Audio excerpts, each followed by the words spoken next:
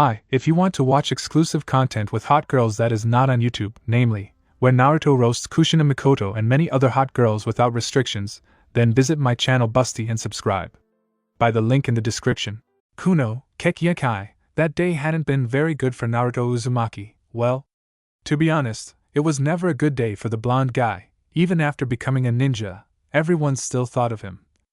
He hated even some ninjas. The girl he was in love with continued to ignore him and hit him while I admired Limo, nobody paid attention to him, for example, Garen or Sabaku or Rogel, who challenged Lukia by ignoring him. They acted completely nonchalantly, as if it were nothing more than an insect whose bite they barely felt. After that, it turns out that he had a written test as the first part of the Chinese exams. He lacked both the concentration and the predisposition to attend classes, so the test was a complete disaster. At least they didn't check his test, and he was able to. He passed even though he didn't answer a single question. After that, it turns out that the second part of the exam.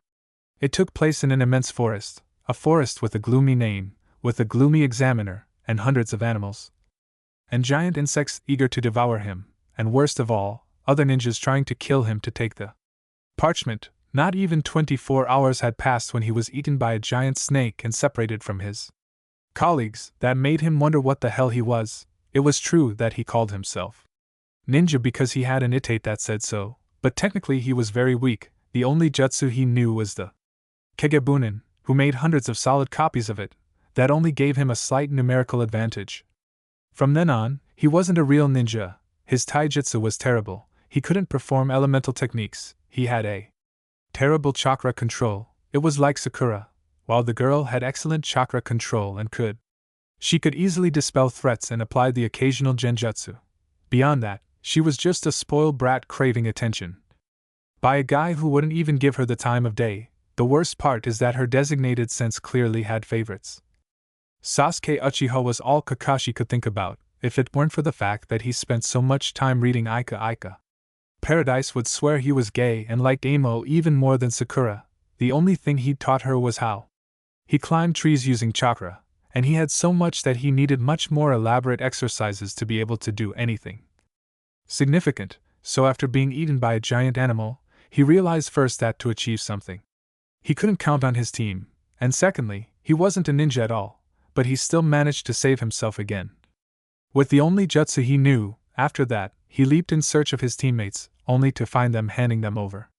The scroll was given to a rival ninja, so he became enraged and jumped in to take the scroll himself. After that, he proceeded to fight the ninja, but as was quite typical, although he only just realized it, he ended up doing the ridiculous once again.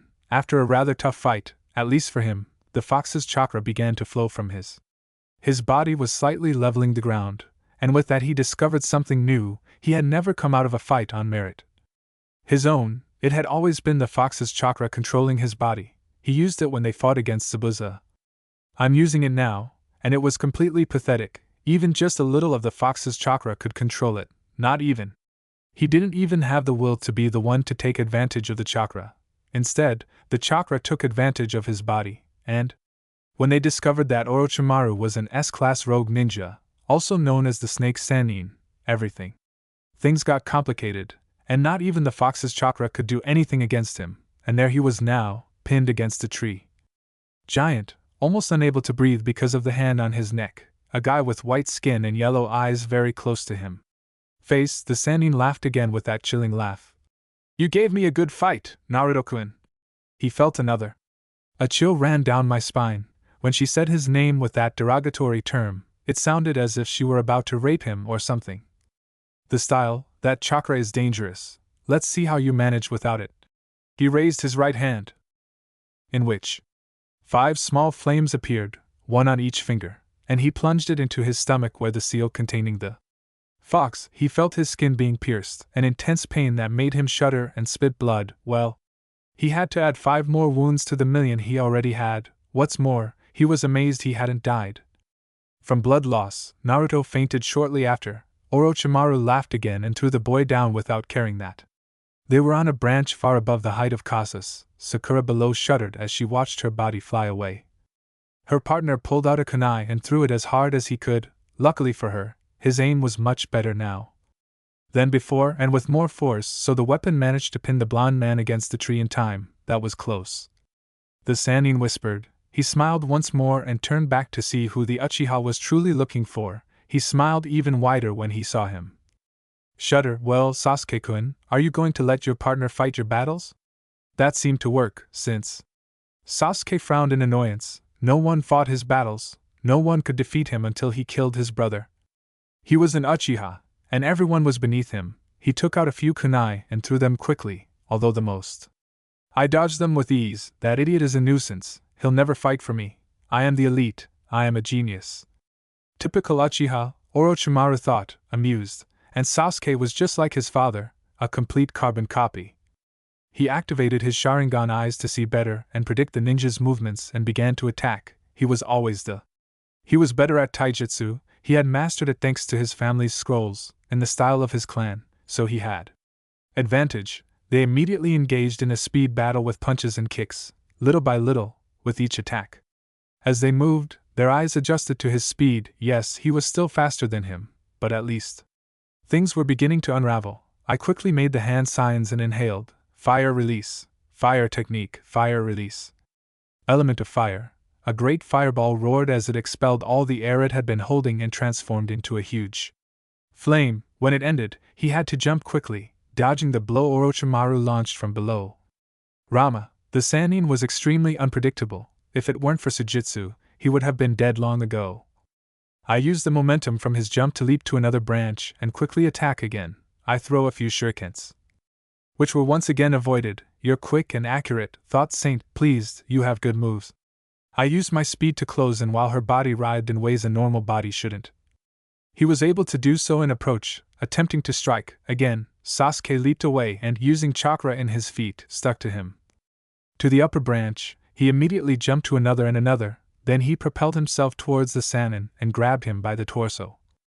I pulled Orochimaru down from the upper branch, and they began to descend rapidly through the air, change of positions, leaving the rogue ninja upside down and managing to slam him against the branch with devastating force. He released the body and kept it. Watching for a moment, he opened his eyes, impressed to see how it turned into mud. A clone exclaimed. Surprised, he sensed danger to his left and instinctively jumped, moving away from the dozens of weapons. Despite the hail of bullets raining down on him, he managed to grab hold of the branch with a ninja wire and fell onto a lower branch. Immediately, he raised his head trying to see his opponent, but found him already upon him. He received a blow to the face, but Orochimaru didn't let him get far. He grabbed Sasuke by the shoulders and pulled him down to his knee, slamming it against his chest. He punched him hard in the stomach. He landed another blow to the face, and with one more kick that sent him flying a couple of meters, Yukiya fell silent. Painfully. Poor worm, you turned out to be a disappointment, he remarked as he slowly approached. Your ancestors. They must be helping me kill you. Sasuke opened his eyes, smiling slightly when he heard the sound of the fuse soon. A small explosion sent the Sannin flying forward, and Sasuke was able to jump to another branch, pulling the ninja wire. The rogue ninja opened his eyes, slightly shocked to see the wire wrapping around him, and gasped. Painfully, I ended up completely pinned against the giant tree. Fire release. Rika no Jutsu, element. Fire, Dragon Flame Jutsu. The fire attack shot out with great power towards Orochimaru, who screamed pain. The flame even pierced the trunk. When he finished, he felt his body heavy and was extremely tired. His last jutsu had drained a lot of his chakra. Sakura was soon at Lukia's side, smiling contentedly because her platonic love would have defeated the monster. You did it! He shouted with joy and even jumped a little. Sasuke. He stood there for a moment, panting with exhaustion. Then the wire snapped, and they felt the killer instinct enveloping the place. It was so heavy it made her legs feel like jelly. A good command of your Sharingan at this age. They heard Orochimaru's voice. You're an Uchiha after all. Yes, you'll be perfect. He raised the Sakura grabbed the scroll of heaven she had stolen earlier and began to burn it. The scroll groaned, trying to. I'll change my mind about not lying on the branch. What do you want? We'll meet again, Sasuke, but not before you finish this exam with the best score of all, and you've defeated the sound ninja who served me. He made some seals. His hands and neck stretched out rapidly, launching himself towards Sasuke and biting him on the neck. The first thing he Sakura immediately thought that he was giving her a hickey, but she reacted quickly when she heard the "No, Sasuke!" he shouted. "Damn it, what did you do to him? I only gave him a parting gift." Orochimaru smiled. "Soon Sasuke will come to me seeking my power. In the meantime, I thoroughly enjoyed your demonstration. Skills." He laughed as he began to climb inside the branch. A few seconds later, Sasuke fainted from the pain. Sakura sighed, feeling a little better. No longer feeling the murderous instinct of that thing, she stood up. He quickly checked on his partner. He noticed a bite and a strange symbol a little higher up, very similar to the Sharingan Kamas. "What is this?" He asked no one in particular, since he didn't know what the hell the guy had done. He grabbed Sasuke as best he could and dragged him to where Naruto was hanging. He climbed onto the tree trunk. He channeled his chakra and grabbed Naruto. He sighed slightly and then pulled back the kunai. He felt the weight of his partner, which was considerable. Surprisingly, he lowered it carefully. That alone left him panting and sweating from exhaustion. He was beginning to regretting having entered the exam. Everything seemed to be going wrong. They encountered types like Gaara, who they were too powerful even for Sasuke, and now they shouldn't have people guarding rogue ninjas from S-level ninjas shouldn't show up around here, or worse, what on earth did a ninja of that class want with Sasuke? He seemed pleased when he discovered the Sharingan. That must be what he was looking for, but then, why didn't he kill them? He simply gave him that strange seal on his neck that he had given Naruto. He had only seen some strange flames and then he dug his fingers into his stomach where there was a kind of tattoo he'd never seen before. It seemed his equipment. He was doomed or something. They go out on a C-rank mission, and it turns out to be an A-rank mission. They enter A. They take the exam and this happens to them. It was like they attracted bad luck. He gasped a little as he finished putting Naruto in the ground. Then he grabbed his two companions and dragged them by the collars of their shirts. Naruto was heavier for some reason, even though it was smaller, and call me crazy, but it seemed to be radiating heat. She glanced back to check on the blonde man, but noticed nothing unusual. She kept walking. She hated having to exert herself physically that way. He hated that they had entered that damned forest. He found a hidden place, a small clearing surrounded by a few trees and some bushes. It wasn't exactly the best hiding place, but it would do until one of their my companions would wake up. When I finally managed to place them both in the clearing, as hidden by the bushes as possible. She proceeded to check it. She opened her medicine case and saw shampoo, conditioner, makeup, and a comb. She sighed, certain that she had taken out her medical supplies because her beauty products wouldn't fit. She closed. I opened the holster and looked at Sasuke, who was the closest. He had a few wounds, but nothing too serious. The wound of his thigh was the worst, and it already seemed to be healing.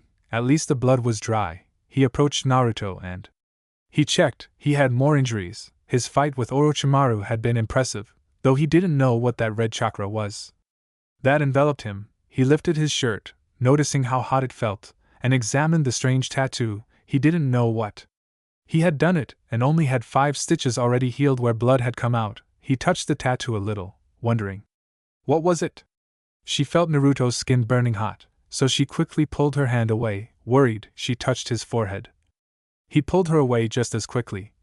"She has a very high fever," he whispered. He tore a little of her dress. It was already ruined.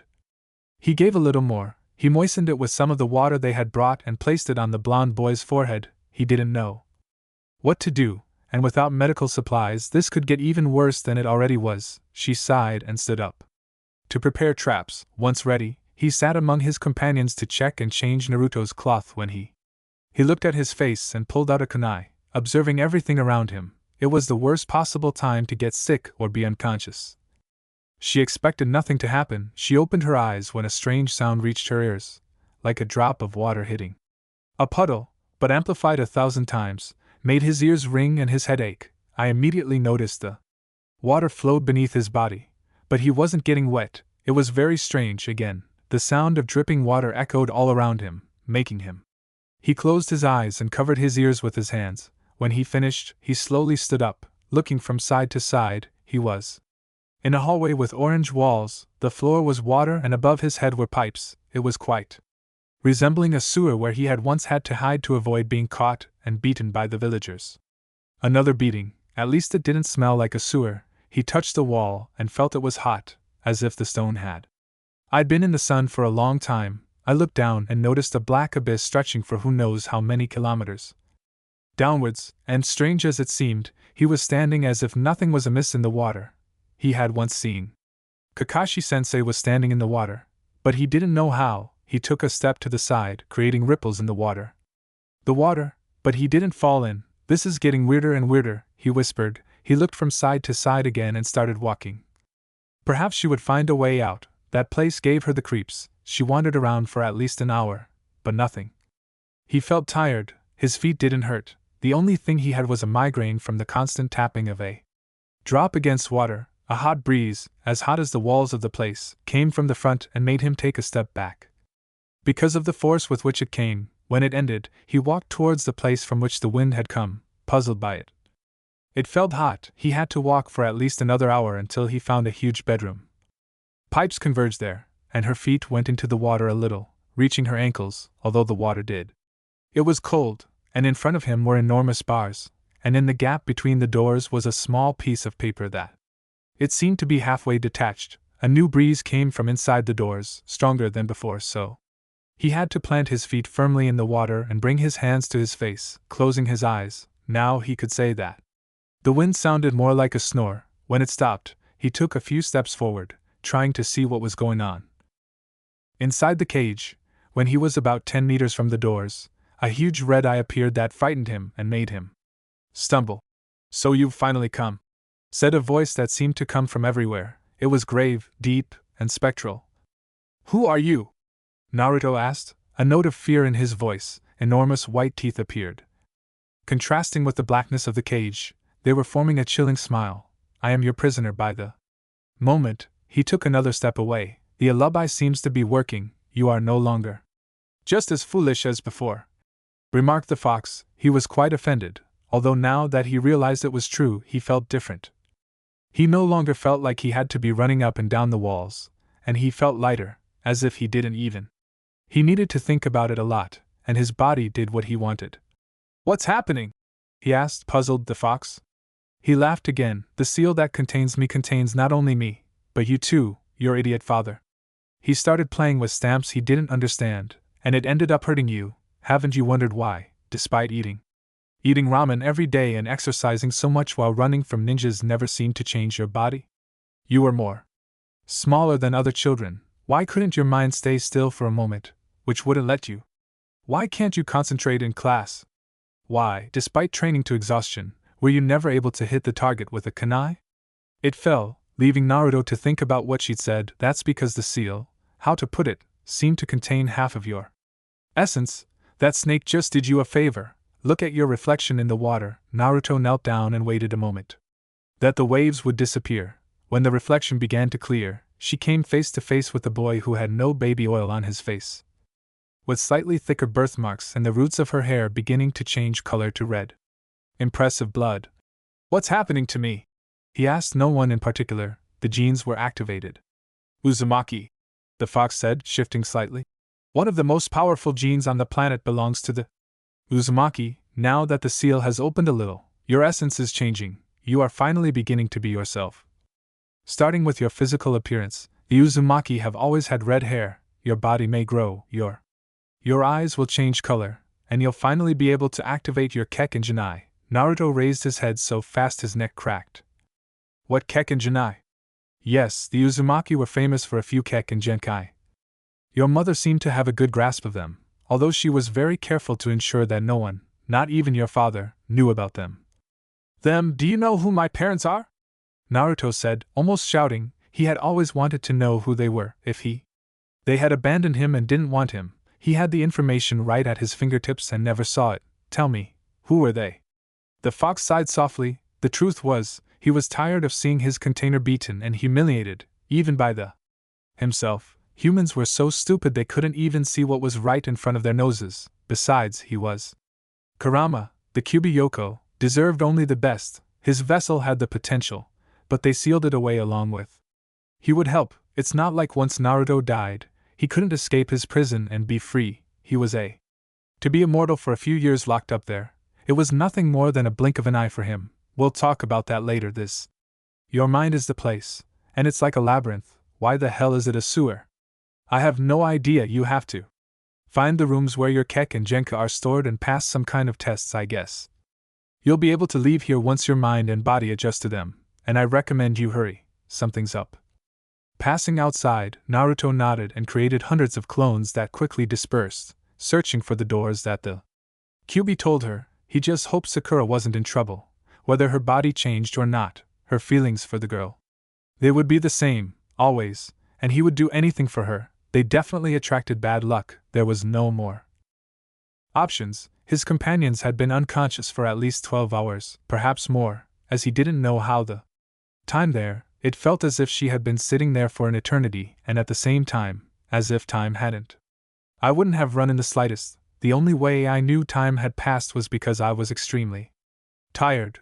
Her eyes were closing and she was starting to nod off. She only stayed awake thanks to the groans she could muster. He listened to his two teammates. Sasuke was the one who complained and squirmed the most, but Naruto seemed to have a fever that would far exceed 40 degrees Celsius, which was the maximum the body could withstand. The human couldn't withstand it. It was so hot he couldn't touch it, and when he put the cloths with cold water on it, the water got hotter. It evaporated quickly, but the exhaustion hadn't been the worst part. He had completely forgotten that Orochimaru had told him about some men who worked for him, sound ninjas, his first trap, it seemed.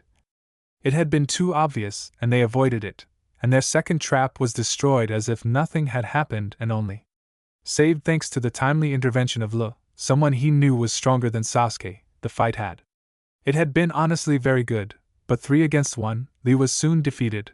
Her teammates were unconscious. She had to push herself harder than ever before, and Pelio landed a couple of blows she was very proud of, but if they beat her, it was a piece of cake. Everything hurt after that. Her face felt swollen, her stomach hurt, jumbled up as if his organs had been relocated to places where they shouldn't be, and when he thought everything he was lost, his rival appeared, Shikamaru, and she came out of hiding. At first, they did very good. They had the fight won with their impeccable teamwork, but they didn't expect their own teammates to be attacked.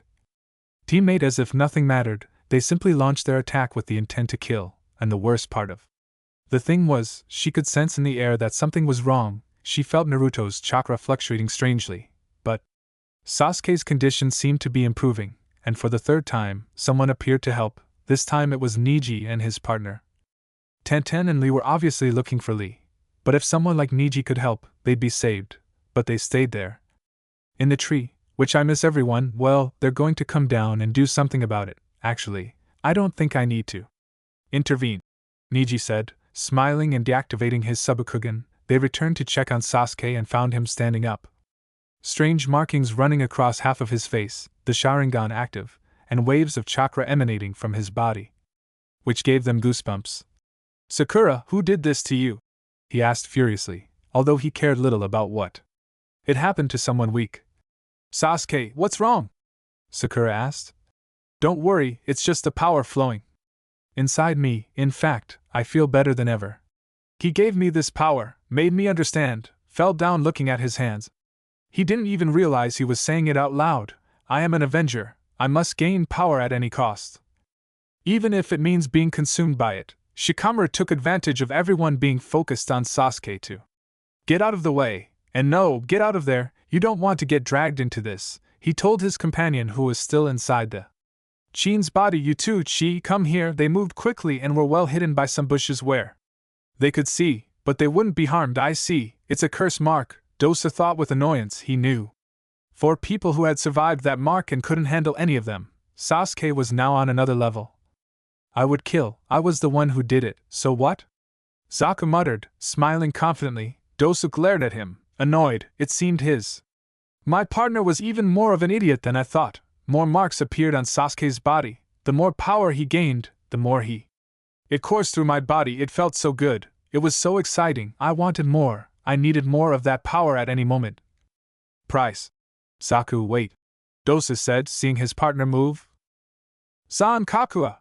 Zaku shouted, letting out a wave of sound pressure shot out towards Sasuke and Sakura. Everything in its path was. It even destroyed the tree near where Naruto still lay unconscious. No one noticed the boy's body, which ended up buried under dirt and wood. That's all, Sasuke remarked to one side of Zaku, hitting him hard on. He punched him in the side, sending him flying towards Dosu. Sakura was nearby too, whom the black-haired man. Except when they were close, it was a nuisance having to save someone as weak as her, but he needed her to reach the tower. Naruto, that guy wouldn't die from that after all. Bad grass never dies, it's fast. In a blink, he was already next to Zaku and his partner. Dosu thought that with each passing second they saw their death drawing closer. Fire release, Phoenix flames, fire release. Phoenix flames, Sasuke murmured. He quickly made hand signals and fired several bullets at Zaku. The Oto-nin fired as Anka. The flames disappeared, only for him to realize that among them were several shurikens that passed by, cutting him. Quickly! Zaku, duck! Dosu shouted, but his partner ignored him. Sasuke appeared behind Loto Oto-nin, grasping his arms and stretching them towards his back, placing one foot on it to help him stretch. Arms, you seem very proud of these arms, aren't you? He squeezed harder, pulling the arms more forcefully and causing Zaku to groan in pain. You must be very attached to them. Soon they could hear the muscles and the bones were slowly breaking. Little by little, Zaku screamed in pain. Sasuke enjoyed it while the others, those present, could only watch in terror what was happening. It was at that moment that something else happened, in a split second. Another, while Sasuke was still trying to break Zaku's arms, was a huge killing instinct, so great that it seemed palpable, something like a force pulling them to the ground, leaving them breathless, Niji on the tree branch. He quickly began searching for the owner of the instinct, but there was no one else there until he noticed a trail of chakra mingled with a pile of earth and branches, but with each passing second it grew stronger. How many branches moved, drawing everyone's attention. That's where Naruto should be, he commented as best he could. Sakura, now earth and rubble shifted, and suddenly a hand emerged from it all, like in a movie. Terror, she was bloody and covered in mud. More and more of Naruto's body kept pouring out. They were stunned. Because the arm that appeared was a muscular arm, not like the one the blonde guy should have. Once the arm, he was outside and his hand was able to settle properly on the ground. He applied force and his body was finally free. And he emerged from the earth that covered him. He gasped for air, for inside his makeshift grave he had been suffocating. Dying without it, they gasped, impressed by what they saw, although it was a body covered in scars. It was very well defined. Every muscle was clearly visible even with all the blood covering it. Long red hair, like blood with a few black streaks here and there. The only thing covering him were his pants, which now, they were more like tiny orange shorts, almost brown from the dirt and blood. He even only had one of his sneakers. Ninja, his hair covered his face, preventing the people who were watching him closely from looking at him, but even without seeing, he could sense every chakra nearby. The one that caught his attention the most was that dark chakra, filled with evil intentions. Right next to him was the chakra of the most important person to him. He was a little scared. He would defend. Sakura would do everything she had. If necessary, she would kill the wielder of the dark chakra, if it was necessary for that. Sakura was safe. She sighed slightly, as if she were getting used to her body, and began to stand up a little. Her hair fell to one side, revealing an eye, a violet eye that made everyone shudder. As if that eye could see into their very souls, as if the eye pierced them and saw their essence, when it finished. As he stood up, he noticed that the wielder of the dark chakra was none other than Sasuke. He frowned, his hands clenched. Arms of an Oto ninja and other Konoha team members surrounded them. Then he shifted his gaze to. I looked over to Sakura and noticed how bruised she was. Her right eye was swollen and rapidly turning black. Blood ran down his face. He had cuts and bruises all over his body. He became furious, and instinct took over. The killer who was all over the place reached a whole new level. If before they thought they could touch him, now they were definitely doing it. It was as if instinct were pressing them into an embrace of the death. Sakura said in a hoarse, deep voice. What happened to you? The pink-haired girl shuddered slightly, but strangely not. It wasn't scary like it was with Sasuke, but rather like a strange warmth ran through his body, as if the same killer instinct was covering and protecting her. And I swallowed hard to be able to speak properly. They were unconscious, so I protected them. My body felt heavier and heavier, as if I were finally safe. That he was in no danger and could completely relax. Naruto's eyes fell on the Otunin and Sasuke. He didn't feel comfortable leaving Sakura so close to the black-haired boy when she was in that state. He couldn't even He recognized his companion, he moved his right foot and suddenly disappeared from everyone's sight, not even Sasuke and his Sharingan were able to track him. He moved his head to the right and could no longer find Sakura. He looked behind him and I noticed how the now red-haired boy gently left the girl next to Team 8. "R.A. quickly," Shikamaru commented. His eyes were open. "I couldn't see him," Sasuke whispered, letting go of Zaku and glaring at Naruto. No one should be stronger than him. Soon, the instinct began to fade. It was as if Naruto was absorbing it so that everything the world could move on peacefully. Then she frowned and looked with her two violet eyes at Dosu. "You dared to touch my partner?" he muttered, but that was enough to freeze everyone's blood. "The world," Sakura blushed. There was something so possessive in the way he said it, it made her even hotter than she already knew. There it was, again the redhead disappeared and reappeared behind Sasuke, who turned around quickly. "Damn it, one after another," Zaku complained again, although now he understood the danger he was in and she kept her mouth shut. "Did you dare leave my partner in that state?" she whispered again, moving her fingers, holding his hand and making his bones crack. "You have no idea how much I want to kill you." Dosu took a step back with pure terror was etched on his face. "This kid is on a level even higher than the curse mark," he thought, terrified. "Min, look at you, we'll leave the scroll and you let us go." Naruto stopped, considering his options. He wanted to kill them for touching a single hair on Sakura's head, but she came first. Before his bloodlust, he nodded. "I agree and extend my hand. Hand over the scroll and I'll sense your chakra. If I can still sense your chakra within 5 minutes, you're dead." Dosu nodded. He quickly pulled out the scroll. "Here it is." He tossed it to Naruto, who caught it quickly and walked over. "I'll pick up Chin, then I'll walk to Zaku." "Hey, Dobe, don't interfere, I'm going to kill them," Sasuke said, walking ahead. Again to attack Dosu. "Shut up, I already made the deal and that's how it stays," Naruto said, turning back to look at Sasuke. "Go!" He nodded again, grabbed Zaku over his free shoulder, and shot away from Naruto as fast as he could. Possible, he had to move quickly because that threat didn't sound good at all. He must have some skill that he could detect chakra, so he wouldn't stay too close. The farther away, the better. Naruto nodded and gave himself the lap. At that speed, I'd lose them within the time limit, so it was fine. "Damn, Dobe, you gotta get in. Now you have to fight me," Sasuke growled, having fun when Naruto interrupted, wanting blood. It didn't matter whose. He ran quickly to where Naruto was. Surprisingly, his eyes never. They stopped seeing him, and the last thing he felt was something like a concrete wall hitting his face. The body of Black Fur flew backwards and crashed hard into the tree trunk where Neji was standing and "Hold on, damn it, one hit and he'll be unconscious," Neji said through gritted teeth. The redhead shook his head. His neck cracked, and he approached his companion more calmly, knelt in front of the pink-haired boy, and smiled, causing a couple of dimples to appear on her cheeks, and the now slightly thicker birthmarks. "They'll mark more. Are you all right, Sakura?" he asked gently. For some reason, it bothered him a little. His name was spoken by Naruto. Almost immediately he noticed the missing Chan, and that's why he didn't like it. "I'm fine," he said. He commented just as gently. "What happened to you, Naruto?" Ino next to him was drooling a little while Shikamaru and Chi were in guard. They knew they had no chance, it was instinctive, but they would be on guard anyway, and if they had to die, they would die fighting. "Now is not the time, we have to find a scroll from heaven and go to the tower." I looked at Ino, still smiling, which caused the blonde to blush massively. They should leave too. I don't know for how long. I was unconscious and we only had 5 days. He helped Sakura up, putting his right arm around her waist. Sakura blushed and walked towards Sasuke. Like Ino, Sakura was also blushing, but the pain from her injuries was hidden.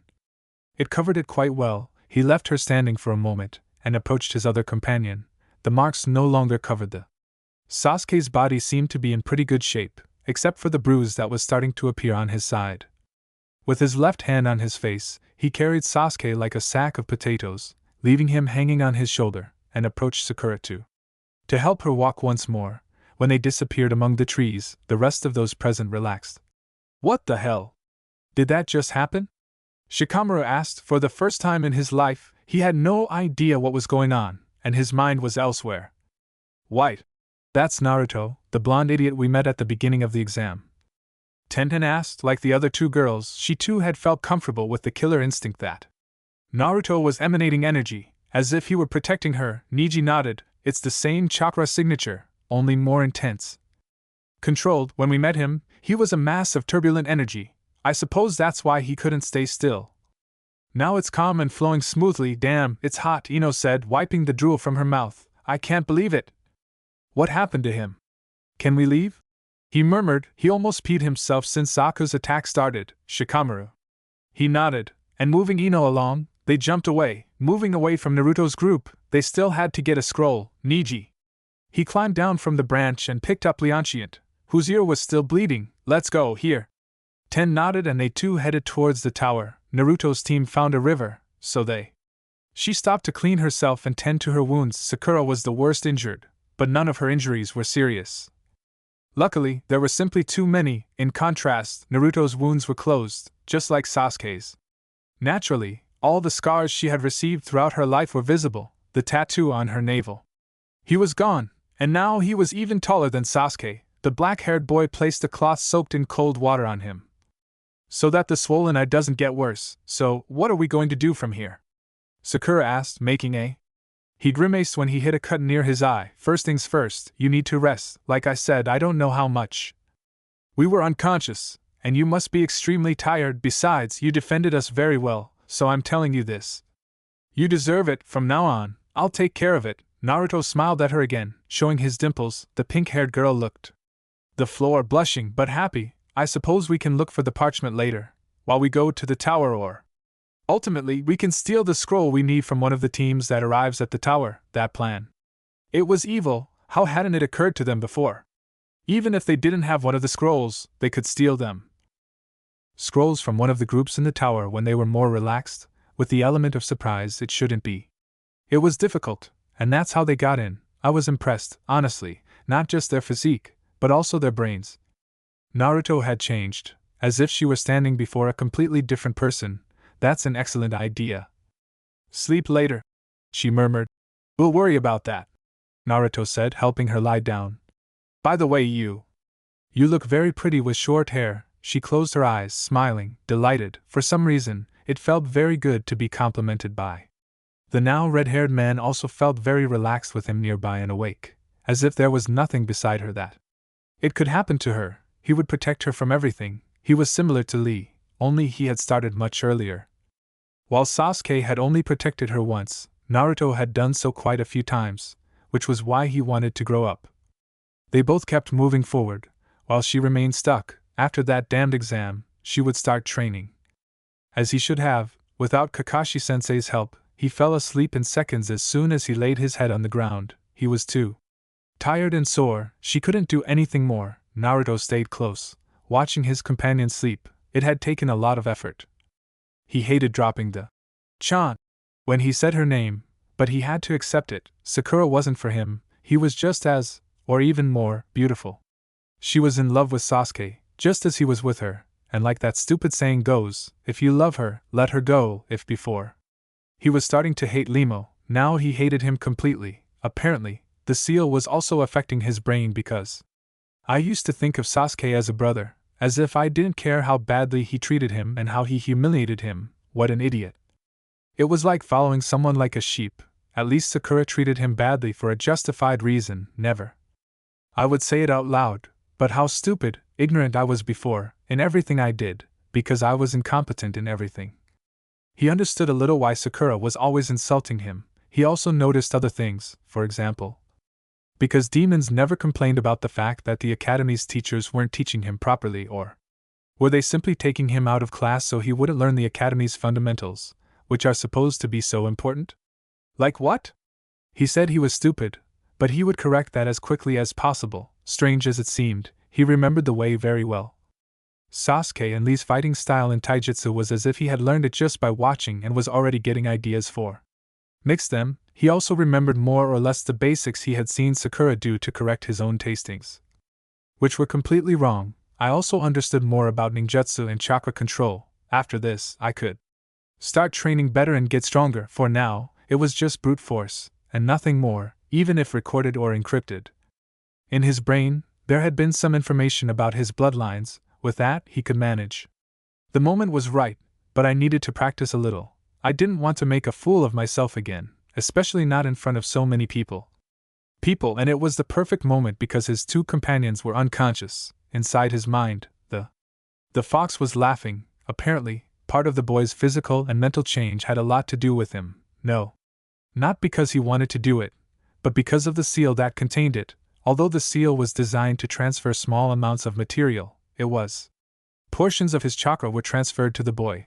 The normal human body could never fully adapt to it.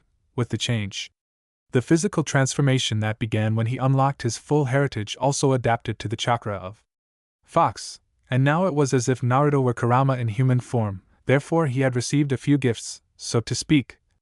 To say it first, his senses were sharpened to resemble those of the fox: sight, smell, hearing, taste, and tact. It had reached impressive levels that helped with an innate Uzumaki skill, as he being a sensor meant that Naruto would never be caught off guard. He also received instinct, if there was any. His animal instincts would alert him in seconds, helping him prepare for any situation. Danger, and finally, and what amused him the most, since Kurama was the fox's human body, he could control a certain. This is something Naruto wouldn't even notice because he's human and doesn't rely on that to attract the opposite sex with pheromones. In the animal world, the female releases reproductive pheromones into the air, which the male detects and begins to release his own pheromones.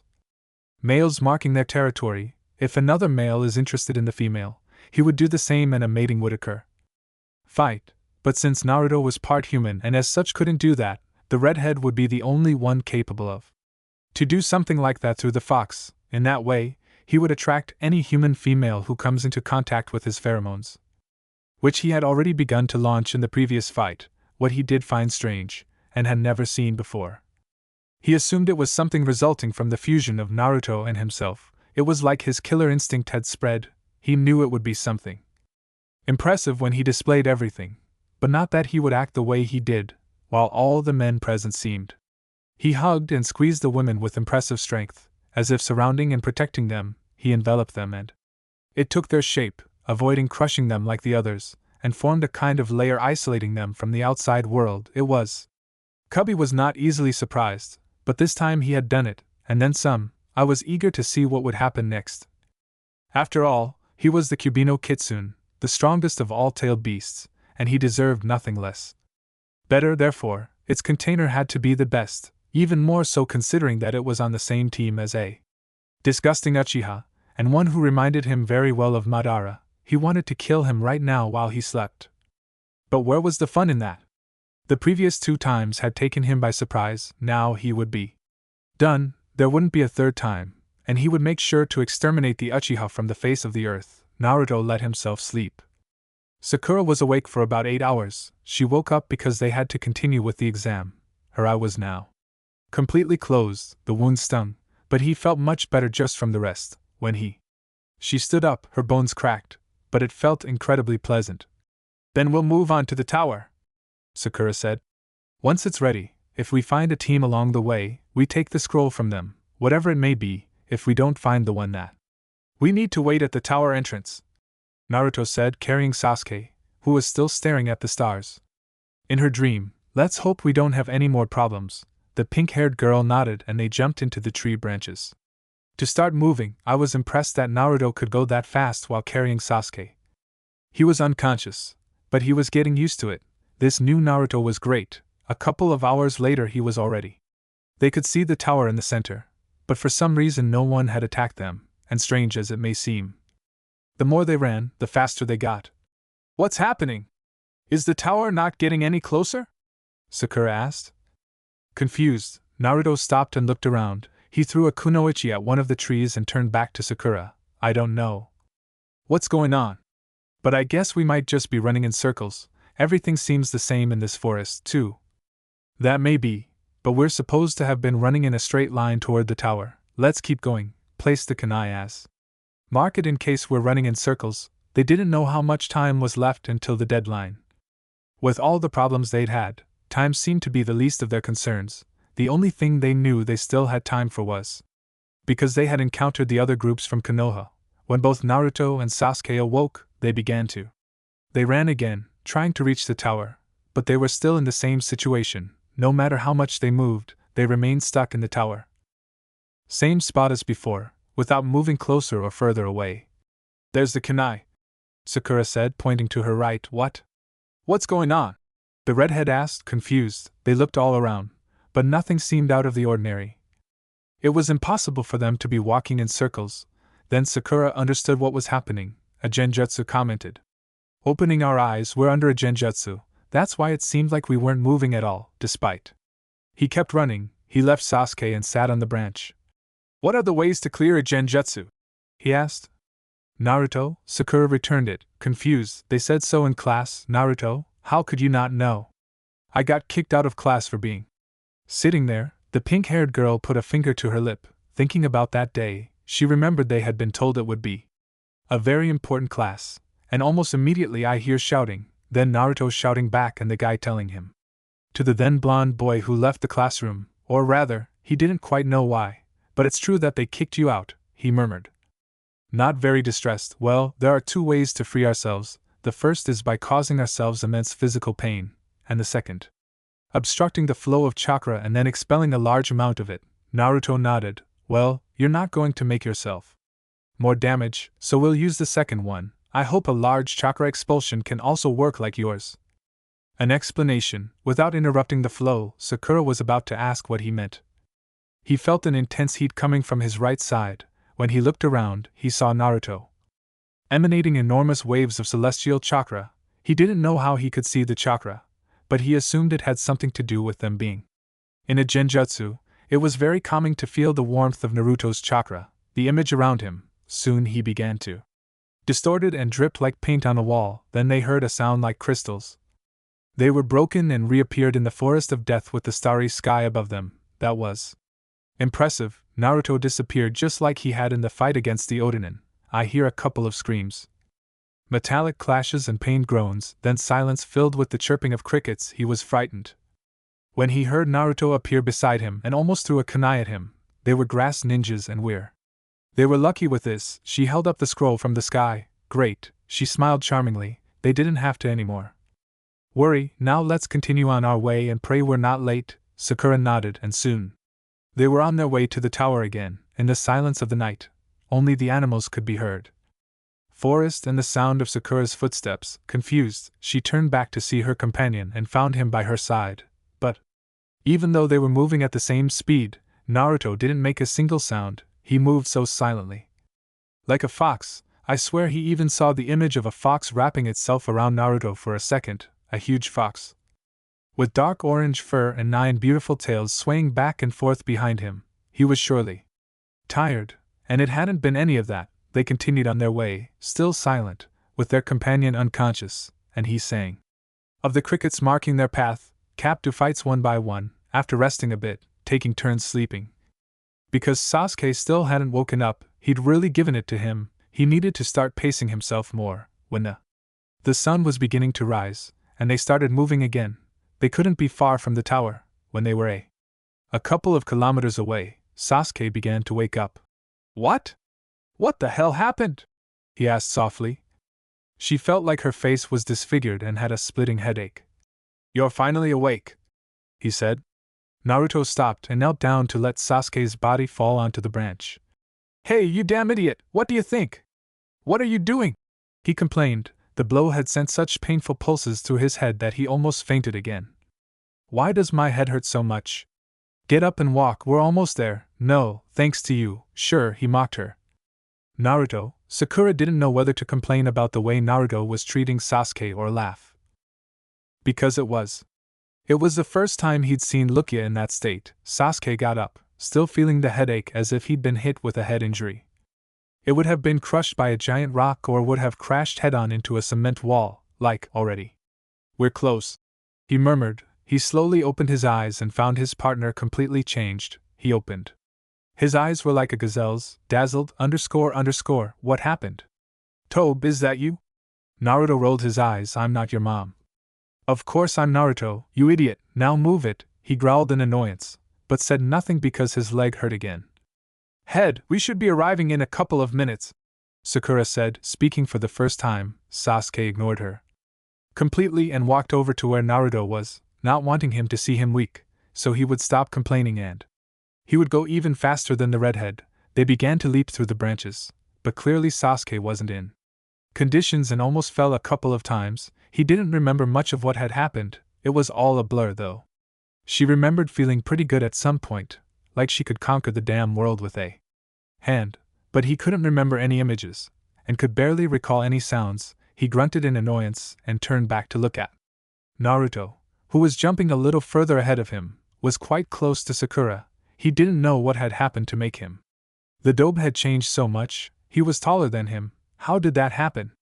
At the beginning of the exam he was still a guy who could barely stand up, and now he was this man, or teenager, whatever. The worst part is that he could sense that Naruto was more powerful than him. It was instinctive.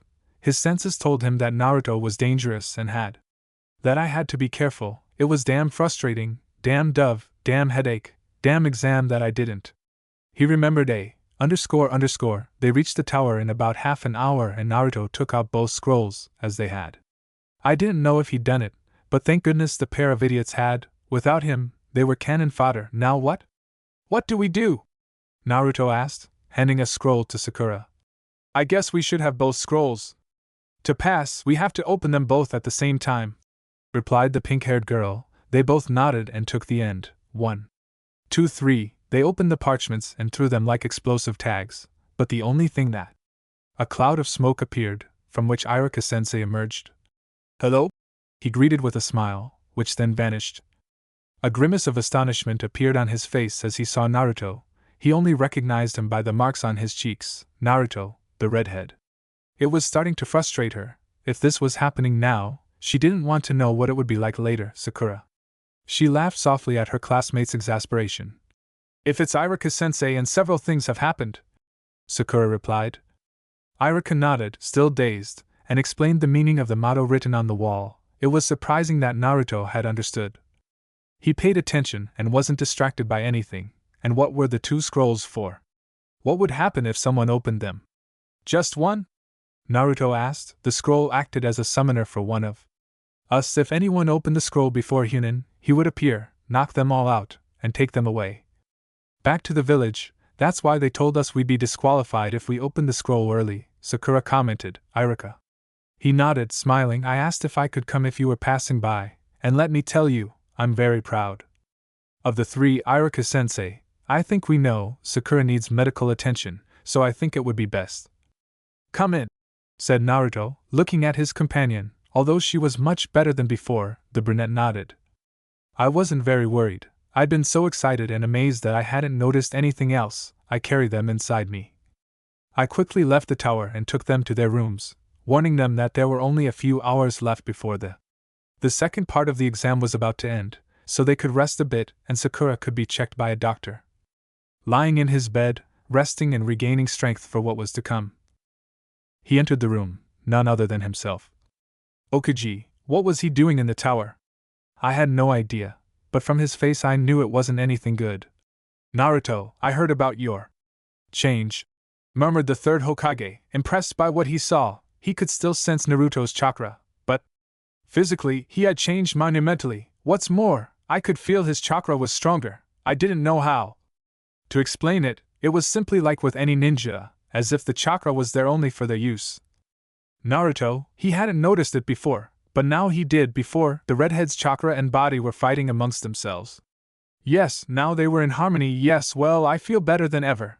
At least you stopped staring at me in amazement faster than the others. Sarutobi chuckled softly. You can't blame them. You entered this forest looking like a impetuous little boy, with more energy than he could control, and now you look good like that. He rolled his eyes, although he gave a small smile. So, why did you come to see me? Gigi smiled a little more. Apparently, some things aren't. They would change. I wanted to ask you about this event. According to Iruka, you were even more focused. You paid attention throughout the explanation. He laughed as he frowned. It was something new. You hadn't paid attention. I never paid attention in almost 3 years that he was teaching you, so it was a significant change. Yes, well, blame it all. That energy she couldn't handle, she sighed, sitting up straight. To tell the truth, I was surprised too. I remember not being able to sit still. And now it's so refreshing to just be able to sit and watch the clouds go by. Better Nara style. Iruin laughed again. It was certainly refreshing to be able to talk to Naruto without him being screaming like a lost soul searching for your head. So, what else happened? He asked, intrigued. Sitting on the bed and inhaling from his pipe, I discovered I come from a clan. He almost choked when he heard that. The Uzumaki had been famous, but he didn't think Naruto of all people would find that out, and I also found out. I don't just have one, but 3 Kekkei and Genkai. I look back at him so fast I swear his head almost falls off. What? What did you say? The redhead tilted his head, confused. Like I said, I have 3 Kekkei and Genkai. I suppose you knew my mother. You should know that. He was getting paler and paler. He had discovered who they were. His parents. Tell me what you know. Not much, to be honest. I only found out that he had 3 Kekkei and Genkai, and because I entered my mindscape, let's just say it was a pleasant coincidence. He looked at Lukeiji. She smiled slightly. I don't think it's advisable to reveal my secrets right now, but there's a possibility that my clan was to rise again here in Konoha. I sighed softly. It wasn't that I didn't want to tell him who his clan was. Parents, it was simply too dangerous for them to know or for the information to get out. That information could lead to the 4th Great Ninja War would have that possibility, yes, but only if Kekkei and Genkai reveal themselves and are the impressive enough. He glanced at Naruto for a moment, then looked out the window, though you have to know how to handle it. A clan is more complicated than it seems. You'd be getting into a pretty complicated political game, and you have to follow some rules to do it. Like what? First, the entire council, both ninja and civilian, has to let you. Recreating the clan would be the most important thing for now. After that, as a genin, it's also very difficult to get permission.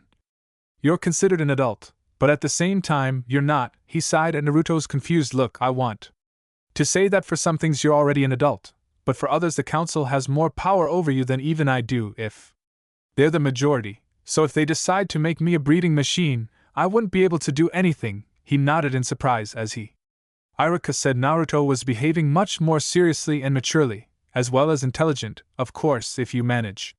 Becoming a Chinese person would make you completely independent and give you a better chance of getting the permit.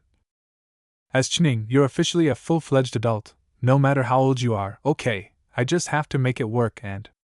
Okay, he shook his head, even though he was smiling. It's much more complicated to get permission when you're a kid. You would have to demonstrate your power while you are a genin. Now, if you demonstrate your Kekkei and Genkai while you are a genin, the advice is that you can start preparing marriage contracts, which would complicate things enormously if you don't have.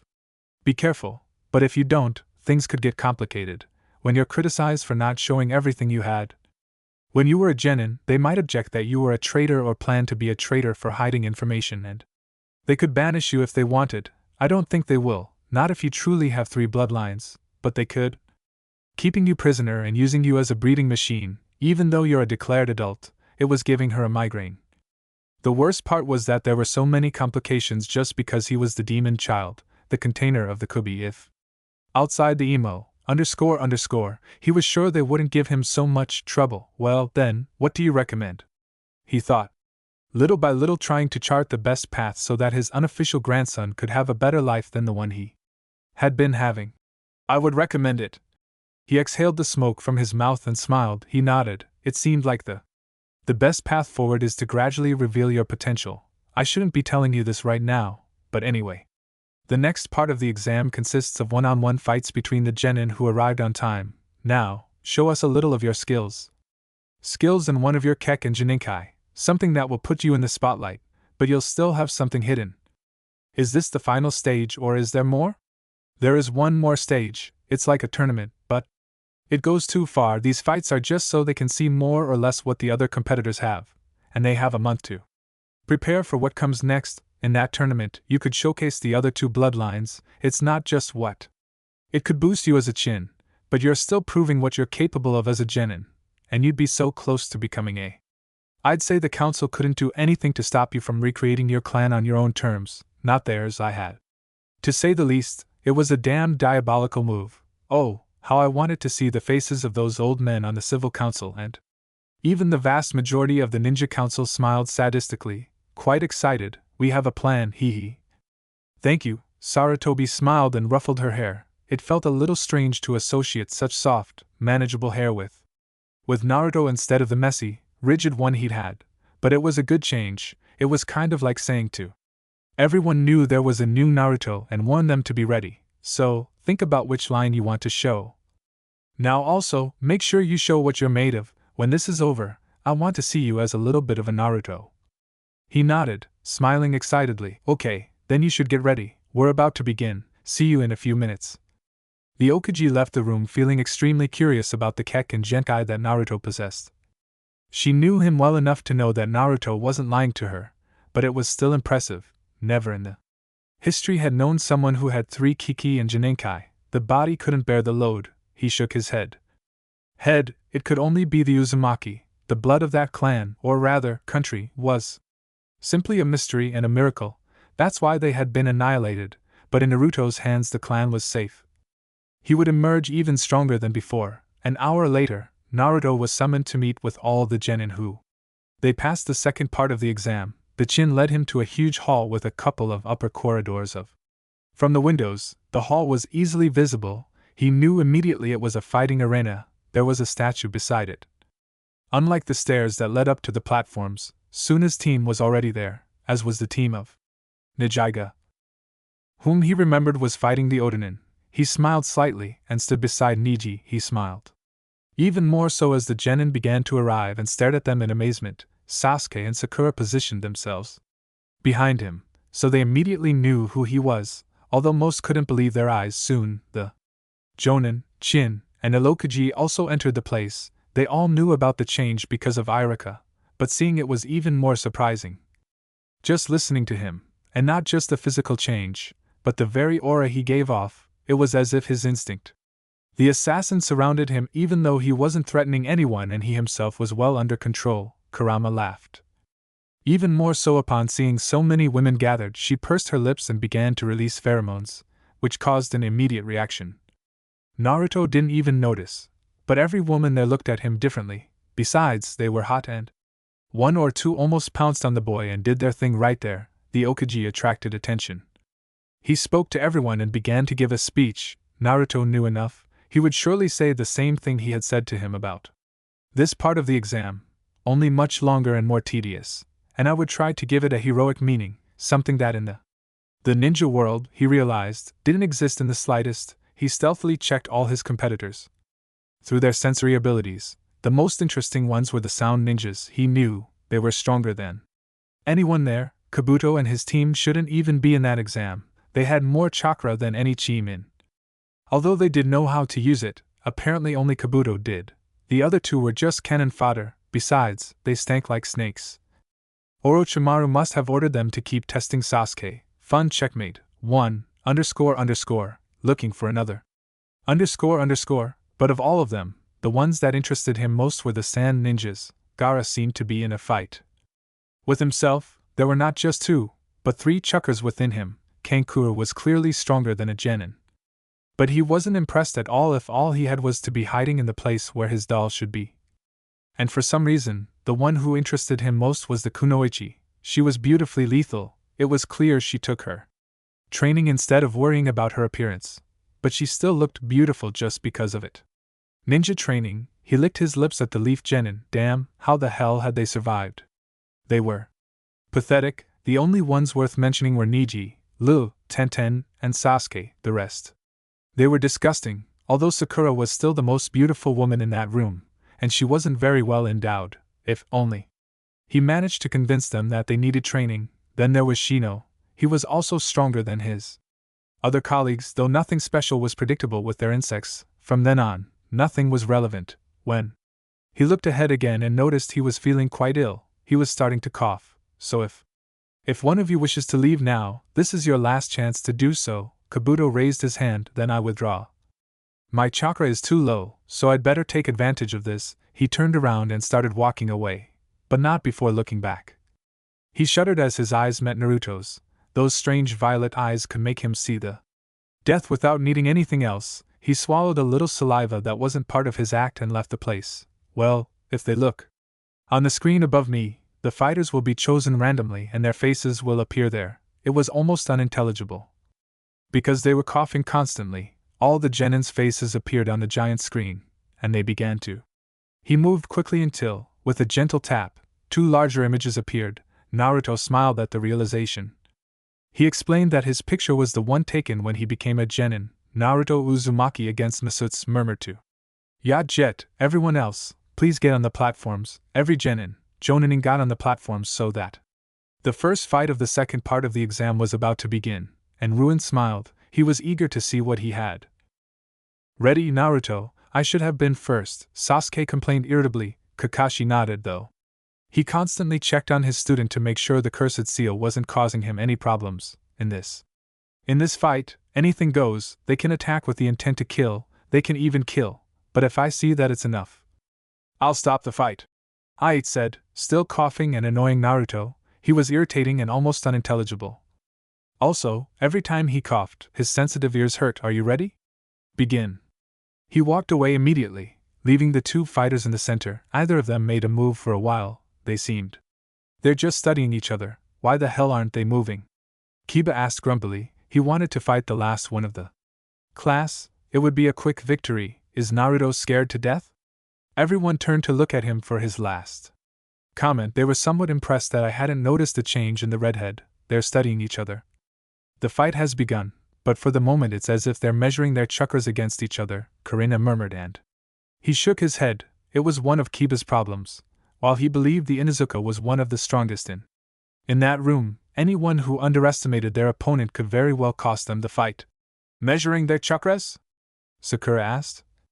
Confused. "In a real fight, you'll have to do it in seconds. It has to be instinctive. You measure your chakra opponent to know how much of yours you have to use or if you simply have to run to survive." Kakashi replied. They looked back at the arena where Naruto was smiling sadistically. "You can't win," he remarked. It was something they expected from Naruto. He'd always been all bark and no bite, but now there was a sense of certainty, and they trusted his words so much they couldn't even refute them. Misumi smiled beneath her mask. Orochimaru-sama had. He was tasked with fighting Sasuke and forcing him to use his curse seal. Too bad he had to face him. Useless partner, he who attacks first will win. He ran at surprising speed towards Naruto, who only. He blocked the attack with his forearm. He smiled a little more and loosened his joints to begin to. He wrapped himself around the redhead, who seemed more disgusted than surprised. "Damn, this is disgusting. First a language and now this," Naruto commented casually. Sakura and Sasuke remembered the moment when the snake wrapped its tongue around its companion, and they shuddered. "Each one of you is stranger than the last." Misumi laughed heartily as she squeezed a little tighter. Her arms were around his neck and right arm. Naruto, while his legs wrapped around those of the redhead, making it impossible for him to move. "I can dislocate my joints and control my body with chakra. Right now, I could easily break your neck. If you don't give up," Naruto whispered Sakura worriedly. The redhead smiled. "Likewise, try it." Misai, impressed, began to squeeze, but for some reason nothing happened. It was supposed to. That the bones and joints should be breaking under the pressure. It can't be. Then it's my turn, eh? A metallic sound like chains filled the air, and suddenly Misumi was thrown backward in sharp pain. In their stomachs, their eyes widened and their mouths dropped at what they saw, 4 black chains with a red sheen wrapping them. It was coming out of Naruto's back. "What is that?" Shikamaru asked. "Mendokushi. This red hair is causing more and more problems. Where did those chains come from?" Ino asked louder so everyone could hear her. They listened. No one had the answer, although Iruin had her mouth open and was looking at the chains intently. Kusina. He had been able to do the same, but believed it was just a very ingenious jutsu, not a bloodline, recently. "I discovered my bloodline," Naruto said, taking a step to the right. "If you were already impressed, now you won't be." They knew how I was. It has 2 stages, let's say. As you can see, these chains protect me. They're a defense, like sand from that zucchini up there. They went back to see Gaara, who seemed more interested in the fight. Now his brothers shuddered slightly with fear. No one insulted or mocked Gaara and lived to tell the tale. He is insane, Kankura whispered. "Sure, I can also use them as an attack, since they're very versatile," Naruto continued. He walked along board, oblivious to the various reactions he was producing. Orochimaru watched with interest. And he cursed. That brat with that bloodline would have been useful to him. He should have branded him too, it's called. Adasanadora, Gate of Hades, the other stage is the attack, as you might guess, and it is called Kaosakurit, creator of the chaos. He stopped, looking at Ms. and smiling a little more. Suddenly, the t-shirt he was wearing, borrowed from Irika, it split in half, while from her chest to her lower navel a huge red blade with a black flame design. The counter-weapon had a design of some kind of skull bones. A strange animal, some kind of cross between a lizard and a wolf, or so it seemed. The sockets of the canines seemed to see your soul, even though they had no eyes and their sharp teeth promised pain. More of the weapon kept appearing, the body of a scythe with the same black bones as the skull, only it resembled a spine. It ended with an arrowhead-shaped bone that promised the same fate as the weapon's edge, which was more or less than the same length as Naruto's body, with a tip that shone, and the closer it got to the counter-weapon, it thickened further, until the blade was as thick as Naruto's body. Just seeing the weapon sent chills down their spines. I wondered how on earth I didn't know this part of Kina's bloodline, unless I didn't want to think about it, but it was possible that the redhead hadn't been as loyal to the village as they believed. If she thought about it for a moment, she had. She was in Uzumaki and lived her childhood in Yuzagakure. Her loyalty remained with them even though she was no longer there. Damn, what is that scythe? Ten muttered, fascinated by the weapon. She seemed to be drooling.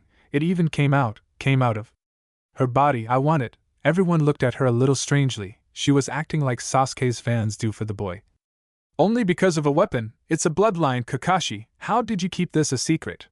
Guy asked, smiling. Naruto-kun, it seems your flames of youth are burning bright. Lee shouted, smiling excitedly. Everyone gave a.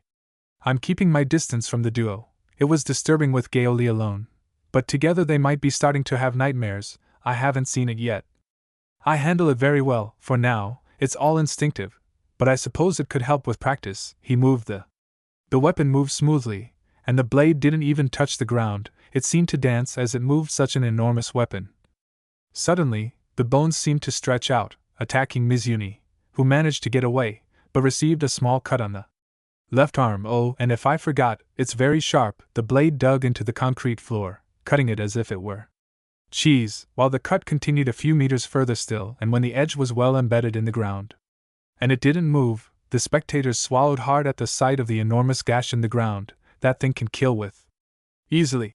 Kiba squealed, while the men were preoccupied with what this bloodline represented. The women around were getting turned on. There was something about watching Naruto act so wildly that it was exciting. Thank goodness I didn't fight him. One after another, they nodded in agreement, except for Sasuke, who was clenching his fist.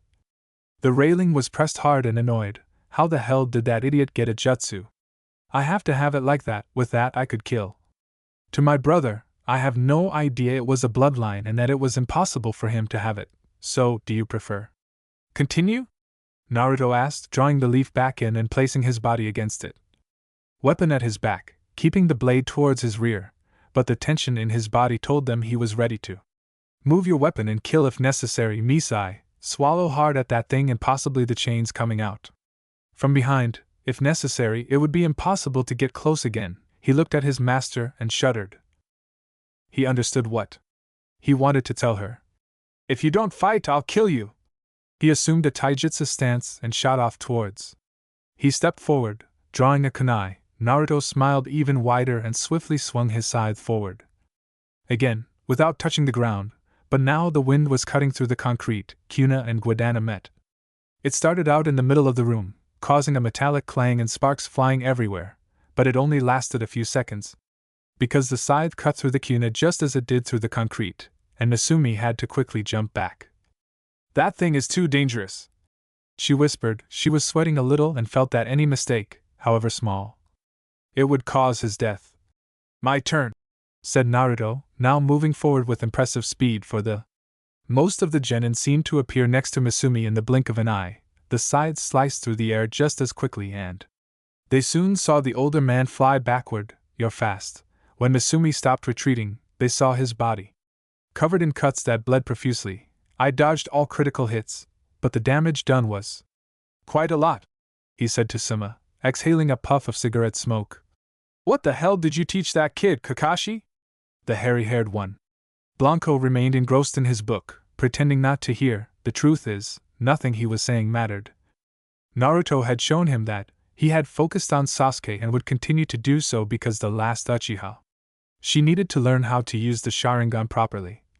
Damn, that thing burns, Misumi muttered, watching. The bleeding wounds had burned edges and were quickly forming horrible pustules. It's not poison, it's just hot. He looked again at Naruto, who seemed to be in a park rather than in a near-death fight. An impressive speed also, it's not what Orochimaru-sama told us. He jumped immediately upon feeling the ground.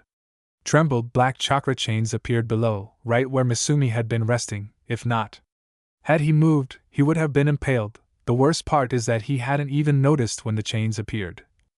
Attack it from below ground, even the chains could move easily on the concrete floor. It should be the strongest genin in that tower, only comparable to Gaara of the Sand. He looks so hot. Ino said, everyone. They turned back, impressed. That comment would usually have been directed at Sasuke.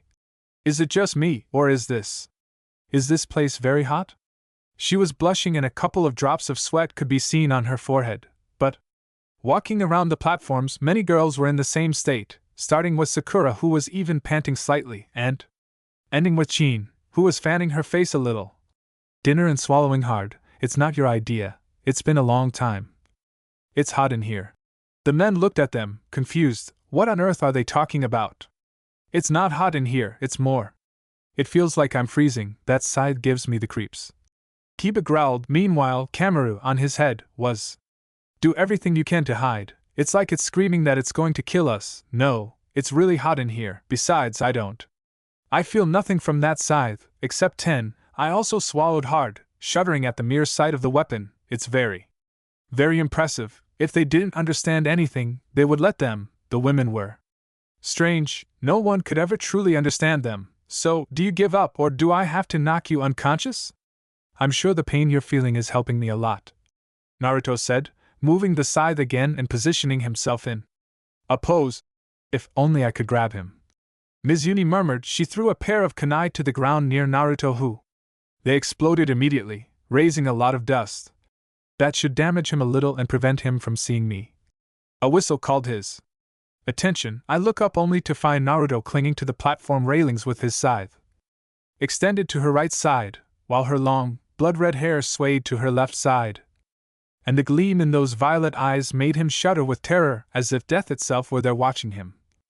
And ready to end her pathetic life, Sakura and Sasuke were right behind Naruto, while the pink-haired girl, he devoured the redhead's body with his eyes. The black-haired man growled and took a step back from the aura emanating from her scythe. I'd never seen it appear until it was glued to the railing. Even he bent slightly. He was thrown inwards by the force of the impact. Kakashi, a little further back, was also watching intently. What the hell happened? In that forest? Some of those nearby could also see him, but since he wasn't turning his back on them, they felt a little of what Mizune felt. Suddenly, Naruto shot off thanks to his chakra towards where his rival was, causing a small gust of wind to hit those on the platform. He arrived in seconds later. He was level with the other ninja and swung his scythe, intending to sever his head. Mizumi ducked and leaped toward.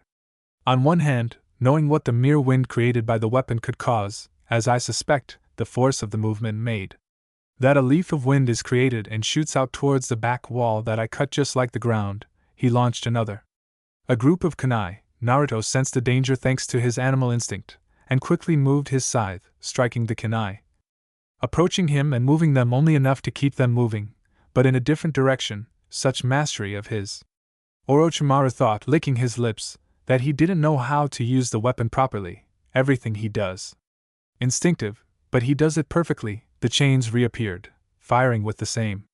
He sped towards Misumi, who avoided the first attack, but wasn't quick enough and took the hit from the second. He pulled him out the air and threw him away, but the other two chains appeared behind him and wrapped around his body like hot, hard, and powerful snakes. My eyes opened on their own to see Naruto approaching with his scythe.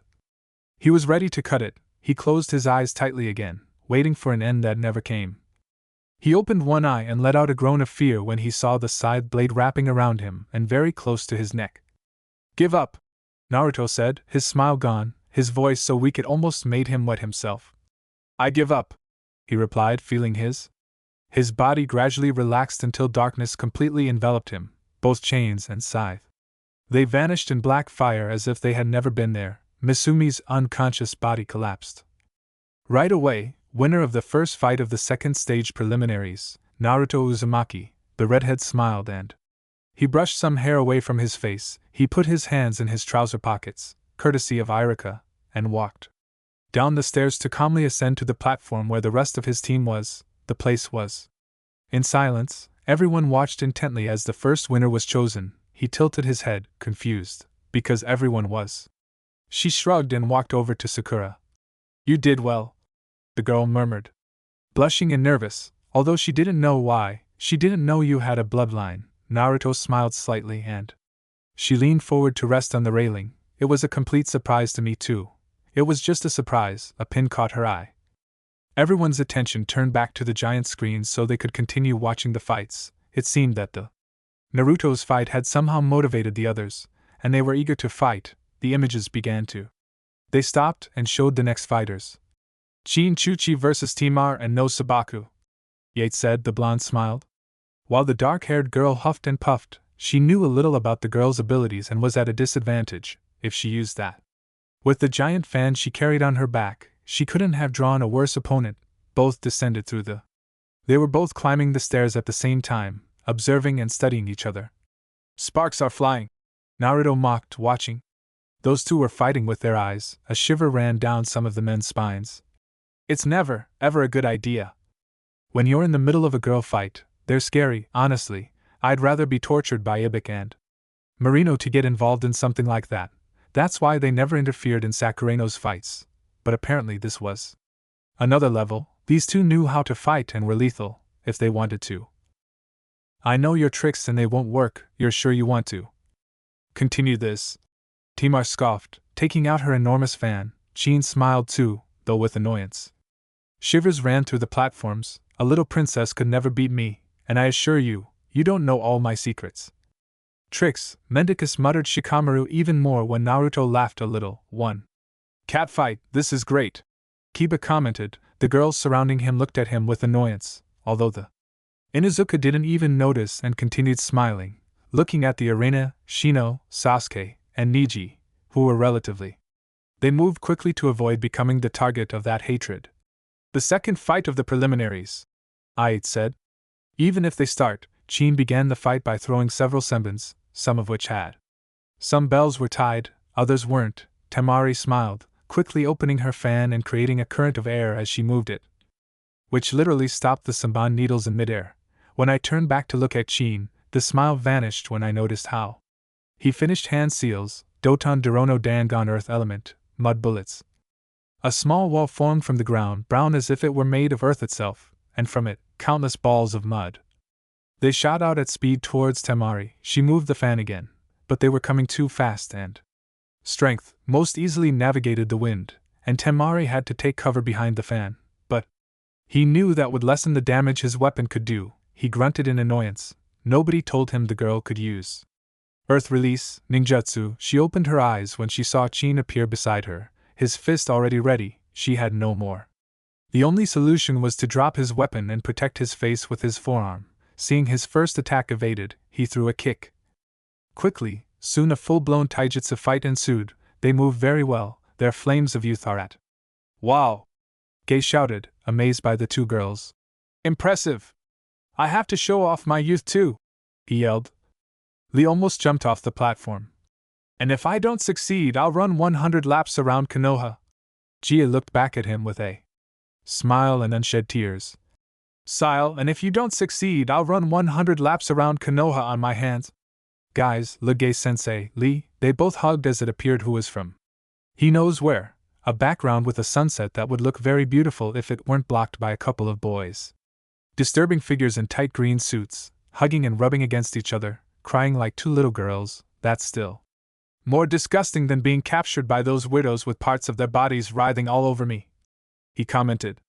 Naruto with a green face, although it got worse when he remembered Orochimaru's tongue, or maybe they're at the same. "That's awful, I think I'm going to throw up." The others nodded, turning their backs on them with faces just as green as his. Naruto, Chin was sent flying by a blow to his navel. He noticed Timar trying to reach for his fan, so She threw more saban needles that hit the concrete and produced a sound that soon reached Temari, who lost her grip on reality.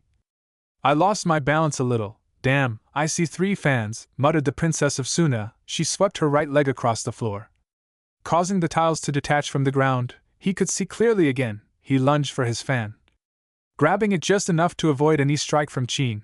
Both were bruised, a few hematomas on each side, her body and a few superficial cuts. You're very good, Chin said, smiling. I feared and withstood the thrust of. Ooh, Nini smiled too, you too, but I have to win this. I throw a kick at Chin's face, who had to. I jumped back to avoid her and threw more weapons so Temari couldn't open her attack, but she just dodged them. To let them all through and opened his favorite weapon, Fan, Kazakama, Wind Element, Wind Scythe, a tornado of. A gust of wind was created by Temari's fan, which shot out at good speed towards Chin, who tried to plant his feet in the floor, but it was no use. She was pushed back with an enormous force that pinned her to the wall and knocked her unconscious. You can always rely on Temari for a show, Kenkur commented. Winner of the second. In the preliminary bout of the second stage, Temari coughed at Yate, leaning forward slightly. It was a good fight, I like it. The women who can defend themselves like that, Naruto said with a smile. Every single girl. Those who were their turn to look at him in the arena, Temari did too. She blushed slightly and winked at him. Because she was going to lie, Naruto was so turned on now and had left her wanting to touch him all over afterward. Of their fight, there was a bit of jealousy on all sides, but also the determination to prove they were strong was strange, because Naruto hadn't said it with the intention of making the girls pay attention to him, but they did, and now their eyes shone with flames of determination, as they began to take Chin away. Naruto. He frowned, sniffed the air, and it worked even more. There was a kind of strange smell about the girl, and I would visit later to find out exactly what was happening. A new pin sounded at the location, indicating that it was choosing the other participants. Images of the genin, not yet fighting, moved across the screen. Giant. I'm next, Lee shouted, jumping up and down. Just stay still, Tenten growled. Hitting his partner on the head and making the other sigh in relief, Lee rubbed the head where he had been hit. The blow, and she nodded, folding her lips inward to make sure she wouldn't get any more pain. The images in the screen froze, showing Sakura and Ino's faces. They both turned to look at each other, a little nervous, but they were also very determined. This could be the end, the closing of what had been their childhood, not only as friends, but also as enemies. They nodded simultaneously and walked toward the arena. Mendokosai, this is the worst-case scenario for those two, Shikamaru murmured. I think it'll be good for both of them, Naruto said, smiling. Not like before, but with a touch of melancholy directed straight at Sakura, she might teach them something valuable, though she might. Everything will get worse too, if they decide to use this physical fight as an excuse for their fight for Amo attention. We're in trouble. Lost, Shikamaru wanted to laugh and at the same time open his mouth in astonishment at the words of the one who had once. I was just as loud as, or even louder than, Sakura, Ino, and Lee combined, but it was just too tiring to keep opening my mouth like that. I preferred to be resting on a rooftop watching the clouds, or yes, how I wished I were a cloud. They didn't have worries, they just had to be there floating in the sky without any worries, without fights or annoying blondes ordering you to get up. Are you ready? He asked Yate when both girls. They nodded, and he coughed a little more. Begin. Don't expect me to make it easy for you, he remarked, not frowning. You could be on the same team that stopped to think carefully about what to say. What was the point? Seriously, I wanted to include Sasuke in his fight. He would stoop so low as to turn this fight into a pathetic struggle between two girls in love with him. A boy who had never even looked at them. No, she wouldn't lower herself any further. She had understood little by little, perhaps because of the separation from teams, that Sasuke wasn't worth it, mainly since the fight with the Otonin. While he inquired about the state Sakura, he never even saw her once and then went on and on about power and getting it by any means necessary. No, better. Let's fight. Sakura tilted her head in confusion. She hadn't intended to drag Sasuke into their fight. She thought that Ino was going to do it. She smiled slightly. It seemed they had both matured. This was between them, and they didn't have to turn this into a cheap soap opera. This was the final straw for their previous problems. And a new beginning. She nodded with a smile. Let's fight. They both assumed a taijutsu stance, although When the world noticed that it was the Academy's position, Naruto smiled, although he shook his head. You see? It seems they have matured. Although everyone thought the same, what on earth had those two been doing? They were supposed to. At that level, they should already know other styles of taijutsu. Sakura threw a kick, but Kyo dodged it by ducking slightly and Sakura launched her own attack, blocked it with her left arm, and attacked with her right. The blonde pushed her opponent away. She pushed her away and took a step back. Sakura threw a few kunai. Surprisingly, Ino caught one and avoided the attack. The others, and I throw the one I catch to block one more. They entered into a taijutsu fight again, but it was slow. Basic and predictable, either of them seemed to possess any elementary techniques, however basic, that would be of any use to them. Of help, even if it wasn't a technique with elemental affinity, although they had good aim, that had been improved across the board. That time, that's all there is to it. That's a battle, Kunoichi, Niji said with annoyance. Naruto rolled his eyes and laughed. What are you laughing at? Tenten, behind Niji, was gesturing to Naruto to come over. Shut up, it seems the surname has gone to your head, that's what makes me laugh. The brunette hit her forehead, she already had. Gaara was angry with his zucchini comment, and now he apparently wanted to anger Niji, another genius, the redhead.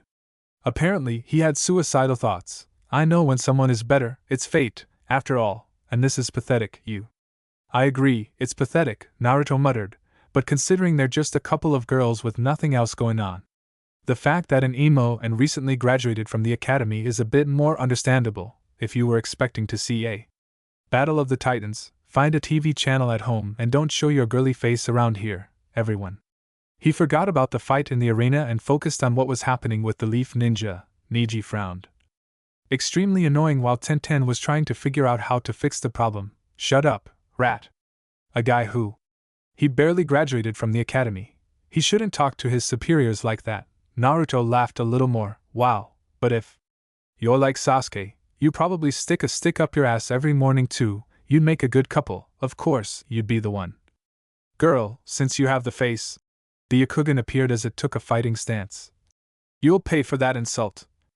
The Jonin were about to move when the killer instinct plagued the place, not enough to reach the arena or another platform, but it stopped all movement near Naruto. Are you sure you want to fight me?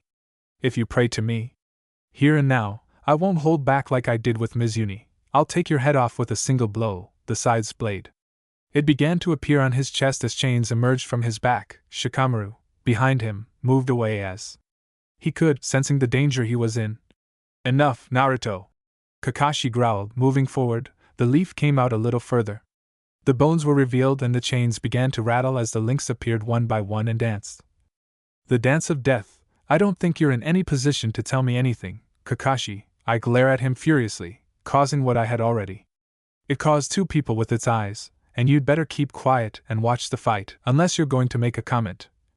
Intelligent, he turned off the Yakugan because seeing Naruto's chakra too close was damaging his eyes. Those weapons were made with their own chakra, that's why they shone so brightly, and it was an extremely hostile chakra, even more so when the masked instructor spoke. It was as if the pent-up fury within Naruto's body surged through the weapons. They returned. We looked at the sand where both girls were quite bruised. Aita and 8 had scrapes on their foreheads. It must have been quite a catfight, as Kiba would say, even though he's a dog, a line of hair connected to the two girls. Yo was in a pose everyone recognized. I think we've lost her, Shikamaru remarked. Mendo-kusai, Naruto chuckled a little and leaned back against the railing again, his weapons not appearing at the most minimal. It seems interesting, but forget one thing, she muttered. What are you talking about? It's impossible that Ino has success, she said, confused. See the hairline? Ino's using it as chakra bridge. The hair is slowly moving until it envelopes Sakura and will immobilize her. They opened. His mouth was impressed. How on earth did Naruto figure that out? It will give him the time he needs to do the mind transfer. But Shikamaru and she swallowed hard. But? The chubby one asked. Sakura has something like. He whispered because he knew Sakura would be angry if she heard him talking about her. He calls it inner. Sakura is something like a guardian of her mind. She could be asleep and inner would learn everything dictated to him. In class, the inner will prevent Ino from doing what she wants to do. At that moment they saw Sakura move. Ino moved to the side and shouted the name of her jutsu. It seemed the pink-haired girl had won until the chain of hair wrapped in chakra. Just like Naruto said, you fell completely into my trap, now you're motionless, aren't you? Right. And now I can take over your body and make you surrender. Everyone turned back to look at Naruto. It was a kind of foresight, because it was happening exactly as she said. The change of heart took place, and soon Ino. He was laughing inside Sakura's body. He raised his hand and suddenly stopped completely. He's fighting with Laner. Naruto said, laughing. Sakura's body was twitching as if possessed. They were scared, that's what it was. Sure, damn, she already got it from the __. Kia commented as she took a couple of steps back. They would have launched themselves at. She laughed, but suddenly everything went still on the sand. Seconds later, Sakura's body was thrown backward. And the Dano followed right away. Both of them screamed a little, and when they got up, their noses were bleeding. I'm not going to lose. That way, murmured the pink-haired girl. They looked into each other's eyes with determination and lunged forward. They had so little chakra in their bodies that they used almost entirely with taijutsu alone, increasing the chakra used in their final jutsu, both Ino's for performing it and Sakura's for expelling the invader. All that remained was hand-to-hand combat. Hand-to-hand combat, at least something had improved. The attacks were no longer so obvious and were hitting hard. Damn, I don't want to face any of them, Crosadando said a little. Everyone knew he was a crybaby and a chicken. In the final move of the fight, both of them moved ahead of him. Timed with the same thought, last blow, they threw their fists and connected with each other's faces in the same moment. Blood trickled from their lips and they crashed backward to the ground. Neither of them ever got up again. Go away. I'll check them quickly. She coughed once more and stood up. None of them can continue. The third battle of the preliminary round of the second stage ended in a draw, and neither team advanced. Naruto chuckled a little and straightened up. A very good one. The end of a fight that should never have begun. The place fell silent as Kakashi and Asuma. They were getting out to pick up the two girls. There was no need for paramedics because it hadn't been It was a fight to the death, like the others, or one had suffered significant damage. The fights had to go on. Cat 3. The preliminaries are over. The next fight was between Kekkei and Tenten. Chunin had a clear advantage. The sand ninjas were very well trained, so they were faster and stronger, although Tenten had a precision with weapons that would frighten anyone. The problem arose when Kekkei showed that with whom Ten was fighting, but she was nothing more than a puppet. At first, it was a fairly even fight, but at that moment the Castana was tired and almost unarmed. The fact that Kekkei had been hidden the whole time and hadn't received no harm done, Ten was discouraged, and everyone knew the fight was lost at that moment, despite appearing to be only physical. Her mind played a significant role in her profession. Tenten's discouragement worked against her, preventing her body from reacting as it should. He wanted it, or his aim. With a few more plays, he was on the ground with a three-eyed puppet on top of him, body pressing her against the ground, and from her mouth a ready-made semen cannon. She had no choice but to surrender. The Chunin weren't playing around at all and could kill easily and calmly. The next pair were between Shikamaru and Kiba. The Nara almost gave up, bored as he was with all that, but Naruto wouldn't let him, and literally. She jumped from the platform to the sand. Everyone laughed, even Ino, who had been asleep just seconds before. Along with Sakura, Shikamaru went ahead after somehow managing to land on his feet with his hands in his pockets, but giving Naruto annoyed looks. He got ready. Kiba, as expected, began to boast about a simple victory against the lazy one. Akamaru, sticking his tongue out at his owner and companion, was on his head. The truth was that he would have won if he hadn't bothered Shikamaru so much, from the beginning of his stay in the. There were 2, maybe 3 people at the academy who couldn't stand it. The first was Sasuke Uchiha, who couldn't stand it at all. At the very least, boasting about being an Uchiha for any reason, acting important because the girls. They paid more attention to him than to anyone else, and yet he wouldn't even give them the time of day when he was fighting someone in class. Naruto, in particular, always ended up humiliating him in the worst possible way. It was extremely unpleasant. The second. It was Kibanazuka, no less. Not only did he shout that he was the greatest ninja in history, but he didn't even come close to the Lukia's skills. But he insulted and belittled everyone. I could also add that the boy was a first-class pervert, not only with his classmates, but also with his teachers, the few times they had. He'd had one, and don't even get me started on how he saw Karina and Sensei when he went to pick them up for Team 8, the third one though. I didn't completely hate him, he was just a little annoying with all the yelling, and that was Naruto himself, so I almost. He was excited to fight Inuzuka and ended up defeating him in a rather humiliating way. It was easy, even before. Before the fight began, he deployed his shadow to keep Kiba in place. When the fight started, he only had to. He went ahead to pick up Akamaru, who didn't know what to do, since his master wasn't moving and threatened Kiba with taking everything away. The clothes he was wearing, if he didn't give up, Kiba thought it was just a bluff, but when Shikamaru stepped forward, and when he grabbed his pants, ready to pull them down, he just had to turn pale and surrender. It was one thing to be naked alone, or in the latter case, naked in front of your girlfriend at that moment, but another completely. It's different than giving yourself away naked in front of a bunch of people, some of whom you didn't even know, and even worse in front of. The worst part of all was that he couldn't tell Akamaru to attack because the Nara had him by the skin of his neck, almost immobilizing him because of how small his companion was. Naruto laughed out loud after that. They declared Shikamaru the winner. Kiba, completely red-faced, covered his face with the hood of his coat and didn't pay any attention. No one paid attention until Naruto wanted to make his puppy feel better by saying, "Calm down, Kamaru, be your owner. It's not your fault that someone so pathetic is acting like that. Sometimes that happens." He managed to make him raise his head in fury, but he said nothing. When everyone nearby started laughing, the next match was Dos Ukinura against Jeichi, as well as there. His teammate wanted to give up, but Naruto didn't have to do anything. His insult to the boy, calling him fat, was already there.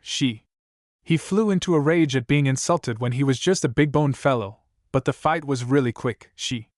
He used his clan technique to transform into a giant ball that rolled at alarming speed across the arena.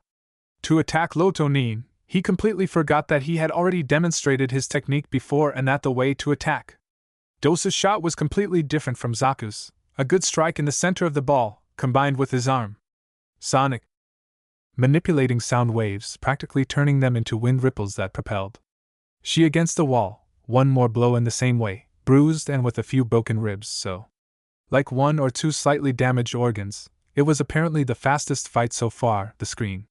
It reignited once the participants were out of the arena, and it was Zakuabumi's turn to fight.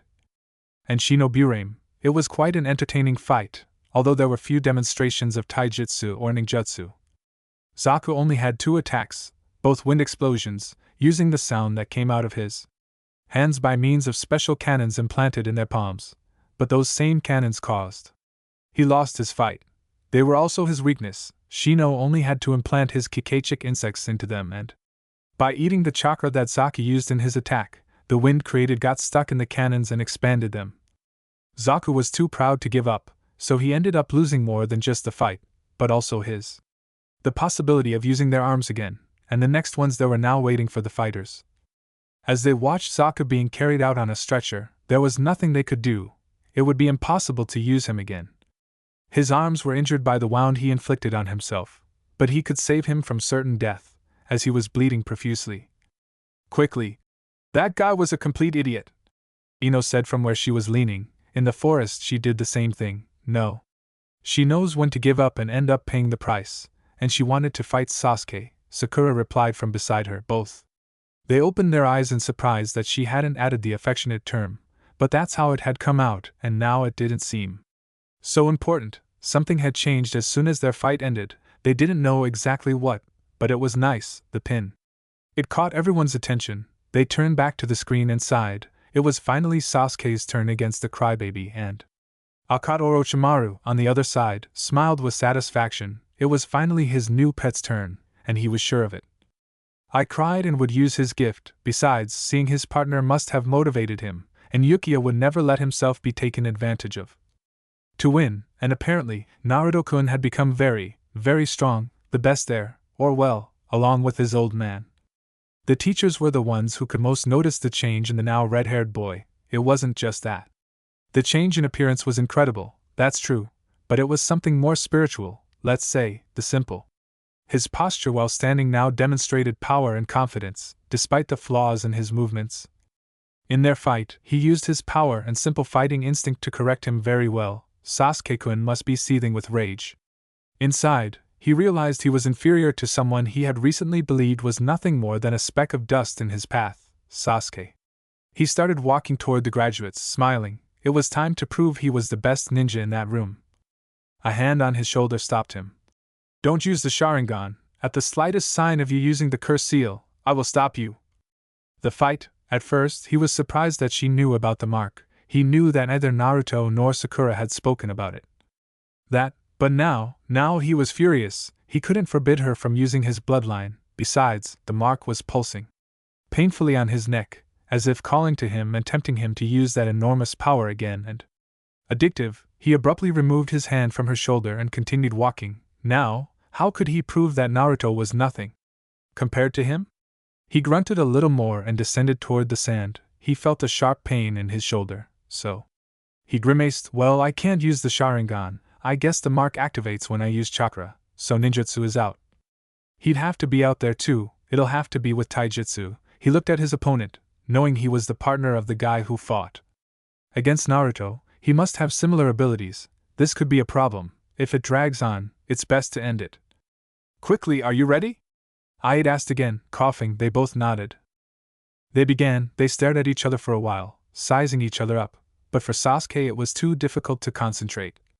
The pulse kept throbbing and it hurt like hell. He was sure he wouldn't even be able to concentrate properly on the hand seals unless he wanted to activate the seal. He wanted to. It gave him impressive powers, but he knew, with all these idiots surrounding him, he couldn't do it even before they knocked him unconscious or worse. They'll kill you. It's the last time you'll have to fight me, Iloro said, smiling. I must be the worst opponent you'll ever face. Have? He didn't answer, but managed a smug smile. Even Naruto would beat you, the redhead only sounded. On the stage, although some people were outraged by the comment, the most affected was Okuji. He didn't like it. The Uchiha clan, especially Sasuke, who was so similar to Sugaku, but he had no choice but to clench his fists and endure. The council, mainly the civil side, mine, the ground I was standing on, I'd already had a problem where Sasuke complained about something one of his teachers at the academy had done. It wasn't anything very important, not even. He remembered it as a minor cut, he thought, but the board immediately intervened and had him fired. Instructor and strip him of his ninja rank. He couldn't lay a finger on the Uchiha without causing a coup, the worst of. The point is that even before Sasuke received the cursed mark, he already knew he would become a ninja. A renegade to gain power at any cost. Iwa fired too and lunged forward to attack.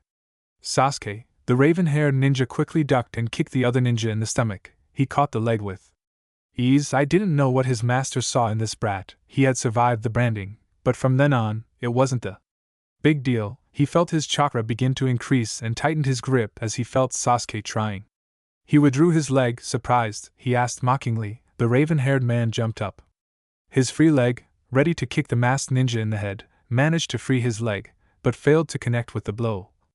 He felt a little more tired and sensed his chakra reserves were much lower than before. What the hell did he do?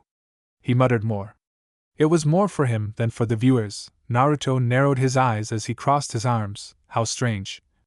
Skill, he commented softly. I don't know exactly what he did, but it seemed to fluctuate both chakras. The people, those nearby, looked at him, confused. He'd made several comments like that before, and they didn't know why he did them.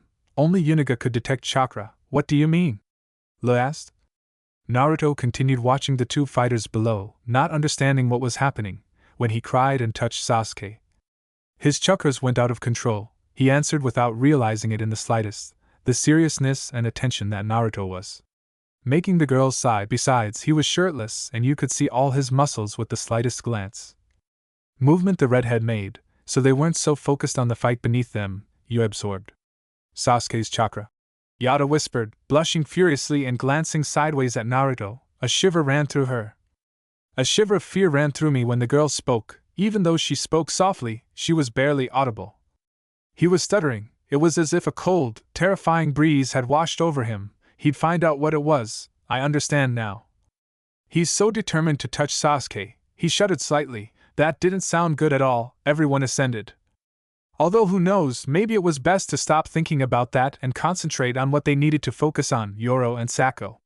He quickly threw a few shurikens. Sasuke grabbed a kunai and returned with the shurikens, but he lost his balance when he felt the mark hurt. He opened his eyes, shocked to find Yoro on top of him, and he moved quickly to the right. He stuffed the kunai in the ground and moved his feet, kicking them in a cry. He dropped the kunai and he quickly grabbed the weeping arm and applied a restraint. If he tightened it even slightly, it could break the neck. Are you sure you want to touch me? He placed his palm on Sasuke's chest and absorbed his chakra. Quickly, when he was satisfied, he struck the same spot hard. The Uchiha released him, feeling the pain. My whole body, what's wrong? He asked, annoyed and in pain. Iwa moved toward.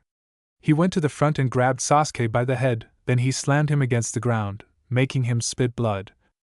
Their arms began to tremble before losing all strength and falling limply to the sides. He understood what it was happening. He opened his eyes in shock. You barely notice, Iloro mocked. Looks like this is the worst. A contender for Sasuke, Naruto said, smiling. Sakura and Ino stood up and positioned themselves on either side of him. Naruto. What are you talking about? Sakura asked. Well, it seems that when I cry, I can absorb both spiritual and physical energy. Sasuke with his hands, once he runs out of chakra, he will have no choice but to rely on the mark to survive, he replied, impressed with Orochimaru's plans. At least he had to admit that the snake was cunning. The real question was who helped Orochimaru get Sasuke paired with Yoro, and this game seems interesting indeed. Orochimaru smiled on the other side, excited by Sasuke's moans. They only indicated the desperation the boy felt and how weak he was becoming, and once it ends, Sasuke, it would be his. He licked his lips in anticipation. Sasuke quickly kicked Yoro away, though it wasn't that far. Strong as I wanted, damn it, I feel so weak, she thought, slowly getting up. I can't let him touch me or. Just one more time. The taller one stepped forward again, trying to touch Sasuke to finish stealing the energy. But the Uchiha was quite skilled, sonorous, when he felt his chakra aura brush against the shoulder of the younger one was stealing more chakra and more energy from her. With a couple of unsteady steps, she moved slightly away. What's happening? Iloro asked, smiling. That's the best you've got. Sasuke threw a kick at his back, but I cry and avoid it with an ease that frustrates Sasuke. I was just making a fool of myself. I need to think fast about what. He was desperate. He looked up at Naruto, who was smiling as if nothing was wrong. He growled, even more annoyed. I was mocking. Damn, desperate times, desperate measures, this will be the last movement, he shouted as he ran quickly towards Sasuke. Wake up, Sasuke. Sounding, while avoiding all attacks, taking into account Laura's range, she felt her chakra being stolen. Before she suddenly disappeared, she placed her hand on the ground as she lifted her leg and pounded her jaw in tears. And forcefully lifting him off the ground, Naruto on the platform laughed, while mainly Logai and Sakura remained impressed by the technique the Uchiha was performing. How does it feel, Kakashi? Naruto commented, looking at his instructor. Is your beloved Uchiha using other people's techniques to win? It's the primary lotus flower. La murmured, impressed. You trained Sasuke alone for almost 6 months, and that's. What better thing can you do? How pathetic, said the redhead, his voice so cold it sent shivers down the spine. Her sensei's body, what do you mean? Kurenai asked, and she was nearby. She blushed slightly when Naruto looked at her and rubbed his legs together. What did he teach you? She asked, smiling a little. It was macabre. While Sakura watched him curiously, Sakura only taught me how to walk on a tree with chakra. I'm not entirely sure about Sasuke, but it was much more than that. I overheard them talking one night in the Land of Waves. Kurenai, Asuma, and Guy returned to see Kakashi, who was pretending not to notice while reading his book. They were very disappointed. They had taught their students to walk on trees the first week, but the worst part wasn't. It wasn't that she favored one of her students over the others. That was what infuriated them, Sakura. She also glared at her sensei, indignant. They were supposed to be a team, and Kakashi had completely ignored them. To train Sasuke exclusively, well, he couldn't complain because he hadn't been interested in training until she almost died in the woods, but she was still sure it was her job to make him understand the risks he was taking. Like a ninja, he never said a word. I'm sure he copied the technique, Sasuke said, drawing everyone's attention. He cried, and he was in the air. But from now on it's all mine. she let out a moan when she felt the mark pulse again and begin to spread. He had lost a lot of chakra, and the mark had more strength and less resistance to be able to possess his body. Everyone was ready to act. When they saw the marks on Sasuke's body stop, they didn't hesitate. He wasn't going to let it go. The brand might be the most powerful thing he'd ever felt, but he was sure it would be a title. Orochimaru's. If he didn't resist her, he was the one who had to defeat his brother. No, Orochimaru, no one, he. And only he could do it. With sheer willpower, or rather a thirst for revenge, the brand began to recede. Everyone was impressed. Though Naruto knew exactly why the mark was receding, he threw a kick. From the left side, I cry and dodge with my forearm. "You're no match for me," said the masked ninja Sasuke. Making a little more noise and turning around, he struck his enemy on the back of the neck with his right arm. "Who is no match for?" "Who?" Kakashi sneered, not realizing he'd said it out loud. Everyone turned to look at him, annoyed. Now they could clearly see Kakashi's preferences, although, considering that both were two similarities, didn't surprise them, but they felt sorry for their other two students. A tap on the navel of I cry and wants to make him fall even faster. "I'm not finished yet," he mentioned while moving his body in the air and positioned himself. He needed to strike at the precise moment, or he could break his leg. A flurry of lions. He screamed as he kicked the same spot just as Eloro's body and Toko Tiara, amplifying the force, slid. She leaned back slightly and sighed. She began to stand up as Ayaba approached Yoro and Tosha. Just a little more. She was extremely tired and had almost no chakra left. A little more and she'll lose. I declare this over. "I'm meeting, winner," Sasuke Uchiha told Yate, but nobody shouted, nobody celebrated. Kakashi quickly used Chunin, not only because he knew his teammates would begin the interrogation, but because he had to help Sasuke. Who the hell cared what Naruto or Sakura wanted? The last Uchiha. He needed their help. He picked up the already unconscious Sasuke and disappeared just as quickly. He had to seal it somehow. The cursed mark, he only knew one way. His sensei had been teaching him Finjutsu after all.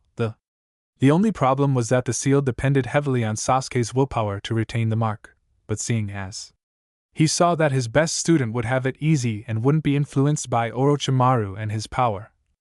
Corrupt man who was trying to give it to him. In the arena, everyone was completely silent. That was it. Incredible. Who would have thought the primary lotus could be altered? Lee said, his hand on his chin as if he were some kind of genius. Naruto laughed heartily. It's a fairly simple move, despite its effectiveness and power. I can think of 4, not 5, ways to alter it. At this point, everyone is looking at it again. Impressed? Well, I thought it was impressive. I don't even know if I can do worse, he murmured, changing it. Not quite amazed. You have the skills to do it, Naruto replied, looking her up and down. This made the blonde blush and other girls jealous, although it was surprising because they weren't supposed to like Naruto. And for some, she was even several years younger. Your body is that of a ninja, but you haven't trained it. If you had. If you've taken your training seriously, many here could do the move not as perfectly as Lee, but they could have. That's quite acceptable. The pine tree saw that they were still talking, although Guy looked at Naruto with interest. Certainly the primary lotus wasn't a move anyone could do perfectly, but as the redhead said, everyone. The world there should be able to copy him to some extent. He wasn't furious that Sasuke copied and changed him, but as Naruto was disappointed that the supposed prodigy had to copy techniques from others to advance to the next round. The frozen faces made everyone gasp. Inada and Neji, cousins, facing off in what appeared to be a fight to death. Inada glanced at Naruto, who tried his best to avoid her gaze and nervously descended. He knew that Neji had superior skills. He had even been a ninja for over a year. Logically, his abilities weren't.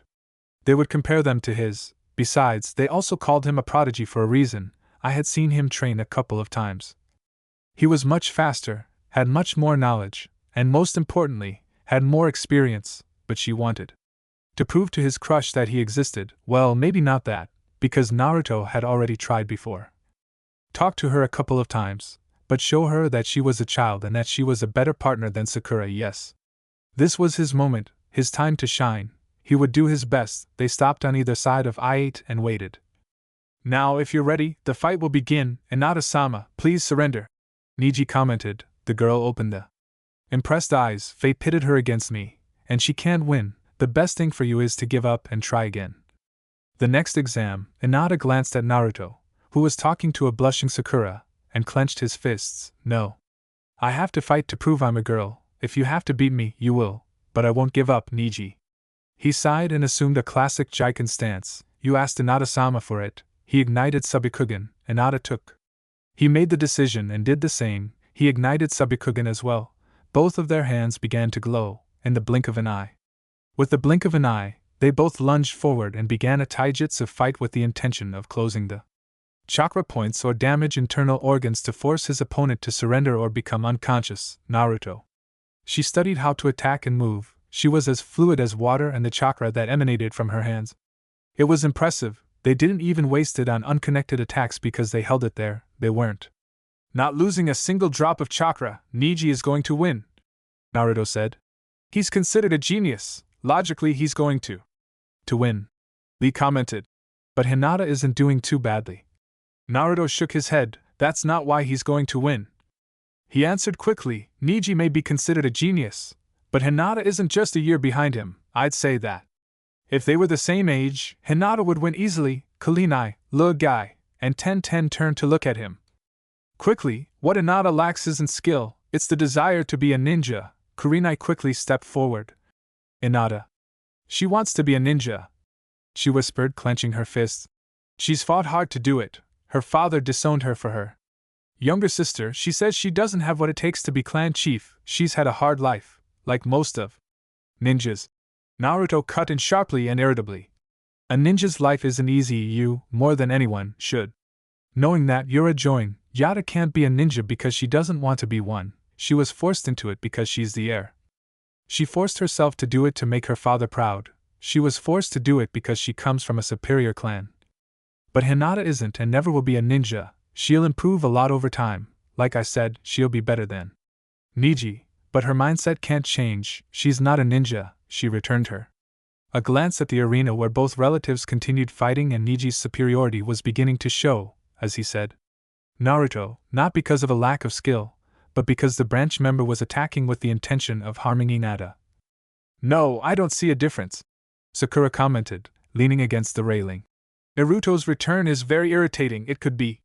To say that Sakura was the complete opposite of Hinata, she didn't have the body to be a child. After all, she didn't train like he should have been, but he had the mindset to be, and that helped more than in Hinata's case. Can't you see it at first glance? Naruto said, leaning in the same way as Sakura. But Hinata attacks to push Niji away and close his chakra points. In that way, he'll have no choice but to surrender. Niji, on the other hand, wants to inflict damage. He doesn't care if he scores a point or muscle damages an organ. That's the difference between living and dying in our world. Once I knew that. As they searched, everyone began to understand what Naruto was saying, even the Jonin. He was right about everything. Hinata. He whispered to Kurena, his voice filled with concern. Soon, Hinata collapsed to the ground, spitting blood and gasping for breath. Listen carefully, Hinata, you're out of my league, Niji remarked, stepping forward to stand directly in front of his cousin. That's what separates the elite from the trash. From the moment you wanted to fight, your fate is sealed. You are destined to fail. Naruto couldn't hold back the laughter that burst from his throat and spread throughout the place. Attracting everyone's attention, the redhead continued laughing, not caring about being the center of attention. A few minutes, please, she mumbled as best she could. Her stomach already hurt from laughing so much. That was pathetic. Destiny, what a good joke. Ten was getting worried. Niji wasn't someone to mess with and make an enemy of, and Naruto had already endured several insults. Yada got up as best he could. He had a goal to achieve. He couldn't give up now. She wasn't defeated yet. She would never give up. After all, she had someone to catch up with, someone who was very above her. She struggled to her feet and spat out more blood. Her chakra points were closed, and her flow was restricted. He was completely out of control. He couldn't control himself to attack. His heart ached, and he felt his blood yearning. It gushed out of his throat. Niji was impressive. They'd better stop this fight, Naruto commented. Frowning, he gripped the tube in his hands so tightly it left the imprint of his fingers. Where did it come from? Where was that force coming from? Sakura and Inu wondered at their sides. Onig was going to kill his family. That was what bothered him. As someone, No matter how furious or hurt he was, or whatever it was that Niji could even think of killing someone. It was unacceptable from his family. The Jonin looked at him for a moment, realizing the truth in Naruto's words. Niji wasn't thinking about the exam anymore. He wasn't just interested in winning, he was annoyed with his cousin for not to give up because thanks to her father died, because someone so weak belonged to the main branch, while the one who was a genius was marked for life, Hinata shouted Karena, drawing the attention of the two participants. Give up, the girl opened her eyes, impressed by what Sense and the person who had practically overheard her were hearing. She was politely asking him to surrender. A good ninja knows when he's lost. This is no longer disrespectful word or being less than another. There is also value in knowing how to lose, murmured the Jonin, smiling affectionately at the girl. I stared at the ground, thinking about what my sensei had said. Sooner than I expected, I coughed up blood again. Now much more than ever, she understood what the point was of keeping her word on something as stupid as that. It was just an exam. There had been. She proved she was strong despite everything and didn't have to die for someone else's wishes, although that person is her cousin. I give up, she whispered, the tension that had been in Naruto's body. He disappeared with those words. Are you okay? Sakura asked worriedly. No. I understand how someone might want to kill their own family, he replied gently. My family is the most important thing to me. Both girls beside him opened their eyes, impressed and delighted. They didn't know much about Naruto's past, but they understood more or less how he thought. Despite all his changes, his own maturity now allowed them to realize of something important. They had been pursuing Sasuke with the intention of being his girl, and in the future, his wife, and the mother of his children. But Alukia wasn't thinking about that except to rebuild her clan. They knew why in the academy explained that some people use them as breeding machines, and they understood that Sasuke I would use it for that, a simple incubator for the next Uchiha. There would be no love in the slightest. There would be no the care of a husband for his wife. He wouldn't take care of them as he should. They became a little depressed when they realized that thing they had been following, a surname, a pretty face. They didn't even know what the word meant. Love. Now that they thought about it, it seemed like a simple obsession that did them more harm than good. By following Sasuke, who never trained properly and therefore almost died a few times, in the same forest. What the hell had they done? Ino only had mind transfer Sujitsu, which was useless if Shikamaru wasn't nearby. Sakura had always stayed behind while her teammates fought, while Naruto protected her so she wouldn't. Nothing bad would happen to him.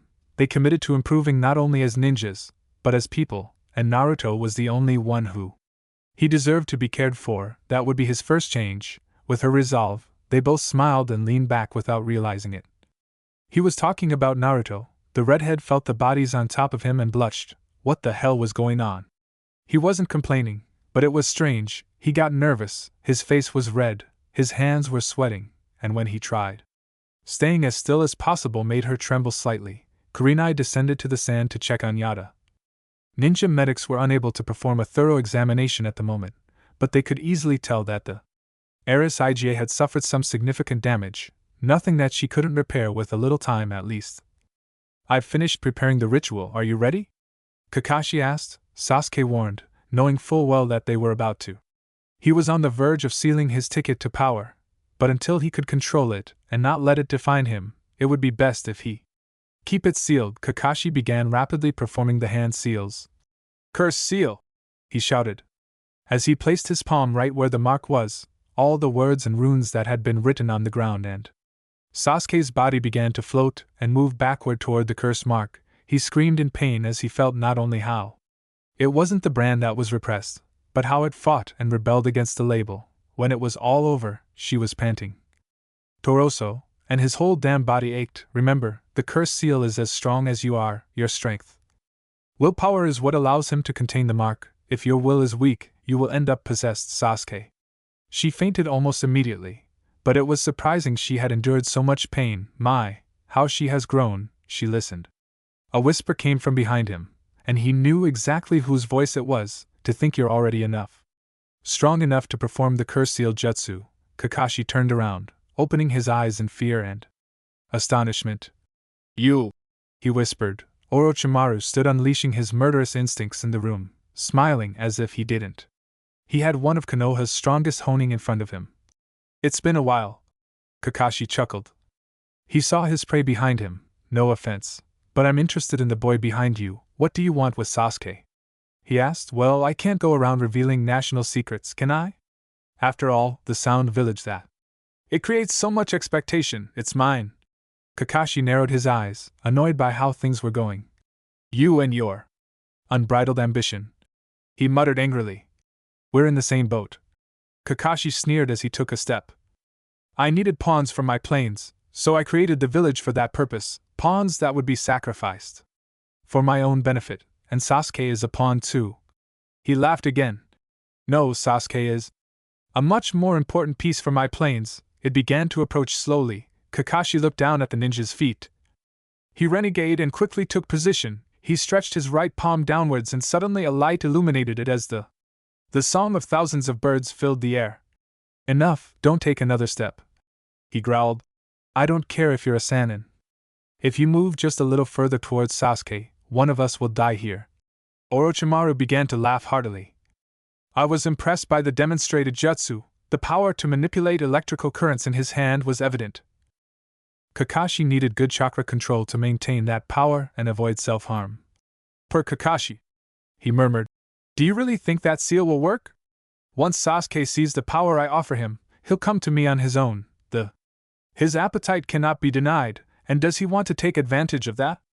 Not with Sasuke. As I said, I don't need to do nothing. Once he opens his eyes, he'll come to me seeking my power. He began to walk away as Kakashi disappeared. Chidori, unless, of course, you carry out your threat to kill me, now's the time. If you dare, I'll spend a minute. Without either of them moving, Orochimaru vanished and disappeared, leaving Kakashi to sense all of his instincts. He killed with all his might. Kakashi froze in that instant as sweat began to trickle down his face. Her whole body. One of us will die, she whispered, trembling. I must have lost my mind. She turned back to Sasuke and she sighed more calmly. The danger had passed, but the threat of Orochimaru remained in her mind, shaking her head. It was impossible. Sasuke would stay there in Konoha because this was his home. He had hundreds of girls chasing him, and he had him, the one who would teach him how to properly use the Sharingan. The pin alerted everyone that the final fight was about to begin, and it was a fight everyone wanted to see. Lee versus Gaara. The Chunin was calm. He didn't even have a single scratch. It disappeared in a cloud of sand and reappeared near I-8. Lee excitedly shouted as he jumped off the platform and landed softly near I-8. Naruto whistled, impressed in that. Kakashi appeared calmer after leaving Sasuke at the hospital. The last fight of the preliminaries for the second part of the exam, Jin. He said to Yate, looking at both participants. Are you ready? They begin. Lee ran forward, ready to start his specialty, but a column of sand appeared from the. He jumped and landed right where he'd been standing. If he hadn't jumped back, he'd be buried alive. That arena, sand manipulation Jukas, smiling a little more. It won't be easy, but nothing ventured, nothing gained. He lunged forward again, attacking with every combo imaginable, fists, elbows, knees, and feet, but the sand defended exceptionally well. Gaara leaped far away again while throwing a couple of. They threw shurikens, but were stopped by the sand again. That sand is protecting him, Sakura said, impressed. That sand is as if it were alive. Kankuro murmured. It protects him even when Gaara does nothing. That's why he doesn't get hurt. Never, that kid is fast, but he won't be able to touch Gaara. Complimentary, Temari. He attacked again, but he would do what wasn't working. The sand moved around Gaara so fast that all the attacks were stopped by her, and the tsunami hadn't moved an inch. It remained standing in the same spot, with his arms crossed. Is that all? Gaara asked, annoyed. Although we want more blood. The sand grabbed his foot and sent him flying. He crashed painfully against the wall, but she recovered quickly and ran back towards the redhead. Why doesn't she use any special techniques? She complained. Ino is useless. Nothing near him. We can't use ninjutsu or genjutsu. All he has is his body to use as best he can. He can do it in taijutsu, Guile replied, slipping on some sand as he tried to create some distance. Again, he saw the sand rushing up above him, but managed to jump as high as he could at the last second. He landed softly at the top of the statue shaped like hands making a seal. It was extremely difficult to cross that arena. I didn't know what to do. It's very good. Naruto whispered, smiling. Lee, take them off! Guy shouted, drawing everyone's attention. Lee felt excited. He removed his orange leg warmers. Inside were a bunch of weights, and he took off a couple. It won't do any good against Gaara, Temari said. Well, that seems like a surprise, Naruto muttered, smiling at her. Blonde and blushing, he seems to be more skilled than she thought. He dropped the weights from that height, and when they collided, they slammed against the ground, making the earth tremble. Everyone opened their eyes in shock. What the hell? Someone commented. Shikamaru. Suddenly he disappeared, reappearing next to Gaara, who opened his eyes in astonishment at seeing him. So close, he threw a punch that was barely stopped by the sand. He's very fast, he said, talking on the phone. First time since their humiliating loss, the attacks kept coming from all sides at a speed that the sand. He could barely continue. Gaara began to move his head from side to side, searching for Lee and, unable to find the right spot, said. Naruto kicked life from that side down. Now it was an upward punch, right again, Naruto was. He followed the movements as best he could thanks to sound. His heightened senses helped him a lot, as did his sense of direction. That his sensory ability. Galo turned back to look, frowning, impressive that he can tell so quickly about which side is the attack coming from. He wondered, listening intently. Naruto kept predicting the attack more and more accurately, but it's not just prediction, it's like she knows where the blow is coming from beforehand. That was close, Sakura said. She was thrilled to see Lee almost hit Gaara. Breaking through the arena for the first time, Lee continued to alternate attacks from all sides to confuse the arena. It was as if a completely different person had taken over. He would use it to protect Gaara. If he mistook them for separate people, he could penetrate the defense. He jumped around, landing with equal speed, managing to hit the Chunin on the head and causing him to a cut on his cheek. It wasn't much, but he'd finally landed a punch. Kankura, Temari, and their Jonin instructor were impressed. It's impossible that Gaara is hurt, Kankura said, irritating Gay, letting his teeth gleam. He leaves. Let the power of youth explode. The excitement they felt to see Lee fight like that was lost completely because of Gay's comment, but Lee's eyes shone with youthful excitement. Yes, again. He ran forward with impressive speed, so much so that only Jonin could keep up, and apparently Naruto could keep up, each time. The sand could attack with greater speed, and the sand ceased to be a problem. He connects with a powerful punch to the Gaara's right cheek was sent flying. As he began to get up, more sand started to fall from his face. It's a sand shield, Kakashi commented for the first time since his return. He's encapsulating himself in sand, Temari said. Fear taking a step back. It's been a long time since I've seen that bloodthirsty look. He doesn't even have a scratch on him anymore. Shikamaru said the cut from before had disappeared as if it had never been there. The sand slowly. It began to surround Gaara's body as if it were a second skin, while mounds moved like snakes. I can't get through the two sand defenses with just speed, Lee thought, looking intently at Gaara. But if I lift it up and then attack it with the lotus, that sand armor releases a lot of chakra.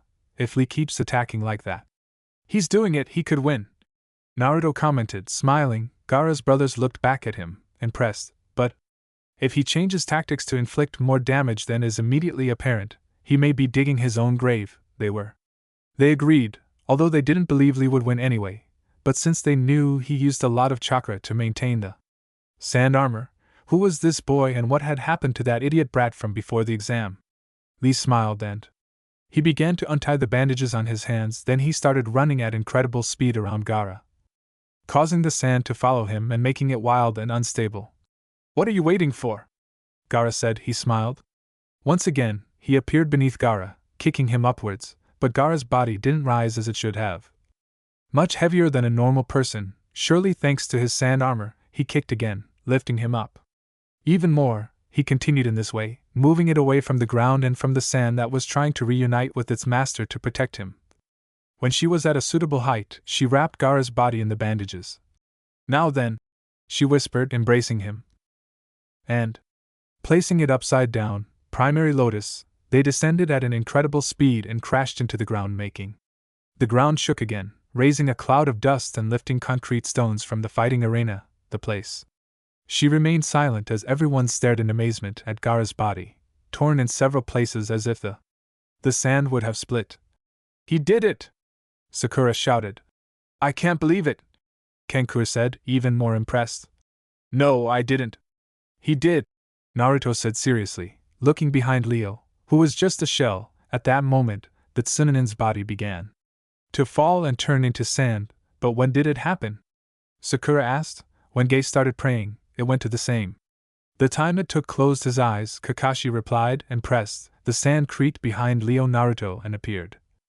Gaara, with some of his sand armor shattered, grinning maniacally, made a hand seal and the sand began to move faster and struck Utilizo several times. He used too much energy using the lotus, leaving him in disadvantage.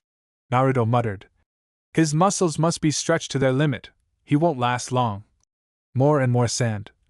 She started going out while Lee avoided her as much as possible. Gaara had been enjoying himself for a long time. He didn't know anyone. That could even it out a little. His mother was screaming for his blood. He wanted her to settle down. The sand began to.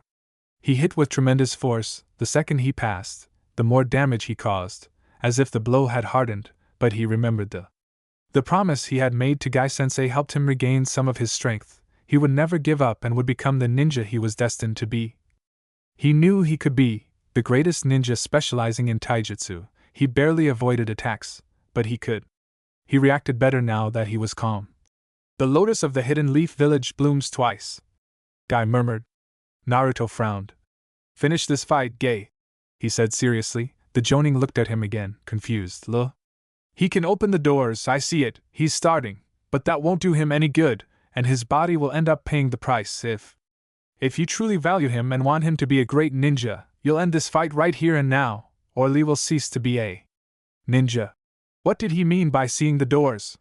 Not even the Yakugan could do that, but it was too late.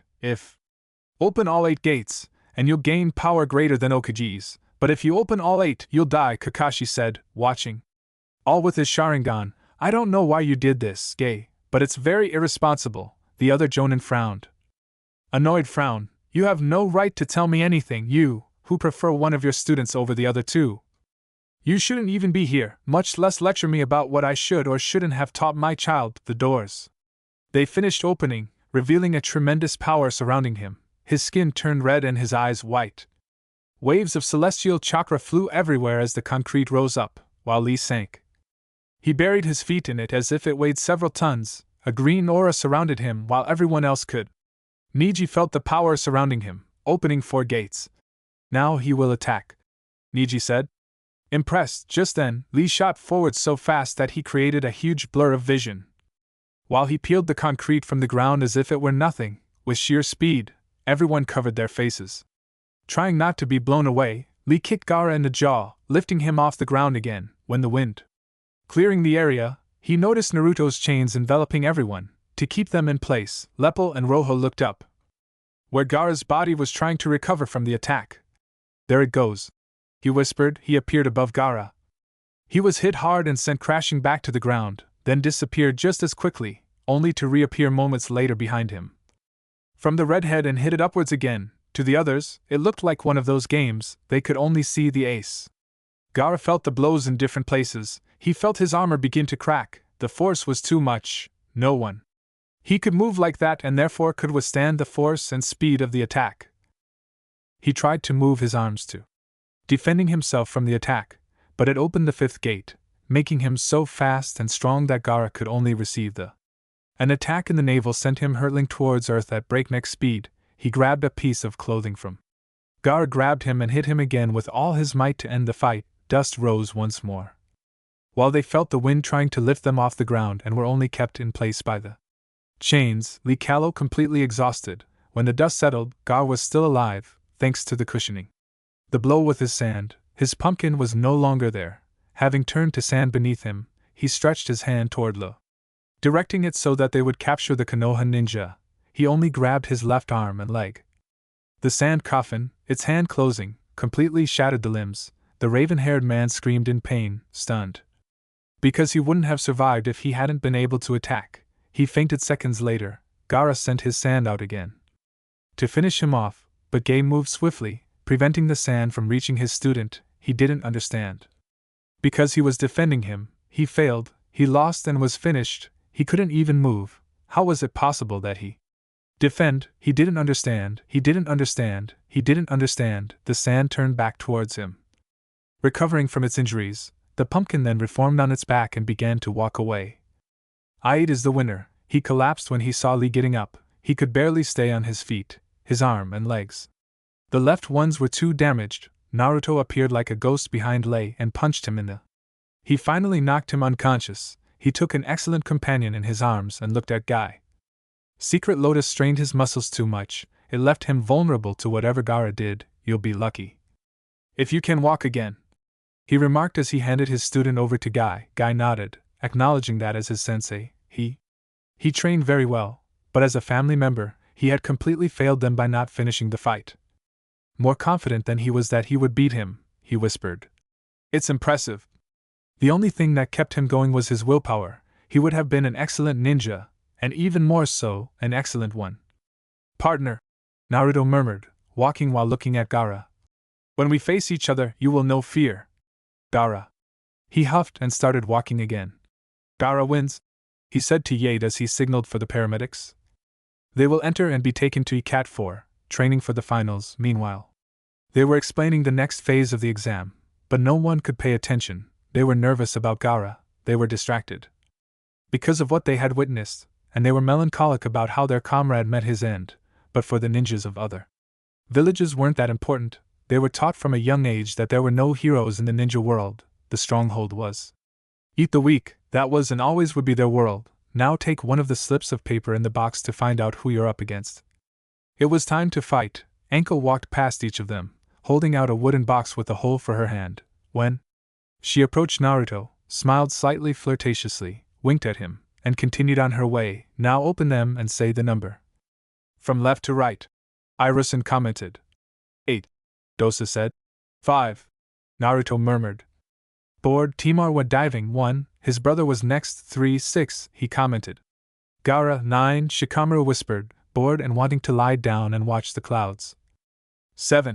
Niji said irritably, he didn't understand what the hell they were doing. 2. Shino said. Yuruin nodded. Although a little worried, Sasuke is number 4, he commented now, and Big shows how they will fight. A man with scars turned over a tablet, showing the championship system for the finals.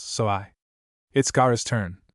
Naruto smiled. Everyone looked at who they were going to fight, some annoyed, others excited. Naruto. Sakura whispered, worried about her teammate. The redhead was strong, he had proven it. But would it be enough? 1 month to prepare properly and fight someone like Gaara. Sarutobi approached Naruto, smiling with concern. His grandson was about to fight someone who even frightened him, and no, it wasn't because of whether it was his appearance, his personality, or his murderous instinct that intimidated everyone without him having any real control over it. He was. Because he knew who Gaara was. He knew that he had been treated almost as badly as Naruto for being the Ichibi's Jinchuriki. A tailed beast, and from what little he had seen, a tailed beast that had some control over its container. It was practically a ticking time bomb, ready to explode at the slightest opportunity. I hadn't wanted that boy in his village, not so much because of how dangerous it could be. He was sure that with some help he could stop Ichibi, without causing too much of a commotion in the village, and without harming the deranged boy. He was more afraid than Naruto saw someone like that being deceived. He was more afraid that the Chunin would change Naruto's opinion of Konoha. Not only he saw the boy as a grandson and wouldn't want to have to stop him for any reason, escaping from the village to become in a rogue ninja, for example, but it could also be possible that the Kubi reaches Naruto with that and unleashes a pandemonium that would put to shame the one caused by the same creature 13 years ago. The redhead smiled when he saw Irusen approaching. Do you think I was amazing enough in my first fight? Though with his way of his actions made it seem as if he were being presumptuous. His eyes and voice showed something completely different. Exceptional, the old man replied, amused. Perhaps too exceptional. He sighed but laughed slightly. The faces of some of the Honin were priceless. Naruto laughed along with Sarutobi, impressed because the one who made fun of the Honin family, he generally saw him as quite serious and hardly ever mentioned it to work when they were together during more family-oriented moments, but she knew how stuffy some of them could be. Ninjas, with Kakashi as the main reference, it wasn't surprising, so making fun of them was understandable. It was very gratifying and too easy. Do you think the council will try anything? He asked more seriously. Not at the moment. He answered softly. I'm sure they'll complain that you're a danger and all that. He sighed again and he rubbed the bridge of his nose. But they must be interested in Kekkei and Genaki, so they won't do anything too drastic. That said, be careful anyway, especially since Dan should already know that Naruto wasn't just the vessel of the Kyuubi, but he had a bloodline and would try to recruit him at all costs. Don't worry, he smiled. Excited, I have plans to train, and I don't think it will be so easy to catch me off guard. He nodded, relaxed. He knew that Naruto could slip past an entire ANBU squad would be fine for this month, and once they declare him a little bit with all his rights, no one could lay a finger on him. That would make him more relaxed. What plans do you have for train? He asked, intrigued. He had thought about talking to Jiraiya to train him, but knowing the kid facing him, and with his new way of being, he was sure he would end up killing the Toad Sannin while he slept. She shuddered with fear. Her precious books couldn't disappear, not until sweet little Kyoko achieved her target. He smiled as drool trickled down his cheek and blood began to drip from his nose. Naruto. He looked confused, though he could imagine what the old pervert was thinking, mainly training my bloodline. With one look, I made it clear that I wouldn't just train with one, but I also planned to fix my taijutsu stances, practicing much more taijutsu and other styles of kijutsu, among other things. He nodded, although he was interested in the part where he had to correct his taijutsu stances. What do you mean by correcting your taijutsu? I didn't realize it before. He shook his head, knowing how stupid he was. It had been. How could I not notice something so obvious?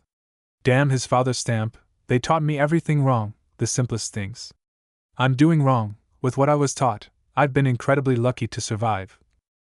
The only thing it's good for is to hurt myself. He frowned in annoyance.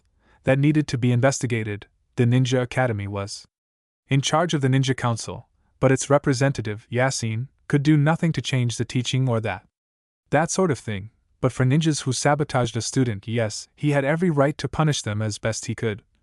Whatever you think, and if he knew about this and did nothing to fix it, he was going to be in a lot of trouble too. Come on, you.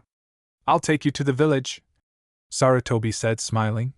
You'll worry about all that later. You have to go to the hospital for a checkup, and then you can go wherever you like to train, although always staying within the village boundaries. Naruto nodded, though he rolled his eyes, and placed his hand on his friend's arm.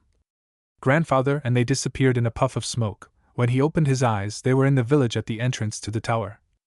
Okuji made a mental note to learn that jutsu, which proved very useful. He thanked them for the walk and headed towards the hospital. Surely, Kakashi was already there checking on his precious, beautiful, and so many other things. Uchiha no. He was interested. The only interesting thing about the ninja was the Chidori, which he had seen him use on his mission in the Land of Waves. He would train himself. He just needed a little advice here and there. He needed advisors, not a teacher, who most likely wouldn't train him in the slightest. He could do much more than just be there, waiting for someone to deign to train him properly. He would look for someone to ask for advice on anything he wanted. Learn, for example, Gay, as crazy as he was the best taijutsu ninja there was. 1. The ANBU ninja would be the best person to ask for advice on kenjutsu. That would be much better than having a teacher. Plus, this was convenient because he could progress at his own pace instead of the pace set by his instructor. Finally, he could. They stole the ninjutsu they liked. They were ninjas, after all. They specialized in stealing information. It would be easy to steal the Chidori when he was doing it, or more likely, showing it to Sasuke. He smiled at the idea. He was eager to see the Kakashi's face when he used his jutsu without having been taught it. Furthermore, he would have to face his worst enemy. But I was sure it would be worth it in the end, the much feared and hated library, led by the worst. The director wasn't sure how the hell she was still following the monster that might exist in the elemental nations. She was alive. She was much older than the Okuji and 1,000 times stronger, but she would have to overcome that demon to be able to. He grimaced in disgust. He much preferred practice. But what could he do? He was sure that in that seedy den he would find valuable information for his training. He had to put his heart and soul into it. And she endured the torture that was coming. She arrived at the hospital a couple of minutes later, just as Sakura and Ino were leaving a place with a couple of bandages here and there. but from the way he behaved it seemed that his friendship. He was recovering very well, he was happy for them. When they saw him, their eyes lit up and they ran off to talk to him. Are you here for the checkup too? Ino asked, smiling. He nodded, looking at both of them. I see that they're doing well. She smiled as much as Ino, making them both blush. I'm glad their friendship is rekindled. They should never have separated in the first place. The pale pink of her cheeks deepened slightly. But they smiled somewhat melancholically. Something changed in that fight, Sakura whispered. But I'm so glad it did. She looked. She glanced at Ino and then back at Naruto. She was still impressed by how tall he was. Her expression hadn't changed drastically, but he looked much more mature. I wasn't sure if it was just his hair or his features. The truth had changed. Anyway, she looked great. Not just our friendship, she boasted, not puffing out her chest, which attracted. Naruto's gaze inevitably caught her eye. She blushed and had to quickly look away. We've decided to take. The ninja training was serious. Naruto looked at Sakura, who seemed happy. Great, he commented, as excited as if he would never have changed, but they couldn't blame him. That was something to celebrate. He would finally be able to see those two behaving like the kunoichi they were from the Hidden Leaf Village. Maybe we could train a couple of times together. They nodded quickly. For some reason, they were desperate to spend time with the boy in front of them. That would be great, Sakura said, already thinking about what they could do. She was extremely intelligent. The theory of being a ninja was ingrained in his brain. His problem was the practical side, but apparently, Naruto was quite the opposite. They could complement each other very well, but there wouldn't be any problems with your training. He was instantly worried. Naruto was fighting Gaara. You know, your fight in the finals is very dangerous. He shook his head. His hand dismissed the idea. Don't worry, besides, it wouldn't just benefit you all, it would benefit me too. Training with someone else is very different than doing it alone, but Kakashi-sensei asked, and she wasn't confused. Is she supposed to train you for the finals? Naruto chuckled a little, but not mockingly, at least not to them. Do you seriously think Attack would even take the time to consider training me and not Sasuke? He laughed. Even stronger, no, most likely he's already thinking about how to train Rukia better, Sakura thought. He hadn't realized much of what had been said until Naruto mentioned it in the preliminaries, but now, thinking about what those first months as a genin had been like, he clearly realized how his sensei. He had completely neglected them. Hell, now he wondered how he had survived the mission in the Land of Waves. All I could do was throw a few kunai with good accuracy, and that was it. What he learned after that was to climb a tree using chakra, and even then he would get tired after a few tries. Climbing, damn, she wasn't a ninja in the slightest, but she was determined to improve. She'd stopped watching Naruto go. He moved forward while she remained stuck there. He would walk beside her, no matter what. And who's going to train you? So? The pink-haired girl asked, intrigued. I just don't need anyone. It would only pigeonhole me and lead me in a single direction. If I train, I can only train what I want. The world is the limit, and I plan to surpass even it. She spoke with such force and confidence that they stood there, frozen, fascinated by the boy. I just need a few pointers to know I'm doing the right thing. Sure, she blushed. He scratched the back of his neck a little. They laughed. Definitely, part of the old Naruto was still present, which was It was gratifying. Naruto had been like the sun, bringing joy to everyone with his personality. The fact that he had matured quite a lot didn't mean it was lost. Well, then we can help you a lot, Ino said, hitting Sakura's back. Even the forehead here is a walking library. She laughed when she received the. Naruto gave his friend an annoyed look. We're the theory, and you're the practice. The training will go well. Naruto nodded. With a lopsided smile, he would take care of setting these two on the right course at the same time as they were helping. I was looking forward to starting training. Anyway, I'd better go in for the checkup right away. They nodded and, with a farewell, went their separate ways. Naruto entered the hospital, but hadn't gone 10 minutes when Kakashi. He appeared in front of him, reading his pornographic novel. As always, Naruto thought about training Sasuke, but don't worry. He looked up, realizing Naruto had already circled around him and was walking toward the counter. Miss, I want to get the checkup after the preliminary exam. Chin, the nurse opened her mouth in shock. The boy she saw in front of her, slightly puzzled, she took out a few papers and handed them to him. please. Fill out this form and a doctor will see you right away. He nodded and walked away again. Naruto, as I was saying. He had to shut up again as Naruto walked away. Listen to me, damn it! He exploded furiously. You don't need to tell me. Nothing, attack, the redhead replied, looking at him with those piercing, terrifying violet eyes. I'm interested. I don't care what you and your boyfriend do. I don't need you to get me an instructor, and I don't need you to talk to me again. Unless you want me to cut out your tongue. With that, he walked away again and sat down on one of the comfortable sofas in the waiting room. Kakashi was so surprised that he didn't even complain about what was said or the way it was said. Seeing that many of the doctors and patients were watching him, he decided to leave quickly. He disappeared as fast as he could. He appeared in a hospital corridor and began walking towards Sasuke's upstairs room. That the boy is getting worse. He discovers he has a bloodline and now believes he's the king of the nations. Elementals, I'll have to talk to Okajizuma so he can do something. I turn a corner and see two Anbu lying on the floor. He quickly approached and checked their pulses. They were dead. Hurriedly, he opened Sasuke's door and he found the white-haired man who had surrendered in the preliminaries near his pupil. He quickly raised his hand to catch him. The scalpel that Kabuto had held in his hand just seconds before. What do you want with Sasuke? He asked. Going ahead, ready for a battle, that's what I know. Kabuto replied with a smile, turning away. You are very good, not a copy ninja. He seemed to be mocking him, which annoyed him greatly. He wouldn't talk much or I'll have to teach you some manners. He raised the kunai and took another step closer. Are you allied with Orochimaru? Kabuto smiled. Who knows? He replied with a shrug. Anyway, you'll find out later, though not really. He was in this place. He took out his own special kunai and placed it near Sasuke's throat, but he wouldn't be so confident. I clearly have the upper hand here. With a swift movement, Kakashi managed to bring Kabuto to the ground. I immediately noticed one of the supposedly dead Anbu getting up. He smiled as his clone entered the room and they surrounded Kabuto. He was about to attack again when the other body got up and fled through the window. He looked out, only to realize it was the real one. Being the son of the hospital's chief physician, he gave her a advantage. He murmured, looking at the two bodies on the ground. It's too good. It would be very dangerous if he's working for Orochimaru.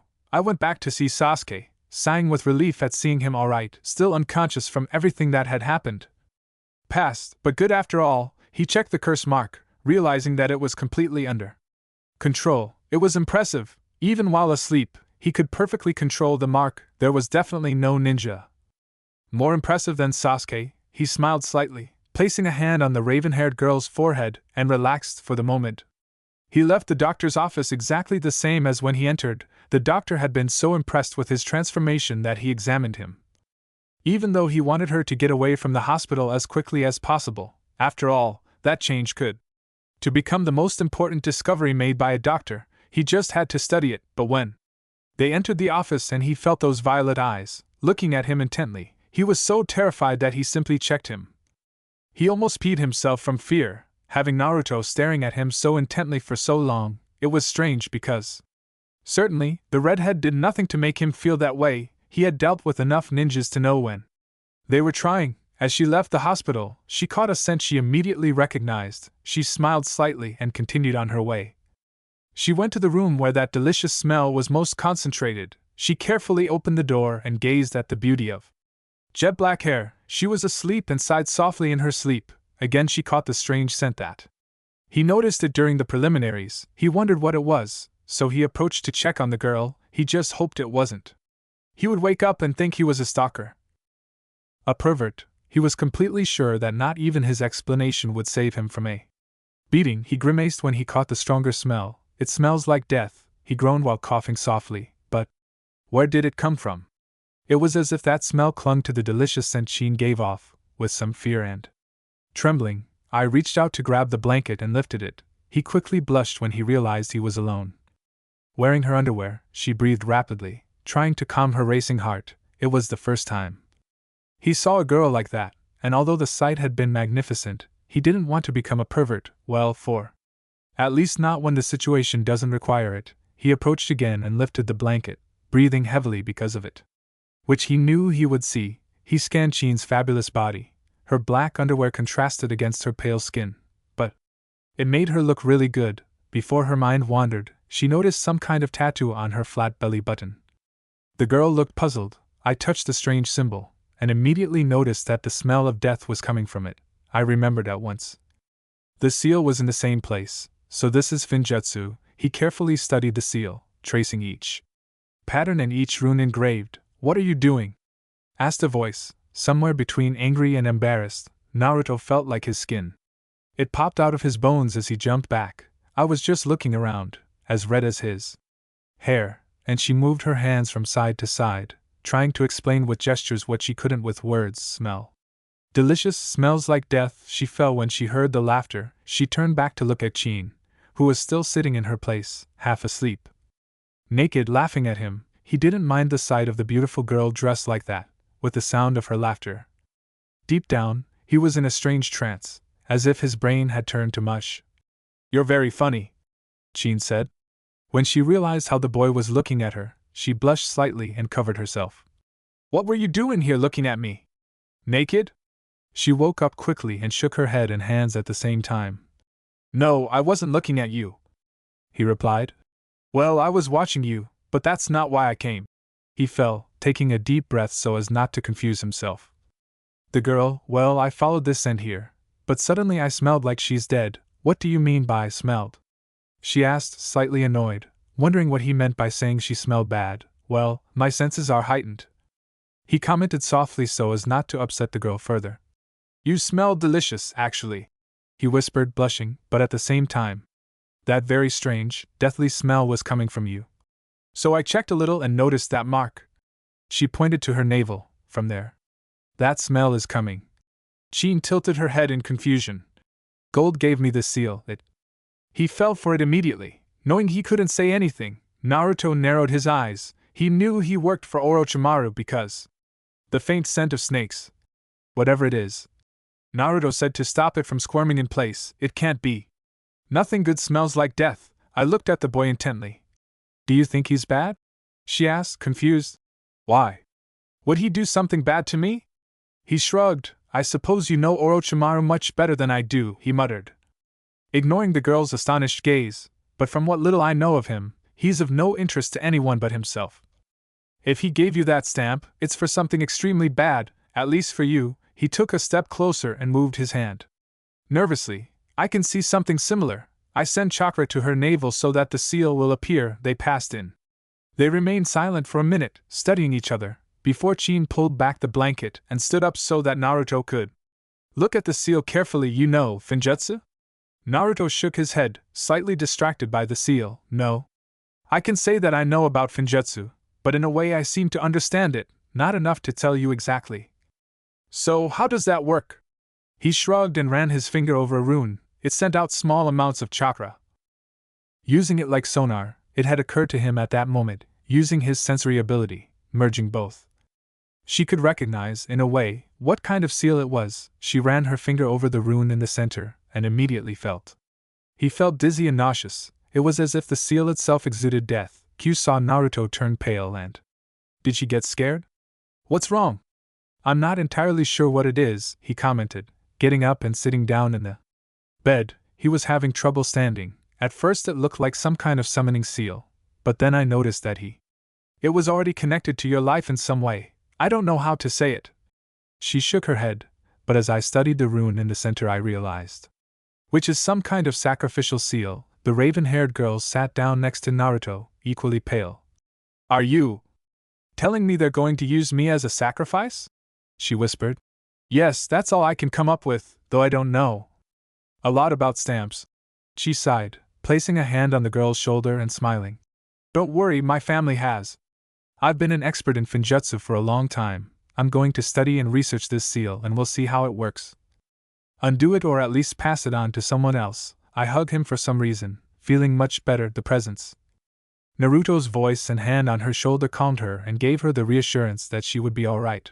Why? What are you doing? The redhead shrugged and smiled. I guess it's in my nature to help people. When I can, she smiled and shook her head. At least when I like that person. They said goodbye, agreeing. They met at the entrance to the Forest of Death to continue studying the seal, and Naruto left, heading. He went straight to his apartment. He was tired and wanted to sleep a little. He would rest for the rest of the day, and then he could start with his training the next day. As he walked, many people turned to look at him. Clearly, they didn't recognize him as the demon boy, but what was most surprising was seeing women sigh over him. He wasn't used to it. To that kind of reaction, he ignored it as best he could and continued on his way. On the way to his apartment, he decided. He went into a Chiraku ramen to buy some of the most delicious dish on earth. With a smile, he entered. He went to the place and made his presence known. Although much calmer than before, Aim came out from the back smiling, but she was completely stunned when she saw the gorgeous man standing in the doorway. She was about to start drooling when I noticed the marks on his cheeks, like whiskers. "Naruto, is that you?" she asked, confused, the redhead. She smiled and nodded, approaching. "A lot has changed there, Mi-chan," she mentioned, sitting down.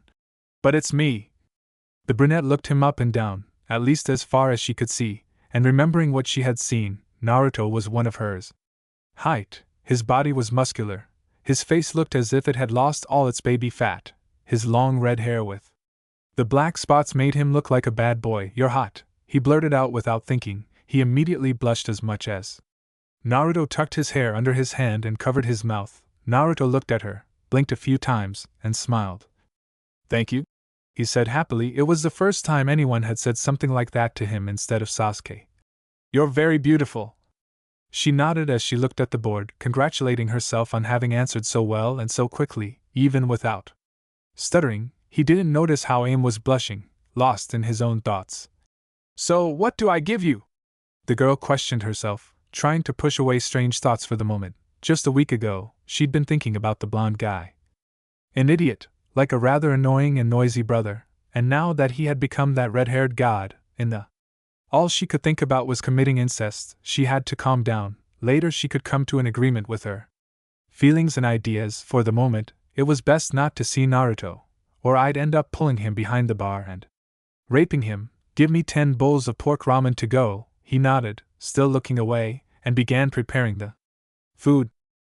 She was so used to making ramen for Naruto that she did it at incredible speed and without even noticing. This, he assumed, was one of the advantages of having such a demanding client. The others simply seemed. He walked at a snail's pace. Even so, he couldn't help but glance at Naruto out of the corner of his eye, practically devouring him with his gaze. Her body twitched, salivating as she imagined running her tongue over his chest and biting his shoulder. She shook her head. She finished quickly and mentally admonished herself. She finished preparing the food, packed it, and handed it to him. "Thank you, I'm coming. She's starting to train for the finals, so I guess we won't see each other this month." She waved goodbye and she left. Aim hadn't noticed anything. Tucci entered at that moment and was surprised to see his daughter standing like this. Statue at the bar, he touched her shoulder and moved her slightly. "Daughter, are you okay?" Aim was completely red. "Dad, I think that I want to commit incest," he said, making the poor man turn pale, then red as a tomato, and gave a couple of.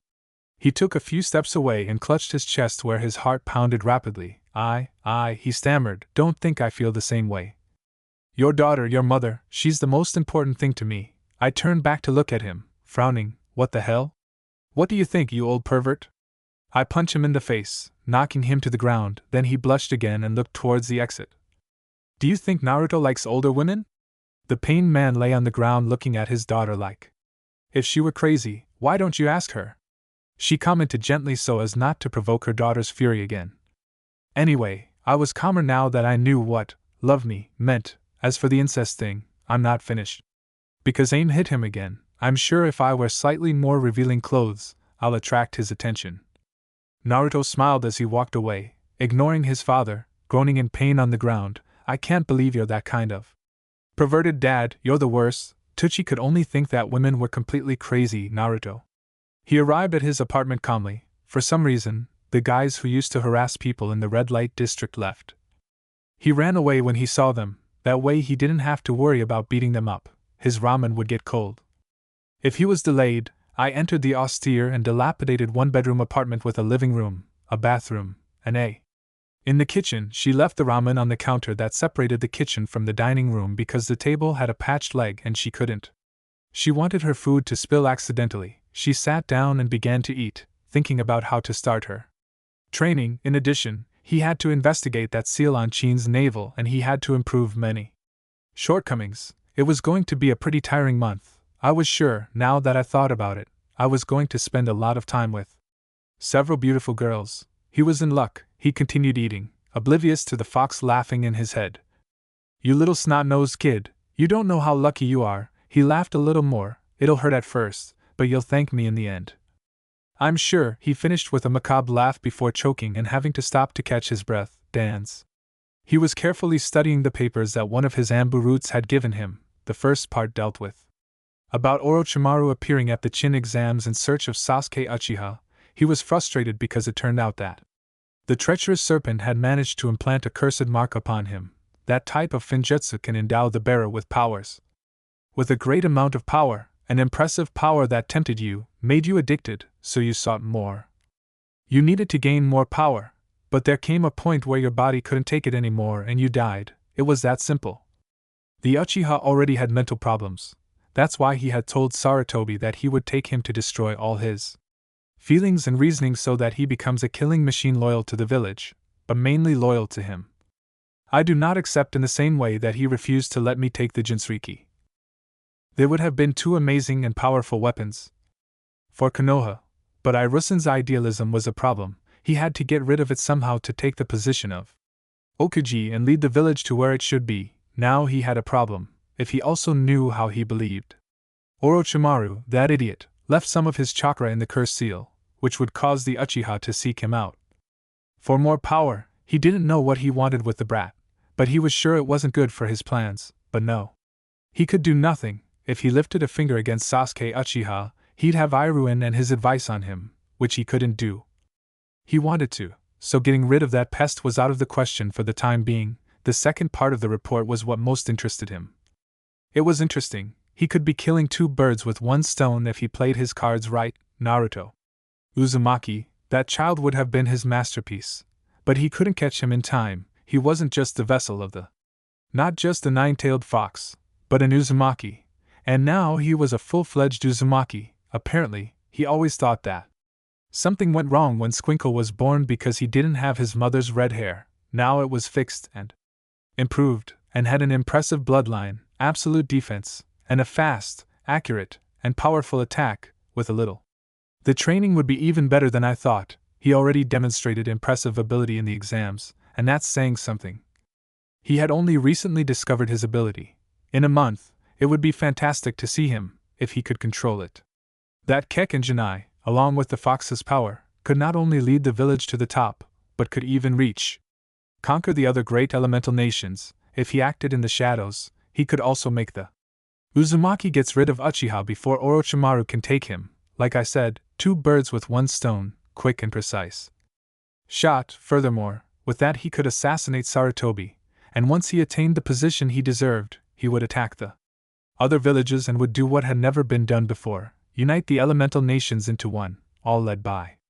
"I want you to spy on Naruto Uzumaki night and day," he said, placing the papers on his desk. "I want to know what he's doing every second of his life. You need to know everything about him, and I want a report detailed about the same thing every day." "Oh," said the rude AMB with the wolf mask. With that, he disappeared, heading. Dan went to Naruto's apartment to spy on him. As he had been instructed, he picked up some more papers from his right side and read them quickly. "So Suna has been increasing its military armament," he murmured, reading intently. "Odo also." He paused for a moment, pondering what this might represent. If both villages were increasing their armament, he wanted to say they were trying something. The problem was that it could be that both villages had a disagreement and were preparing to attack the other, nor would it be the first time a Kuji attacked on a whim. There were so many variables that it was difficult to know which one could be the true one, but if both were attacking each other, it could be something good. I'd heard that Odo was an impressive village that was rapidly leveling up. He knew who his leader was, but to have such impressive shinobi in his ranks in such a short time, he was someone very powerful and intelligent. If I was right, Suna was bound to lose that battle and might need Konoha's help. He could use this altercation to assassinate Irusen. It would be the perfect excuse. He just had to think about how to get the majority of votes to become the next Okuji. Keep investigating. If this is going to lead to a war, I want to know, he said, looking at the two Ambu in front of him, one with a falcon mask and the other with a mask of bureau. Both disappeared to obey orders. Meanwhile, Dan smiled at how things were turning out. With each passing day, it seemed that it would be easier for him to get what he wanted. He only needed one thing, something extremely important. Naruto Uzumaki was the key that would open the doors to something extremely important. Big and important. He stared at the photo of the redhead. He had waited years for this, and finally, with just one change, and everything seemed to fall into place. I just had to wait a little longer. A couple of days had passed. Since the preliminaries ended, Naruto had found a good place to train. It was far from the village. Nearby were some natural hot springs that served to refresh his muscles after the intense training. It was practically hidden between a hillside and the huge, thick trees of the forest, so no one bothered him there. The place was so far from the village that it barely met the condition of being an Okage for not to leave the boundaries of the area, and had met him purely by chance, the day after the preliminaries. He had noticed a ninja spying on him. No one knew about his sensory abilities, so he could sense chakra of the spy, but he hid very, very well, so much so that sometimes he had had to rely solely on his hypersensitive senses. She had been fleeing from the ninja, trying to lose him without him noticing. By the time having achieved this, he was extremely far from the village and gazed in awe at the hidden hot springs. He made sure that the place was kept completely secret because it seemed like a little paradise. After admiring Instead, he decided to begin training, starting with chakra control. His reserves were so vast that walking the trees weren't enough. It was then that he remembered the attack fight with Zabuza. They had been fighting on water as if it were solid ground. He tried to do it with the same method as walking on water trees and soon realized it was useless. He ended up soaked and slightly frustrated. He undressed so that her clothes dried and she went into the water. Then she lifted one foot and concentrated her chakra to see how it worked. Water. He immediately realized what the problem was. By concentrating a certain amount of chakra in the sole of his foot, it only allowed a tiny point to remain stable. But because the water was constantly changing, that point, they disappeared immediately, and consequently, he lost his support. He spent the whole day constantly changing feet to see how she had to concentrate the chakra in her feet to stay afloat. When she returned to her apartment, he was extremely tired and his leg muscles ached like never before, but he was also determined to stand on his own 2 feet. The water. He spent 2 more full days like this, but by the night of the 3rd day he was standing calmly in the water. Walking was next, but he grasped that very quickly. All it took was practice, and more practice. What he did know. What he noticed was how his chakra control improved with each day he practiced. The problem was that his chakra was increasing and he had to start all over again, so he came up with several ideas to quickly improve his control. They were methods practically suicidal, like doing push-ups while balancing on the tip of a kunai. He had to maintain his chakra. The kunai had to be perpendicular to the ground at all times. At the same time, he had to balance himself on the kunai with a thin layer of chakra to avoid injury while simultaneously doing push-ups. As I said, suicidal methods, but no. He had no other option unless he wanted trouble. His tremendous reserves not only affected his control, but he wasted abnormal amounts of chakra with every technique he used, and by wasting chakra, the weapon used also lost power. He also spent time practicing with his 3 Kekkei if he wanted to do well in the finals and not just win, but show Gaara what terror was, so he had to manage his.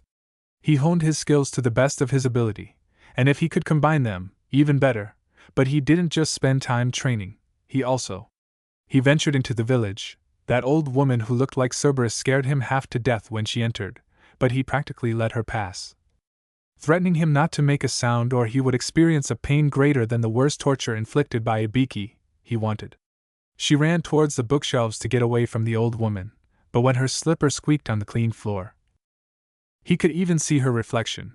The woman gave him a look that chilled him to the bone. He didn't know how Konoha. I needed ninjas with that old woman. If Lokage decided to use her on the front lines in some war, they'd have them. Victory was in his pocket. Anyway, he started looking for everything he could find in the library that it would be useful to him, and as he expected, he found a section full of old, dusty tomes for ninjas. It seemed that no one had touched them in decades. Most were ninjutsu of the guinea pig category. Impressive, but if used correctly they could be as effective and damaging as Category A ninjutsu. There were all sorts of techniques, from fire, which was the most common, to wind, which was the least common, and one of the books revealed that each ninja possessed an affinity. There were few who could use two, like Aku. It fused wind and water to make ice. Logically, affinity wasn't the only requirement to create ice. At least not on such an impressive level as Aku's. One had to have an affinity for ice itself. He understood why there were so few wind techniques, since Inono's affinity was almost non-existent. To find out what to have an affinity, a special paper was needed, made from a tree that fed on chakra. If the paper was, if it cut, it was wind. If it crumpled, it was lightning. If it tore to pieces, it was earth. If it got wet, it was water. And if it turned to ashes, fire. He immediately looked for where to buy the paper. He found it in one of the stores specializing in ninjas, but it was from the stores that hated him. If they didn't kick him out, they charged him the price of the most expensive items for the simplest things. Expensive, she didn't want to know how much they would charge for the paper. She thought about going in and trying her luck with her change appearance, but she had realized that word had gotten out, and now everyone knew about it. What's more, I heard a rumor that the Kyuubi was the one in possession of his body. Now you poor, deluded, stupid fools. Anyway, he had to find another way to get the paper, and the only one he could think of that would work was. He swallowed his pride and asked someone for help. He immediately thought of his grandfather, but he must be very busy.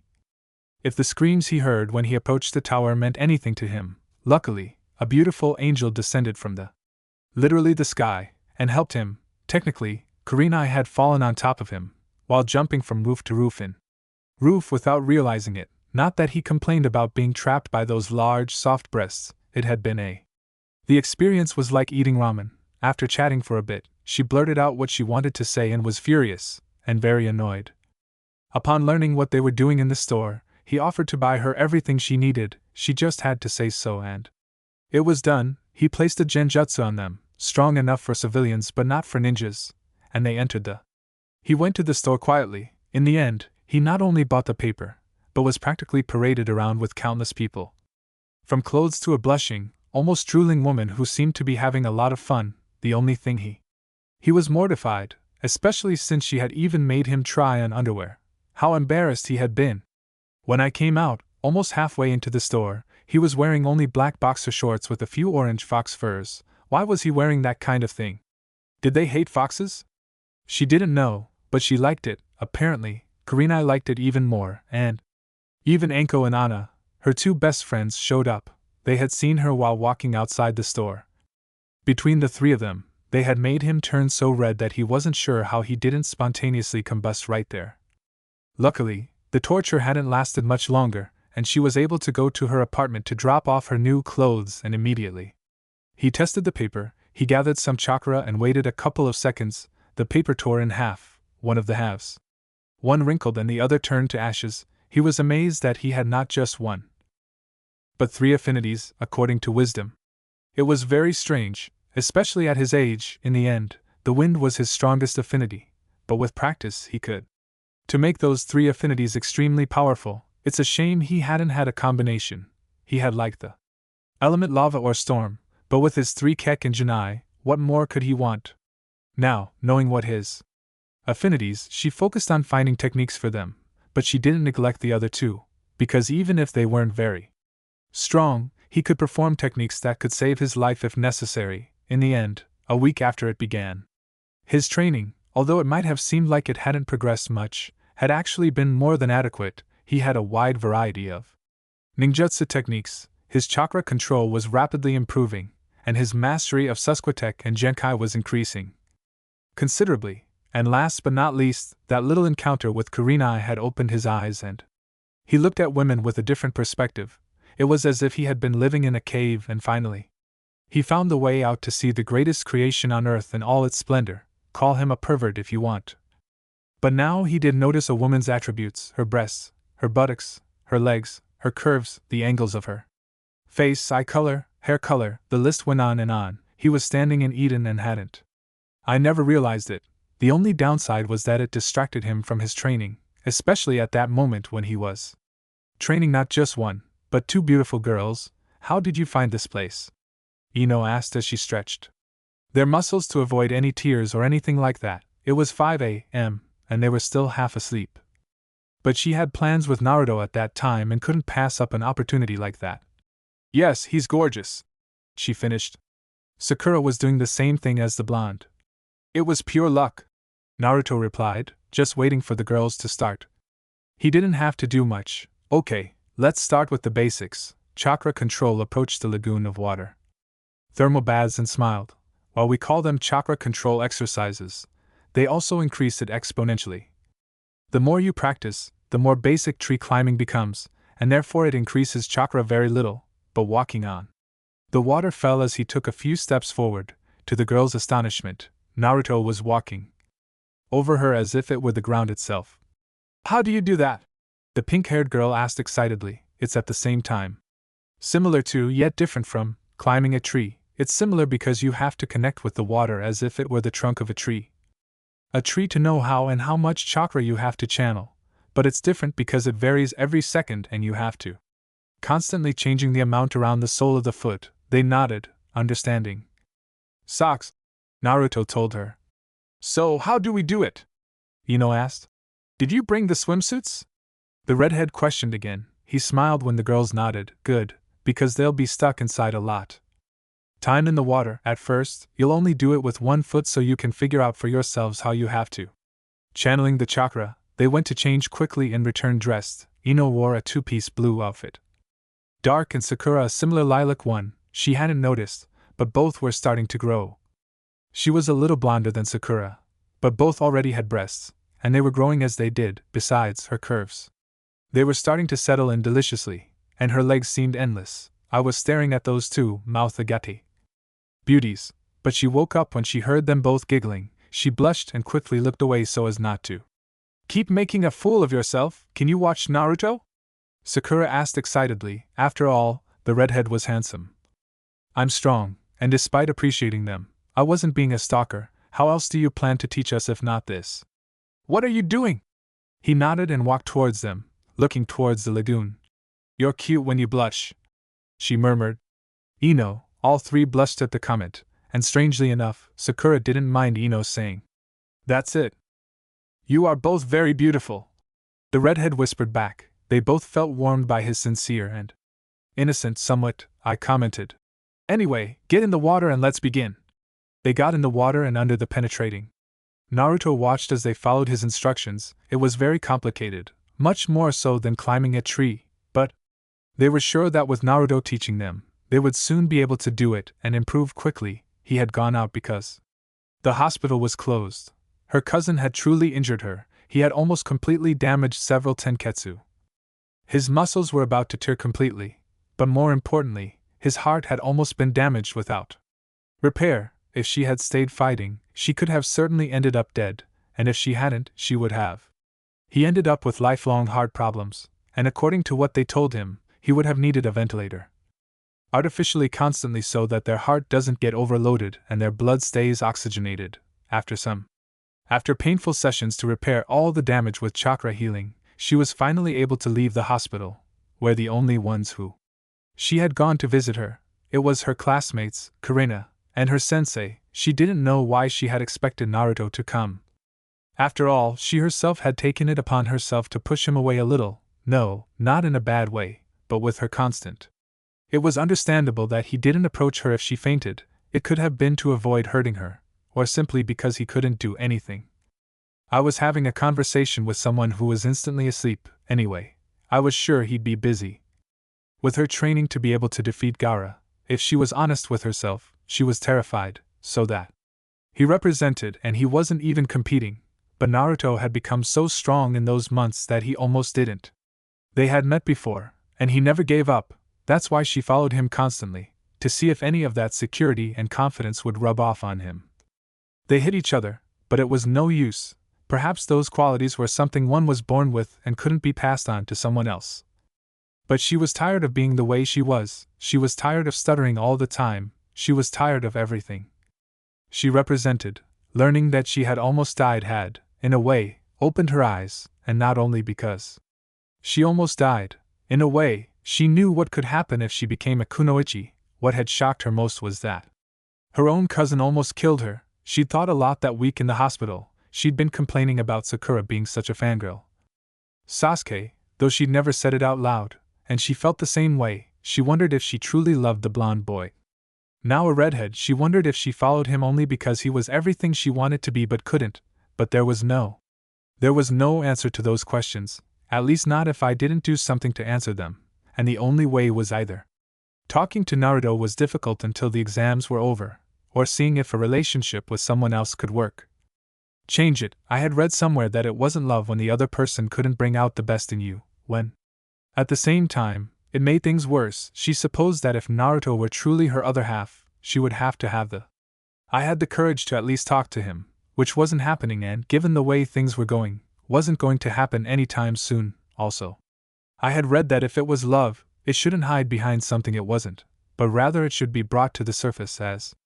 It was truly something else she didn't do. There weren't many people who really knew her, not even her.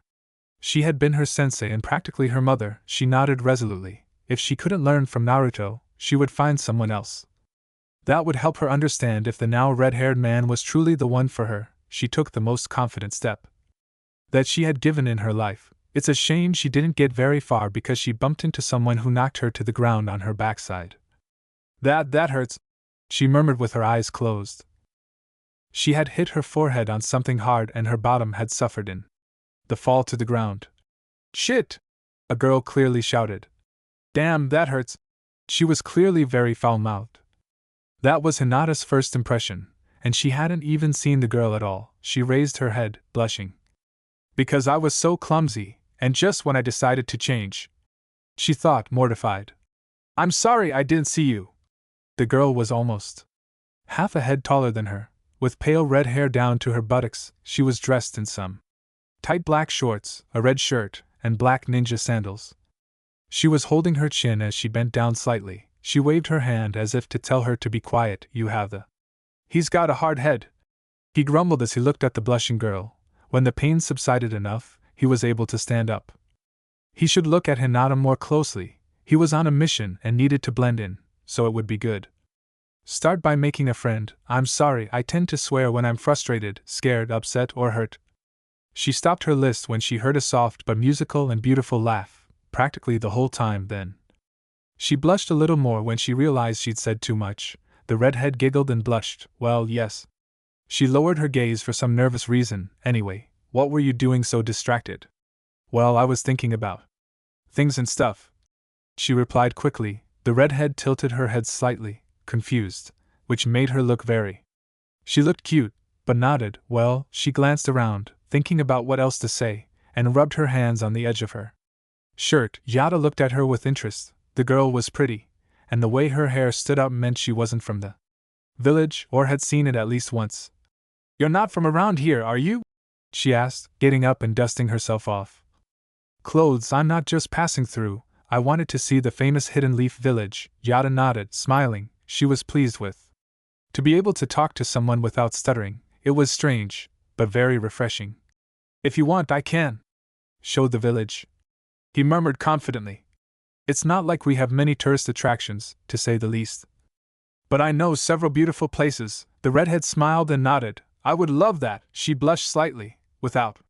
I wanted to know what was wrong with her, so follow me, Hinata said, excited to make a new friend, now that she realized. She explained that she didn't have any female friends. Sakura and Ino had always seemed too banal to spend time with, perhaps.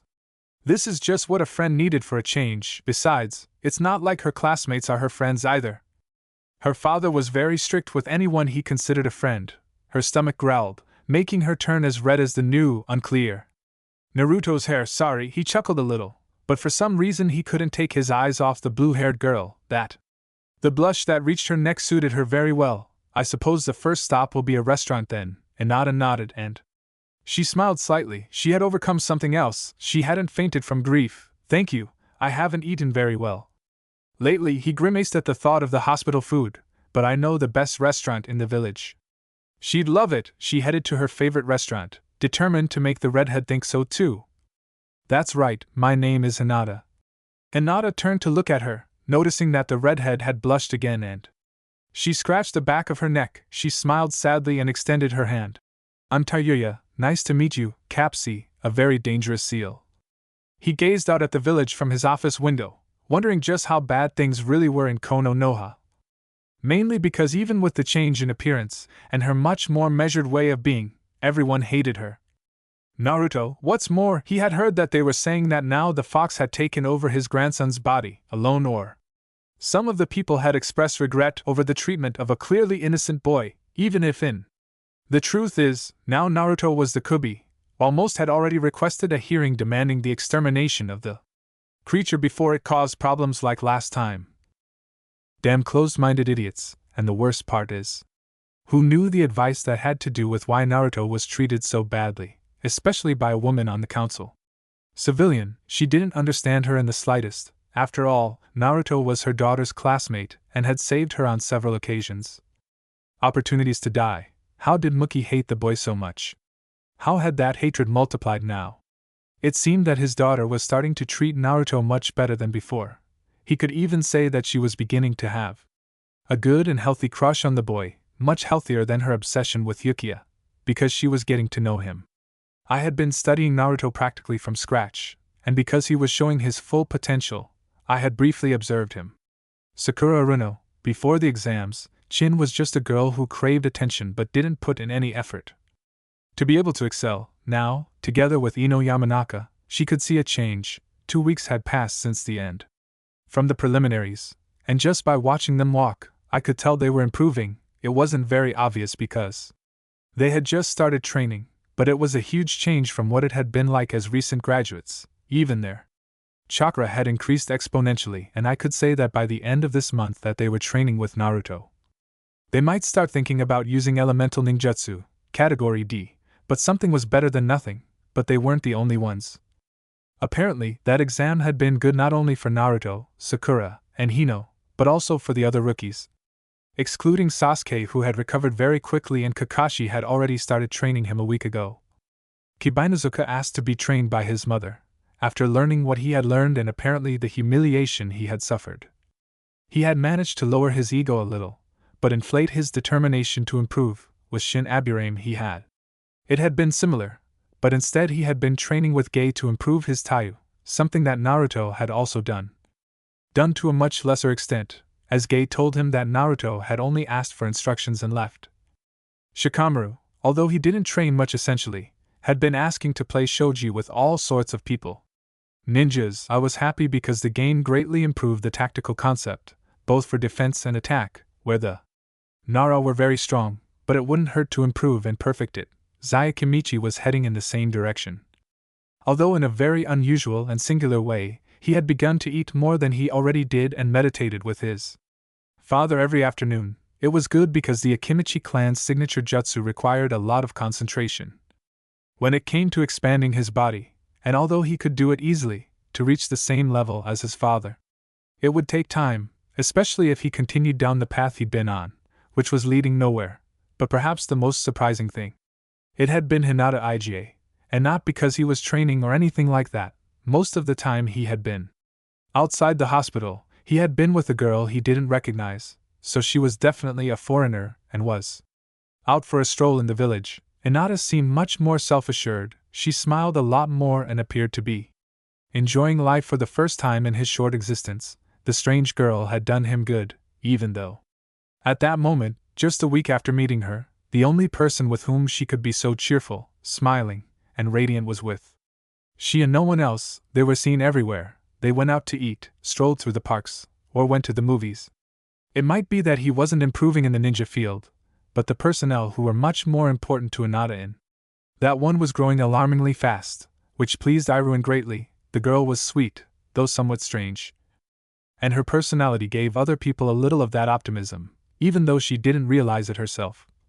She said that because those who did had only seen her from afar. On the other hand, it seemed that one of the Chunin's more united squads, which the village had separated from Laroque, had been hospitalized for 2 weeks, of which he had only spent 2 days conscious at last, but the damage done to his limbs was It was worrying, and he was almost certain that there was only one person who could cure him, at least so that he could return to walk without a wheelchair and be able to eat by himself. But that same woman didn't want to see the village at all. Girl in the group who a couple of weeks ago would have sworn she was romantically interested in her partner, she now seemed to prefer being alone. 10-10 trained alone and spent most of her time alone with him. The only person in his group who had had contact was Lee, who was hospitalized. It seemed that what they had experienced in the exam, not only what happened to her classmate, but what the other one did to her family, had made her withdrawn and far removed from the same. Meanwhile, Nijiga, the last of the gay team, was already a loner long before graduation. From the academy, he had the same concern for him as he had for Sasuke Uchiha, that they would become rogue ninjas seized every opportunity to exact their revenge. The Uchiha were more worrisome, but Niji wasn't about to give up. Way back, I couldn't blame the boy too much. It was like a kunai in the ass every time he opened his mouth.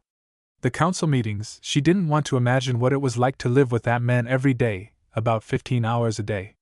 One day, I sighed wearily. Those 2 weeks had been very hard. In those times, as he wondered about the devils he returned to taking the position, I had been so happy to retire and leave all that paperwork and stress behind.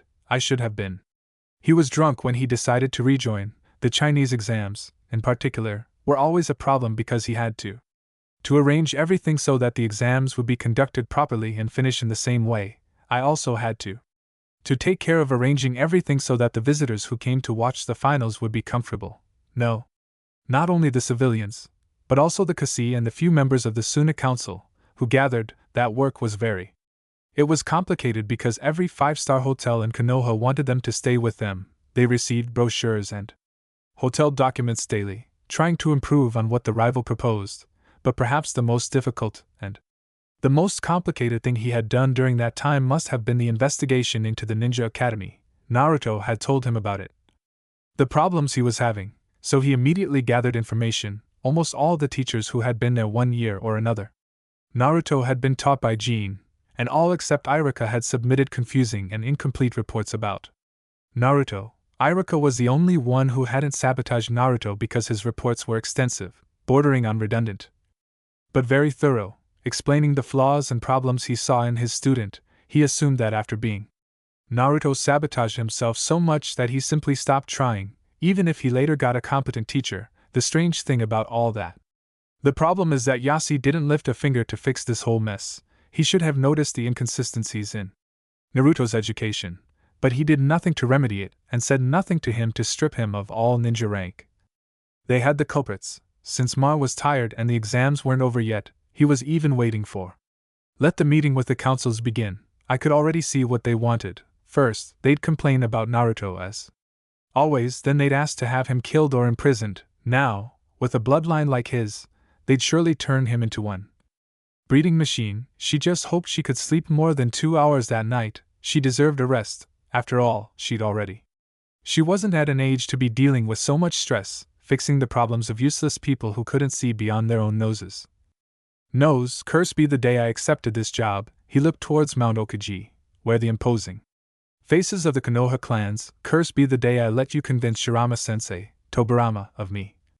Sensei, 2 weeks had passed since the start of his training and everything seemed to be going exceptionally well.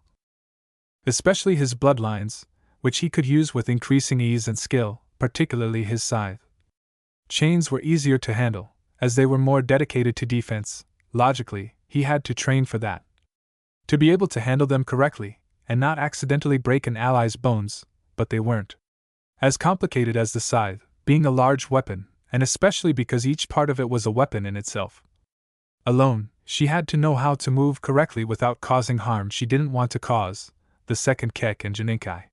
It was very dangerous, especially if he used it himself, and it was difficult to handle correctly if his chakra was very little, or he was out of control because he couldn't control his feelings or things like that. The third, on the other hand, was the most dangerous of the three.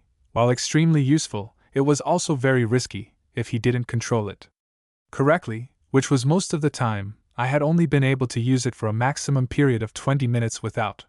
He went completely insane. It was a Kekkei and Genkai that was far too powerful, something far too heavy to handle. He moved with ease and speed. With all the training, he was progressing by leaps and bounds and could be very good. thinking of destroying Gaara in a way that would break him, even the other two chakra presences within him. He would make him pay for what he did to Leia, unlike those other two presences that seemed to control the boy in a certain way. To a certain extent, they retreat into the depths of the subconscious due to the fear that confronting it would cause them, another. Completely new, Sakura and Ino seemed to be adjusting to the training very well. It had helped. He was so influenced by his own training that he felt he owed them something, so he pushed them to the extreme to demonstrate their full potential. And now they could see the results. They were much happier and much more confident in themselves. The beginning was tough because none of them had eaten properly since even before they graduated, which greatly diminished their energy levels. Their performance as kunoichi, so they started with that and little by little they were reaching the necessary level. It was surprising how flexible they both were, the magnificent chakra control they possessed, and how she could control it. Even though it was increasing rapidly, they had tried to perform a few elemental techniques, but still hadn't. There were lists for it, but his speed, his reflexes, his taijutsu were in optimal condition and he could. Having a fight between them, at least, made the one they had during the exams seem like child's play, but training wasn't the only thing they'd done. They'd had a couple of outings with friends to the movies or for a meal, even. And she hadn't convinced him to go dancing. At first, he was completely reluctant, but when she arrived, he realized. Which was no different from taijutsu, a much more fluid kind of taijutsu, much more in tune with his body, himself and his surroundings, furthermore, feeling the music coursing through his system, filling his blood with adrenaline pumping and energizing their muscles to move. It was an incredible experience. But Sakura and Ino weren't the only girls who had ever pulled him out of his training routine. Kulinai, Anko, Anna, Igeo, Temari, Kiname, all of them. It had forced them to go somewhere different, just as a break, or even all together to have fun. It was something that he had never had one. He generally tended to stay away from large groups, especially girls, because they would hit him. They insulted and humiliated him, but this had been a completely different experience, and something he greatly appreciated. Furthermore, since they were all girls, they had been able to appreciate another kind of training, the interaction with a girl he liked. You could say he'd already done it with Sakura, but he decided it was best to forget all about that. Because he had only made a fool of himself, he wouldn't have been able to impress the pink-haired girl with that attitude, nor. In 100 years, therefore, she had to practice. She learned that they liked to be flattered naturally, but that they didn't. Were obscene. They liked to be seen, appreciated, and have their characteristics and attributes noticed, but not acting foolishly, not in a perverted way, and not for long periods of time that would show appreciation. Obscene never crossed the line. He had to learn where it was allowed to touch and where it wasn't, even if he did it purely out of curiosity. Accident. He learned, for example, that if he touched a girl on the upper back, at the level of the cheekbones, he was being not only a gentleman, but also a good friend. But if he placed his hand on her lower back, not too low either, he was being a gentleman and showing attraction to the girl in question. He was demonstrating his interest. But in a week of going out with so many girls, it was safe to say that it wasn't just him with them, but that they were all involved. They became very good friends. Naturally, each had her own likes and dislikes, and different ages too, so they had to learn from each other how they fit together. But it seemed to be going very well, their life for. Finally, there was color. Finally, there was life, and he didn't want anything to take him away from that happiness he had longed for so much. He was just scratching the surface.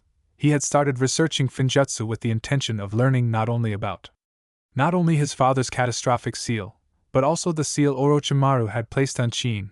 They were moving slowly, but sure, and with each passing day they learned a little more about the label. It also helped that the others were involved in it, even though they didn't understand anything and always relayed the information to Naruto. "Let me see if I understand," he sighed. Chin scratched his stomach. "This thing is going to suck my chakra and life energy to summon something," Naruto ascended from. "Everything I had explained to them was that, but much more condensed. I don't know exactly what the ninjutsu is called." Naruto began reading the paper with everything he had written. "But yes, that's exactly it. As I said before, it's going to use as a sacrifice to bring something that shouldn't be brought, that shouldn't be on this plane, all." They were gathered at the hot spring pool. Naruto had learned to trust all the girls gathered there so that he wouldn't. They would reveal the location to anyone, and besides, he had found a couple of seals that allowed him to do much more with the place. Safer and more private than any place in the village, they had all helped him with that, so everyone was present. But is there any way to remove the seal? Karina asked, her hand on her chin, thinking she didn't know much about them, but what I did know was that there was always a way to undo something like that. As it could be done, there has to be a. The seal is a kind of parasite, Naruto muttered, looking at the papers. The longer it's in, the more deeply rooted the guest, the harder it is to separate. He looked into Q's eyes, smiling. I've been studying a lot regarding Finjutsu. I believe I can change certain runes to sever its connection to Orochimaru. What do you mean? What do you mean? He asked, not confused. He thought for a moment, trying to figure out how to explain it. Like I said, the seal is a kind of sacrificial ritual. Orochimaru is connected to the seal and is the one who will activate it to begin the called. I'm not entirely sure yet, but I can change it so it's linked to me. But that doesn't mean that the so-called spell would also drain some of your chakra, Sakura said, not happy that Naruto was putting himself in danger like that. More, even if they didn't know I wanted to bring the snake, that would be very dangerous, but if I don't, Orochimaru will do as he pleases. Even if we manage to pass the seal on to someone else, that person will still die. The snake's ambition, I wouldn't change anything, except that we saved Kin. What you want to do is frustrate even more the plans of the wretch. I like it, Enko commented, licking her lips. Some of the girls had a shudder of fear. Naruto ascended. My idea is to change the seal a little, not just so that it's linked to. Not only for me, but also to change what it wants to invoke. Most likely, we won't know what reaction the change had until this fact, but it would completely thwart their plans. But for that you would also need to change the seals. From Dos Suizaku, Chin said. Are you worried about them? Naruto asked. She quickly shook her head as if to say that it would be bad, and she didn't know why, but she had to see more. With Naruto and his classmates, they weren't always idiots. They've tried to rape me more than once, and that's it. I lost count of how many times they tried to kill me. Everyone frowned, annoyed and disgusted. Now they wanted those two dead even more, so, no problem, I just have to sneak into their bedroom and change the necessary runes, Naruto commented. But I have to practice because I don't know how the seal would react if I changed the runes. I'm wrong, as I said, it's a parasite. They nodded, understanding how dangerous it could be. Finjutsu was an art too complicated and temperamental, a single slightly crooked line. And you changed everything you wanted to do? And do you have any ideas for how to do the body swap? Anna asked. That must be even more complicated, the hair. Rojo looked at Kina and sighed. I have a slight idea, but Budigeo asked. She was the deadliest there. She had been teaching Naruto kenjutsu so he could handle things properly. His scythe and he was an ambu. If altering the seal is dangerous, changing its body is even more so. She sighed softly and shifted in place to get more comfortable. It's not only dangerous for the possessor, in this Kin's case, but also for me, for the next container, and the only way I see for it to detach from the body of Chin means to feed him. They looked at him confused, not understanding in the slightest what he meant. As I said, the Seiyo is a parasite, like a rabid animal, and right now it's eating Kin, absorbing his chakra and energy. Vital, and the more she has of it, the more she'll want. She won't just want the chakra, but the flesh too. Chin opened her eyes widened in amazement and fear, while the others gasped and stared at their new friend. She's going to eat me, she whispered, terrified. Not yet, but it could happen, especially if Orochimaru takes too long with the initial and summoning. Naruto replied, trying to calm the girl. Therefore, he won't want to leave you. He'll cling to you with all his might. What she has. So how do we do it then? Temari asked. He was a little nervous when she found out. I couldn't believe what was happening at the beginning, but seeing everything I had seen, the erratic behavior from their father, there was no better proof. They had been deceived, but it was a simple genin that they would not pay the slightest attention to. That was the reason he ended up joining the group in the first place, to do something against the man who had them. He had tricked him. Naruto ran his hand through his hair, tempting him, something bigger. With more chakra, with more vital energy, with more meat for him to devour while he separates from Kin's body and we give him the new guest, then we would have to sacrifice 2 lives. Hanko murmured, nodding as he more or less understood. What was Naruto planning? How again?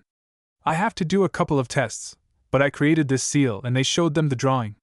On a parchment that showed a seal almost identical to the one he had on his navel. This is the seal we would put on the sacrifice so that the parasite would detach itself from Q, and this changed the parchment, revealing another seal. It is a seal that will attract it to the new container. It looked very complicated with many runes and kanji of which they didn't understand anything, but even so, it wasn't very big. But we would be killing 2 innocent people, he said. Anna was a little nervous. He might have been a ninja, but he was a ninja veterinarian, precisely because he didn't want it to end getting into a fight to the death. Really just one? Naruto replied. The container definitely has to be human, but the ram was thinking of one of the tigers from the Forest of Death, or even better, a bear? They'd seen the animals in that forest, and if the tiger standing on all fours was bigger than a standing human, they didn't want to imagine a bear. Furthermore, they were powerful and could use chakra in a very animalistic way. Okay, then. When do we begin the tests? Chin asked, somewhat desperate to get rid of that damned seal. No.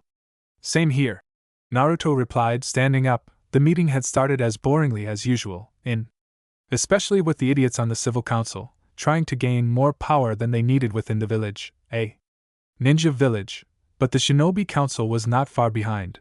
With the exception of a couple of clans, there was some discussion about the village economy and how it could be improved with the Qing exam finals so close. Then they talked about the more cost-effective and faster transport and trade routes, both for exporting and importing, but it was complicated because it meant cutting down trees in the forest for several kilometers in different directions. What? I expected them to argue, and it began as always with Sasuke Uchiha as the focus of the discussion. The civil council, and Mabuki Uruno, in particular, was praised as if he were some kind of all-powerful god. He wondered slightly if Sakura's obsession hadn't been influenced by her mother either. He was sure that was it. It would be convenient because they would become members of a ninja clan, and not only that, but a clan that had practically created the village by the shinobi council. However, they weren't very happy with the older clans. They despised them because they belonged not only to their competition, but also to a clan full of pestilent cockroaches and disloyal with an excessive obsession for power. But just as with the civil council, many of the middle clans or the children worshipped him as god. The mark of the curse is dangerous. We should kill the brat and we'd save a lot of trouble, Yasi commented, the stick up his ass, reaching his stomach because his face was still more unpleasant than previous times. The civil council and some of the clan leaders mocked him. It is the only remaining Ukiali in the village, and therefore the only one with the Sharingan, the most powerful Dojutsu of all. He would be It's a waste to kill him. Besides, we're at the finals of the Chinese exam with many important people, and mainly the Kekkei is heading towards the village right now to watch him fight. We'd be the laughingstock of everyone. 5 elemental nations if we kill him, replied the leader of a middle clan, annoyed. He had never. Liga was pleased. We could extract the semen directly from his system before killing him, so that's not a problem. Suminazuka said, bored. These sessions were pointless in her view. They never agreed on anything. Nothing. How could they even think of killing such a respected member of our village? Muki complained angrily, as if she were her own worst enemy. The same one they had tried to kill. It is imperative that Sasuke Uchiha be a member of this village. He is the most powerful ninja. Trained from the new generation, and insemination is practically a rule of the turn the eyes because Mabuki. He was always looking for ways to flatter the brat in any way possible. Hell, they were sure that if he could, she herself would marry the Ukiya, but if she divorced him, she would lose her power on the council because it was her husband who held it. The position, really, whatever it is, muttered the rough-looking, brown-haired leader of a minor clan. Dirty. His voice was hoarse and foxy. Kakashian is training him. He's the only one who can teach Lukia to. He uses Sujutsu. I highly doubt he'll leave with that opportunity, as Yas suggests, and also according to the recordings, the Uchiha can very well control the curse seal. For how long? Shikakunara muttered, annoyed and almost as boring like some. The cursed mark tempts you, draws you into its web. Sasuke Uchiha is a ticking time bomb that it could explode in our faces if we don't disarm it. The civil council scoffed again. They couldn't see the gravity of the situation. I couldn't see that Sasuke could kill them and would do so if given the chance. or if it was to gain more power. Because he was leaving, he mocked one of the civilians in a shrill voice. Here's a group of fans, which he can very likely find for his partners. He has one of the best Chunin men in the village as his professor, and in a few years he may well become the Hokage. Sarutobi immediately turned to look at her with a face of. He had few friends, he hated his job, but he wouldn't give it to a scumbag for anything in the world. From what was seen in the recordings, Naruto Uzumaki has much more potential than Ilukia. Inoichi muttered. Yamanaka hated Yukiya and she liked Naruto. Besides, the way her daughter had been talking about him, and how he had helped her, she couldn't to see another boy as his son-in-law, and that's despite him not being very well trained in the use of his Kekkei Genai, the civil council. It immediately exploded, along with the vast majority of the shinobi council, if there was one thing almost everyone agreed on. The agreement was that Naruto had to disappear from Konoha, either dead or imprisoned 100 meters underground. The demon was just lucky. Furthermore, we should force him to hand over the technique to Sasuke Uchiha, who I would use it much better, Mabuki remarked with an air of superiority. Everyone stared at him, the civilians smiling. Meanwhile, the shinobi acted as if it had grown a second head. It's a very good idea. I'm sure we'd get the most powerful ninja of all 5 elemental nations if we grant him that power. Second, another civilian. They're so stupid, Chakamichi remarked, shaking his head. The civilians glared at him, furious and ready to throw a fit. Screams, do they even understand what a bloodline is? The place fell completely silent for a moment while the civilians looked at each other, and then let Muki speak, since it was her idea, something that can be passed on due to a blood transfusion, although her response came across more as a question. Even members of minor clans who generally supported her were banging their foreheads with their hands for it. Stupid idea, a bloodline means it's only usable by the user, it began. Irusen glared at all the civilians, and it can only be passed down from parents to blood children, not through intermediaries. From a transfusion, not by any trick, not even the Sharingan can copy a Kekkei Genkai. The civilians continued to look at him as if they didn't understand what they had been told, so they decided to continue with the meeting. Whatever, some muttered, tired of the idiocy she'd witnessed in that room. The Uzumaki boy has thought about to recreate their clan here in the village. Irusen is on the agenda because someone finally brought it up. I mentioned it to him, but it's not ready yet. Sure, smiling a little more, glancing sideways at Danza's reaction. First he wants to become Chin before he decided, and I think he's going to succeed. As the old warhawk expected, he stared at him intently and he frowned. The idea of Naruto becoming Chin didn't suit him. It meant his clan wouldn't be revived here in Konoha. That would be great, Inoichi said, already thinking about how to start that conversation with his daughter. The clan? The Uzumaki are one of the most powerful clans. Having them in Konoha would only increase our prestige and help to maintain the peace we've had for quite some time, continued. Shikaku agreed, nodding. Besides, this strange change he underwent apparently made him a magnet for women. I don't think it's that difficult that. Get yourself a couple of loving wives, he said it with such mockery that some hit him just like his wife, just like the women of his friends. Per Naruto, he'd have no choice but to put up with that from more than one of them. How can they even talk about giving him such power to a monster, an abomination? Megbuki complained, red-faced with fury. Well, if you want to. We gave it to you. I don't see the problem with a good kid like Naruto, some mocked, making the other 5 leaders. They were all laughing in support of Naruto. Mabuki stood there, not understanding why they were laughing. It's certainly a danger to the village, Yasi murmured, taking the cup of tea he had brought from home and drinking it calmly. The change could have been caused by the Kubi, and who knows what long-term consequences it will bring. We can't risk it. Let the demon be freed. Irusen narrowed his eyes, looking at Yasi and studying him. I think the best thing, as already I've said it in previous meetings, I just want them to let me train him and get him into the Ambu Root program, Danz mentioned with a small smile. Iruin looked back at him with a sigh, tired of Dan's insistence about the Naruto's training and man's inability to accept a simple I don't think it's the best idea, was put forward. One of the middle clan leaders, we made sure the demon was a weapon for Konoha and continued to keep it in the village for when the Uzumaki clan needs to recreate the instinct. The killer plagued the office, causing civilians and weak ninjas like the one who just spoke to begin to suffocate. I'm tired of repeating myself, Naruto isn't going to be trained by Root. Naruto isn't a weapon, and especially not. The Uzumaki clan will not be a weapon. He glared murderously at everyone. Anyone who speaks of this matter again will be damned. He will be taken to the dungeons to be tortured and then publicly executed for the reason of betrayal. The place fell silent again, but the murderous instinct grew stronger. This was normal in those meetings. Usually it was one of the civilians who opened their mouth and made Irusen to plague the place with instinct. Assassin, but the leaders of smaller, middle, and to a lesser extent larger clans had also done it from time to time.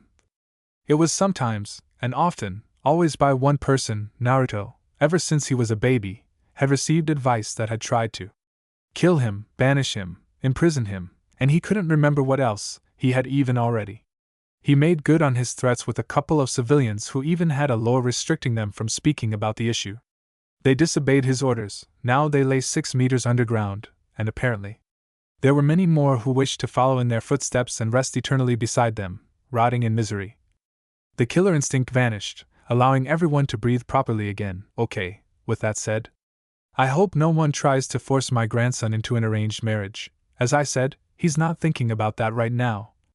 He is currently training and preparing for the final, where he will fight a very strong ninja. This will be a question he faces.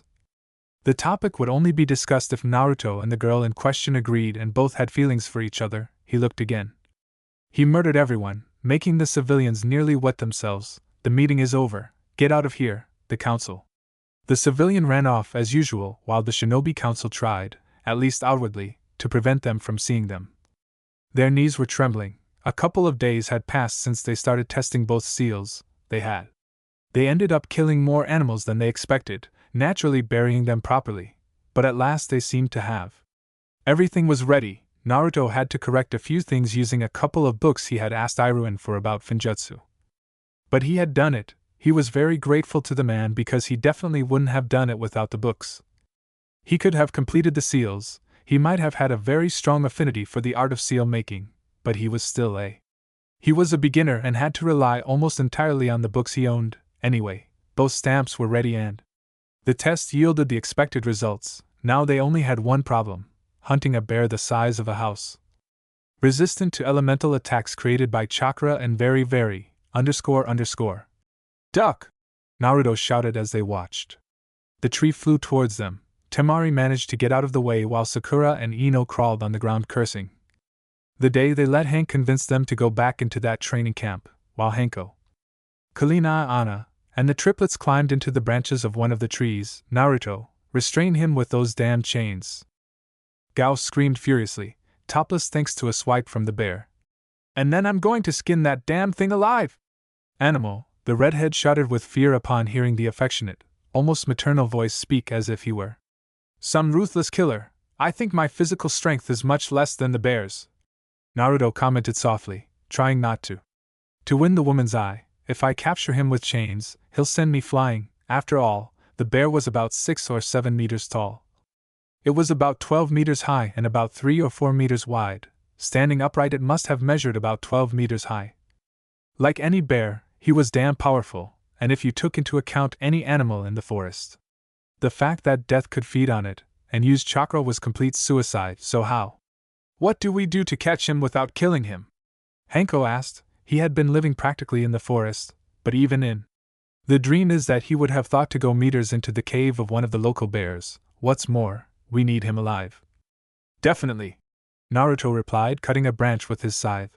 If he's not alive, he won't have the chakra and the vital energy that the parasite needs to eat. They avoided a new tree before having to jump because a 300-pound bear. Tons of teeth attacked them with a row of enormous, sharp teeth in front, wanting to chew them up like a appetizer. Then, start giving ideas, he growled, and Gao jumped again, avoiding the swipe, and give them now, this. I'm really pissed off, Sakura commented, unsure whether she was more afraid of the bear or Agale. If they had ripped that shirt, she'd be furious too, Ino continued. At least they were in much better physical shape now. They didn't have the strength to. They fought the bear, but they could easily dodge it. It was good training for everyone, those nearby. They went back to look at the blonde as if she were crazy. We're in the middle of the most dangerous training camp in the village, and two are only thinking about fashion, Karina shouted, unable to believe it. It was an original Shriketsu. I had to save up for 5 months to be able to buy it, he grunted, and Gao made Kurenai. She raised her hands in defense. Ino gasped at the thought that this shirt had been created by the best fashion designer of the elemental nations. And then why did you come with her? Anna asked, hiding between a branch along with the triplets, and Gao blushed as he scratched his left arm. They called me when I was with I-8 and I forgot to change. Naruto shook his head and looked around. He sensed a bear nearby, but he didn't know where the demons were. That was one of the ways to use chakra for animals. It was as if he were everywhere, and she couldn't detect him with her ability. Anna, don't you have any tranquilizers or something like that? He asked, looking at the brunette. I don't have anything to put that kind of beast to sleep, she replied apologetically. With a look, there aren't any sleep-inducing plants around here. Temari asked, Naruto and I? We can use wind attacks that carry dust to the bear and put it to sleep. The place fell silent, except for the sounds of the forest. Why didn't we think of that before? Chin said, annoyed at having wasted so much time. We have a plan, come on, Anko ordered, leaping into another tree. The bear is definitely going to follow us, and we'll only have one chance.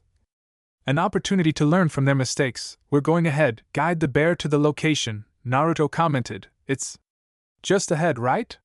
Hanko moved forward while glancing back where the others were following closely behind. They're a bunch. Enormous yellow flowers. The moment you see them, they stop breathing or fall asleep before they can even blink. Stay about 5 minutes away from the plants, stop breathing, and try to climb as high as you can, Naruto finished before he jumped faster, accompanied by Temari. Both were attuned to the wind element, so their attack would carry the pollen. Was moving very quickly towards the bear, and Naruto, with his sensory abilities, could easily detect when they were in the position for launching attacks. The problem was, could they hold their breath for that long? How good was it? Are you holding your breath? Naruto asked. Temari looked at him again, a little surprised because he wouldn't do that. The slightest sound while they were traveling at that speed. Besides, she looked damn hot with her hair blood-red waves fluttering in the wind, her face and clothes a little dirty, but her determination clearly evident in her features. Very good. She immediately thought of something she could do while waiting for the repairs, which would be, at the same time, more and more satisfactory. She blushed and looked straight ahead again. Good, because we'll have to wait, eh? Just before they arrived, they barely saw the yellow flowers opening and releasing a strange orange spray. They inhaled deeply and entered the cloud. Their eyes stung a little, but otherwise they were fine. They reached the level. They looked at the flowers and stopped, turning back to see where they had come from. Naruto began to expand his ability, something he had trained very well for, and they waited. About 3 minutes later, Naruto looked at Temari and approached her. He immediately began making rapid hand positions and launched attacks that swept away the pollen and opened it. The scene was as if a tablecloth had been pulled from a table without anything falling. Their senses alerted them to the danger and they immediately jumped away, breathing a sigh of relief. When they looked back, they noticed a kind of green tentacles writhed from side to side, trying to catch their prey, and the flowers were open, like mouths with a viscous purple liquid oozing from each petal. That's disgusting and terrifying. At the same time, Temari said, Naruto, sighing, added, they took a little longer and were fertilizer for plants and the others. Giant bear food. They shrugged and started hopping back. They had to climb much higher. They stopped to avoid any pollen residue, but within a couple of minutes they were reunited with the others. Girls, how was the plan? The redhead asked. We're not sure because we have to wait, eh? It was a little while before we could get down, but we stopped hearing the growling and it stopped banging against the tree, Chin replied. They remained silent, waiting for something, while Egeo and Hanko stared at the ground, or at what little they could see of it.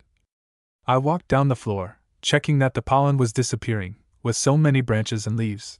We should be fine now, I commented. The snake princess nodded. It seems the pollen has already dispersed, agreed the other purple-haired girl. Good. Then we'd better hurry, Naruto muttered, looking at them all. This is going to be a little disturbing and very painful, so it would be best if you were asleep. He finished by looking at Kekkei. Nervous. Why didn't you say so before? Kalina asked, and we would have put her to sleep with the pollen, that's what. It would leave him unconscious for about 12 hours, unable to feel anything. Naruto shrugged slightly. Embarrassed, it just occurred to me. They were silent for a moment before shaking their heads. It's not like. The one who could blame him for all of them was the one who had had the most work, investigating everything related to the label. I was trying to learn as much as I could about Finjutsu, an incredibly complicated ninja art furthermore. Train for the finals, okay, get everything ready while Chin and I go to the flowers again and sleep with her, he mentioned.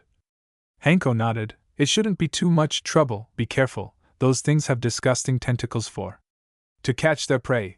Tamaria said, her voice trembling. Anko assented while Chin could only grow more nervous, Sakura and Ino. They looked at everyone, unsure what to do. The truth was, this had been more of a training exercise for them than anything else. Another thing, it's not like I could be of much help with what they were doing, once I lost sight of them both. They carefully climbed down from the tree. Naruto was the first to land and saw the giant bear sleeping as if it was in hibernation. She was still surprised by its enormous size. She knew that in that forest the things were big, ugly, and deadly, but I wasn't expecting such a huge monster, so how do we do this? Anna asked. The triplets, still watching the sleeping bear, were a little tense. Naruto sighed, already feeling the tension of that they were about to do. We have to peel his back so I can draw the seal. His whole back? He asked. The whole back, Naruto whispered. The seal is going to take up the entire space. As I said, this isn't going to be pretty. With that, everyone started working. The bear's fur was horrible, thick, and it seemed almost imperceptibly to consume his chakra as they touched him. Those animals were a complete experiment, a rarity of nature. They even seemed quite similar to invocations, only without being able to speak. By the time Hanko returned with Chin asleep on her shoulder, they were already halfway there. But the snake princess. She knew a few tricks. After all, she had lived in that forest for a long time, far from the village. She was treated almost as badly as Naruto. She must have learned something from all that experience. A couple of minutes after the bear's back was completely skinned and Naruto was able to begin tracing the runes and kanji of his trademark, watching him work so intently, all the girls started to feel a little excited. They didn't know how could writing make him seem so hot, but it did. I also couldn't explain how Naruto was. He was sweating more over that than he had during his fight with the same bear. When he had half the seal ready, he decided to rest for a while. Not enough to eat and drink, they'd better bring the ninja we captured. He whispered wearily. He withdrew. She took off her shirt and wiped her face with it. She was extremely tense. It's okay, Sakura replied, powerless to trying to tear her gaze away from Naruto's body. Kurena, already beside her, closed her mouth, extremely amused. It will be. You better stop drooling, Sakura whispered while Red laughed at her friend. Shut up, Ino pig, he commented irritably, crossing his arms defensively. And clean your jaw, you're in worse shape than me. Perverted, it was the blonde's turn to blush and quickly clean herself up. I'm going for the ninja, Anna said. She possessed animal-like abilities thanks to her family line, so apparently she was the only one who realized. She recounts that Naruto exuded pheromones with the slightest movement and was also the most affected by them, if not. He was about to throw himself at the redhead and do something he'd promised not to do until it was over. That exam, Kurena and her stupid idea of leaving Naruto focused on his training. Ever since she had found in that store, she had been feeling hot and couldn't stop imagining the boy on top of her, every time. As she left, she could feel the redhead's pheromones suffocating her. She was suppressing her desire with all her might. She was of her own free will and didn't like it. She dashed off towards the tower where they had left the poor man who would receive that disgusting stamp and left behind the desires of the boy who was now shirtless and sweaty. Damn, she was sure that the pheromones had only increased when Igeo lost his shirt. It was so unfair, even the advantage Sakura had. Ino, because they trained with him almost every day, she didn't know how she had been able to tolerate the pheromones when they clearly lacked the willpower to do it. Perhaps he hadn't been able to hold it in. He opened his eyes and groaned. Annoyed, those two had definitely broken their promise and already had a piece of Naruto. I'd talk to those two. The triplets following her could only watch, amused. They also knew that Naruto was releasing pheromones without realizing it. They knew how the women in the group were, but they had never seen their owner like that, and it seemed the most funny guy in the world. Naruto returned to his job a minute after Anna had left. The job was tedious. A little boring, if he was honest with himself, but it had to be perfect, just one tiny flaw, one line. If it was done poorly, a single extra dot or even a small deviation in the drawing of a rune and everything would be ruined. Had to put all her concentration into the work so that everything would go well and she could save her friend. When Anna returned with the man naked, bound, and with a seal very similar to the one Kin had, but with his. Despite the differences, Naruto was already tracing the last rune on the bear's skin, the man's seal, despite being almost the same, with a few differences, since despite exuding the same smell of death even when not active, it gave Naruto a strange feeling, and it wasn't just because it was linked to his chakra. He had made this seal following. She followed the instructions in the books, but at the same time, she was following a strange heartbeat. She smiled when she finished sealing the seal. And I thoroughly inspected to ensure it has no flaws. Romeo proudly realized he was perfect. He frowned in confusion, shrugged, and climbed off the back. Okay, now I want you to get on the branches, except for poor Geo and Kulinai, who had to support Chin. They nodded and jumped onto the branches that they were at a safe height, but it still allowed them to see and hear everything. What's going to happen? Kulinai asked. I'm not entirely sure. I sighed once more and approached the two girls who were holding Q's arms and legs. Secure them tightly. I'm going to activate the first seal, and Gao and Kurinai nodded. Naruto began to make a couple of hand seals. He flicked it with his hand at an astonishing speed and then touched the seal on the bear's back. At first nothing happened, but then, a second later, a light began to glow, illuminating the dark forest. At the same time, Chin's mouth opened, and he let out a scream. Strange, her voice had become much hoarser and deeper, and it seemed like there were several voices at the same time. It began to twist in place, making it very difficult to hold properly. Her shirt tore, completely exposing his torso. To everyone's astonishment, they noticed how the skin lifted, forming a strange, hand-shaped silhouette appeared, and when it disappeared, another one would appear, and another, as if something inside Q wanted to get out. From her stomach, in the branches, everyone watched in shock what was happening while Igeo and Kurinai felt an overwhelming urge to.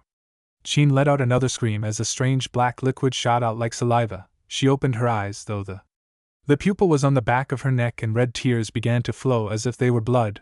The hands began to climb from Chin's navel to her ribs and then to her breasts, which swayed from side to side immediately. They reached her neck, which seemed to expand as if the girl had something stuck in it.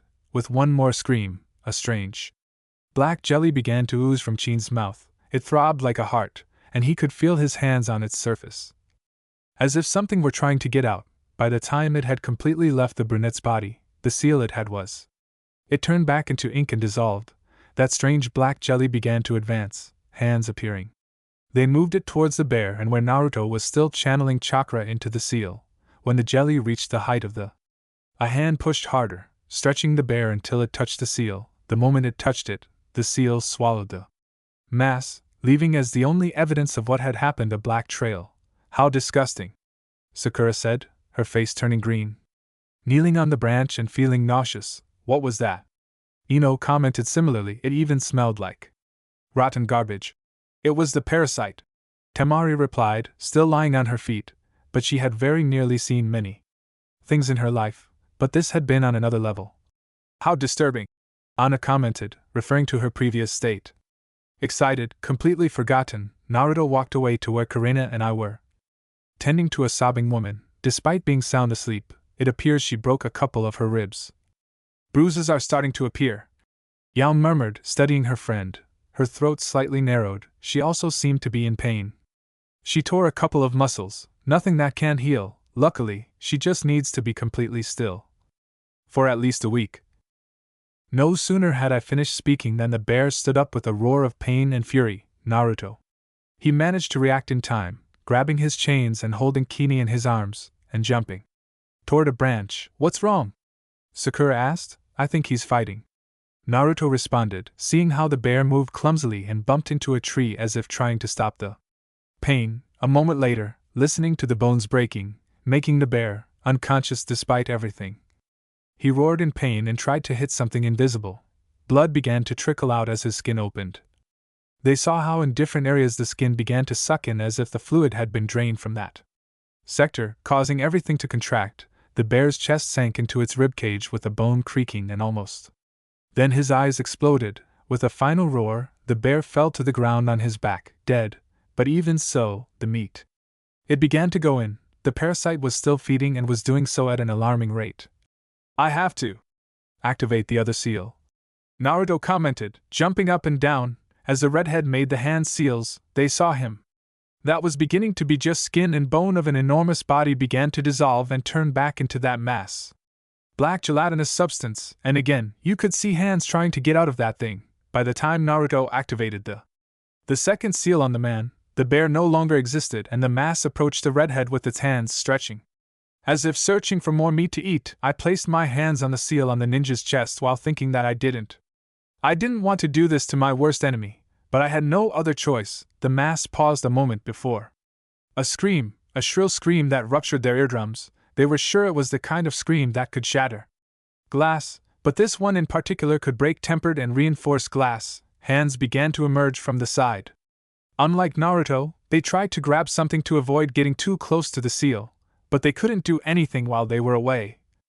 Apparently without anything it was, __, towards the Otoin, leaving the same black trail, but more pronounced because of the parasite's desperation to escape. When it was close, the Otonin opened its mouth in the same way as Chin. Previously, while his eyes were back, only the eyeball was visible. Now there was no scream, only a muffled groan, as the mass began to enter his mouth, causing almost the same thing that was doing it in Chin, only in reverse. The girls on the branch watched everything in disgust. When the black mass had finished being swallowed, the forest fell into complete silence as the seal on the chest. The man's body glowed faintly red, the runes spun rapidly before stopping, leaving the ninja. Unconsciousness returned. Naruto, panting, walked away as the girls descended to see him. Damn it. Anko murmured, impressed. She, better than anyone, had seen some of the most disturbing and disgusting scenes of life, but this took the prize, and Gao checks on the guy. Please, we don't want him to die before. No.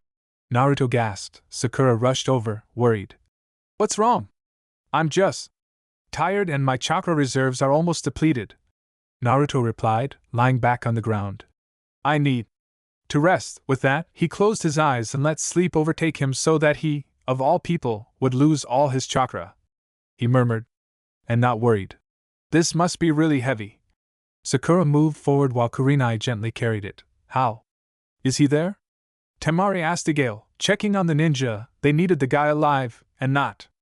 I didn't want to go through that for nothing. It's pretty good, a little worse than Chin because of the size of the batch, but nothing too bad. It's worrying. Let's go back to the tower there. We'll be more comfortable. Hanko suggested, looking at Naruto, both of them asleep. Comfortably, they all agreed and began their journey to the tower in the center of the forest. It had been a very enlightening experience, to put it mildly. Now they understood a little more how dangerous that had been. The seal made them wonder what it was for. If someone like Orochimaru had done it, it was surely for nothing good. Chapter 6. Creating a Requiem. 3 weeks had passed since the end of the second stage of the Shin exam. 2 weeks had passed since she left the hospital, and she felt more alive than ever. For the first time in her short life, she enjoyed things without worrying about keeping her father happy. She didn't care if her sister was being. She was trained exclusively by the clan's finest warriors. She didn't care if she ended up obtaining the seal of the bird. She hadn't even given Naruto much thought. Logically, she was worried about him. After all, he was his partner, and you could even say friend. But romantically speaking, he hadn't thought about Naruto in the slightest, not even. He hadn't even bothered much with the whole ninja aspect of his life. He hadn't even set foot in a training camp. In those 2 weeks, all she had done was sleep in her boring house, wake up, and have breakfast alone. I usually did that, because everyone was already awake training, and going out with Taiya to do something, like go for a walk in a park or exploring the village. Now she knew places she had never seen before, and Taiya was an extremely good friend. Warm, she was like a balm to his tempting life. She was funny, very funny when she started swearing. Any reason, she could also be serious when the situation required it, and could be terrifying when she was angered. But the final, with all her flaws, was an incredibly strong woman who had managed to break through her barriers as if They wouldn't have been there in the first place. He told her his fears, his longings, he told her about his life, he told her some of her secrets. Taya had quickly become her best and dearest friend. She had shared many things with him, many of her fears and hopes. Being with the redhead filled her with calm and happiness, a happiness she never thought existed. They had argued a lot about many things, and also about Naruto, who seemed to be disliked by her friend, but she couldn't blame the boy, at least not entirely, although Tayuya insulted him with words that made her blush until her face could fry a new one when she heard his. I couldn't believe he didn't notice her and was so in love with an annoying, unpleasant girl. I couldn't. She understood why he hadn't asked her out in so long, but at the same time she couldn't understand how it was that Hinata liked a loudmouth idiot like that boy. None of them really knew him, or had even seen him since the second stage had ended, so Hinata couldn't tell him much about the change in appearance, and whether he was still the same boy. From the little time I'd spent with him in the preliminaries, he seemed to have matured overnight. Tomorrow, but otherwise he couldn't guarantee anything. Taya was already eager to have him in front of him to give him a piece of his mind. And judging by the look on Hinata's face when she said it, she was sure that not only would she insult him, but there would also be physical repercussions. In any case, those 2 weeks were my most precious memories, and with each passing day, as time went on, it felt like Taya was already becoming a fundamental part of his life. She would become one of the, not just any people, but the most important ones in her life. So, what do you want to do today? Tayuya asked, looking from side to side in the crowded street. I'm not going back to your house because your father stares at me. She looked like she wanted to kill me when she saw me, and Nada shrank back in her garter, remembering how she had taken her friend. She went home a couple of days ago. Her father wasn't very nice to anyone except Anabai and a couple of boys from the clan, who were extremely skilled ninjas and apparently had developed a dislike for Tayuya when they met her. Well, also, it could be because the girl insulted him every other word, hearing how he despised her and called her a weakling. Instead of looking for friends, he should focus on training. He had to get Tayuya away as quickly as possible from there so they wouldn't start an insult contest against each other. Could we do something about training? She murmured shyly. The redhead looked back at her immediately and sighed when she saw her head bowed. No. Tell me you got like this because of your father? He asked irritably. I already told you you shouldn't pay attention to the nonsense spouted by a man who dresses in his bedsheets. She chuckled softly. Every time she said that, she imagined her father actually wearing the sheets, and there wasn't much difference if she was being honest with herself. But I want to be strong, she replied calmly. That was the effect Tayuya had on her. Certainly. You want to be, but not in the way you think, the other girl said, smiling happily to see the smile on Inada's lips. For some reason, seeing her friend's smile put her in a state where she couldn't even. She only said one bad word all day. What do you mean? Hinata asked, confused. Taya had already whistled a moment to tease Hinata, which I managed to do faster than other times, but it caused the same feeling of accomplishment as always. She laughed at the pout on the blue-haired girl's face and shook her head. To treat her so harshly in acting like a princess is being quite childish. She laughed even more when her friend lightly punched her in the shoulder. Okay, what I mean is you don't want to be a ninja. Yada stopped walking at that very moment and he frowned. I want to be a ninja. I was born into a ninja clan. The women in my clan are raised from infancy to become powerful kunoichi who elevate the prestige that comes with the IG surname. Are you lying to yourself? The same again? She replied casually. The fact that you answered that you want to be a kunoichi, because in your...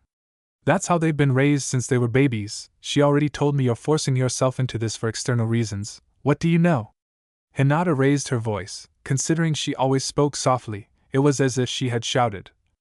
You're not a child, you're not from a clan. Tayuya also looked back at her, frowning.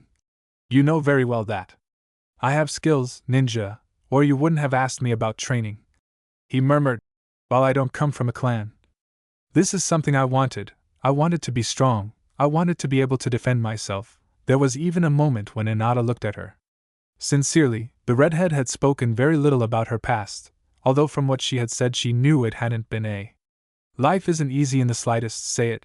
Taya looked intently at the blue-haired woman and sighed. There are moments in this profession where you even have to enjoy killing. It was almost a whisper, But Hinata had good hearing. She opened her eyes and a mouth without knowing what to say or think. I've done it, and most of the time I like to kill. It gives you a feeling of power, of superiority.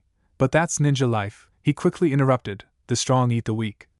Not just physically, not just the one with the most chakra or techniques, but also the strongest mentally, and the strongest emotionally. She devours the weakest. She looked at her friend intently, her gaze powerful. Think about it carefully, Yada, is this it? Is that really what you want? With that, she turned around and started walking again, leaving her friend alone. She knew very well that she had to think things through clearly, and for herself, she had to make decisions in order to. For herself, and not for others, not to think of her father, her sister, or her clan, simply for Hinata Iga. They had already. 3 weeks had passed, and only 1 week remained until the finals. Chin was still resting due to the sealed change. Meanwhile, Naruto and the other girls continued with their routines. They hadn't been able to all get together since that night, at Training Camp 44, each one had her responsibilities, and the only ones who had free time were. It was actually Sakura and Ino, although they spent all their time training anyway, not with Naruto, because the redhead had. He had to start increasing his training pace in those 2 weeks for his fights, and he also had to start studying his opponents. Rivals. Kurenai had told her about the secret of the Kagebunin, so it had been relatively easy to begin that last part. Furthermore, that secret could also increase the speed of his training. The only problem is that he hadn't taken into account the mental overload of dispelling the clones and had received a rather harsh reprimand. Igeo had taken him to the Ambu barracks for treatment. He had almost suffered a stroke.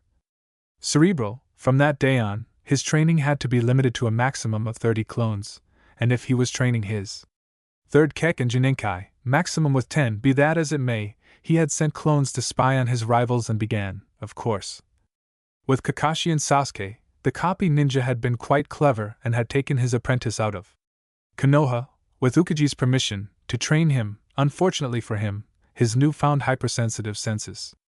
They helped track them down very easily and found them in some deserted mountains where they could wreak havoc without fear. Concerns. He had to admit that he was impressed with the way Kakashi was training Sasuke. He was increasing his speed and stamina, clearly with the idea that he would face Gaara. He was training with the Chidori and his Sharingan. The first was relatively easy, but since he didn't know, Sasuke had been preoccupied with improving his chakra control, but he was wasting an incredible amount of it. Technique, and therefore didn't have enough control over the ninjutsu, with the second one, from what I could see. Now, he had 2 commas in each eye, which enhanced his abilities. Not only did it allow him to move faster, but he could also see everything in slow motion, copying techniques more quickly and easily. That was what had helped him. With its speed in such a short time, anyway, once it had what it wanted, the Chidori was able to disappear and send the information gathered towards the original. The next one was Neji Iniga. While previously he trained with Tenten, now he was only using what slowed him down. Besides, he had to search. His own methods of improvement, especially in the use of his jutsu, had stolen his way of training alone. Because it looked impressive and seemed to work very well, not only with the use of the Yakugan, I tied several logs together. Heavy and massive ropes that were simultaneously tied to the surrounding trees and began to sway back and forth with considerable speed. Neji was in the center, which literally made him a target. He had to be very focused and use his Dojutsu to its full potential to avoid getting hit. The downside of the exercise only lasted a few minutes without any help, but Naruto didn't have that. The problem was that he could create clones that would make the logs balanced differently and not stop. On the other hand, I had also seen him use a couple of rather interesting jutsus. Logically, they were specific jutsus for the clan, so he didn't need to learn them, but he focused on them anyway. He learned to learn his flaws and how to overcome them. Gaara decided to be more direct and went to the best source of information. Of course, he only resorted to it when he realized that Gaara could outwit him as easily as he had. He had managed to outwit the boy from the sand, therefore, there was no other option but to go in search of Temari to find her. Information. When he asked her for information about the boy, the blonde had flatly refused to talk. She wasn't going to. She betrayed her brother even though the one seeking the information was the boy she liked. It had nothing to do with him. That way the redhead spent much more time with her too, and they had even gone on a couple of dates. Although Naruto had absolutely no idea about that, After a while, he realized that between conversation and the conversation gradually drew out the information he wanted. He only realized this when she confessed that her brother was the Jinjurik and the Achibi. If he had surprised her before, now she didn't know how to express what she felt. Extracting information from her through simple conversations was impressive. Kunoichi tended to do that, but using sexual appeal, they sometimes even had to use their entire body to get what they wanted. Information, logically, knowing that Naruto was a ninja, she was more attentive to that kind of thing. But the redhead managed to extract information from her anyway. Once she knew what was happening, she paid even closer attention to what he said. Naruto only smiled at her when he realized she was steering the conversation to a point where he would inevitably talk about his brother's abilities. In any case, he had managed to achieve enough information to know more or less what he was up against, so it didn't matter and he thoroughly enjoyed it. Being with Temari, even more so without worrying about getting information, she had also obtained information from Kankuro was much easier because Temari tended to complain about how conceited her older brother was and how careless he was. It was in some things, from then on, I knew what kind of skills the other members who had passed through had, and the only one. The one he had to be extremely careful of was Shikamaru. He was extremely intelligent, and, from what he'd heard, he was paying attention. He paid even more attention to his training, as long as he had time to lie on a rooftop and watch the clouds. Of course, so with that, he focused on preparing his most complicated Kekkei Genai. It was so heavy that he couldn't use it anymore. About 10 minutes at most, and that's even though at first I could only use it for about 3 minutes at most, before having such a severe headache that if it weren't for his incredibly accelerated healing rate, he would have fainted. Times when she was clinically healthy, she had to admit that if it weren't for the Kajbunin, she wouldn't have been able to increase the amount of time he could use it. The next thing he realized was that he needed at least half time to recover and use it again, but if he activated it so quickly, the time he could using it reduced the time to between 8 and 8.5 minutes, and it would decrease further if it was used again after half a minute. Enko had recommended not using it more than twice a day. It healed incredibly fast, but at such a long migraine had to cause damage that could be irreparable, even for his Uzumaki genes, and the help of Kyubi, she, better than anyone, knew the repercussions that some jutsus and techniques could cause, since she had the same. The curse seal that Orochimaru had given to Sasuke, only it was more experimental and therefore much more harmful, temperamental, and far more detrimental to others, that had also led him to train in Finjutsu. Much more, he was determined to learn about the cursed seal. He wanted to remove the seal from Enko, and if he couldn't, it could at least be improved and prevented from causing problems for both the user and those around them, Plus, that seal had prevented Hanko from advancing in her career, and she had remained stuck in Tokubetsu Chunin. Advice prevented her from becoming a full-fledged Chunin for fear that she would desert, or for any other reason that might be given to them. It happened, deliberately ignoring that Alukia had the same mark. The curse mark was apparently much more.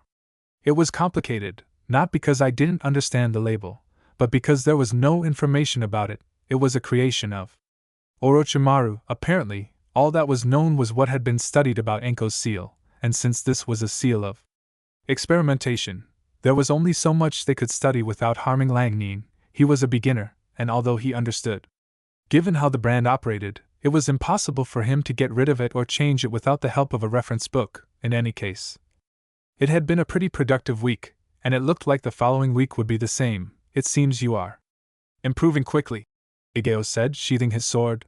But you seem distracted today.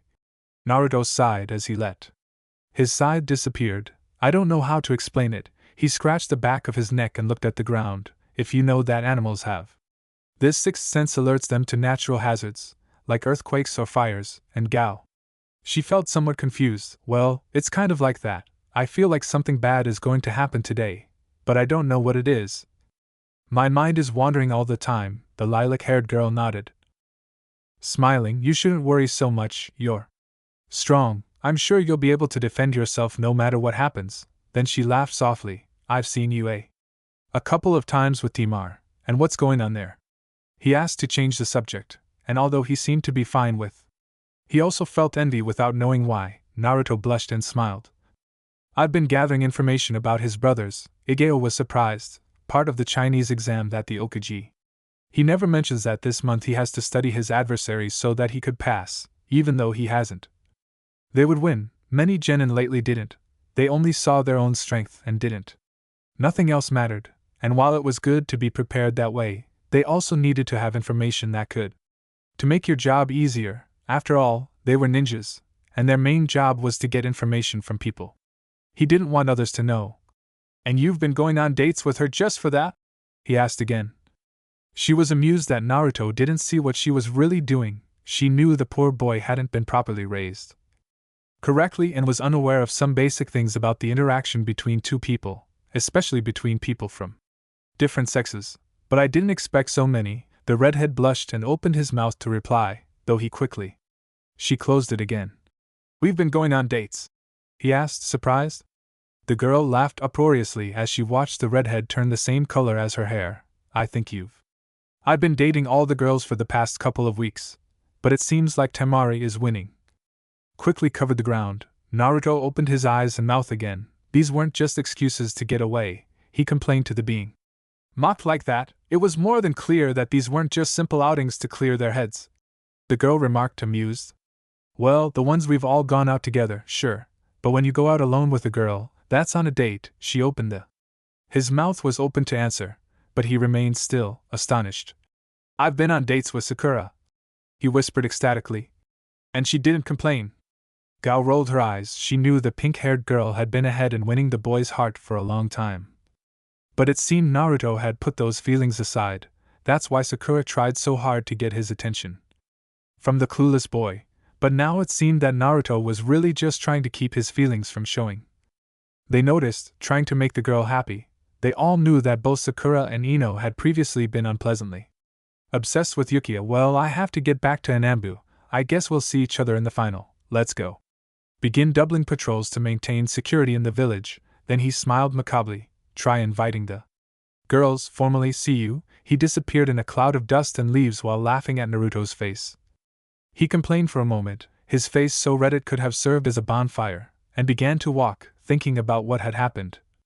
He learned, the feeling that trouble was brewing was being ignored for the moment. He coughed a couple of times while he adjusted his village vest to keep warm. It wasn't his night shift that day, but he had bet. He had lost to his friend and had no choice but to work double shifts without pay. To make matters worse, that was supposed to be his girlfriend's last quiet day, and he couldn't spend it with her because he was out in the cold, keeping watch. That nothing that would harm the southern village, even more so when 5 ninja villages were there, they could be with. They had permission to stay within the village, but that didn't negate the danger they posed. For a couple of months they had had to be on full guard. At least nothing had happened, and it seemed that things would end well for everyone with a. How many genin died thanks to the exam, but it was quite normal in a ninja village. I was about to begin. I cough again, when I notice a shadow moving quickly across the rooftops. With great willpower I manage. He kept his poor health hidden and began to follow in the shadows. He stopped after a couple of minutes, hiding his presence as best he could, and paying attention to what was happening in front of him. He recognized Kabuto Yakashihi and Dosakanuda, both participants in the exams, but I was quite puzzled as to why they were gathering. Do you want anything? Kabuto asked boredly, but despite everything, he seemed to know this was going to happen. I know what you're doing, the masked man replied as he tensed his muscles. They gave us this strange seal saying it would give us strength, but I don't see any benefit. It's special because we almost died fighting those disgusting genings they tasked us with killing. They even gave him a brand of curse, one of them. He growled in annoyance. I did some research and I know this seal is going to kill us. Kabuto continued, watching it with boredom. Congratulations on discovering it. Two growled again. What are they waiting for? What can you achieve with this seal? He asked as he revealed the metal arm. We were supposed to be strong by the time the invasion started, not get slaughtered like pigs. Seriously? Do you think Orochimaru-sama would take his time with people like you? Kabuto asked, amused, especially with someone who doesn't notice when he's being followed and talks too much. The white-haired man threw a kunai in Aide's direction, hidden, making him jump away and reveal himself. So, after all, you're working for Orochimaru? He murmured. Chunin, coughing, drew his sword and prepared for the fight. I'll have to trap you to get information out of you. Who says you'll get out of here alive to even say anything about this meeting? Kabuto said, also getting into position. In position, Dosu, on the other hand, cursed his bad luck. He only supposed he might have some chance against Kabuto, but now he was also facing a Konoha ninja. With a powerful thrust, he reached Yate in seconds. I moved into Kabuto's position and threw a diagonal bar, hoping to land a cut across his chest, but Kabuto was. He was quick, and not only did he dodge it, but he threw a kunai at one of his legs. He had to move his sword with one hand. He used his free arm to defend himself, blocking Kabuto's blow. Kakashi was right, you're very dangerous, Ayate said. It's a bad idea to avoid my blows like that, Kabuto muttered with a smile. Now that will happen. Ayate was astonished. He felt his arm go numb, and then he immediately fell limp. He ducked, avoiding another attack, and jumped. Far away, he quickly began to examine his arm. From what he could tell, he might have severed nerves or ligaments. No. He was sure, because with so much adrenaline coursing through his body, he felt no pain. Be that as it may, Kabuto. He had an impressive skill to have done what he did with such a simple attack and without even realizing it. Now he could clearly see that he was at a disadvantage. We have to be very careful with you, he muttered, coughing, as he watched Kabuto's hands glow. They're chakra scalpels, he commented, amused. Almost immediately he crouched down, avoiding the blow sent by Dosu. Ayate was surprised to feel his ears bleeding and how he remained deaf. Don't forget about me, the masked man growled. He raised his arm to stop Ayate's sword and kicked him in the chest. I'm going to kill you both. But to his astonishment, he saw the blood that was coming out of Kabuto's ears. He stopped, and it seemed the medical ninja was as good as new. I wouldn't be so sure, the bespectacled man scoffed. I forgot your arm skill, but it won't happen again. Ayate stood still, analyzing what to do without an arm. Unbalanced, something that was very important for a swordsman like him. To make matters worse, Kabuto was. He was too good to face at a disadvantage. My best option was to escape somehow and look for help. Kabuto grunted when Dosu again dodged his chakra scalpel with his metal arm, but smiled when he launched the kick, and the genin wasn't fast enough to avoid it. You're still just a genin, the kick. It knocked the wind out of him and sent him flying a couple of meters. When he stopped, he spat blood. The kick had been. She was incredibly powerful, and her speed was unmatched by the white-haired boy. She had thought it would be easy to defeat him, because despite being Orochimaru's right-hand man at the start of the exams, he had easily ridiculed him. Now it became clear he was just a very good actor. He jumped away when Kabuto attacked with a pair of kunai and ran towards where the Konoha Chunin was. If they were going to have a chance to win, they would have to work as a team for the. At that moment, Ayate saw him approaching and prepared to attack, but he immediately realized that he wasn't looking to fight him. He glanced at Kabuto, who was approaching much faster, and got ready. When he was at a good distance, he propelled himself forward with chakra. To increase his speed, he readied his sword. Kabuto barely managed to see him and avoided the first attempt. He attacked, but another one immediately came from below. Call me crazy, but it seemed like there was more than one sword. I dodged that one. He lunged and immediately had to duck, then leaned his body to the right to avoid another cut he gave. He explains that thanks to the lack of an arm, he had a 2-second window between each attack, so he had possibility of counterattacking in that time. He was about to make his move when Dosu appeared. He mentally cursed for not remembering this annoyance, and paid special attention to his sonic arm so as not to end up with. My ears were bursting. It healed incredibly fast, but it was still annoying and I left it. He was off balance long enough for the Chunin to kill him. He pushed Dosu's incoming arm, which ended up striking him. Ado pulled as hard as she could while the two were entangled. She began to. He quickly formed hand seals and inhaled as much air as he could. He was never very good at ninjutsu, but he could defend himself, and this attack was one of his favorites. Kato Funsai element. Disintegrating fire, he exhaled all the air, which immediately heated up and burst into flames as a huge fire serpent. Ayate and 2 others climbed up in amazement as a huge serpent of yellow fire was created. The swordsman.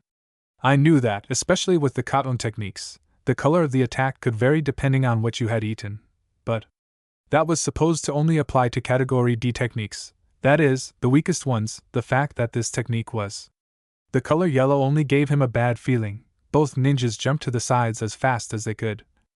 trying to avoid being burned alive by the snake. But the amazing thing about the technique wasn't just the color, and there you go. I noticed it immediately when his completely useless arm brushed against the snake, and almost immediately I saw how his fingers began to turn to ash, and soon his hand followed. He knew he wouldn't stop until he'd burned him to ashes completely, so he acted quickly and cut his arm at the bicep. He watched in surprise as his arm burned. He landed completely before touching the ground, but he didn't stay there. He had to jump away when his senses alerted him of danger. The technique was following him like a real snake hunting him. He jumped again, making sure not to even get anywhere near the fire so that the rest of his body wouldn't end up like his dead arm. The only good thing was that now he didn't have the dead weight of his useless arm. The bad thing as a ninja and the swordsman needed both arms. Dosu noticed the Konoha ninja's arm disappear, so he made sure not to be close. The problem was that he was already tired and his speed was no match for that of a Chunin, not even. He realized what was happening when the snake spun around at breakneck speed and attacked him before he hit the ground. The snake closed its mouth at his shoulder and easily detached his arm. He didn't even have time to scream. Before he was dead, the rest of his body began to turn to ash just as quickly, and when by minute, the ninja of Oto no longer existed, I realized that Kabuto was still exhaling fire to maintain the technique, which meant that she couldn't stop doing it or the snake would disappear. Also, to be such a devastating technique meant that it absorbed large amounts of chakra, seeing an advantage while the snake was eating too and moved forward toward Kabuto. Ready to kill him, the white-haired man had already taken the reacted, so as soon as he moved he finished the technique and jumped away throwing 2 kunai with bomb paper tied to them. As soon as they touched the roof of the building, they exploded. Luckily for all 8, he had noticed the kunai. Incoming passengers decided to move away. Nevertheless, he received a few cuts from the building's wreckage. He raised his sword swiftly and stopped the kunai in Kabuto's hand. "You're very good, Nan, to think you noticed the bombshell paper is a classic move when you back away like that," he replied, coughing slightly. "You don't. You're behind, but that last jutsu must have used up a lot of your chakra." "Oh, don't worry, I recover quickly. Remember?" He smiled amusedly.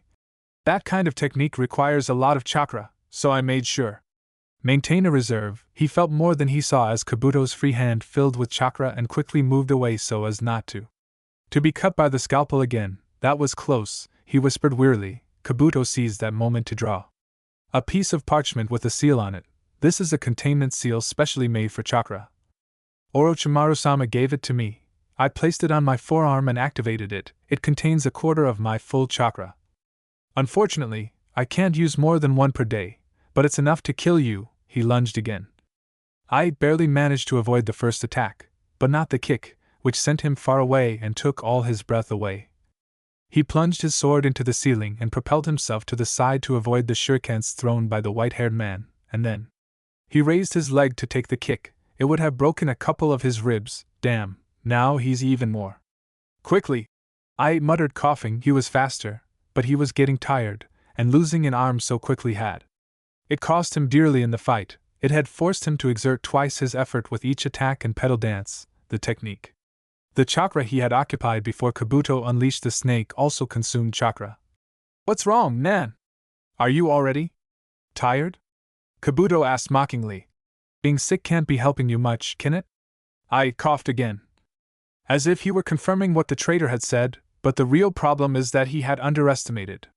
Kabuto launched into the attack without thinking, believing it would be a simple, rather bad genin, considering that there was.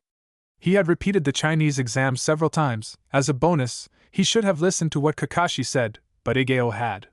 Having said what he had done with his students, he decided not to pay much attention to an idiot like that. He should have acted more decisively, like the ninja he was supposed to be, instead of thinking about personal matters. Now he was paying the price. The price, and how things were going, he would pay with his life. "Just tell me what Orochimaru wants to do," he asked. Getting up. "It doesn't matter, you won't be there when I do it," Kabuto said as he lunged. He turned back to the swordsman. In his right hand he held his specialized kyuna, while in his hand, on his left side, the chakra scalpel was active. He stopped the kunai with his sword and had to twist his body. It's strange to avoid surgery. The problem is that his ribs were sore from the previous kick and he He loosened his grip on his sword. Kabuto took advantage and kicked again at the spot where Savia was struggling. With great satisfaction, I heard the ribs finally break. It went flying again, but now the sword slipped through his fingers, so he had to pump chakra into his hand to grab onto the ceiling and avoid finishing. Falling when he stopped, he began rapidly making hand seals, earth element, dragon. Of earth, in front of him, a rather large dragon formed and shot out towards Kabuto with the intention of eating him. The medical ninja jumped away, impressed that the Chunin could still put up a fight after what it had happened, and even more so with the fact that he formed a fairly advanced technique with only one hand. He threw some paper kunai. The bombs lodged in the dragon's head and exploded, ending the technique. It was distracted long enough to. Ait attacked him from behind, landing a powerful blow just below his ribs. He continued. Pressing forward, he raised his leg, striking Kabuto in the face and sending him flying. He ran quickly and jumped. He circled around a couple of times before dropping his heel into the traitor's chest. Burying him in the ceiling, he walked away to catch his breath, because the jutsu had used up a bit more of his chakra than he needed to do with just one hand, but at least he had managed to do some good damage. He quickly began making hand signals, ready to. The chakra-drained Doton Yanoka, earth element rock tomb, placed his. He put his hand on the ceiling and it began to split rapidly, heading directly towards Kabuto, who was beginning to get up. The white-haired man, seeing the incoming attack, tried to get up faster, but noticed how his right hand. It had become stuck between two logs. It couldn't do anything when the earth swallowed it up. All eight saw how Kabuto was buried, and as the roof closed again, forming a stone dome, he began to relax when the dome exploded and Kabuto emerged badly wounded with his left arm broken in two places, but completely alive and kicking, cursing like a cockroach. Mentioned. Ready to continue the fight. I'm impressed, Kabuto said as he grabbed his broken arm and put it back in place without. No one died of pain. Performing not just one, but two jutsus with only one hand is amazing, but I didn't like at all that. You'll bury me alive. The idea is that you'll stay buried and die. Sure, but I don't really follow the rules of this village. He smiled sadistically and shrugged, making his shoulders crack as he felt himself heal quickly, although he was running out of chakra again, so he had to hurry. I prefer to bury them. You all can stay dead. I created a clone that shot towards Yate at its usual speed, as if it weren't. He looked tired, as if he weren't running out of chakra again and as if he hadn't been seriously injured. Just seconds ago, they found themselves in the middle, locked in a high-speed taijutsu fight, but soon the clone disappeared, leaving Yate standing in the middle, quickly searching for Kabuto with his eyes. Where did he go? He asked, confused. It hadn't taken him any time at all to finish off the clone. Here, Kabuto said from behind him, and managed. He cut it with his scalpel. Ait screamed in pain as he clutched the side opposite his broken ribs where now there was an incredibly large and deep wound. He stumbled slightly backward and threw a kunai at Kabuto. He caught it easily because of how weakly it had been thrown. Damn, he's coughing up blood now. I think he grazed a lung, Kabuto said. You should see a doctor. He felt blood pooling in his throat and it was very difficult for him to swallow. He struggled to breathe, his vision went black every few seconds, and he felt himself losing strength. The last thing he saw was. Kabuto laughed before darkness claimed him. The white-haired man approached the boy's body and examined him. To make sure he was dead, as he said, he had grazed a lung, which had ended up killing the ninja, but you could say he was already dead before, with all the wounds I'd inflicted. Anyway, I couldn't. To be careless, he was supposed to be on the outskirts of the village by now, but that idiot Dosa had. He found her and had gotten caught up in that fight. He shrugged and started to walk away, leaving the body there. He had to admit that the Konoha ninja had given him an excellent fight a long time ago, that he wasn't trying so hard and hadn't. It didn't take that much chakra to heal. If there were more ninjas like that in Konoha, it was a good thing they tricked him. Sooner to fight them, he jumped to another rooftop and began his long journey to meet Orochimaru. Luckily, Orochimaru must have received the warning that the container of his seal had died, and therefore already. I'd be looking for someone else to replace him. Naruto woke up in the morning feeling strangely tired. Irritated, things only seemed to get worse when, upon getting out of bed, he kicked the small, rickety thing nightstand he had. Not only did he end up with a sharp pain in his foot, but he also lost his nightstand. Later, looking, he realized that, being so engrossed in training, he hadn't washed anything and therefore, she had nothing to wear. The only clean thing she owned was one of her hideous orange jumpsuits. With a groan, she grabbed the clothes and he put it on. He felt uncomfortable and exposed. He knew he could slip away from anyone, even with such a color. Eye-catching, but still, I felt like a big flame in the middle of the night. Besides, he already had girls available. I gather all the dirty clothes and put them in garbage bags so I can take them to be washed. I leave the bags at the door of. He entered and proceeded to look for food. To his dismay and annoyance, there was absolutely nothing to eat except for a carton of milk, and since he didn't know how long it had been there, he wasn't going to risk drinking expired milk.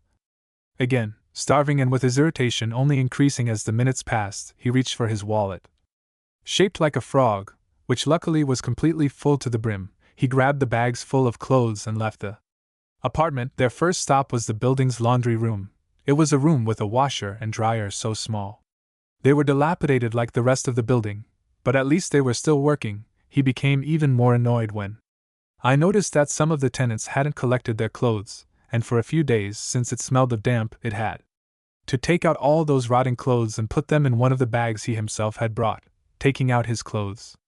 First, then, as I was about to leave the room, the lock broke, allowing the door to move on its own.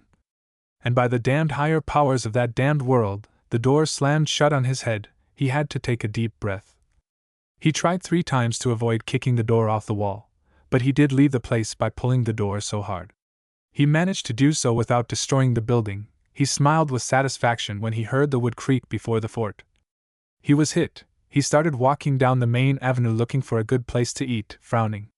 And with his stomach growling, the villagers around him recoiled in terror at his fury. They didn't want to. I was in the devil's path when he became destructive. I arrived at a restaurant and walked in without a care in the world. The waiter who was about to serve him, upon realizing who he was about to quickly send him away. Then he noticed his gaze.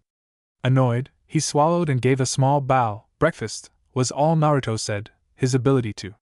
Her reasoning was being driven by 2 things, food and fighting. If she didn't get the former, she might start to destroy anything in front of him. The waiter swallowed hard at the tone in which he spoke and nodded. Directing him to one of the empty tables, she left him with a menu in his hands and ran off to the kitchen. To tell the cooks what had happened, it was well known that some of the restaurants left. They would go inside to charge the little demon brat much more than the others and feed him scraps or cook with what they had. That arrived damaged. At this point, it wouldn't be very advisable if they still wanted to have a restaurant to work in. The redhead, on the other hand, focused on the menu images until he decided what he wanted to eat. He waited a minute until the waiter returned and pointed to 3 different images. In the first one, there were pancakes, coffee, and new scrambled eggs. In the second course, there was a meat dish with potatoes and a salad, and in the third one had a couple of sandwiches with orange juice. The waiter looked at the images for a moment before returning to see Naruto. He shrugged, wrote the order down in a small notebook, and headed back to the kitchens. I didn't know if the boy could eat all that, but as long as he got paid and didn't wreck the restaurant, it was fine. With him, about 15 minutes later I returned with the first courses: pancakes with maple syrup, black coffee with a little bit of milk and scrambled eggs. The redhead attacked the food as soon as the plates hit the table. The waiter had to. He moved away quickly so it wouldn't grab his hand and eat it. He also returned with the rest of the order and he marched quickly so he wouldn't have to endure the demon much longer. Naruto was starting with the first sandwich when an ANBU arrived. "Okage-sama wants to see you, Uzumaki-in," he murmured before disappearing as quickly as arrived. Her irritation only seemed to increase because of the interruption, and even more so because she had to leave without finishing the food vendor shrugged, took a roll from one of her paper towel holders, and put the food inside. Then she left the money in the. He had managed to trick his stomach with the little food he had eaten. Provided, and therefore his reasoning and thought processing were beginning to function again, that. It made him wonder what the old man wanted. It had to be important if he sent an ambulance to get him. He sped up the. He walked towards Okage Tower, casting snarlish glances at each of the villagers who looked at him unkindly. He was talking behind her back. He entered the tower without worrying about the pair of ninjas at the gates, even though he could sense them. His hateful eyes were fixed on her back. He reached Okage's door and opened it without knocking, though he did. He gave his secretary a slight nod. She had always treated him well, and he remembered that she had always. He always had something when he went, whether it was a simple candy or even a bowl of instant ramen. He really enjoyed it, despite. Since she had never asked for his name, she made a mental note to do so on her way out. No sooner had she entered in the room, she could feel the tension that permeated the small space. She checked everyone there, recognizing Suma and Gay, as well as Aigao, although she was working now, so it would be better to call her by her title Cat. The others were Chunin members and a few ANBU he didn't know personally. "You've finally arrived, Naruto-kun," he said. Sarutobi gave him a tense smile. "Now we can begin." He sighed as he leaned back in his seat. Last night, a tragic event occurred. One of our Chunin died. Naruto opened his eyes in astonishment. He was on duty at that time. We don't know exactly what happened, but from what we've found, Yate, Jeek and Dosuke were killed by Kabuto Yakuzi, Orochimaru's assistant and apprentice. Their bodies were found.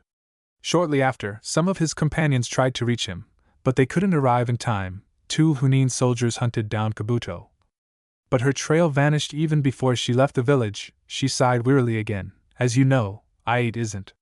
He was a member of a clan, and his family died long ago. We know he had a girlfriend, but she wasn't a member of a clan either, so.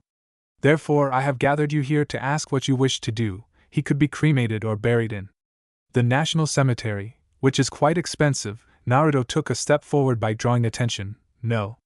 She knew Yate very well and was even annoyed by the guy because he was constantly coughing, but she knew it was him.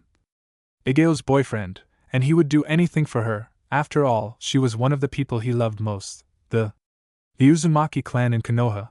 But that's only a week away.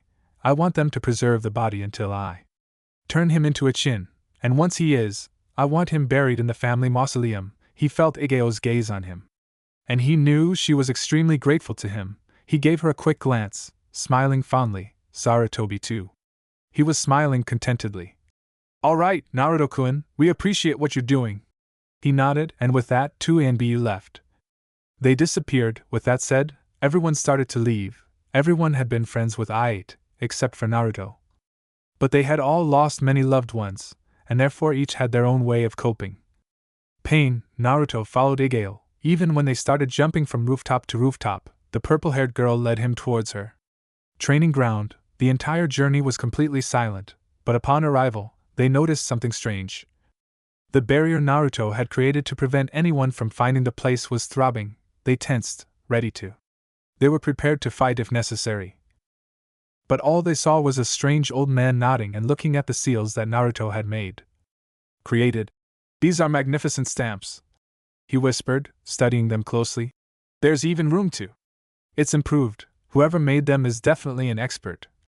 Naruto coughed fakely, startling the old man, who stumbled and he fell on his butt as he turned around. "Who are you and what are you doing here?" Naruto asked, going into ninja mode. Completely, the old man raised his hands, smiling. "I came across this barrier made of seals and I had to study her." He smiled a little more. "On the other hand, I am the legendary Toad Sannin, master of seals and the super pervert." Jiraiya, he ended up with an eccentric pose and a perverted smile, looking at Igao. They both stood there, unsure how to react. Naruto didn't know who the hell this guy was, but he knew he had something to do with Orochimaru, which must have been quite strong, and Gao, on the other hand, knew this man's reputation very well. "Okay," Naruto said, thinking about what to say. "This is my training place, so I'm going to ask you to leave." "Oh, bye. You have no idea how amazing stamps can be. I'm a teacher and it never occurred to me to think of this kind of thing. Seals, I want to study them." He looked from one to the other and then understood what she had said. "Wait, you made these seals?" The redhead nodded, starting to get annoyed. "Is there a problem with that?" Redhead, violet eyes, and an incredible ability for seals. He watched Naruto intently, studying him. He knew that the only Uzumaki there was Naruto. Godson, but he was supposed to be blonde. No, it can't be, or can it? He came closer, looking intently. "The truth is that this boy bore an uncanny resemblance to Kusina. What's your name?" He sighed wearily. "Naruto Uzumaki," said too. He tried to please the old man and let him leave, but Jiraiya just smiled even wider. "Naruto, I can't believe what happened to you. You were blonde, or at least that's what Sensei told me." He started laughing excitedly. I'm your godfather. The truth is, I should have come earlier to train you for the exams, Jin, but I got caught up in my research. The nose. It started bleeding, much to Igeo's annoyance. I can see you've been doing well, but I'm the most incredible and powerful man on this earth. I will take you to the abyss. They will be the most powerful storm of all time. I don't want. Being an Okuji will make you even greater. He turned back to look at the redhead, impressed as he was that his sensei had told him. Naruto wanted to be an Okuji so that everyone would recognize him. What do you mean he doesn't want to be Okuji? But sensei shrugged. Did you know that I stopped wanting to be an Okuji? When my body changed, He thought for a moment, and decided that this man could teach him about seals, especially about his father's seal and the seal of curse. Look, I don't care about the past. If you're my godfather, I should hate you for letting me live the way I did. But I have an interest in stamps, especially this stupid stamp my father created. He lifted his shirt, revealing. I saw the seal, which was very different from how Jiraiya remembered it. I've been training myself, but I've already realized that I can't continue learning seals without a teacher, and it seems you're the only seal teacher I can forgive.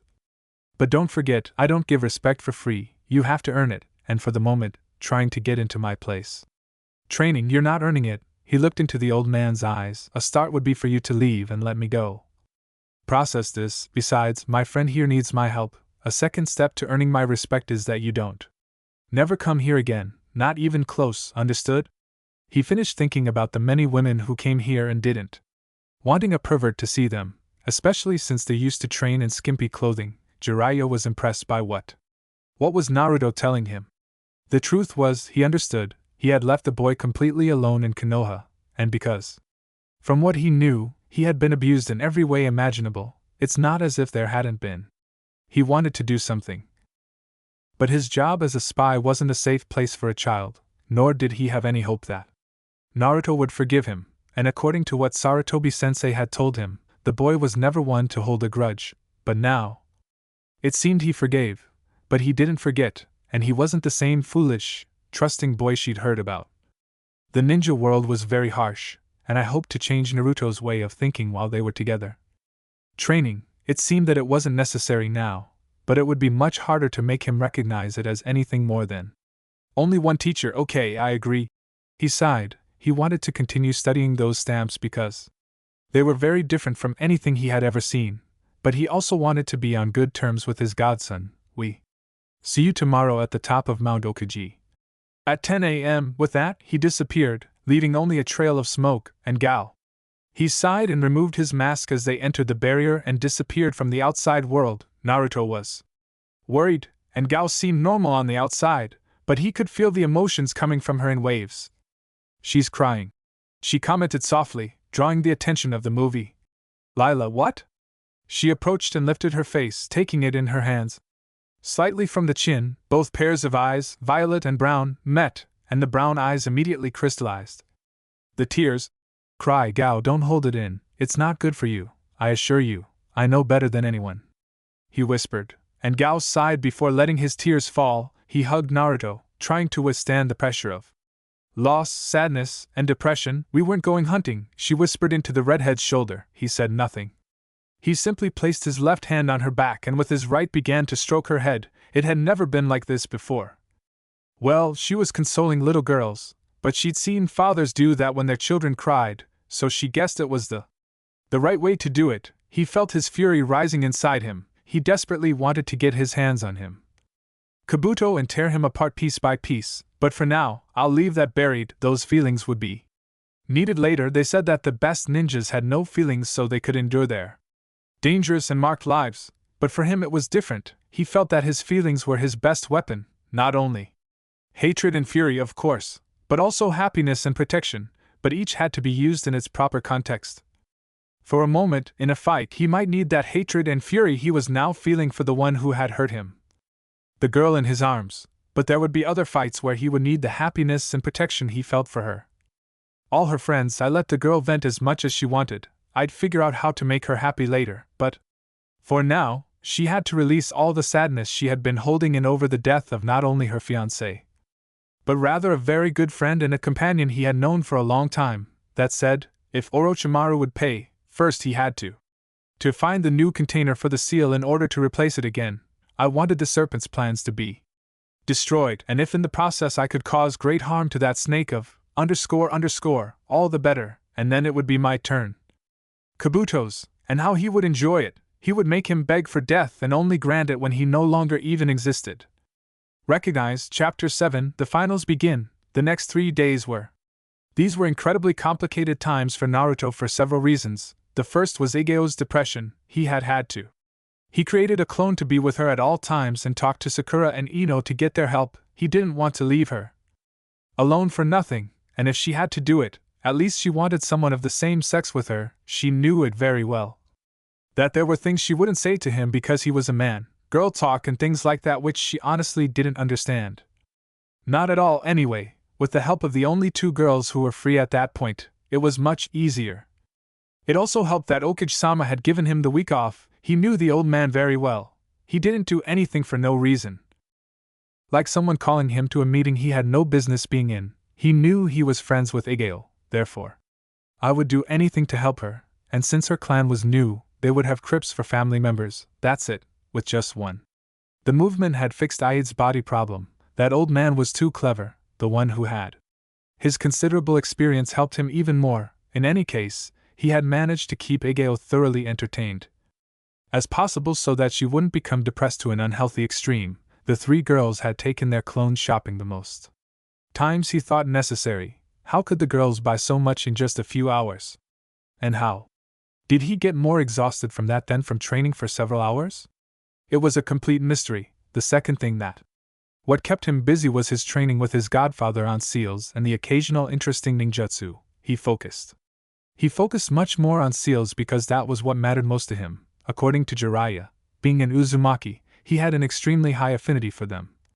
To the art of sealing, it wasn't just because their clan itself had been very curious and inventive, and had therefore invented countless incredible seals, which were lost or destroyed along with their people. The art was in his blood, literally. It was something like a Kekkei and Genaki, but not quite one. The seals were so variable and expansive, so you could literally do anything with them, from protecting something like he already had. He had done this with his training grounds, perhaps even stopping aging or at least slowing it down. Naruto knew that those kinds of seals would be very risky, and something very sinister had already encountered seals of that type. First, there was the cursed seal that the pedophile snake had given to Anko and the gay Sasuke, but there was also the seal he himself had changed to save Chunin. Change them, they had almost killed him even with their. He had incredibly high chakra reserves, so he knew he wasn't ready to change something like Anko's mark. No. I'd suggest eliminating a stamp like that, or worse, inventing something like that. At least I was making great progress in art. He was quick and had managed to improve his seals to such an extent that Jiraiya had tried to enter his field of. He had trained with his permission and hadn't succeeded. The old man was very surprised by what he had done. He had had time to talk about the subject of him being his godfather, but for the moment he didn't attach much importance to it. Because he knew Naruto was more interested in the exam. Jin knew very well that Naruto was at the level of a elite Jin or a low-level Chunin. Many would like to have the power that the redhead wielded at that time, and he knew his power would only increase with the right training he could provide, but which he wasn't sure she would accept. He had seen her interact with some girls and knew it would be difficult for him and for her. They would be away for an extended period. Anyway, he would offer it to her when the exam was over. Naruto.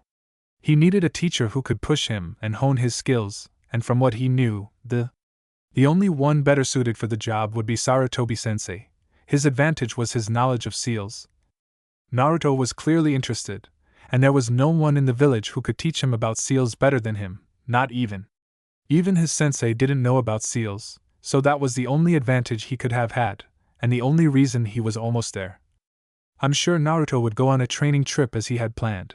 As a bonus, he would gain a very valuable experience. He knew that fighting was different. He would only see firsthand the work of a real ninja. It would teach him how to infiltrate the safest places in the world. I would teach you how to obtain information that no one else could get. It wasn't a security, but she hoped those things would convince him to be her student. She had planned to take him for 3 years, but if Naruto was progressing as fast as I'd seen in this short time, perhaps it would only take 2 years, or maybe even Less of all that.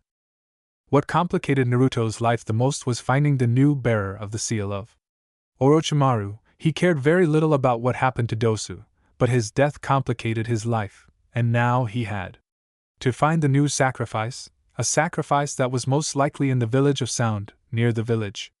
I hadn't smelled anyone with the deathly scent emanating from the seal. It could also be because there were too many smells swirling in the village, even more so now that everyone was arriving to watch the final. She had visited Kuda, the girl.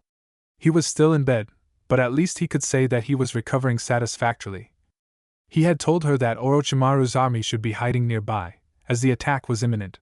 Finally, I didn't know the exact location of the camp, but I agreed with her, and it should be nearby, so. There he was at that moment, searching the area around the village after having lost one of those again. Strange ambush, they followed him more and more insistently. He didn't recognize them. I had never seen them before, but I knew they weren't the same ANBU who were under his boss's command, at least it was. It's fairly easy to lose them with the help of their shadow clones. Now, where on earth could they be? Hiding the gay Snake King? Naruto whispered, sniffing the air. He groaned when he didn't catch a thing. I tried to hear something, but all I could hear were animal sounds, a river nearby, but nothing that resembled a military camp. He's quite skilled with seals, from what I can tell, so he's most likely there. Hiding the camp like I do with my training ground. I thought about it for a moment and decided to give it a try. It extended its sensory range. I didn't know exactly what to call it. It had a relatively small range, speaking of. Considering that he had read in the library that Asarama Senju could cover an even larger range than that. He was halfway across the Leaf Village. He could only do it for about 600 meters, if he pushed himself up to the limit, perhaps reaching 700 m. It wasn't something that had been set out to do.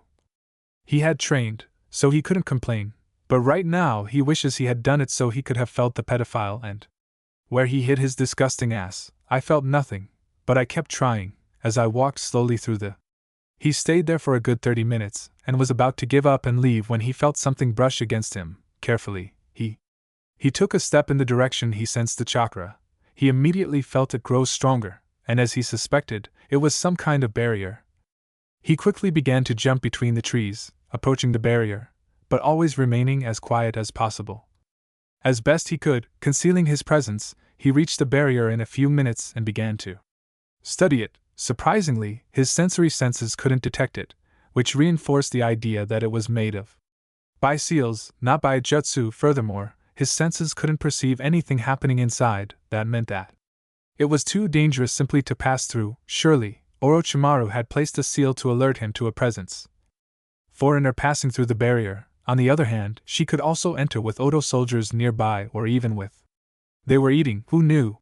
No, his best chance was to find the seal and check it. He was sure he could. He got through it without any problems thanks to his newfound knowledge. It was a good thing he'd accepted Jiraiya's help. He bent down and He placed his hand on the ground as close to the barrier as he could without touching it. He breathed slowly and did the same thing he had done before. Done with Chin when he found her in the hospital, the chakra pulse spread rapidly through the earth, touching the barrier without crossing it or attempting to break it. When the pulse returned to him like an echo, he knew where the seal was. He was definitely a genius. To think he would invent something like this for no other reason than to try to understand a. He found another use for the seal. He walked quickly toward the seal, which was perfectly hidden under a few rocks that wouldn't attract anyone's attention if they happened to pass by. Clearly the seal wouldn't appear on its own, so I sent a new pulse of chakra to the ground that made it glow slightly. Showing itself clearly, he studied it quickly before the glow disappeared, then took out parchment and a paintbrush. He drew the stamp exactly as it was painted on the ground and then began to change it. He recognized He drew lines, some of which Jiraiya had indicated. He also knew that if he made a mistake, Orochimaru would be alerted. He had to be careful. He started to shift it slightly, just enough to get the barrier to let him through. Without any problem. Once that's done, I placed the parchment on the ground, barely touching the original seal, and then, applying chakra, the scroll and the seal glowed again before fissioning and disappearing once more. He remained still just in case, and when he was sure he hadn't alerted the pedophile, he stood up and slowly crossed the barrier. The sounds and smells immediately assaulted him. Clearly, a huge ninja military camp had sprung up. He quickly moved towards a tree because he heard the sound of approaching footsteps, although it didn't seem as if he had been discovered. Indeed, when the ninja passed under the branch where he wasn't looking for him. Rather, he seemed bored. He was on guard duty. As safe as possible, he quickly pounced on him and killed him with the least amount of noise required. He checked him quickly before undressing him. He quickly changed his clothes. Luckily, his build wasn't too different. Then he took a containment roll and put the ninja's body inside. He couldn't use those rolls for. He could put someone in alive, but since the roll was dead, he treated it as just meat and could hide the body without. No problem. After that, he applied a special treatment so it wouldn't look the same. He began his walk through the camp. For the moment, everyone was relaxed, confident that they wouldn't be discovered. Therefore, he was able to easily walk around the place, sniffing at all times to recognize the sacrifice. She'd been wandering around for at least an hour when she finally found the guy. Now she just needed to figure out how to ambush him and needed a secluded place where there were no people to be able to change the seal, which would take some time. Sometime, he followed the man who was showing off the stamp without knowing what he was doing. Clearly he didn't. It would be surprising if Orochimaru told him he would make him stronger. He was about to act when he saw a guy approaching. Strange with 6 arms, demons, Orochimaru surrounded himself with freaks even worse than himself. He knew this guy. He wasn't like the other ninjas, and he detected the same disgusting scent of the curse mark on him. No, he couldn't. Confronting this guy, he wouldn't be easy to kill, and he'd alert the whole camp. He started walking. Again, so as not to attract attention, he quickly hid in a place from where he could see them. He groaned in despair as the sacrifice and that strange man started walking. They walked together to a more secluded place. After a few minutes of walking, he decided he would fight them both if they were necessary, but luckily the spider type said goodbye, leaving his prey alone, who began to do the bathroom, hid. He fully realized his presence, and moved stealthily toward the man. He quickly appeared behind him and struck him on the back of the neck. The body fell to the ground with a thud. Knowing he didn't have all the time in the world, he went upstairs. He removed the shirt he was wearing, revealing the seal, took out the paintbrush Jiraiya had given him, and began his work. He grunted when he realized he'd made a mistake in one section because he was in a hurry. He quickly deleted it.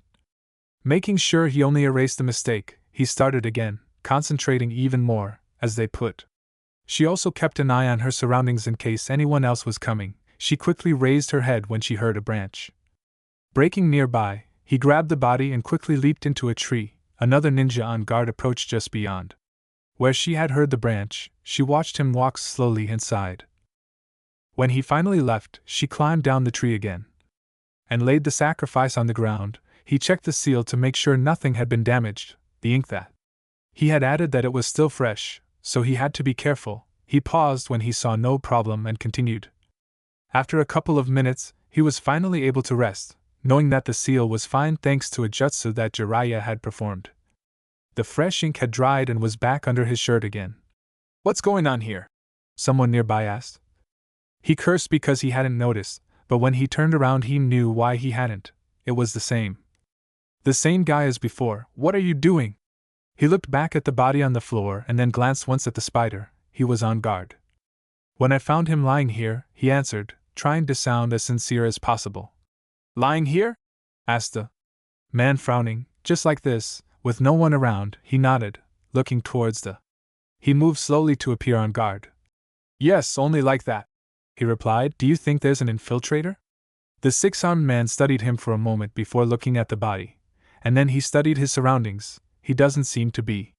He said that as he approached. "Maybe he just slipped on something. I'll take him to his shop." He nodded quickly as he got up and started walking away, but the guy grabbed his arm. He turned around, confused, but he cursed under his breath, wondering if she'd figured him out. "Yes, check the place and let me know if you find anything."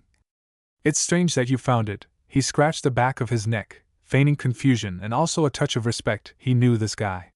He was higher up in the hierarchy. "The only thing that seemed strange to me was that puddle over there." He pointed to where there was. The ninja was urinating. The spider saw the puddle, then the ninja on the ground, and negotiated with his head. "It surely ended banging against a tree or something," he muttered. "This business of sitting here doing nothing and wanting to start a fight against Konoha, I must be turning back to not even mention it, even though we're camping so close." he mentally congratulated himself. He nodded. Sure, I understand, continue with your guard. The man ordered as he recognized the unconscious ninja. And it began to leave, almost imperceptibly, before it began to leap through the trees, moving away. He quickly left the place, changed his language in case I found him, so as not to be recognized. He arrived at the same spot because of the who entered and exited the barrier. He sighed once more and undid the ink, changed quickly and left as fast as he could. Who was able to return to Konoha. At least he was sure he'd done the job, whatever Orochimaru he had planned. Now it was completely undone. He relaxed completely once he was inside the walls of Konoha. He still had to figure out what to do with the ninja's body, but he supposed he could burn the scroll with him inside and… Okay, he decided to stop by Ichiraku for something to eat. He'd gotten hungry after his little adventure. It was relatively quick, but it had been quite stressful, especially at the end. He arrived at the restaurant where he was. He found himself chatting with some of the girls. They smiled at him when they saw him and invited him to sit with them. So, where were you? Aim asked, placing Naruto's plate in front of him. He had changed his mind many ways, but his appetite for ramen wasn't one of them. I went to find the other sacrifice, he replied. Naruto, he had told the cook what had happened, so he knew there were 3 people with that seal. Why? So, did you finally find it? Sakura asked, moving a little closer. Naruto instantly became nervous. The one Ageo. I would have told him what happened when the 2 of them went out alone. It had made him nervous with some of the girls' actions. It wasn't even just with Sakura, but with all the girls he called friends. He nodded quickly. Yes, I finally found it. I also found Oto's camp. They remained silent for a few minutes. You infiltrated an enemy camp completely before Kurino turned to look at him. Annoyed. Alone, commenting angrily, that's very dangerous and very irresponsible, but everything turned out all right. Naruto cut her off, waiting that they shouldn't bother him too much, especially now that he was quite tired. I went in, found the guy, and changed the stamp, and I left without any problem. He avoided telling them about the minor problems they had and their interaction with that strange guy. Well, if you're okay, that's what matters, Anna said, smiling and stopping Kurenai from continuing reprimanding the boy. However, if you're going to do something like that, again, warn someone and bring someone who can. Seeing your back, he nodded quickly. He wasn't convinced that disagreeing would work because all the girls would fall for him. And on top of that, I didn't want to be on the receiving end of their anger, even if they were civilians, let alone ninjas. So, we're sure the snake plains are finished, Ino said, taking a sip of her juice. Yes, absolutely, he replied with a smile. Whatever he's after, he won't get it. Orochimaru is a sadist. First, but I don't understand what she wants to achieve with those sacrificial seals, Enko murmured. Whenever they talked about the __ of his former master, his temper exploded. What could something like that possibly bring? Many things, Naruto replied. Thinking for a moment about what Hiro Sennin has been teaching me, he fell silent as laughter interrupted him. Everyone was amused by the nickname Naruto had given his teacher, Ino, Sakura, and Aim didn't know the guy, but from what? According to what the older girls had told them, the guy was a pervert through and through, so logically the nickname suited him. Like a glove, Inen, Sakura murmured playfully, looking at the redhead. He can't be too happy with the nickname. He mustn't know, because Bear would be here complaining, he muttered to me, imagining. From the old man's reaction, Naruto warmly cheers them up. Anyway, continuing, he said gently so that the girls will stop laughing. The art of sealing is very varied and open. You can literally do anything. Therefore, Orochimaru can bring about whatever he desires through human sacrifice. I would say that the only obstacle is morality. They remained silent, eating for a moment, knowing that Naruto was telling the truth. They couldn't imagine what Orochimaru wanted to bring about with that seal because they had, even though they were moral ninjas. While the pedophile, with his twisted and macabre mind, could do whatever came to mind without any. The barrier that stops him could very well be trying to open a door to hell itself to release all the demons. Those and untie them in the ground. Moving on to other matters, Anna murmured amusedly, looking at Naruto, are you ready? For the exam? Absolutely, Naruto said, almost shouting.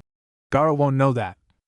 He hit him when he was done with him. Wishing he hadn't done what he did to Lee, he stared darkly at the table, making a chill runs through the place. I'll kick his ass so hard that those 2 presences inside him will be terrified at the idea of letting themselves be felt. I heard that Gaara is very dangerous, Hanko said, quite a bit worried. I don't know exactly why I saw what I saw in the video of the Forest of Death. She shook her head. Just be careful and don't get too confident. Naruto was smiling at them. He knew better than anyone how dangerous Gaara really was. Given that he also had a demon inside him, it wasn't surprising, but even more than that, it was that strange, almost imperceptible energy that belonged neither to a ninja nor a demon. It was also very well camouflaged. He said that if it weren't for all his skills, he wouldn't have recognized him. He decided to change the subject. And so, he began to tell a few jokes. The girls really enjoyed the stories and jokes that he, Redhead, had done throughout his life, especially considering that most of it was for people who had been extremely cruel to him, who at that time was nothing more than a completely alone child. Hanko had already. I had taken a couple of reprisals against those same merchants, and I could almost guarantee they wouldn't behave that way again. Likewise with no one, although, considering the closed-minded and the peanut-sized brains that she had some, perhaps it would take more than just that for them to change their way of thinking. She smiled as she walked slowly and deliberately, preventing any ninja from discovering it. The truth is that his mother was. I was impressed by the arrogance of this village, or perhaps they were simply stupid and that's why they didn't recognize the danger was right under their noses. They had recently heard that one of their own had not only deserted, not only became a rogue ninja, but also murdered one of his own Jin. The funniest thing is that the other ninja hadn't arrived until it was too late, allowing the traitorous ninja to escape.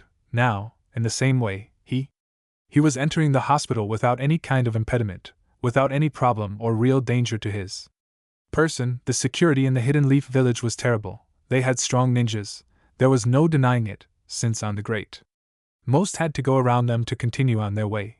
But as skillful as they were so careless that any infiltrated enemy ninja could stroll confidently into one of the buildings that were supposed to be in better condition, sheltered without any real problem. He shuddered at the feeling of his mother's murderous intent. He had wanted to do this has been the case for a long time thanks to his mother's insistence on having the blood of that ninja who had. He had dared to harm him, but hadn't had the chance until that moment. He could feel a ninja following him at every moment. I didn't know who it was because he hid too well, just like that redhead against whom she would compete, but she hadn't been able to learn anything from him, although she knew it wouldn't matter because in the end he would have her body lifeless in his hands anyway. At last he was completely alone and could do what he had to do. To kill that strange and disturbing ninja. He smiled a little more when he finally passed through the entrance gates of the hospital. Making sure no one saw him enter, he checked his surroundings, but was completely certain he was alone, without a ninja powerful enough to stop him nearby. He approached the reception area with a hag on him, and he asked for the room where the boy he wanted to kill was. They gave it to him easily, further proof of that security seemed to be overrated in the Leaf Village. Entered through the corridor, changing the energy. Once again, there were few people at the hospital, most likely because the finals were so close and people. She was more interested in that. She could only see a few doctors walking the halls and even fewer civilians in her. Most of the children were sick or had some ailment, nothing serious. She reached the room and began to feel the, unclear possibly, the symptoms, or the pain. His mother's murderous urges plagued his body with a toxin, causing his heart to race. This was what it meant to be alive, was to prove his existence. He lived to kill other people, since ending their lives meant nothing more than killing others. His life was how he proved to himself that he was alive. He opened the door, which creaked softly, and entered the room where the boy she was looking for was asleep. As far as she knew, he had come out of his coma some time ago, but the damage done to his body was too damaged to be released from the hospital. Worst of all, it wasn't the damage he had caused that had. He had done all that, but the damage done by that strange jutsu he had used to almost defeat him. He gave a couple of footsteps close by, growing more and more excited about what he was about to do, letting the sand swirl around him. He was so distracted, focused on the boy who had hurt him, that he didn't notice the doors slowly opening. They let in two more boys who were most likely there to visit the injured man. "What are you doing here?" a voice asked. Dark and dangerous, she turned around quickly and smiled when she saw two of the boys they would be competing against. "The finals? My mother is asking for her blood," he replied, smiling maniacally. Shikamaru felt the hairs on the back of his neck prickle. to rise not only because of the darkness that emanated from Gaara's voice, but also because of the murderous instinct emanating from. Naruto was by his side. He still remembered what had happened at that training ground a month ago. Now he wasn't as powerful as that time, most likely because this was a shadow clone, but it was still so palpable that it was terrifying. Well, you can tell your mother she's not welcome here, so keep quiet if you don't want her to. I'll head back into the hole I came from in the first place, Naruto said, taking a step closer to Gaara, the Chunin alone. Smiling a little more, there was something about this boy that gave her goosebumps. It was as exciting as when he felt the blood trickling from his fingers after a good kill. He prepared for the fight that was about to begin. They began, but just then a new ninja appeared. You shouldn't fight here, Kekkei said, placing himself between them. Gaara and Lead, the man who was looking at Gaara in a more than threatening way, also gave a warning look. He directed the two leaf ninjas to behave. The Chunin looked at him, knowing full well that he was now in disadvantage. It was one thing to face these guys who weren't really ninjas. Well, maybe the redhead was. It was, but this Chunin was more dangerous, and while he was focused on it, the other two could. To hurt him, it wasn't that he didn't care about destroying the entire hospital if necessary, but he didn't want to take up his wasted energy on this garbage when there was so little time left before the final started and could kill more people. He glanced at the older boy before turning to face the two boys. He smacked them sadistically before his body. It began to turn into sand, which was quickly dispersed by the air, and left the place hoping that somewhere he thought he could soon kill the only boy who had ever hurt him. Naruto relaxed when Gaara disappeared, although she was still using all her skills in case the boy was nearby. She never expected to find him in the hospital, and she knew things would have gotten very bad if Kekkei hadn't arrived. It was, after all, he was just a clone and couldn't compete on equal terms with Gaara. The Chunin turned back to check on his student before looking. He saw the two genin again. It was quite irresponsible of them to almost start a fight in the middle of the hospital. Frowning, even more so considering that one of his roommates was in the same room in a bed with his. The situation was still unclear. They both nodded, knowing it hadn't been the smartest move, but knowing only one. Little by little, Gaara was there. There was no other choice. They wouldn't have stopped him just by talking to him, if he was there. The plan was to assassinate Leo. He wouldn't stop until he did. Sorry, Shikamaru said. But there wasn't much room for maneuver. We literally found it here, anyway, it continued. The older boy, though, was worried about what that meant. Maybe he had a completely crazy kid trying. From now on, they must kill their student by any means possible. They need to be more careful in these kinds of areas. But thank you for helping my student. Naruto and Shikamaru nodded. They left some of the things their friends had given them. He had given the orders and they left the room, allowing master and student to relax again. He was completely relaxed, but also excited about the upcoming events. He was dying for his little game to begin and to get rid of the village he hated, and also his weak and pathetic master. He just had to wait a little longer, when more. No matter how relaxed they were, he would appear to destroy their pathetic and disgusting lives. He would take Sasuke-kun to do it. The perfect ninja, perfect to be his new body. Perhaps he would also take Naruto-kun, since he had proven to be not only the Kubi's Jinjrik, but also being the user of an incredible Kekkei in Genai. Although with what there was, Naruto wasn't someone I could bribe and use like I could with others, nor was he particularly loyal. I had an idea for. He would bring him to his side, but if that didn't work, he would kill him. The fewer obstacles in his path, the better. Furthermore, killing him would delay, or at least complicate, the plans of that so-called god, or how I would enjoy watching the fury and indignation on the face of that annoying and unpleasant man. For the moment, he had no chance of. He could defeat him, but with Sasuke's body he would be invincible. Of course, he had to make sure everything went as planned. He had planned it, therefore, and had infiltrated Konoha with 4 of his cute little toys.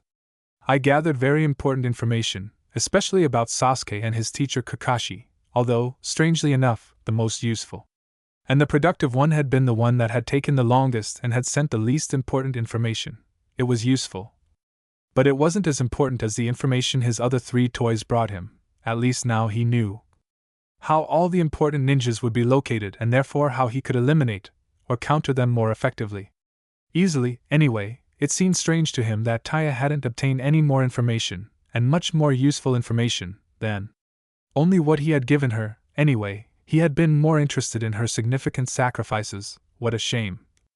Dosa couldn't continue his work as he had been doing, but well, at least Kabuto had. He had said what happened and was able to get a new one. He just hoped this new sacrifice wouldn't end with him dead in the battle. He had told him that the seal he was giving him would make him more powerful, but that was a double-edged sword. Because the fool could become overconfident and end up being killed before he could be of any use to him, therefore Kabuto. He would be close enough to stay alive until he activated the call, or how he would enjoy eliminating Konoha, using the three great men who had led it to that time when they called themselves as the best and most powerful ninja village of the elemental nations. He would show them what true power meant. Of course, his other two sacrifices were in Konoha, well guarded, and would remain hidden as they had been ordered. Likewise, Suna's military force was already in place, except for those who would be inside the village, along with the Kekkei, laughed at the thought of those fools, following someone who hadn't even seen them. He had shown his face for a very, very long time, anyway. His whole plan was ready and prepared to begin. As soon as he gives them the order, thank goodness Gaara wasn't paired with Sasuke in the finals. The boy was completely crazy, which he found fun and exciting, but he also knew how damn strong he was. Sasuke, despite all the training he had been receiving from Kakashi, would not be ready to face the power that the brat from Suna was carrying. Kabuto entered at that moment, bowing slightly and greeting to Orochimaru. It was the only one with the courage or confidence to do that, instead of practically kneeling on the ground. Orochimaru-sama loves the ninjas of Suna. They want to speak with the Kekkei. He lifted his glasses just a little and similarly. I said I was talking to you. The Sannin chuckled slightly as he stood up and went to get the clothes of. I'm going to see my loyal slaves and reassure them for the next battle. Go and tell them I'm there. Ending the hunt, if necessary. Remind them what I did to the idiot who last tried to give me orders. At our meeting, the white-haired boy seemed as amused as his master. The ninjas of Suna were loyal to their village, but they could also be so foolish and arrogant that they didn't see what was right in front of them. They didn't realize who were being completely manipulated and would be used as cannon fodder in the battle against Konoha. They would only serve to distract the Konoha ninjas, as they wouldn't be on the same level as the Chunin strength. The number of people he had killed was just a sample, but they had the numerical advantage. With that, and with Orochimaru fighting against the most dangerous of all the ninjas in that village, they were completely certain that Konoha would not. There would be more in a couple of days, considering they were planning to unleash a tailed beast in the middle of the village. They weren't being arrogant when they said the whole village would disappear from the map. She finished dressing and he placed the Kekkei hat, completely covering his face. He made a couple of hand gestures to make his voice sound. It seemed like the one the arrogant leader of the Sand Village had, and he left the tent. He was usually the Earth clone who was beside him was walking through his well-hidden military camp, thanks to its perfect seals, but in moments like these, it was much simpler to just dress up and give them all a little talk. Sons of bitches who called themselves ninjas. I was honestly tired of all the meetings these guys kept demanding. Useless, if it weren't for the fact that I needed them to get rid of the __Leaf Village. I would have killed them all once and for all. At least it was almost over, and after all, he could relax watching. Training his precious Sasuke-kun, watching him become the perfect body to be his and his alone. After that, he would raise his village to the highest point and claim the elemental nations as his own. This was only the beginning of all his plans. He greeted a couple of ninjas who approached him, suppressing the urge to twist there.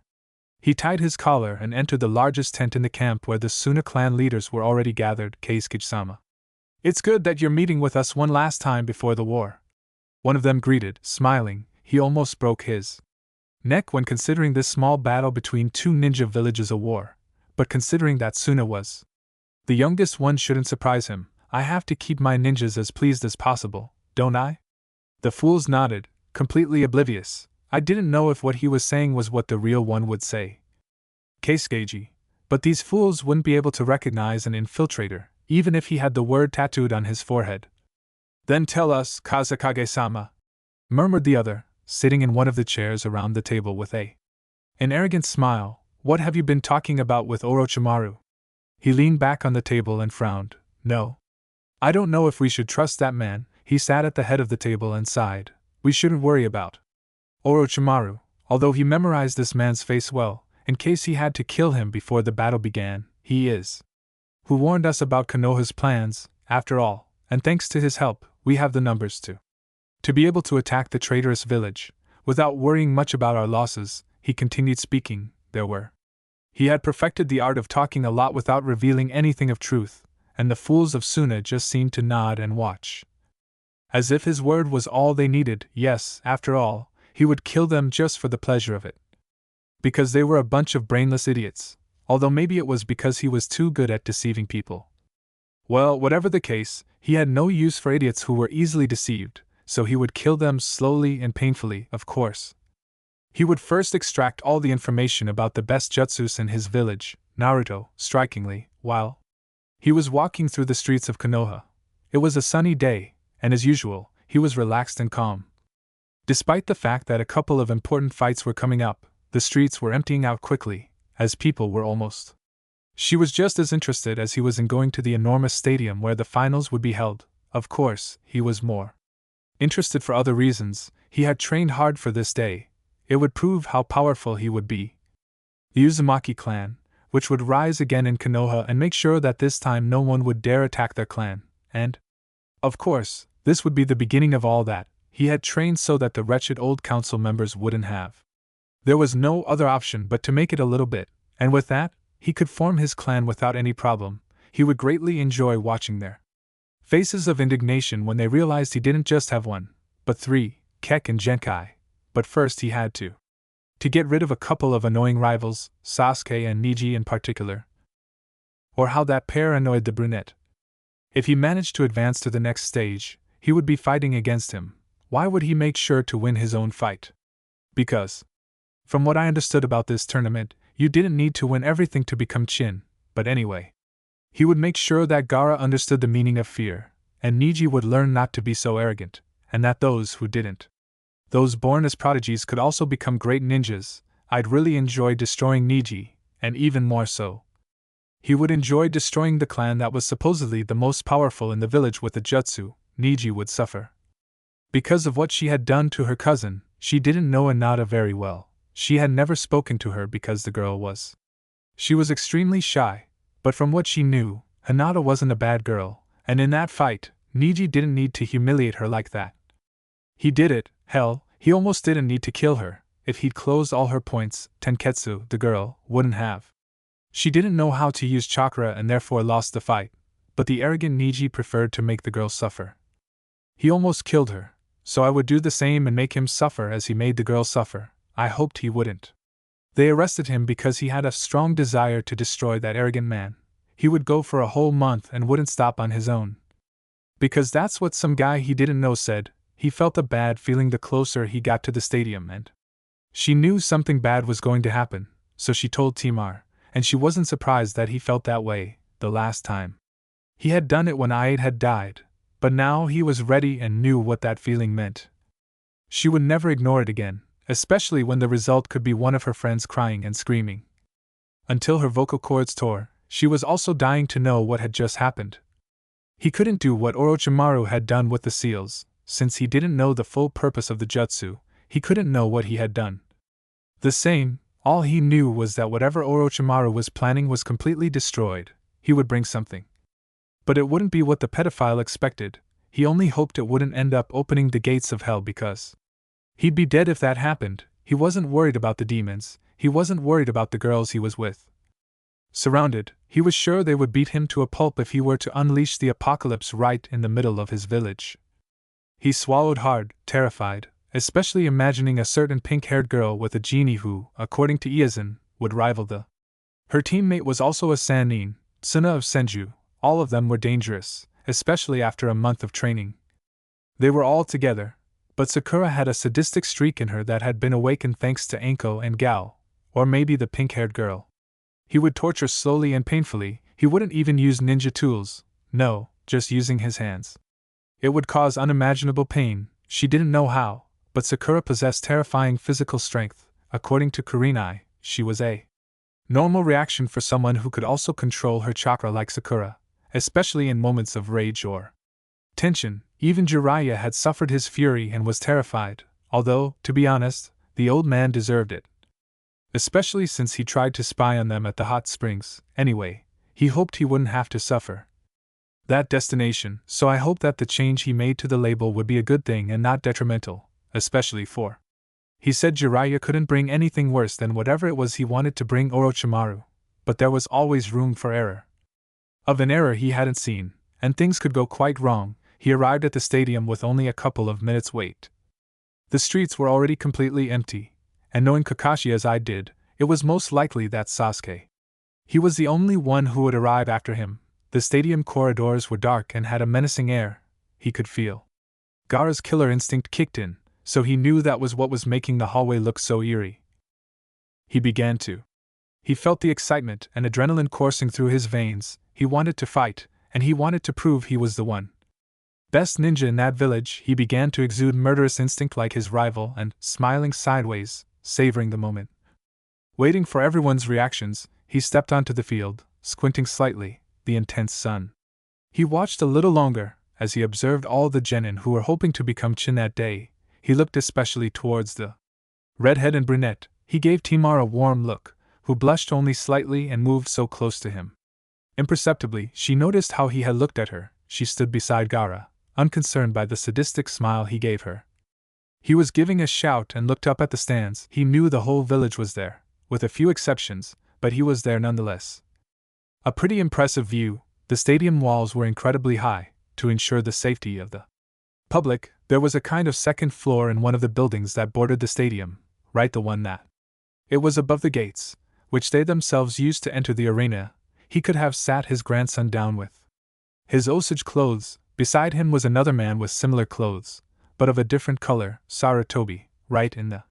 At the highest point of the stadium, he became serious when he saw his grandson arrive at the stadium with that striking hair of his waving with the wind. He could feel how powerful it had become in just that month. Jiraiya had told him what he had.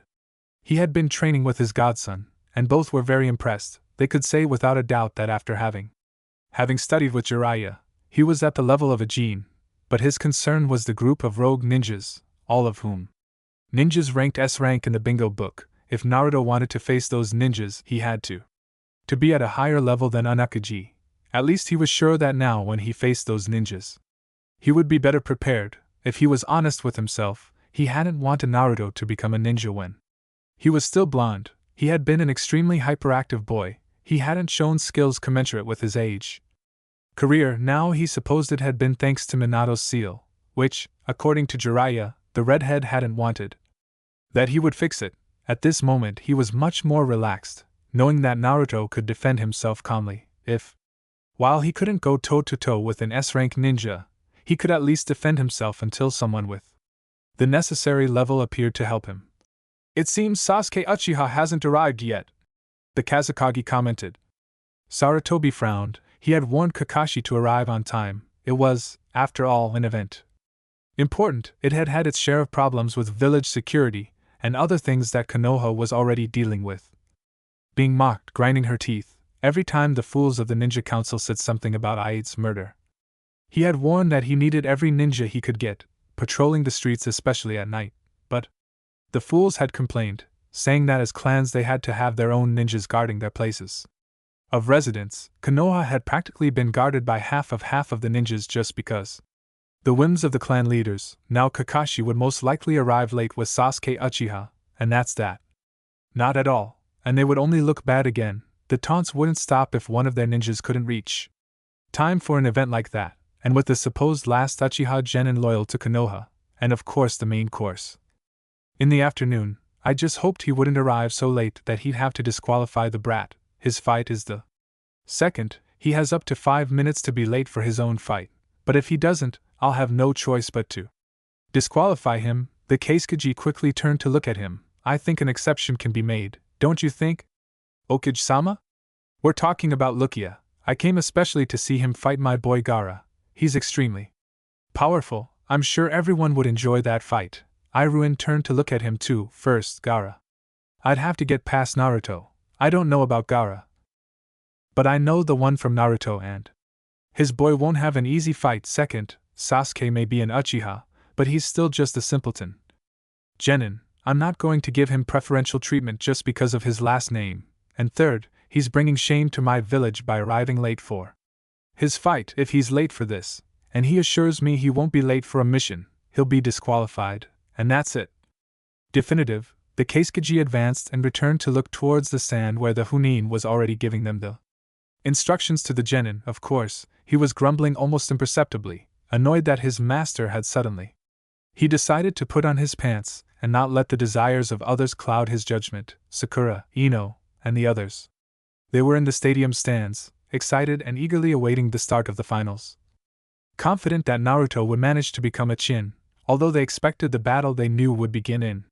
Not letting any moment cause them to lose that opportunity, Sakura and Ino, especially, were nervous. They both knew how Gaara was powerful and dangerous, and although they had full confidence in Naruto's abilities, in his career, there would always be a margin of error you couldn't anticipate. Anything could happen, and Naruto could end up like that. Seriously wounded, or worse, completely dead. It seems the Uchiha hasn't arrived yet, Anna murmured to her. She was petting one of the triplets. She was wearing her jean clothes, knowing she would have to fight, having met Kakashi. He will reach almost the final of the tournament, and will demand that a Uchiha be allowed to fight against the one who is practically already champion. I don't think Okage-sama will let that happen, Sakura said, looking in the direction where there were the cashiers. The rules are clear. If someone doesn't arrive 5 minutes after being called, they are disqualified. You have no idea of the power that comes with the Uchiha name, do you? Anko asked, leaning back in her seat. What do you mean? Yin questioned. She was the one who knew the least about the ninja world. Even though she was learning very quickly, Kurenai hit her friend because she knew that. I would say something sarcastic and completely biased. The Uchiha clan is a major clan. It wields considerable political power. Of the village, the fact that Sasuke is the last of the clan means that the civil council, in particular, will do everything possible to protect him. To be on his side, the Okage before the fourth died was practically the one who completely led the village. But with all the chaos and problems that followed the Kyuubi attack, the councils ended up taking over more power than they needed. Okajizuma didn't take the position right away, although he began to exercise it at the same time. Second, after the fourth person's death, the paperwork had to be updated and arranged to make everything legal. Sakura. He raised his hand, stopping Kurenai, so the councils took advantage of that time to promote laws that would benefit them. They gave more power, and now Okajizuma doesn't have the same power as before the Kyuubi's attack, and it's possible that the advice, do something so Sasuke has his chance. It's late. I laughed at Karina's face and patted her head to Sakura. That's exactly what happens, but Kurenai loves to drag it out. They laughed again as they saw Kalina's indignation. It's about to begin, whispered King, who was practically hidden, dressed as civilian and trying to keep his face hidden. Indeed, on the sand, the Chunin had finished explaining the tournament rules. The first competitors, please remain in the arena while others may go to the. They waited in the waiting area and watched the fights from there until it was their turn. Temari and Shino stayed in the arena watching each other attentively and studying each other. I had seen more or less what their skills were in the previous phase of the exam, but they had focused more on their personal training than on seeking more relevant information, at least. The blonde had trained with Naruto. Her training had never been easy, but Diablos had to admit that training with Naruto was on another level. The blonde's training was killer and more, even when he started training with Jiraiya. At first I had thought it was just a waste of time, since the guy was simply a pervert, but the truth is, it had made Naruto's abilities increase even faster, be that as it may. Whatever he was doing to train his red-haired friend was working very well, even though it had been. It was hilarious when Jiraiya offered him the Toad summoning contract, something he had been thinking about. Most of them were completely surprised and salivating at the prospect of that kind of power, but the redhead negotiated to accept it, saying he would get his own contract, knowing him as she was doing it. She already had a contract. In any case, her training had been much harder, she was sure of it. It was much more strong, but the problem was that with this boy, that didn't matter much. Those insects would be a nuisance, and she didn't. She had many fire jutsus, she knew a couple, but she wasn't very strong. She'd have to think fast if she wanted to win. K8, the ability to control his blood. He was completely still, analyzing his opponent as best he could. His Insects buzzed around, speaking to her and giving her the information she needed for her victory, so from what she could analyze, this girl was far superior to him in almost every way. She knew she was dangerous with that giant fan she had in her back, so he had to make sure he let go. Luckily, the wind wasn't as much of a threat to him as the fire, although it could cause him some problems if he wasn't careful. The problem was that he didn't know if he had any other affinity, or he could perform jutsus with other elements, even if they were low level, from what I had seen in the second. At that stage, she was quite skilled in taijutsu, so she couldn't let her get too close, and that was another problem because his Kekkei insects were much more effective when they were close to their prey. It was true that he had trained with Gei-sensei to improve his taijutsu, but it was impossible to level things up in just 1 month.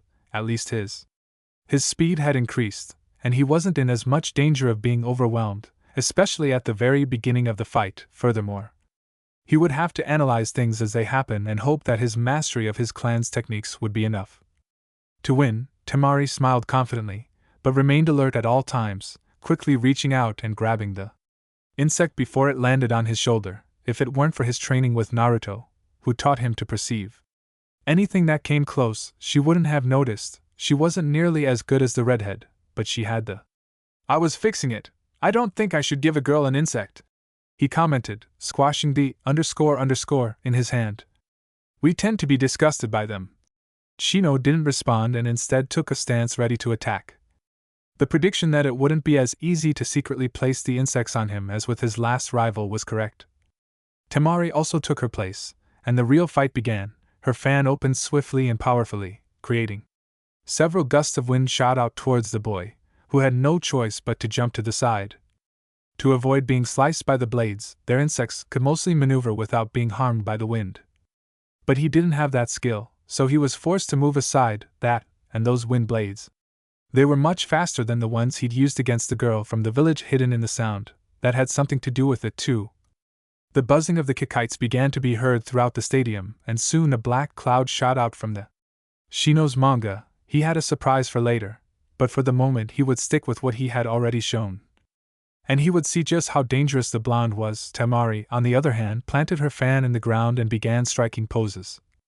Much faster than before. Katon wanted the element of fire. "Dust cloud of ashes," Timar commented, and he drew in as much air as he could. When he exhaled, hot, black ash shot from his mouth. I heard the typical sound of something burning as the ashes and insects collided. The ashes didn't. They were too powerful, but they could hold their own on the ground, and Temari could use them again to defend herself. Furthermore, it prevented insects from using the surrounding soil to attack it. She had learned this jutsu specifically for this fight. Since fire wasn't his affinity, he felt his chakra working significantly, but nothing too important. He took advantage of Shino's surprise, or at least hoped so, to quickly approach him.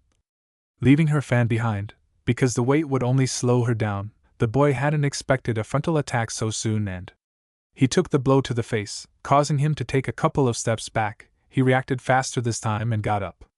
He raised his arm to stop the next attack. At the same time, he had to duck to avoid the kick that would have come his way. As I expected it, training in taijutsu with the best in Konoha was a good move, but I was constantly on the defensive, unable to attack, and it only worsened the more blows they dodged. The physical strength of Temari was far superior to Shino's.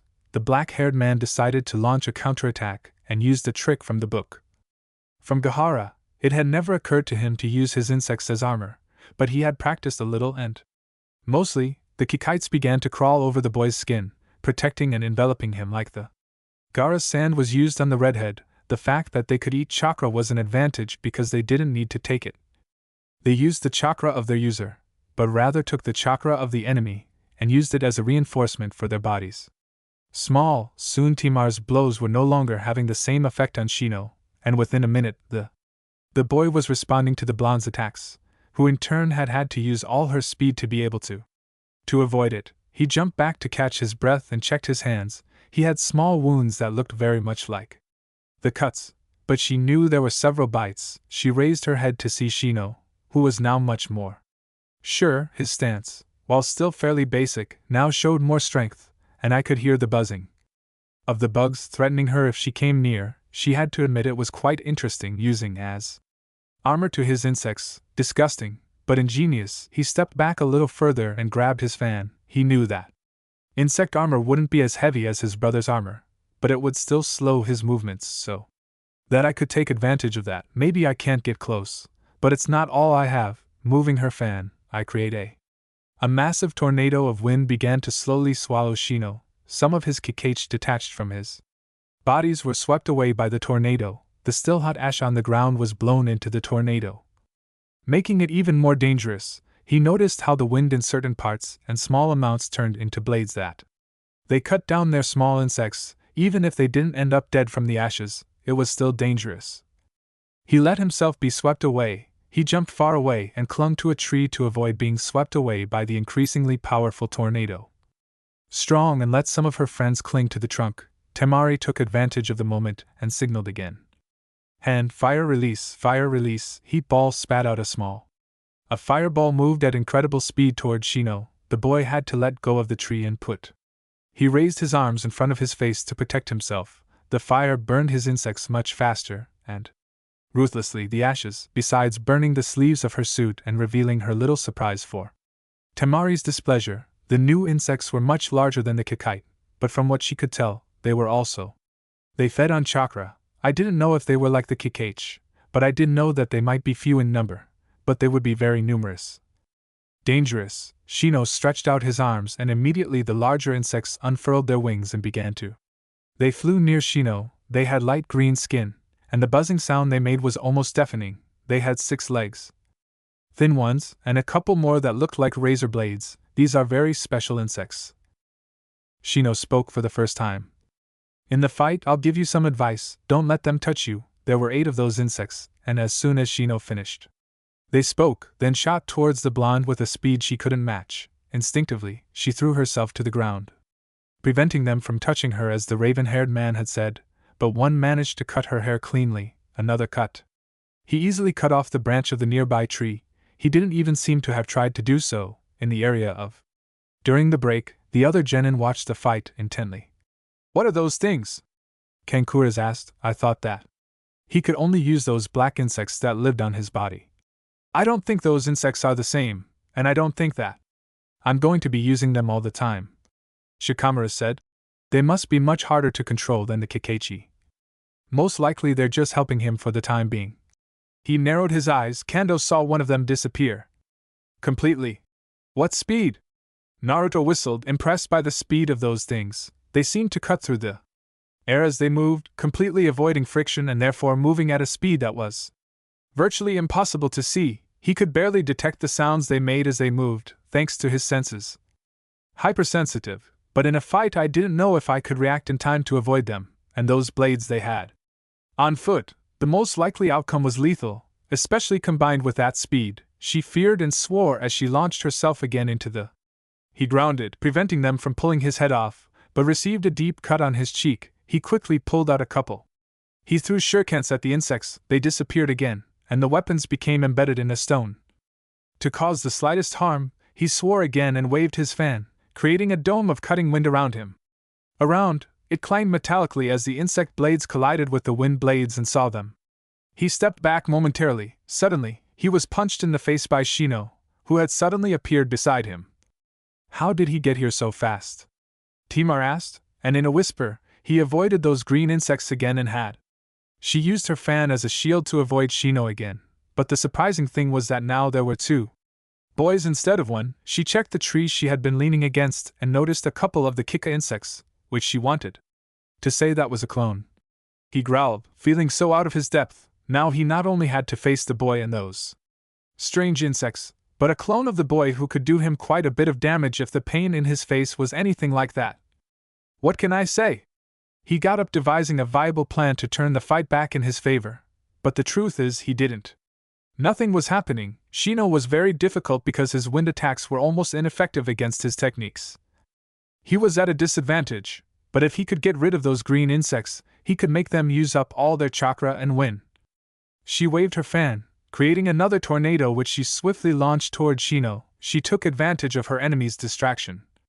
He was in the middle of his attack, trying to get further away, and in doing so, he positioned himself behind Shino. Those green insects must be quite something.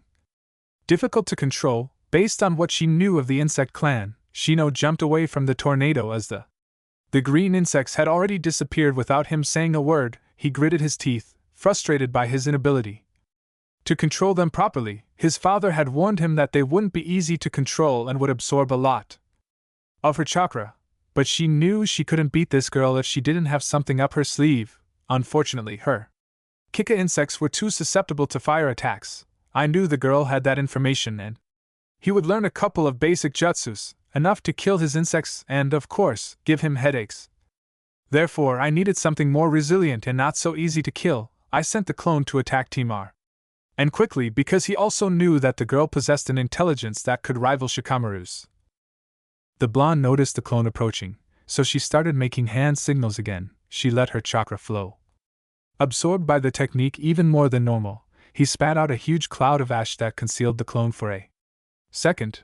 When the ashes finally fell to the ground, the clone had dissolved and the insects had turned into charred corpses. Shino growled again and launched an attack along with the green insects. The blonde again had to either retreat or hold her position, although it was quite difficult with those with knives threatening to cut off his head every second.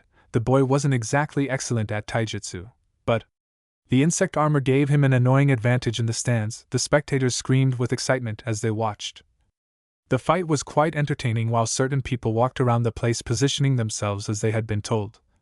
Orderly, there were some Chunin around the place making sure that the civilians didn't cause any trouble, especially the ninjas from the other villages were where they should be. At least now all the ninjas were working as they should, not everyone in the stadium, but also in the village, but the entire Konoha military force was in its jobs for whatever reason they might be needed, and Nado was watching the fight near where her father was sitting there, and next to him was an empty seat he had reserved for his friend, whom he did not.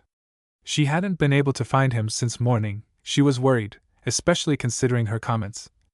Father, they were, after all, a ninja clan. If Ahi wanted her friend dead, she had to order some of her men to do it.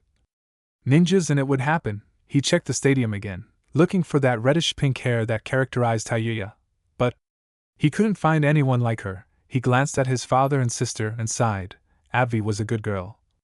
She had even tried to help her when her father couldn't see them, but she had always been jealous of the attention he gave her.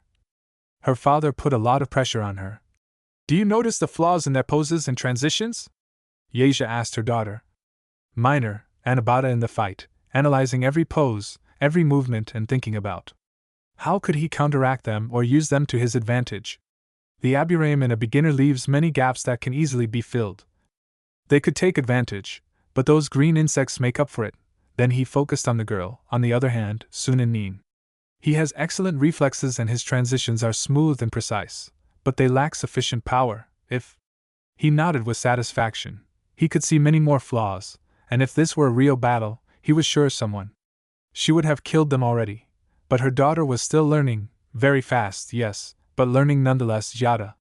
She disconnected them again, trying to find her friend. She was still a little upset about what she'd said, but then, after thinking about it for a couple of days, I could understand what he was trying to tell me.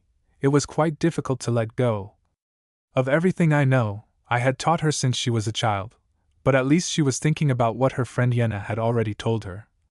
She had said, elsewhere in the stadium, Temari's friends were making faces. That must have hurt, she complained. And not when she saw the heavy, painful blow her blonde friend had received from Shino. Since when did Shino know? Has taijutsu been training with Gray? Karina replied, her eyes darting rapidly. He still has a long way to go. He can't even be considered a genin in terms of taijutsu, but he makes up for it quite well with that strange armor of his and the green insects. I didn't know the Aburame had other insects besides Kekkei, Sakura said, intrigued. Somewhat disgusted, everyone was in the same boat, nobody here knew. Igeo murmured, smiling as Temari passed by. Shino's defenses were blocked, and he struck him with his fan. A good idea, Shino whispered. He grunted, taking a couple of steps back. The fan was too big and heavy. The blow he had just received had hurt his ribs, out of the corner of his eye. From his eye, he noticed the first of his kamakiri moving away when he could no longer control it. He had to hurry, Senso, or he'll be in trouble. Soon, the other insects will start to move away too, and that will. He would leave it completely open. He was trembling and panting from exhaustion, but he smiled when he noticed one of the insects. It moved away, blows strong enough to disorient it, and cause significant damage would cause those insects to flee. Annoyed, they would stop taking orders and therefore leave. He squashed another Kekkei and sighed. That was the problem. If the fight was close, it was easier for him to place the insects on top of him, and it could cause him problems if he didn't have. Be careful. When Shino launched another attack, Temari began to weave between his attacks, moving with each movement. Closer to where he needed to be, he occasionally threw a punch, but most of the time they were gentle. So Shino had no problem with them. The blonde smiled as they began to walk on the ashes, which had abandoned its attack against the insect clone. When she was sure they were in the center, she began her counterattack. She ducked, letting one of the insects fly past, and quickly flicked her fan, the ashes. They were lifted by the wind, and when the fan touched Shino's body, the ashes were already surrounding him, burning. The insects covered the boy's body. Shino let out a cry of pain. Earlier, but also suffered burns, he wanted to respond to the attack, but Temari was controlling the air, its surroundings, and thanks to that, it was also controlling the ash. The Kamakiri insects were more resilient to the fire than the Kekkei's, but there were so many red-hot ashes that they were also being affected. Soon 3. They flew away, moving away from the battle, and one more ended up dead at his feet. Only 3 insects remained. His Kekkeichichi were dying too fast. He tried to get away, but only ended up falling into a trap. Temari had already foreseen this movement. She controlled the wind in such a way that the ash would attack from the back as she punched the boy with all her might in the chest. The combo finally broke Shino's control, with the Kamakir and leaving him completely at their mercy, now without the incredibly fast insects. By annoying her, he managed to evade Shino's attacks much more easily, which, although heavy and powerful, were very slow and basic, which allowed him to strike him several times with his fan before retreating and killing the insects that had stuck to her. Being able to lift the ashes from the ground helped a lot with the little ones. Insects, and in a couple of minutes Shino was on the ground and Temari was emerging victorious. Although completely exhausted, the entire stadium rose up shouting and applauding, especially the few inhabitants of the arena. Your Genin has impressed me, Okaji-sama, said the Keisuke while clapping slowly. Just like yours, Sarutobi replied. He has a formidable control over the air element. The Keisuke. She nodded, already thinking about how she could use the brat. In a month, her skills had improved incredibly, or perhaps he simply hadn't displayed his true ability before. Well, there was no point in worrying about it. That was the case at the moment. He had more important things to do, like killing his master or kidnapping Sasuke-kun, the Chunin. He returned to the center of the arena and waited a second for the crowd to quiet down. He announced the winner's name. After the first fight, he called for doctors to check on both genin. The next fight is between Kankuro Sabaka vs Sasuke Uchiha. The shouts began again upon hearing Uchiha's name, the puppeteer. The stadium descended normally and positioned itself next to Chunin, but as some expected, Sasuke did not appear. The stadium. He quickly fell silent, but soon whispers began as they wondered why the Uchiha hadn't appeared. The Jin, because. Of course, he turned back to look at Lakaji. Sarutobi stood up with a sigh and approached a nearby microphone that was occupied. For the announcements, since Sasuke Uchiha has not appeared, there will be a 5-minute break. If he doesn't arrive by that time, he will be disqualified, as the rules state. He walked away again, ignoring the complaints. Sakura looked down on some of those present, especially those who supported Sasuke in everything, like Mabuki. In her hands, her face completely red, upon hearing her mother scream at the top of her lungs. Outrage over Sasuke's possible disqualification. Please tell me we weren't like this. When it came to Sasuke, Ino said, making a face. Silence was all she received, making her. Sakura groaned in disgust. At least they've opened their eyes. Ana murmured, amused. They're not making fools of themselves anymore. Chasing the duck, Sakura and Ino moaned again while the others laughed, making duck noises. Me? I asked. Aim said, looking at Mabuki. Is your mom in love with Sasuke? He asked, turning back to Sakura. The pink-haired girl groaned again in disgust. Don't make me think about something like that.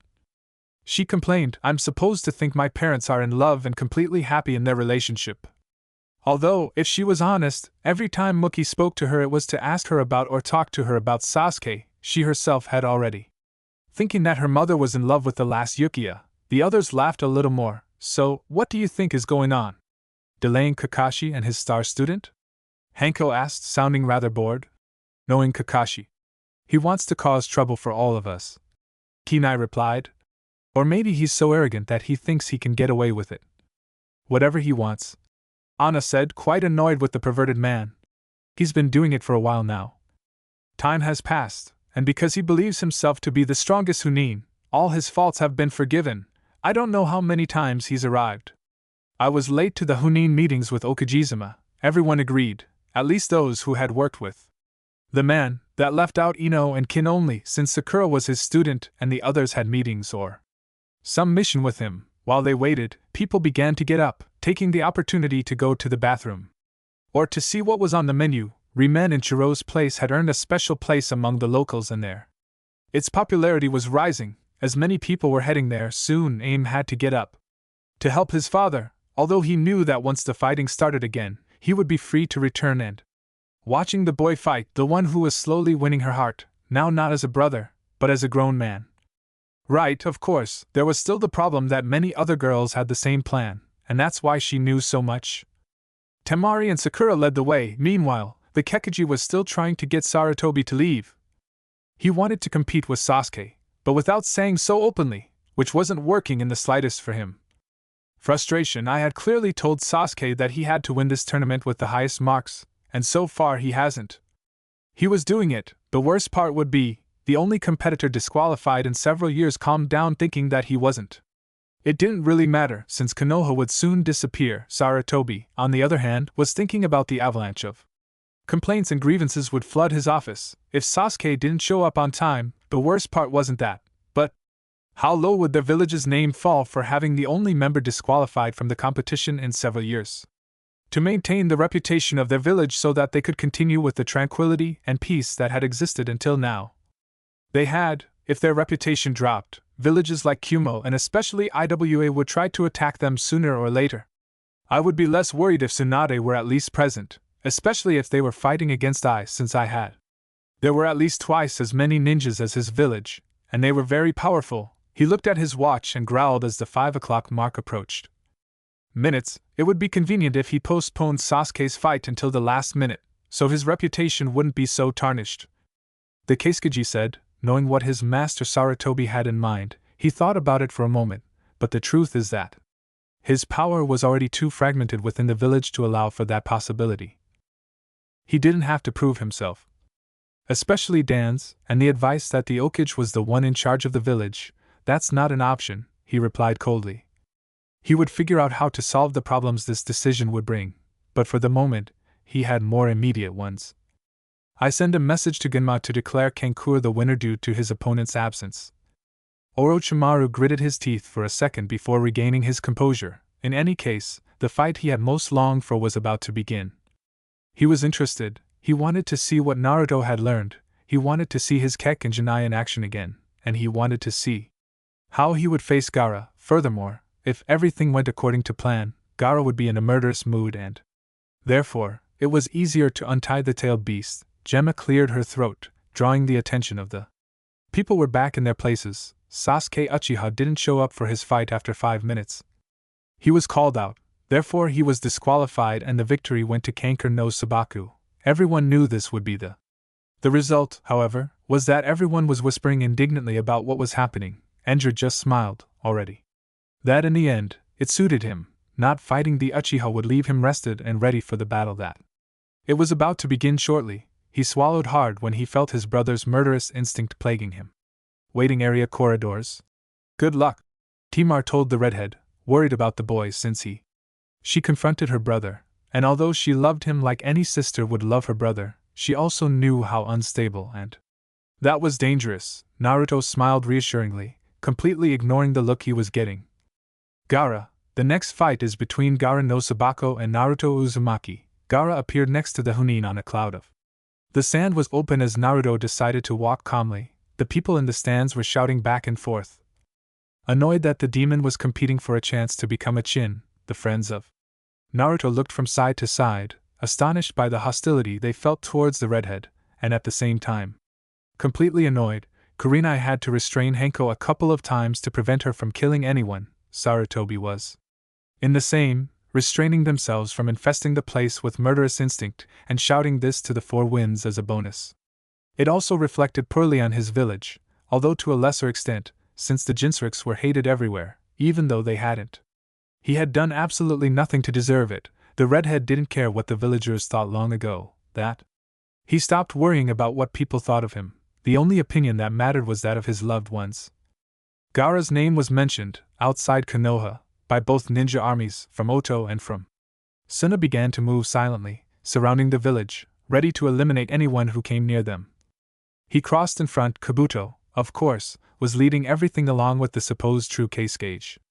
There was also the poor, who would be sacrificed to bring from their graves the three people who would end up with Konoha. At the same time, Jiraiya turned back to look at the village. He had been trying to get past the village all day.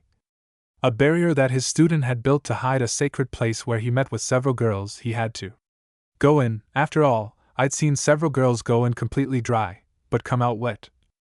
And sometimes even in completely different clothes, because she was dying of envy, although at the same time. He was very proud. His godson was quite the heartthrob, he sighed wearily, having failed to get past the barrier, and worse still, having. He received a couple of rather painful electric shocks and began his journey back to the village. Naruto arrived. He stood in the center of the arena and smiled at Gaara, who was clearly thirsty for blood. Genma glanced back at him every. Little did he care about the powerful killer instinct he was exuding, not that it mattered, because his own was far stronger. Heavy and frightening, Genma said a few words to them as tension mounted in the stands.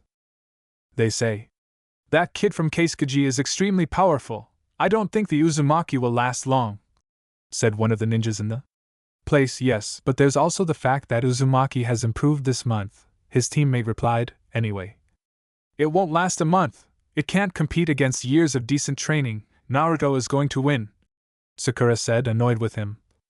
A couple of ninjas nearby. I shot them a venomous glare and turned back to the arena. Anko chuckled softly. "Oh my. My favorite student is learning," she commented mockingly. "I feel so proud." Kurino hit her in the head so that she would stop making a fool of herself, although she had to admit that the training she and I had given her. She had helped both Sakura and Ino immensely. "It's just beginning," Chin said with a note of excitement that didn't. No one lost, everyone was supporting Naruto, of course. Genma left the place quickly, and then both. The opponents took their positions, of course. Naruto initiated the attack. Chains appeared on his body. Back and shot towards the other redhead. The sand appeared just as quickly, blocking the chains, and they moved them away. As they were so hot that there was a risk they would turn to glass, they stayed. They stood motionless, staring at each other, before the action resumed with the four chains attacking fiercely. While the sand appeared like whips, blocking and attacking as much as chains, with each clash of powers. I heard a loud crash, while everyone in the stands stared in surprise, mouths agape. None of them. Two genin had moved, but they were still attacking fiercely. "Was that everything you've got?" Gaara asked, arms crossed and looking bored. "Just warming up," Naruto replied. Before disappearing, to everyone's surprise, "You'd better pay attention," he murmured behind Gaara's back, who opened. His eyes widened in shock before he received a powerful kick to the back. His friends cheered as the rest of the stadium was silent, wondering how the demon possessed such skill. "Mother wants your blood," he said. Gaara turned around, smiling excitedly. He was surprised that someone else had that speed, but he didn't. It would take him by surprise again. Naruto rolled his eyes, bored. "I think it's time to get serious," he muttered. Before letting his killer instincts take over the place, even the Chunin in the stadium were shocked by what they were feeling, while Gaara, for the first time, felt a little fear about the fight he was about to have. His mother inside. He was furious, growling and pacing. There was something about this boy that she didn't like at all. Minimum, the chains continued to move slowly on his back, while in front the scythe broke again. His red shirt. Some of the ninjas had already seen the Kekkei and Genaki, especially those who had seen the video. But it was something else entirely, seeing her in person and feeling the power surrounding her, feeling the bloodlust that she possessed. Weapon, the redhead smiled before disappearing. For ordinary people, but for ninjas. The experienced fighters were just moving very fast, the sand exploded as Gaara's arm met the scythe. Some were surprised that the boy from Suna hadn't lost his arm, but for Naruto, who could? He felt the chakra in the sand even more, because in his fight with Lee he knew he was reinforcing the sand as much as he could. His armor was also much thicker than before. He was sacrificing mobility and speed for the resistance. It was an excellent plan, he had to admit, but he still had a few aces up his sleeve. He felt there was sand behind him, so he twisted his body quickly, avoiding the sand spikes, and swiftly made a turn. 180 degrees attacking Gaara with the scythe, while using the chains to keep the sand away from his body. Gaara had to reinforce his arm again to withstand the blow from the scythe. He had no other choice, since it was too heavy to dodge. That didn't mean it was slow, while his right arm held the scythe attack. His left arm struck Naruto's face. He moved his head only slightly to let. He raised his fist and lunged forward, headbutting him with all his might. Gaara took a couple of steps back. He was in pain and somewhat disoriented as he felt blood gushing from his split cheekbone. Meanwhile, his opponent, he was confused, took advantage of the situation, and attacked with his chains. Surprisingly, the sand protected him from most of his attacks. The attacks continued, and when Gaara wasn't focused, the scythe disappeared and he began making hand signals. Quickly, Katon, Kakino, Jutsu, Fire Element, Great Fireball. He inhaled sharply and quickly exhaled, unleashing a massive fireball from his mouth. He was a few meters away from Gaara. When the sand reacted, protecting its user by creating a wall of sand, the fire spread throughout. The place heated the air and burned a nearby tree, while Naruto took advantage of the fact that he couldn't see, thanks to the smoke attacked Gaara again. Neither the boy nor the sand could react when they saw Naruto emerge from the smoke and attack him. With his chains and scythe, he received several painful blows to his torso through the chains and the scythe's limbs managed to pierce through the thickness of the sand without enough chakra to resist for long. And she cut him several times deeply, making him bleed more than anyone ever had. His mother began to beat him inside her mind, screaming for him to let her out so she could kill this guy who had hurt her. But something was holding him back for the moment. Perhaps it was that incredibly thick killer instinct. He didn't know. True, but I couldn't let my mother go out. No, not for the moment. That didn't mean the beast's chakra.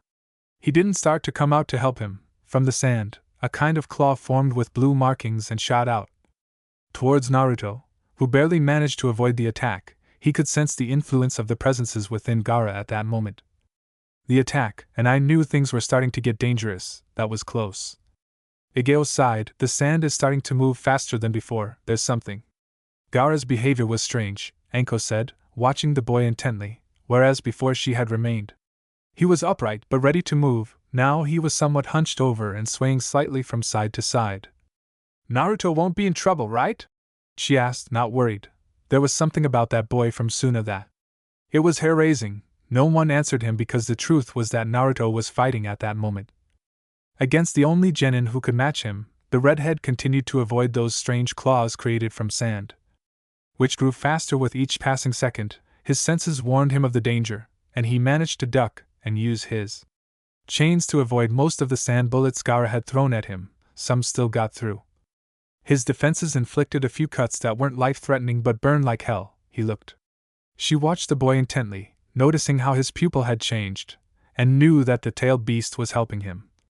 Guessed, it seemed like a strange love-hate or slave-master relationship, but it worked for them somehow. He grunted when she couldn't avoid one of the claws and ended up with a few deep cuts on her back. At least most of the damage had been prevented by his chains. I have to do something or this will get even more complicated, he said. He said this while thinking about how to banish the tailed beast inside Gaara again. He leaped away from one more claw and he started making hand signals. Gaara laughed excitedly. It won't do you any good, he commented. He didn't do the slightest thing to him. Case and continued his attack. Hush, Atom Element Blood, Cannonball of.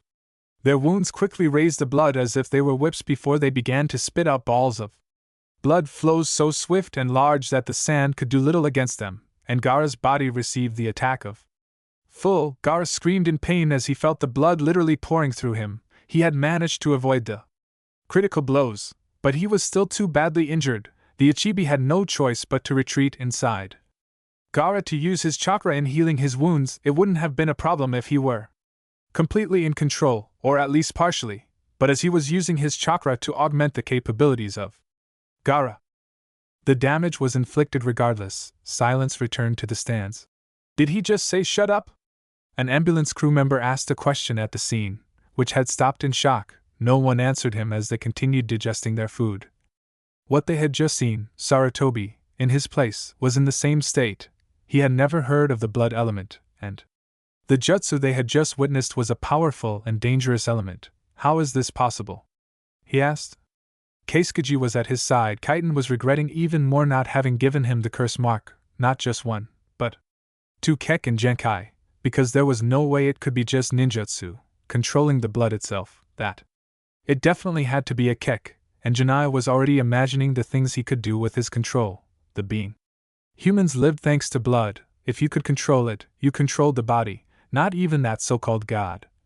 He could not oppose him in the slightest with that kind of power. Shut up, you idiot! Blood element, supersonic Oz! Naruto shouted again, drawing everyone's attention once more. In his a kind of incredibly thin blade made of blood formed on his forearm, with enviable speed. Naruto brought his arm down in a semicircle, the sword detached from his forearm and flew out. Fired towards Gaara, who as soon as he heard a new attack, was already moving and reinforcing his armor. Like its chakra-infused sand, the blade pierced the sand as if it posed no problem and nearly touched it. The blade continued its trajectory until it struck the wall, cutting through it as easily as it had cut through the sand. The attack. It had been so fast that Sarutobi and Orochimaru had trouble seeing it. Gaara furiously launched shurikens of. He swerved as fast as he could. Naruto had trouble avoiding them all. Even with the help of his chains, one almost got him. He sliced off his arm, and if it weren't for his sensory senses, he most likely would have lost it. He was about to continue with his attack, when Gaara appeared in front of him with incredible speed. He could feel that he had gotten rid of the armor which indicated that he could move so fast. He brought his four chains forward, clashing against the sand claws and enduring the attack very well. That gave him the opportunity to back away and begin making hand seals. Hand again, Rieten, Raiga, lightning element electric fang. Several lightning bolts shot out towards Gaara, who had no choice but to defend himself, letting Naruto back away. Luckily for him, the lightning was not very effective against the sand, as it could easily nullify its qualities. Now that he didn't have that armor, it would be much easier to hurt him. The scythe emerged from his body again and he shot towards his opponent. He was faster, and thanks to his senses, he had a huge advantage, the only one.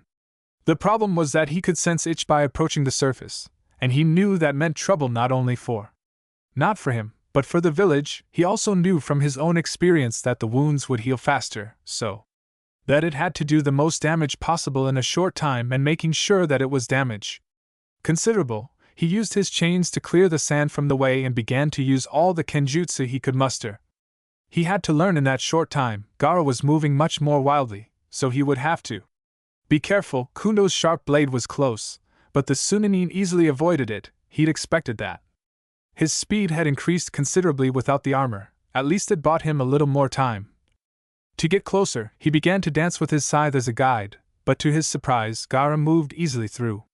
Among his attacks, he didn't expect the attack from beneath the sand that dealt him a powerful blow across the entire front and sent it flying like a toy. It crashed into the ground several times before finally ending up buried in the concrete wall. At least she had managed to wrap her chains around her body to lessen the damage. Sakura Ino screamed when they saw Naruto go flying. Damn it, Anna complained in amazement as she watched Naruto crash into the ground. Against the wall, how did he do that? The triplets at his feet were growling as they watched Gaara, feeling the danger it represented. He's acting stranger and stranger, Karina said, watching everything that was happening closely. Each time it gives me more chills. Gao murmured, his hands itched to grab his sword and rid himself of the danger, in the area of. They were in the same situation, it's coming out. Kankura whispered to his sister. I knew it would be. It was dangerous to be here when it broke out, but I didn't think that redhead would hurt him enough to make him so angry. Savage. Temari bit her nails as she watched her friend fight Gaara. Damn, she was surprised that he had the ability, as he had shown, to do incredible damage to his brother, but he was still there. Extremely worried, her behavior is erratic at best. Shikamaru said, analyzing everything. It's like two people occupy the same body, perhaps even more. Temari growled almost imperceptibly, knowing that the Nara didn't know how much. He was right. According to what Naruto had told him, his brother not only had Libi inside him, but also something else. Moreover, that's what kept the beast completely frenzied. Of course, it also had to be the disastrous seal that they put it in place to contain her, but it let her out from time to time. Naruto came out of the crater in the wall and he spat out some blood. He had managed to lessen the damage done, but he had still received a lot, and so he felt the beast was just one step away from taking control of Gaara. He checked himself quickly, but mostly he was already healing. It wouldn't be enough to get him back to 100% later, but he'd be fine. He jumped away. He reacted quickly when he saw Gaara's entire body approaching at an alarming speed. He was caught between being Gaara, or rather Alichibi, made his movements much more like those of an animal. He approached quickly, and he began to throw blow after blow with all the speed he could muster without compromising the impact of his attacks. Gaara's armor was taking much more physical damage, but the fact that the beast was practically outside was causing it. His muscles would fill with the beast's chakra, making them much more resilient. He ducked, dodging a blow. And with his chains he swept the sand away. He swept aside Sunanin's feet, making him fall to the ground, but his speed was enough. To avoid the next attack to his face, he turned the ground into sand again to use as a fist, but now Naruto was more attentive to that type of tactic. Kaiten, Ketsuya Shudo, element. Blood Shield placed his arms in front of him as his blood moved at an alarming speed. Covering his skin red and hardened as much as steel, the sand spread to the sides without causing harm, and Naruto was able to take advantage of the opening left by his opponent. Even with his arms red and hardened, he struck the Gaara's face was struck with all his might, and just like before, Gaara went flying, crashing into the ground several times. Before stopping a few meters away, the blood liquefied again and spread onto the ground, leaving only red stains on his arms. Luckily the fox helped with blood regeneration, because otherwise he was sure he would have lost enough to leave him anemic. He had no other option, since controlling foreign blood, it was still beyond his control. He sensed a change in the atmosphere and knew that Gaara had given it to him. He stepped forward to fight his mother. When the redhead raised his head, half his face was covered in sand. A strange yellow eye and one of those claws from before protruding from his neck and left arm. Meanwhile, Gaara. It had been the dominant presence in the body. Now it was the other way around. The Ichibi was the dominant presence, therefore it still hadn't fully emerged. "Finally, you show yourself," he whispered. He felt afraid. This beast was much more powerful than anything I had ever felt before, but at the same time I was excited. This would be It was a battle to remember, and I was sure I could tell the tale someday. In the waiting area, everyone was trembling because of the feeling that thing was causing them. The thing that was facing Naruto at that very moment.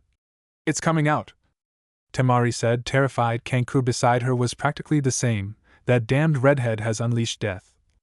In his village, the battle began again with some kunai applying some wind element chakra, for, to their astonishment, the kunai stuck to that strange claw and were absorbed before being flung back towards. He caught them again with his chains and locked them away. He didn't have the money to waste after. "I guess I'll have to improvise," he whispered, preparing for the most dangerous battle he would have yet. He ran at full speed towards Gaara, easily dodged the claw, and kicked Sunanin in the navel, while the claw was much slower because it didn't match the boy's body, and it was also making it much more difficult.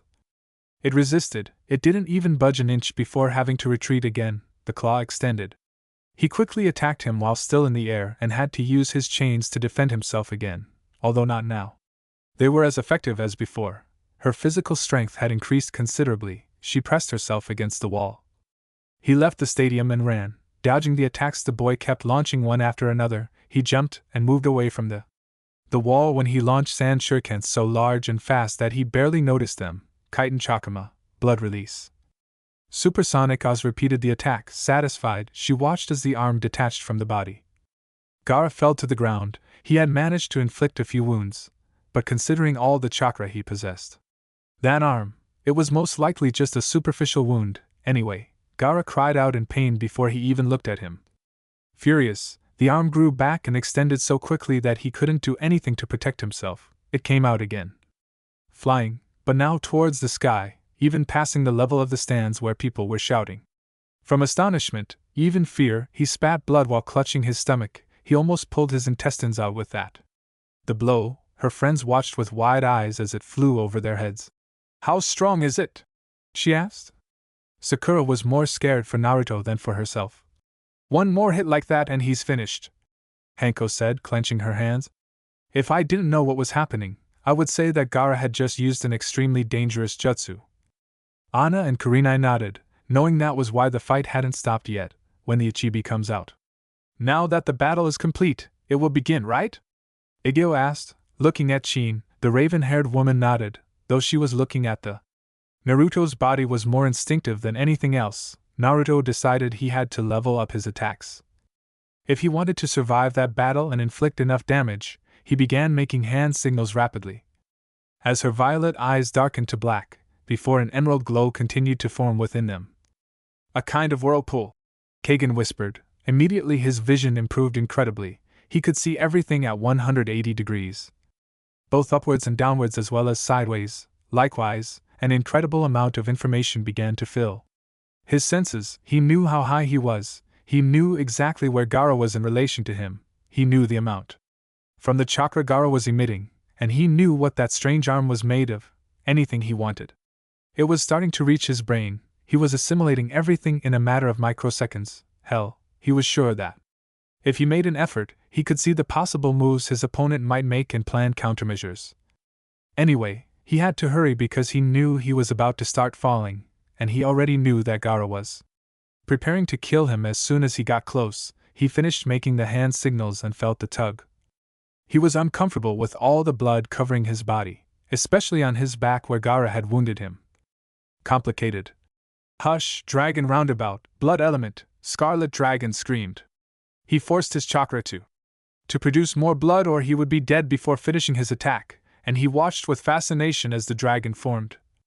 "Blood!" he roared once he was fully formed and launched himself ferociously at the boy who was waiting for him.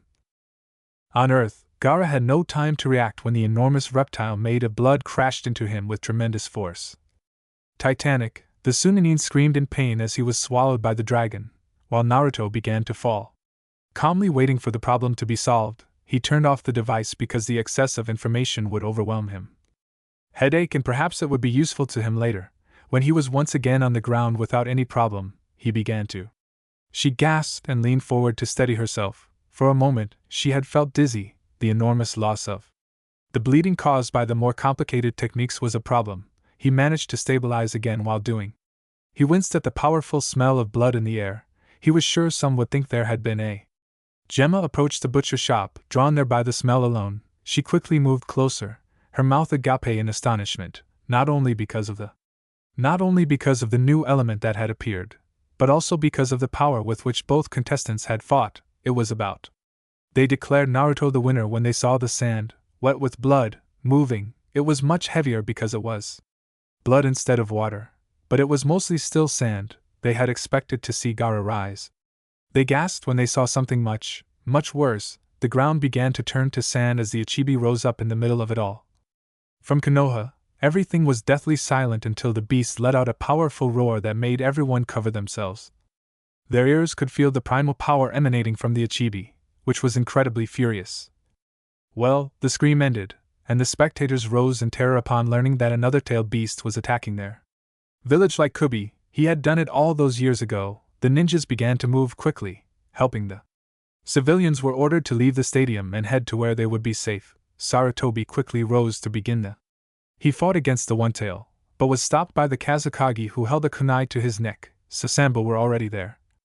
Dead behind him, now, sense, and we don't want the fun to end so quickly, right? He sneered. Orochimaru smiled when he felt the old man stiffen. Orochimaru growled. A nuisance incarnate, he mocked again. I've come to destroy this village once and for all, no. He finished speaking when the Chibi's tail darted towards where they were standing, making them both react quickly and jump far away. Oh well, anyway I wanted to get to a slightly larger place so I could play with his sensei. He stared at Sarutobi while the Okage gazed at the village he loved so much, the sound and the ninjas. The sand was beginning to invade, of course. It had needed a little help from 3 large snakes that He himself had ordered them to summon him. He smiled more broadly when his master looked at him fiercely, and she laughed out loud when her 4 toys appeared and began to set up the barrier, ninjutsu that he would avoid being bothered. He kissed his lips, excited about the fight to come, but especially about what was about to happen. He laughed a little more watching his sensei remove his Okage outfit to reveal ninja armor, always. He had been cautious, but it didn't matter. In the end he would perish at the hands of those who had watched him grow up. Cap knew the wrath. From Ichi, the village slowly began to descend into chaos, both armies of ninjas and a trio of giant snakes. They began to destroy everything in front of them just for the pleasure of it. Had they had people in there on that road, they would have been killed without a second thought. Luckily, most people were in the stadium was located almost in the center of the village, therefore, the ninjas there were achieving relative success. It was easy to evacuate the people to Mount Okages, where the safe havens were located. The ninjas patrolling the village, they sprang into action a few minutes late due to the surprise of the invasion. The number of ninjas should have been easy to detect, but for some reason no one knew they were so close from the village, and therefore it was quite a shock nevertheless.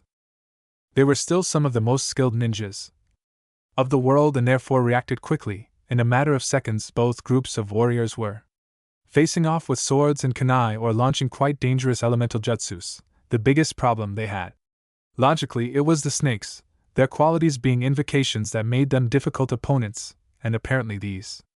The 3 of them had a pretty powerful teamwork. In the stadium, most of the ninjas were listening to the way to enter the ninjutsu barrier that completely isolated his Okage and the traitor Orochimaru by taking out the people. Since they were in enormous danger with the Ichibi so close to them, the problem worsened when ninjas infiltrators disguised as civilians appeared, launching jutsus all over the place. Having expected something like that, Anna Kalinai and Gao Yanko had already designed some of their rivals without any complications, but after a few minutes later, the Oto ninjas recovered from their initial shock and began to respond. Ino and Sakura were. They were the ones who attracted the most attention, because they were working as a team exceptionally well and were fighting. They fought the rival ninjas without any problem. They didn't even look like the same girls who had entered the. They had taken the Chinese exam a month ago and could do nothing but shout the name of the last Uchiha. The rest of the rookies, those who hadn't passed the second test, were helping as best they could, but working separately as they were there at that moment. All they could do was help as best they could with the civilians, who were trying to flee without. They didn't care who they were trampling on. Meanwhile, the Okage and Orochimaru were having a conversation that no one could hear. While they were completely isolated from the outside world thanks to that barrier that was being created by 4 ninjas powerful enough to hold and control her, although one of them kept looking around with apprehension, as if she didn't want to be there, much less so openly. On the other hand, in the center of the arena, there, he found the Ichibi wagging its tail from side to side, enjoying its freedom for a moment. In front of him, there were 2 ninjas, Gemma and Naruto, completely paralyzed by the powerful terror that gnawed at them veins. Gemma, despite being a Tokubetsunin, had never faced anything like the beast that was a few meters from him. On the other hand, Naruto, despite being more used to it thanks to having the Kyuubi inside him, never. She had sensed so much blood silk and the primal power that the Ichibi was exuding. The seal, despite being broken, he never let the full power or killing instinct of the Kyuubi pass him by, therefore, he had never truly felt it. Something like that, the Ichibi just stood there, wagging its tail while enjoying the screams of everyone world in the village, but all the same, his presence seemed to intimidate anyone who dared to lay eyes on him. Naruto reacted when he noticed that the beast was beginning to exude more bloodlust than he had ever felt before. "Would it be better if you went to help with the invasion?" he said, looking intently at the beast that was slowly lowering itself. I had the nerve to look at him, knowing he was the one who had freed him. "I can't leave you fighting that thing alone, besides I'm the Chunin, you're just a genin," Genma replied in the same way Naruto had. "That doesn't matter, I'm the one who. He hurt me, so you'll hunt me down and I'm leaving. I have to fight him, whether I like it or not. On the other hand, we'll need all the ninjas. Possible help with the invasion." She turned to look at him quickly and gave him a serious look. "Go away!" Genma recognized what he was saying, but he was conflicted nonetheless. His body wanted to run as fast as possible, to escape of this thing in front of him, but on the contrary, his mind told him that as a genin he had a duty to fight instead. Of a genius, finally, help, fine, he said at last. He still didn't like the idea, but he knew he had nothing in his. No arsenal that could cause pain to a tailed beast. On the contrary, Naruto could harm it with his chitin. But be careful and ask for help from the nearby Jin if necessary. With that, he quickly left the place, leaving the redhead. That completely caught Ichibi's attention towards Naruto. He cooled down again and wagged his tail in a. His speed was disproportionate to his size as he attacked Naruto. The redhead threw himself to the ground with what? He dodged the attack and got up, thinking of a way to win. His mind seemed to be racing. And at the same time, at the speed of a snail, he couldn't concentrate. Miles of ideas floated through his head without no connection whatsoever. He threw himself to the ground again, avoiding the tail, and began to improvise. The best thing would be to try to continue what he had done in his fight with Gaara, at least to test the waters before his mind. It would restart, and I could properly plan what to do. I was about to start making hand seals when a swirl of wind and leaves appeared between him and the Ichi. He opened his mouth in astonishment when Sasuke and Kakashi with smug smiles on their faces, smiles that disappeared as soon as they noticed the chaos in the village and especially when they noticed the enormous sand beast that now had its eyes fixed on them specifically. What the hell is that? Sasuke asked, taking a step back. It's the one tail, Kakashi questioned at the same time. Logically, the beast didn't pay them the slightest attention. The only thing what mattered was spilling the blood of that wretched redhead who had hurt him so much. These fleas, they were of no interest to him whatsoever. He needed to spill the blood of strong, powerful people to prove correctly that he was alive, that he existed. Again, with that astonishing speed, he stretched his horrible arm toward. The pair of insects appeared and laughed as they felt something break beneath their strength. Kakashi had managed to escape though. He was accustomed to incredibly complicated fights, as it seemed. Sasuke, on the other hand, he had never faced a killer instinct like this before. Zabuza didn't even come close to this. His body, he reacted just like that time, remaining completely still, even though his mind was screaming at him to move. He received the titanic blow sent him flying like a fly. At dizzying speed, he felt some of his bones break, but luckily it was instinctive to fill his muscles and bones with chakra, so he knew it wouldn't be as bad as it would have been otherwise. Either way, he would be seriously injured and most likely that he would be in the hospital for quite some time. Kakashi, realizing what had happened, was in a flash. He headed towards the wall his student was about to crash into, catching him just before the impact. Unfortunately, he didn't have the opportunity to. It tells of the power behind that blow, causing them both to crash into the wall, and they even broke through it. They appeared on one of the village streets, where they crashed into a house and finally stopped. Naruto whistled. Impressed, trying to decide between amusement and terror at the power of the tailed beast, he didn't have much time to think, as the Ichibi turned back, attacking just as fast as before. The redhead managed. He moved from where he was standing before the enormous fist hit the ground. He quickly made a hand seal appeared, and with a cloud of dust, several clones emerged. He was going to need a lot of help to defeat them.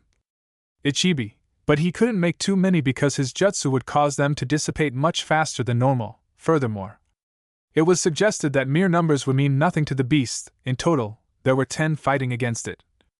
Ichibi, before attempting to approach, it would logically attack from afar and pray that some of its attacks would miss. At least they hurt him a little. 5 started making a set of seals, while the other 5 made one. Different. Tan, Kegaku no Jutsu, Wind Element, Great Gust of Wind. They shouted first. Almost immediately the other 5 opened their mouths as well. Fire Release, Kinjutsu, Element. Fire whirls, tornadoes of wind and fire gathered in the center and shot out like a massive attack of fire. It was almost as hot as the Shikutin, and the size of the technique was enormous thanks to the combination of several techniques. The enormous whirlwind of fire collided with the Ichibi, which roared with fury as it was pushed by the devastating technique. The heat was so intense that some of the sand crystallized, but it didn't seem to be very effective. It seemed to only serve to annoy him more. Finjumetsukunas, Element Wind, devastating storm of sand. Several mouths opened on Ichibi's body and sucked in air. A second later they exhaled forcefully, creating a literal sandstorm that not only ended Naruto's technique, but also made the clones. He made the real one disappear, and sent him flying until he crashed hard into the concrete wall. At least his The attack had greatly diminished the power of the technique, and it didn't pierce the stadium like Sasuke and Kakashi did, damn it. He complained, emerging from the wall again. One technique and I finished off all the clones, and one of the most powerful techniques that. I ran along the wall avoiding sand shurikens so large that if one hit me I'd be dead before I could register the pain. He jumped away from the wall and began making hand seals again, Katon Kyuden, element. The flaming dragon breathed fire. It spat a jet of high-temperature fire that touched Lichibi in the face, screamed and writhed for a moment, taking a couple of steps back while half of the face of the beast was falling apart. It tried to continue its attack, but was stopped by several sandballs that collided painfully against his body and ordered him buried in the stadium ground. He quickly got out of the way. Before the Ichibi struck him again, with the force it possessed, he would be reduced to a bloody pulp. Chakra chains appeared on his back and attacked swiftly. He knew he could suppress them to a certain extent. He could use the chakra of other people and of tailed beasts, but that was a step he hadn't yet taken, for the time being. She could heat them with Katon chakra, which apparently had a much greater effect than lightning and wind alone. Chains wrapped around Ichibi's limbs, causing him to scream and thrash about, sending him flying. Good, that was a bad idea, Naruto said, slowly recovering. You're going to have to use that. The fox told him through his thoughts. Oh, my little lunatic brother is going to kill you. He laughed darkly. This would be the first of many trials would befall his vessel because he knew that in the future he would only face much more difficult battles, Naruto. I knew what he meant, but I didn't want to use it. You could say the technique was a kinjutsu for the chitin dam. It might be something even worse than a kinjutsu. If he used it, he wouldn't just be in trouble later on. Because it would push all his cells to their limits, he would gain strength, speed, even chakra. It was very similar to the doors that Lee used, but he didn't know how long the technique would take or if he would end up in a worse state than death. It had to continue as it was up to that point, at least a little longer. The kinjutsu would have to be his last resort. No, not yet, replied the fox. He scoffed, but he'll let him, if it was.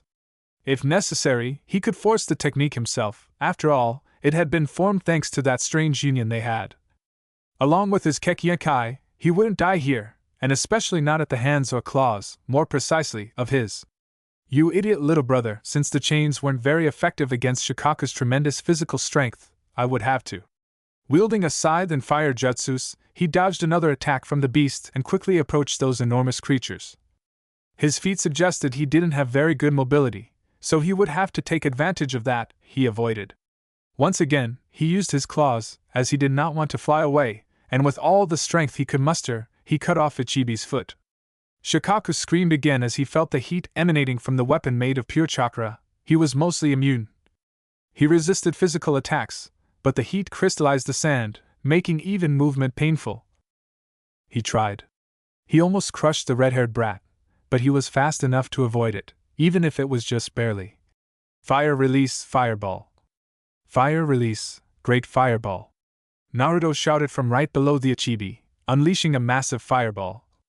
Supercharged with chakra-fueled fire, but the beast wasn't that stupid. It gasped for air and its stomach collapsed. Fan, Tangon Noki, wind release, wind bullet, both jutsus collided in the center, but the bullet was more powerful. Naruto had to take advantage of Ichibi's enormous body, hiding between his legs to avoid being burned by his own fire. He took advantage of his hiding place and came out from behind, cutting the calves. That would slow Shikaku down even further, giving him a little more room to maneuver, although with the cup of Jinchiki's recovery, he wasn't so sure it would do much good. The one tail moved its tail, trying to crush him. Naruto, but the redhead had already anticipated that kind of attack. He managed to jump far away, even though the tail was devilishly thick. What he hadn't taken into account was the length of its arms. While it was in the air, Shikaku. He managed to twist his body and hit Naruto as hard as he could with the awkward movement and the pain in his chest. Her calves were cut by the shards of glass, which were digging into her body. She spat out more blood as her chains cut deeper on the concrete of the stadium wall, slowing down until it reached the wall. Without suffering further harm, he quickly began making hand seals before the beast could attack him again. Kaiten Fuker, no, Genki, element blood eyes of Boo. From his wounds the blood. It began to rise rapidly like tentacles, and from those tentacles detached spheres of blood that They glowed faintly for a few seconds. The spheres floated slowly, filling the sand with flickering red lights. Shikaka stared at the strange attack for a moment, unsure of what they would do. One of the spheres. It touched his shoulder and then immediately exploded violently, making him scream in pain. There was something about those blood attacks that it caused her more pain than anything she had ever felt before. No sooner had the first explosion ended than the second began. Second, and immediately a chain reaction began. The damned bombs exploded on the slightest touch, but no. They exploded from the explosion of the others. They were powerful, forcing them back little by little. There were so many that not even he couldn't even move freely, preventing him from attacking or disposing of the bombs in a less painful way. Fury seemed to be the only thing that appeared as the blood bombs continued to increase, exploding one after another on his body, it seemed. The damn things just wouldn't end. When one of them hit her face, her fury finally reached its peak. With a roar, he unleashed a massive sandstorm that caused the bombs to explode. Time flew past everything in its path. The entire stadium was filled with the fury of the beast, momentarily halting the fights in the sector. What the hell did that kid do to upset that thing like that? Gay asked, hitting a Odin struck him on the back of the neck, knocking him unconscious. Everyone was wondering the same thing, but they soon had to return to their own fights because the Odin and Chunin wouldn't stop. Those snakes were also proving to be quite a problem. That was what was holding back the Konoha ninjas' advance, Naruto swore as they clung to the wall. With its chains, the Ichiban's strength was completely out of proportion. If he didn't do something soon, the most likely outcome would be that he would kill him and destroy the village. When the sandstorm stopped, Shikaka looked at him with those eyes. Bloodthirsty yellows. The field had become a small desert, and the stadium walls. They could barely stay upright thanks to their thickness, but I knew they would soon be down, just like one of the stands. I told you, brat, mocked the Kyuubi inside him. It's impossible for you to defeat him without that technique. What's more, you probably won't even succeed with it. She started laughing uproariously, but that's not. It wasn't the worst. The flea-ridden mutt was right. His chakra was almost depleted, and he could already begin to feel the problems with anemia. Her eyes closed from exhaustion, and her limbs felt heavy as if she were still. We're using their increased weight stamps, he sighed, feeling a prisoner of fear. What he was about to do, it terrified even him. He just hoped he wouldn't do anything he'd regret later. It would mostly be him. But with a greater, bloodthirsty killer instinct, when he tried to do it in training, the Kyuubi, I had to stop him before he headed to the village to destroy everything in his path. A couple of the animals from the Forest of Death hadn't been so lucky and had ended up literally disemboweled. Well, here I go, he whispered and began rapidly forming hand seals. For such a troublesome kinjutsu, he had a fairly short and simple set of seals to make. Kaiten Kagun, blood element, shiny liquid. The atmosphere seemed to calm down, isolating the sounds as the icy wind swept through the stadium in an abnormal way. Naruto's body throbbed a few times before he began to turn pale rapidly. The black parts of her hair stood on end rapidly, and her eyes turned red with slit pupils. Her marks of the whisker-like growths on his skin thickened even more, and his fangs lengthened, his muscles swelled, and his chakra surged.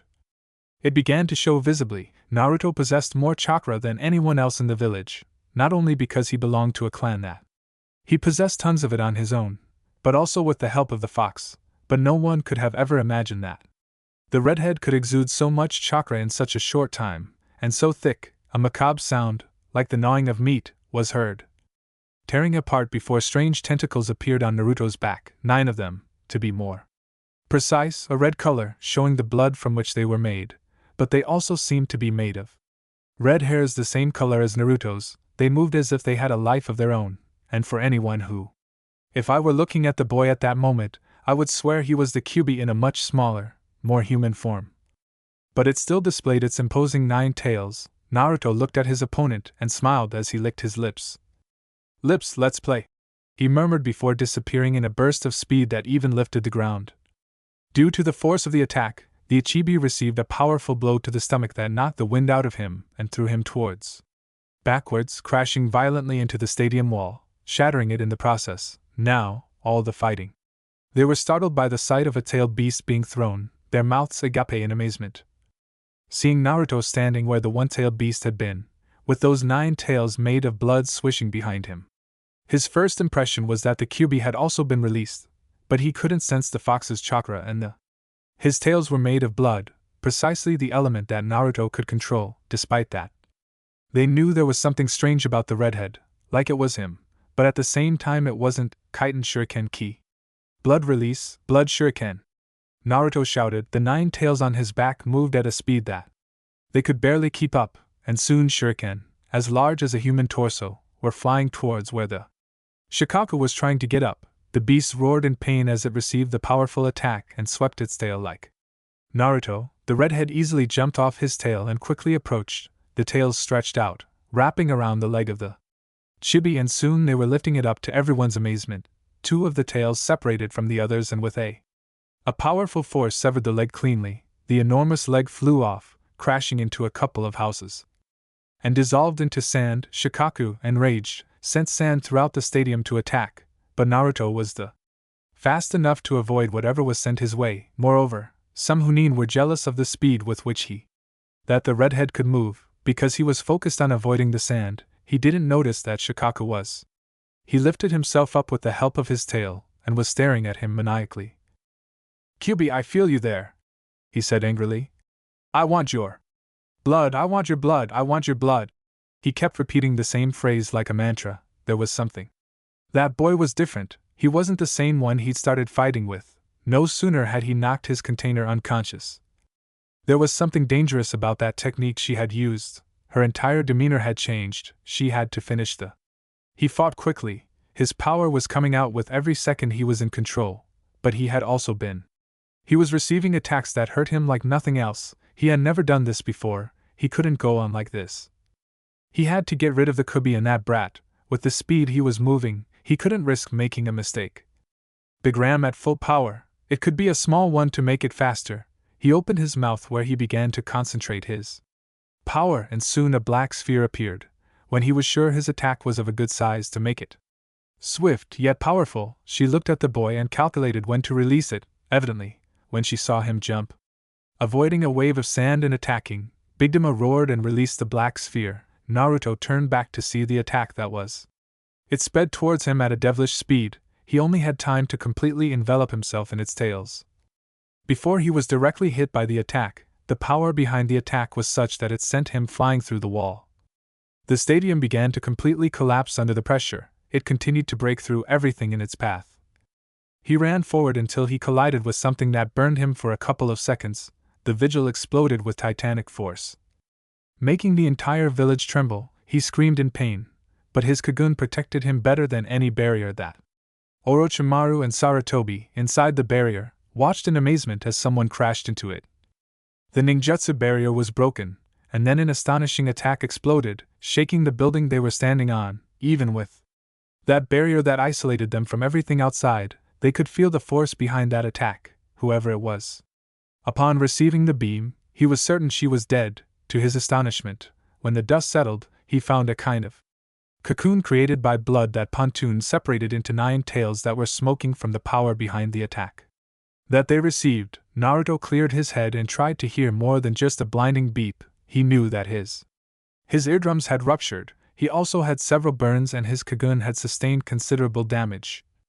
But luckily, he had managed to withstand most of the attack. Of course, he now knew that the way he was using it would last less time. He disappeared quickly, ready to make her pay for the pain she had caused him. Leaving behind several people impressed by what they had seen. I had never expected someone survived a beehive. They were also amazed by the tails that sprouted from its back end. Of course, with the speed at which it was moving, it reappeared right above Shikaku, laughing excitedly at having Kyuubi was killed. What are you laughing at? Naruto asked, falling rapidly and using his Kagun like a hammer, striking the beast on the head, sending it burying itself in the very sand field it had created. Shikaku. Of course, he was livid. How on earth had he survived? Having taken the attack directly, a mere human couldn't. He should have been able to do something like that. He saw the tentacles on its back and knew he had something to do with it. Whatever it was, whatever he'd done to make those things grow had made him much stronger. I'm going to kill you, he roared. Annoyed, he used his tail again to stand up. I'm going to kill you. He launched several sand shurikens at a great distance. Naruto easily avoided the speed and, extending his Kagun, delivered another powerful blow to his face, sending him flying. How many meters back? The houses beneath the beast collapsed even when it wasn't nearby. Fawn! Tan on. No, element wind bullet. He shouted again and clutched his stomach, releasing several air bullets. They were much more difficult to avoid than sand. He managed to dodge two, but the third hit him squarely and he did. He rolled around the streets of Konoha for several meters before stopping by embedding his Kagun in the ground. It's not working. He grumbled in annoyance. They had been hitting each other for several minutes, and the thing wasn't.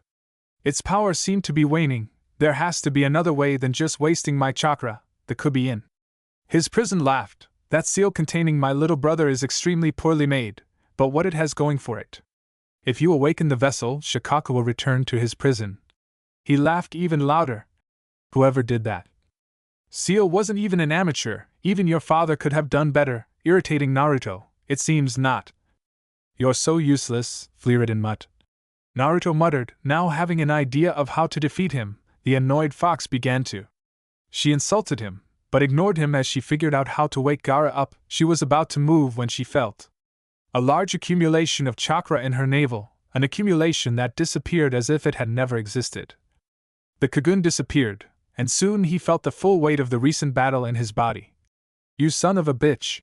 He yelled with annoyance. He was about to defeat that overfed raccoon when this happened. He sensed danger nearby and managed.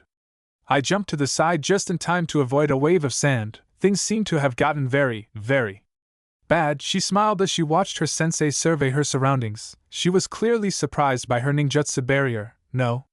There was nothing I could do. The barrier completely isolated them. No one could get in and no one could get out if I had to. He was arrogant by nature, and this fine piece of art was one of his best inventions. He had had a few. So many problems because it took 4 chakra points to form the barrier. But every time they did it, those 4 points remained unprotected, and if one of those points was lost, everything would collapse. It had cost him a lot. Sleepless nights trying to fix it, but he had done it, and there were his 4 toys isolating him. Of the village that would soon be destroyed thanks to Naruto-kun unleashing hell within it. But while that was happening, he wanted to play with his sensei for a few minutes. He had a little surprise for him, but that was for later. Go ahead, it was her last weapon. Although she could pull it out in an emergency, she didn't really think she would. I wouldn't need it, at least not in an emergency, because I'd use it anyway. Oh, it would be so fun to see. To see their sensei destroyed by those who trained him. It would be so exciting to witness the desolation and shock of the inhabitants of Konoha as they were being destroyed by the very people who had once sworn to protect them. His hands itched with the pure emotion, so much so that I wanted to unleash that power as quickly as possible. But I also wanted to savor every moment. There was always a time for everything. When their sensei was most desperate, he would summon them to see his face filled with desolation as he realized that defeat was the only thing he would achieve. What do you think, Sensei? He asked with a smile. Isn't it beautiful? Everyone screamed, those in agony. All those explosions, smiling like a little kid, all that blood painting the streets of Konoha with the most vibrant color. As beautiful as can be found. Sarutobi clenched his fists. As twisted as ever, he whispered, the pale man. She placed a hand on her cheek and blushed. What a way to flatter me, Sensei. She laughed a little more loudly. I think I'm blushing. Yaz growled in annoyance. Stop your stupid games. He pulled a kunai from its sheath on her thigh and assumed a taijutsu stance. I didn't train you for this. I trained you to defend people from this village so that you would defend their ideals. I should have killed you when I found your disgusting experiments, he continued laughing. Without truly caring what they were saying, please, if everything I did was for the good of the village, a village that I was supposed to lead, but instead you gave the position to a brat who didn't even understand his own business. Work, how can you complain about me when he did something much worse? He laughed and got into position, put a fox to his own son. I don't know whether to be impressed or to think he's the worst. I don't know if believing he was a genius was so stupid that I didn't. He saw the trouble it would get his son into. He clenched his fists, annoyed that they were speaking of his successor in that way. But honestly, I thought similarly. It's true that if he couldn't give that life to his own son, how could he give it to anyone else? But the simple truth is that nobody deserves that life. not even people as twisted as her. The person in front of him. Anyway, what was done, and he knew that Minato hadn't meant to hurt him. His son, or at least that's what he thought, couldn't be sure if he couldn't see and talk to him, something logically. Impossible, how do you know that? He asked quickly. That's information? Classified. He shook his head, even more amused. Please don't tell me they were so stupid as not to see that the resemblance between the brat and his father was incredibly clear, not only that, but that you gave him the surname of the Red Death. Everyone knew that Namikaze drooled over Kusina, or as I thought. I was drooling over the secrets of the Uzumaki sealing art. Since Kusina is the only Uzumaki in the village, I'm surprised that people are so stupid as not to see it.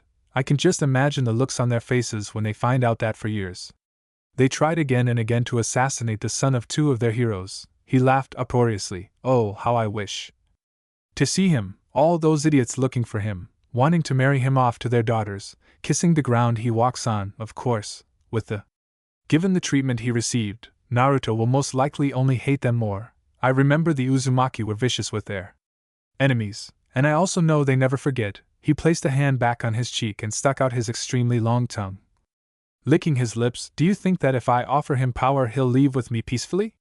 I'm almost certain that if I offer him this village, he'll follow me. Sarutobi laughed. Don't you really understand the Uzumaki? It's true they never forget. It's true they're vicious with their enemies, but you forget they stick to their families. Family is the most important thing for them, and Naruto is an Uzumaki now more than ever. He has family in this village and therefore he will do the impossible to protect them. This is their home, even though some people can't see beyond their own noses. And how will they protect the home of her loved ones? She would protect the villagers even if they didn't deserve it. Her smile never faded, although he was annoyed by what was said to him. The skills that Naruto-kun possessed would be exceptional on his side. That Kekkei and the Genaki that could control blood was impressive. Not only that, but he had two Kekkei and Genaki, the Uzumaki clan's incredible physique, longevity, and almost endless chakra reserves. As a bonus, they had the fox of with the 9 tails. Naruto-kun was only one step ahead of Sasuke-kun. Oh, the Sharingan allowed him to copy he could use any jutsu he wanted, but the Kaiten allowed him to control anyone, with Naruto's chakra reserves. Kun, he just needed to implant the Sharingan into Uzumaki's body and he would have the perfect body. It wouldn't matter what. Even the slightest weakness that prevented him from deactivating the jutsu. Yes, he needed to capture them both at all costs. He looked at his sensei. And annoying, first I needed to get rid of this plague and wipe out this village. Let's leave this talk for later. Go ahead, sensei, he said before beginning to perform hand seals at an impressive speed. Sarutobi. He started doing them even faster than Orochimaru. Katon Goenki, fire release, fireball expulsion. He quickly exhaled the air he had been holding in his lungs, immediately causing a fireball that set him. Any other thing that one of the Konoha ninjas had done would have been shameful. The giant fireball flew at great speed. The speed towards Orochimaru forced him to jump as high as possible to escape. The Okaji had already anticipated this, and it was in the exact spot where Orochimaru had appeared. Zon Furyudan, no jutsu, wind element dragon. Of wind. Orochimaru shouted, also hoping his master would do something like that. He spat out a huge dragon. A blast of wind that sped towards Yuen, roaring, ready to swallow him alive. Fanatsuga, wind element damage from prison. A tornado blew towards the dragon, which, as soon as it received it, veered off, causing it to crash into. The barrier disappeared. With that, Yuen quickly reached Orochimaru, smiling and trying to nail its cradle in the heart. The snake used its hand to restrain its master's arm, opened its mouth, leaving its tongue out, transformed into a snake, lunging towards Sarutobi's neck, who with his palma deflected it. He immediately attacked again, headbutting him with enough force to send him flying towards the roof of the building. Again he spun around in the air and landed heavily on his feet. He raised his head to look at. His master was already making hand seals, earth release, earth cannon, just below. From the Okaji rose a lizard-like head of earth. It opened its mouth and fired several mud bullets at high speed. Earth release, Furyukan, earth element, impenetrable wall. His hands were on the ground, and immediately a wall of earth rose up, completely stopping the bullets. Please, in Did you seriously think you could defeat me with such weak techniques? Sarutobi landed softly on the roof and regained his footing. Fighting stance, you're so arrogant that you forget that the most basic techniques can be faster than. When executed and used effectively, these weapons can cause significant damage. It's useless if you can't eliminate your enemy in a single blow. Only attack. You, being the shinobi teacher, should know that, and you, being my student, should know that when. In this level of fighting, every bit of damage you can do is important, even if you can't take down an enemy in one hit. Attack. Orochimaru smiling. I don't think I know better than anyone. At that moment, Sarutobi felt something in his leg. She turned around only to find a small, brightly colored snake biting her leg. He quickly grabbed its head and crushed it, knowing his student, that snake's bite was nothing. Okay, I was about to speak again when they heard a loud noise, and when they turned around they saw a black sphere. Massive, it was approaching at an impressive speed. They both knew that it was a Vigram, albeit a much smaller one. Despite that, when he crashed into the barrier and it exploded, he could feel the power behind that attack, so much so that even that kind of protection was utterly ineffective. They could see how the four who were maintaining the barrier They screamed in pain, most likely because the barrier had to be connected to them in order to include them. In their protection, they watched in amazement as Naruto, with 9 tails made of blood, was severely injured and burned. But it was surprising that he survived a Big Dame attack. He probably only did so because of the attack. It was too small to increase its speed. Their eyes widened even more when they saw it literally disappear. That speed couldn't be natural. They had never seen him move that fast before, but it was a sign. More of the power the boy was beginning to wield. If Naruto-kun survives, I can make you completely mine, he said. Orochimaru smiled excitedly. You'll be perfect for my plans. Sarutobi heard him and frowned. He wouldn't allow it. That he would do anything to his grandson. Again he began to make hand seals quickly, taking advantage of the fact that the former student was distracted. Katanon, fire element meteors. He jumped the highest, as high as possible, and was soon launching giant meteors at Orochimaru, the serpent. No sooner had it realized as an attack approached, it began to twist its body like a real snake to dodge. The problem: the attack was too strong, and there were too many fire meteors. No sooner had he received the first attack than he began to. The others received him, making him scream in pain. He quickly performed a substitution jutsu that managed to save him from. He finished cooking. He knelt down holding his right arm, which had ended up completely burned. No. He could continue fighting that way. His master would quickly defeat him, so he made a hand seal and soon. She was vomiting up a perfectly healthy body. She wiped the drool from her face and smiled again. Well, it seems. Sensei got angry. I already told you. I won't let you touch Naruto and I won't let you harm this village anymore. He was about to make more hand seals when he saw Orochimaru open his mouth and immediately start spewing out miles of snakes, which at the same time opened their mouths, pulling out swords. The snakes moved incredibly fast, so he had to jump back to dodge a wave of snakes, but that didn't stop them for long. Their bodies were like those of real snakes. They writhed in the same way, despite having swords completely stiff in their mouths. They turned at high speed and continued attacking without letting him catch his breath. He tried to make hand seals with a jutsu-atun ready to finish off the snakes, but Orochimaru pulled out the largest snake on his arm attacked him swiftly, forcing him to cut through the jutsu in order to dodge. No sooner had it touched him than the ground. He jumped again, dodging the smaller ones. I think a shadow clone that launched itself into a fight with Orochimaru. As he performed the hand seals, he quickly inhaled and said, Katon Kanaki, fire release, flamethrower. He immediately released it, creating a giant hose of pressurized fire. The snakes turned to ash without a trace. To leave a trace, Sarutobi turned his head to aim his attack at Orochimaru. The wretch used his own clone. In order to dodge the attack, Orochimaru's pale neck stretched, and he opened his mouth from which emerged the snake, which also opened its mouth, and the tip of a sword emerged, stretching as far as its neck. It leaped. He stood far away, letting the sword pierce the ceiling. Surprisingly, it passed right through it as if it had nothing to do with him. Nothing, and ended up crashing into the barrier.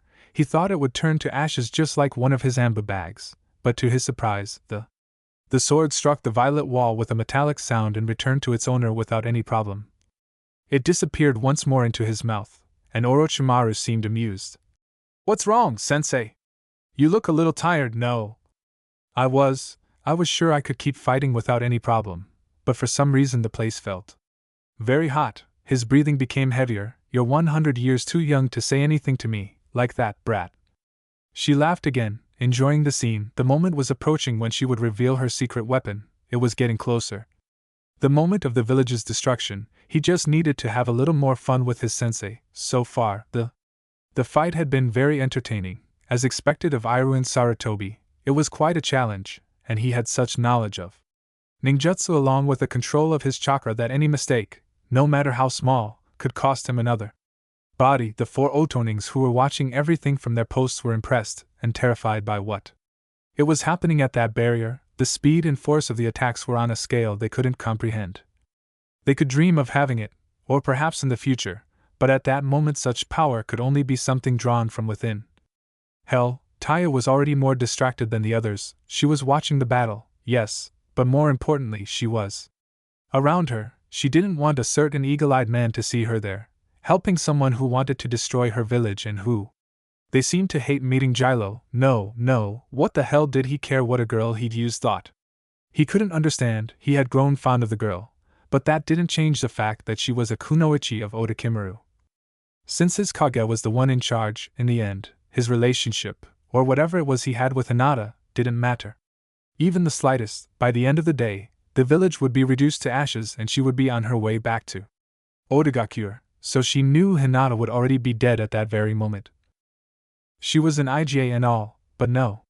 He was at the level of a ninja from his village, even more so because he would rather be helping them than killing them. The mere thought of her friend was dead, it broke her heart. She had never had anyone as close as Hinata. Teammates didn't count because most of them only cared about fighting, about finding out which of them was the strongest. They had to be strong, train hard, and of course, do everything Orochimaru asked of them. There was something about their interaction with Hinata that she called, her head unfocused, thinking about everything they had been doing those past weeks. Friends, her chakra fluctuated, causing a slight, imperceptible crack in the barrier. She frowned and he concentrated again. He couldn't be thinking about Hinata at that moment. He had to help his Kage in everything he could. The barrier was reinforced again without anyone noticing its brief lapse, and he began to see more. I carefully observed the struggle between the 2 cages. After all, even if they didn't participate, I could learn a couple of things. Besides, the moment was approaching when the call would be made, and it would be quite a spectacle. She smiled once more and opened the mouth, causing the snake to emerge again. Then, the tip of a katana emerged from it once more. Only this time it kept coming out until a hilt was revealed. He took it and looked at his sensei. We continue with "This game is so much fun," he murmured before launching himself at full speed, his legs coming together and turning into. Sarutobi used a snake's tail to further increase his speed and flexibility. He took a kunai to defend himself. But I knew it wouldn't do much good. That sword was very special, and I knew it could cut through almost anything. Once she had spoken with her friend Emma. The old monkey had told her that even in his diamond weapon form he could be damaged by that katana. Weapons clashed in the center, and as Sarutobi expected the kunai to be split in half, he ducked and with a powerful hook he rose, connecting the devastating blow to his student's stomach. He knocked him back a little, but not enough. That snake-like body was also a problem. It could move like the animal had certain unusual characteristics. One of them was precisely what made it more resistant to attacks. Physical. Another was to make him more flexible. Just as were a complication in being able to do any kind of damage to him. He jumped, slightly dodging Kusanagi. He smeared his fingers with blood and began making hand seals. Knife jutsu. Summoning jutsu. He murmured, placing his hands on the ground where a couple of seals formed. There was an explosion, and from the smoke emerged a monkey standing tall and much taller than Irusen. It had gray hair, and its tail wagged from one side to the other. Orochimaru murmured in a deep voice, "You're a fool, Sarutobi. This is what happens when you don't have." That was it. He spat on the ground, quite annoyed with what was happening. After all, I could also sense Ichibi's chakra nearby, and it must be said that Orochimaru's chakra was much stronger. Powerful as years ago when they tried to capture him. "There won't be one more," Irusen replied. Emma returned to. He saw his friend breathing rapidly, his face flushed and sweaty. He knew Orochimaru was with everyone. His experiments must have done something to his body to prevent him from showing fatigue. Perhaps the battle had been more. It was more difficult than he thought, but he was still worried about how tired Sarutobi looked. He had just appeared. Someone dangerous, Orochimaru said. Without his usual smile, he launched another attack, and they dodged. Quickly, the Monkey King was surprised when Orochimaru's katana touched him. He recognized it immediately. Kusanagi, he said softly. Your student is very dangerous. Sarutobi struck a pose Orochimaru knew very well, and immediately it transformed into a huge black staff, which Iruin grabbed and tried to strike the snake with. Again, his flexibility gave him an advantage because he was able to avoid the blow. However, he still had to retreat because Sarutobi. He wielded the cane with mastery and nearly cracked his skull when he was about to move closer. He quickly circled around. His master attacked him with his sword, attempting to cut off his head. Sarutobi used his staff to defend himself and, supporting him on the ground, he used it as momentum to kick his student in the face. Orochimaru went flying a few many meters thanks to the powerful blow. He didn't even have time to recover a little when he saw the black cane falling swiftly toward him. She twisted rapidly, wrapping herself around the weapon, and attacked with Kusanagi. She made a cut. A small bump on his cheek. He waved his staff, sending Orochimaru flying, who turned around in midair and landed on his feet. Elegantly, for Orochimaru's four subordinates, only a couple of seconds had passed. They could see nothing, but they could feel the clash of forces that was taking place. They were so impressed that they couldn't nor close their eyes. Again they launched themselves forward, the cane thinned for a better grip, leaving. Sarutobi had better maneuverability, although, with how sharp Kusanagi was, they'd have to be careful. Sparks. They jumped when the katana and the staff collided, and were soon increasing their speed as much as they could afford. Just like Kusanagi, the staff could be lengthened and shortened as much as Sarutobi wished, so he gave it a little more space, so they wouldn't be too close in case Orochimaru had something up his sleeve. They continued. Their weapons clashed for a couple of minutes until Sarutobi found an opening and took advantage of it, landing two powerful blows in Orochimaru's arms, who groaned in pain as he felt his bones break. Before he could react, he received one more blow to the head that buried him in the ceiling. Irusen moved back only a little and began making hand seals. Toton, Yunoka, Earth Element, Rock Tomb, placed his hands on the ground and then the eyebrows split with a loud crack, and a trench opened up toward Orochimaru's position. The attack. He reached him and pulled him to the ground before a huge dome of earth formed. Sarutobi remained. He watched everything closely. He didn't think he'd finished off Orochimaru with a B-rank technique, or more likely, he did a lot of damage, but Orochimaru was like a weed. He felt the ground tremble and had to jump quickly too. He didn't end up impaled by Kusanagi. He looked back to where he had been standing and found Orochimaru with his arms healed. Coming out of the roof, seeing him up there, I could almost tell he hadn't taken a single hit since the fight had. It's been started, Sensei. It's rude to bury people, he said, smiling amusedly. I remember you could do it. That technique is much stronger. The vegetative one is giving you trouble. He fell onto the roof and stumbled a little. He was more tired than ever before, and he could swear his vision was getting slightly blurry. Are you feeling well, Sarutobi? Edma asked, and I appeared on the staff. You're sweating a lot and your breathing is too accelerated?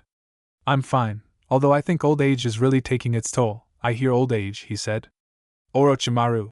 Even you struggled to do things for her. The so-called god of shinobi can no longer face her student, thanks to her age, seemingly macabre, but I don't have to worry about her. She raised the. He handed it to the skin of his face and tore it open, revealing a completely different one. What do you think, Sensei? Sarutobi opened. His mouth fell in shock upon seeing that his student's face was no longer the same. It bore certain similar features, like the eyes, but otherwise it was completely different. Did you finish it? He grumbled, annoyed. Did you finish that forbidden jutsu? Orochimaru laughed at Irusen's surprise. This jutsu will keep me alive forever by transferring my soul into a new person's body. I will remain young and beautiful forever. Eternity. This is only my second body and I'm still perfecting the jutsu, but it will be ready soon. Do you want Sasuke Uchiha? Sarutobi deduced. Having connected the cursed seal with this new development, you want him. As your new body laughed even louder, exactly, although now I'm a little undecided, Naruto-kun has amazing skills and that Uzumaki body would be impressive. Besides, you have to see the ironic side of it, me. Orochimaru posing completely over Naruto Uzumaki's body, the son of the fourth Hokage, sounds delicious, doesn't he? You think so? You're disgusting, Sarutobi muttered. To think you do this kind of thing. Don't come at me with that now. You knew very well what kind of person he was, and you turned a blind eye. You thought that because having a friend like Jiraiya, Tsunade's relentless bullying because you were my teacher, my hatred and longing for, they would disappear, he mocked, playing childishly with Kusanagi. Do you know what the most funny? He glanced at his teacher. What are you doing with Sasuke? Oh, I can tell with clarity that is worse than me, and yet you left him at the academy, yet you left him alive. If you know that the Uchiha are, they're all the same. I don't think Itachi is the only one who has overcome his limitations, but the others are cut down by the same scissors. Sasuke looks so much like his father, with enough talent to call himself an Uchiha, but with his ego so inflated that he could never catch up to his brother. He laughed uproariously at the mere thought of Sasuke winning. Itachi, really, that was impossible. He wouldn't achieve it even after training for 1,000 years. But he would take advantage of. That's it, he could give him power, enough power to make him believe he was invincible, and then he would take over his body, and he would fulfill his wish. He would kill Itachi just for himself. It might be true, unfortunately, I couldn't do much legally thanks to the advice, but once this is over, I'll definitely keep an eye on that guy, and now I don't. I will hesitate. At the slightest sign that he's thinking of deserting the village, I'll have his head on my desk, the snake. He laughed again. Look at you, Sarutobi, you can barely stand, you won't get out of this fight alive, and I'll have both Sasuke-kun and Naruto-kun as my toys. I won't let you touch my grandson. Wow, you think you would grow fond of the Kyuubi's container years ago. You would have seen it only as a weapon that you would have used it, if that was necessary for the village to win. It seems old age has softened you too. She lowered her gaze, knowing that had been her intention at first, until she began to care for him as more than just her weapon. Orochimaru was most likely right years ago, when he was still young, when he was still the Hokage in his full glory. Given what that name represented, I wouldn't have hesitated for a second to use it exactly that, but there was something in Naruto, something so similar to Kushina, made it impossible not to grow fond of him. That's not important, right? He bent his knees and brought the cane behind his back to continue his fight. Orochimaru, smiling, said sadistically, True, very true, as he returned to put his own face on. But the time has come for me to show you the extent of my power. The time has come for this village disappear and will be made by those who once cared for her. He began making stamps incredibly fast before. Place your hands on the ground, Kyukalos, Edo Tenensei, invocation, reincarnation of the impure world, Tanto. Illusin and Emma gasped in astonishment. They never expected Orochimaru to perform a technique like that. But Sarutobi didn't move. He could sense his student's chakra in the technique. But even more clearly he could sense the chakra of Naruto was in the same position. Move, Sarutobi, if he completes the technique, we're finished, Emma shouted, trying to do that. He reacted, Wait, is there something strange here? He replied without moving as he watched the first sarcophagus. He got up from the ground, clutched his aching chest, and fell to his knees. Orochimaru laughed as Enma. His transformation was complete so he could support his friend. It seems the poison has finally spread throughout your body. He muttered. Amused, from the start, this fight was decided. Now watch as I bring the former village leaders only to completely destroy it. The third sarcophagus finished emerging from the ground. We're in trouble, Emma said, stepping in front of Sarutobi to protect him. No, we're not, Irusen murmured. The sarcophagus lids flew off, filling the place with smoke. Orochimaru was enjoying this much of the moment. Her smile had never been so broad as it was at that moment, but the seconds ticked by and the smile had soon vanished. Before him were not the three Hokages he had been summoning. No, before him there were three women. The first had long red hair down to her knees, tied in a ponytail. The second one had black hair down to her shoulder blades, and the third was a teenager with short, brown hair. What's going on? He asked furiously. How could he call these women? Silence, dat bane. The first one complained, stretching as if she'd been in the same position for a long time. Where am I? The second figure quickly turned to look at her. Kusina, she asked. Astonished, but how? She didn't know what was happening either, but she was. She was certain that seeing her friend dead for several years was impossible. Kusina turned back to look at her side, annoyed. Mikoto. Chan, hello, he greeted before focusing on the last figure and opening his mouth. Rin-chan, how come you're so big? Date? She murmured, stepping forward to touch her husband's student. Things were getting stranger and stranger, Kukusina. Sama. Ben said, looking at a woman he greatly respected. What's happening? Why does she seem not to have aged? Nothing? He remembered his sensei's wife. The woman was beautiful and outside the shinobi ranks, but now. In front of her stood a young woman who appeared to be about 20 years old, wearing a Chunin uniform. Orochimaru ruminated.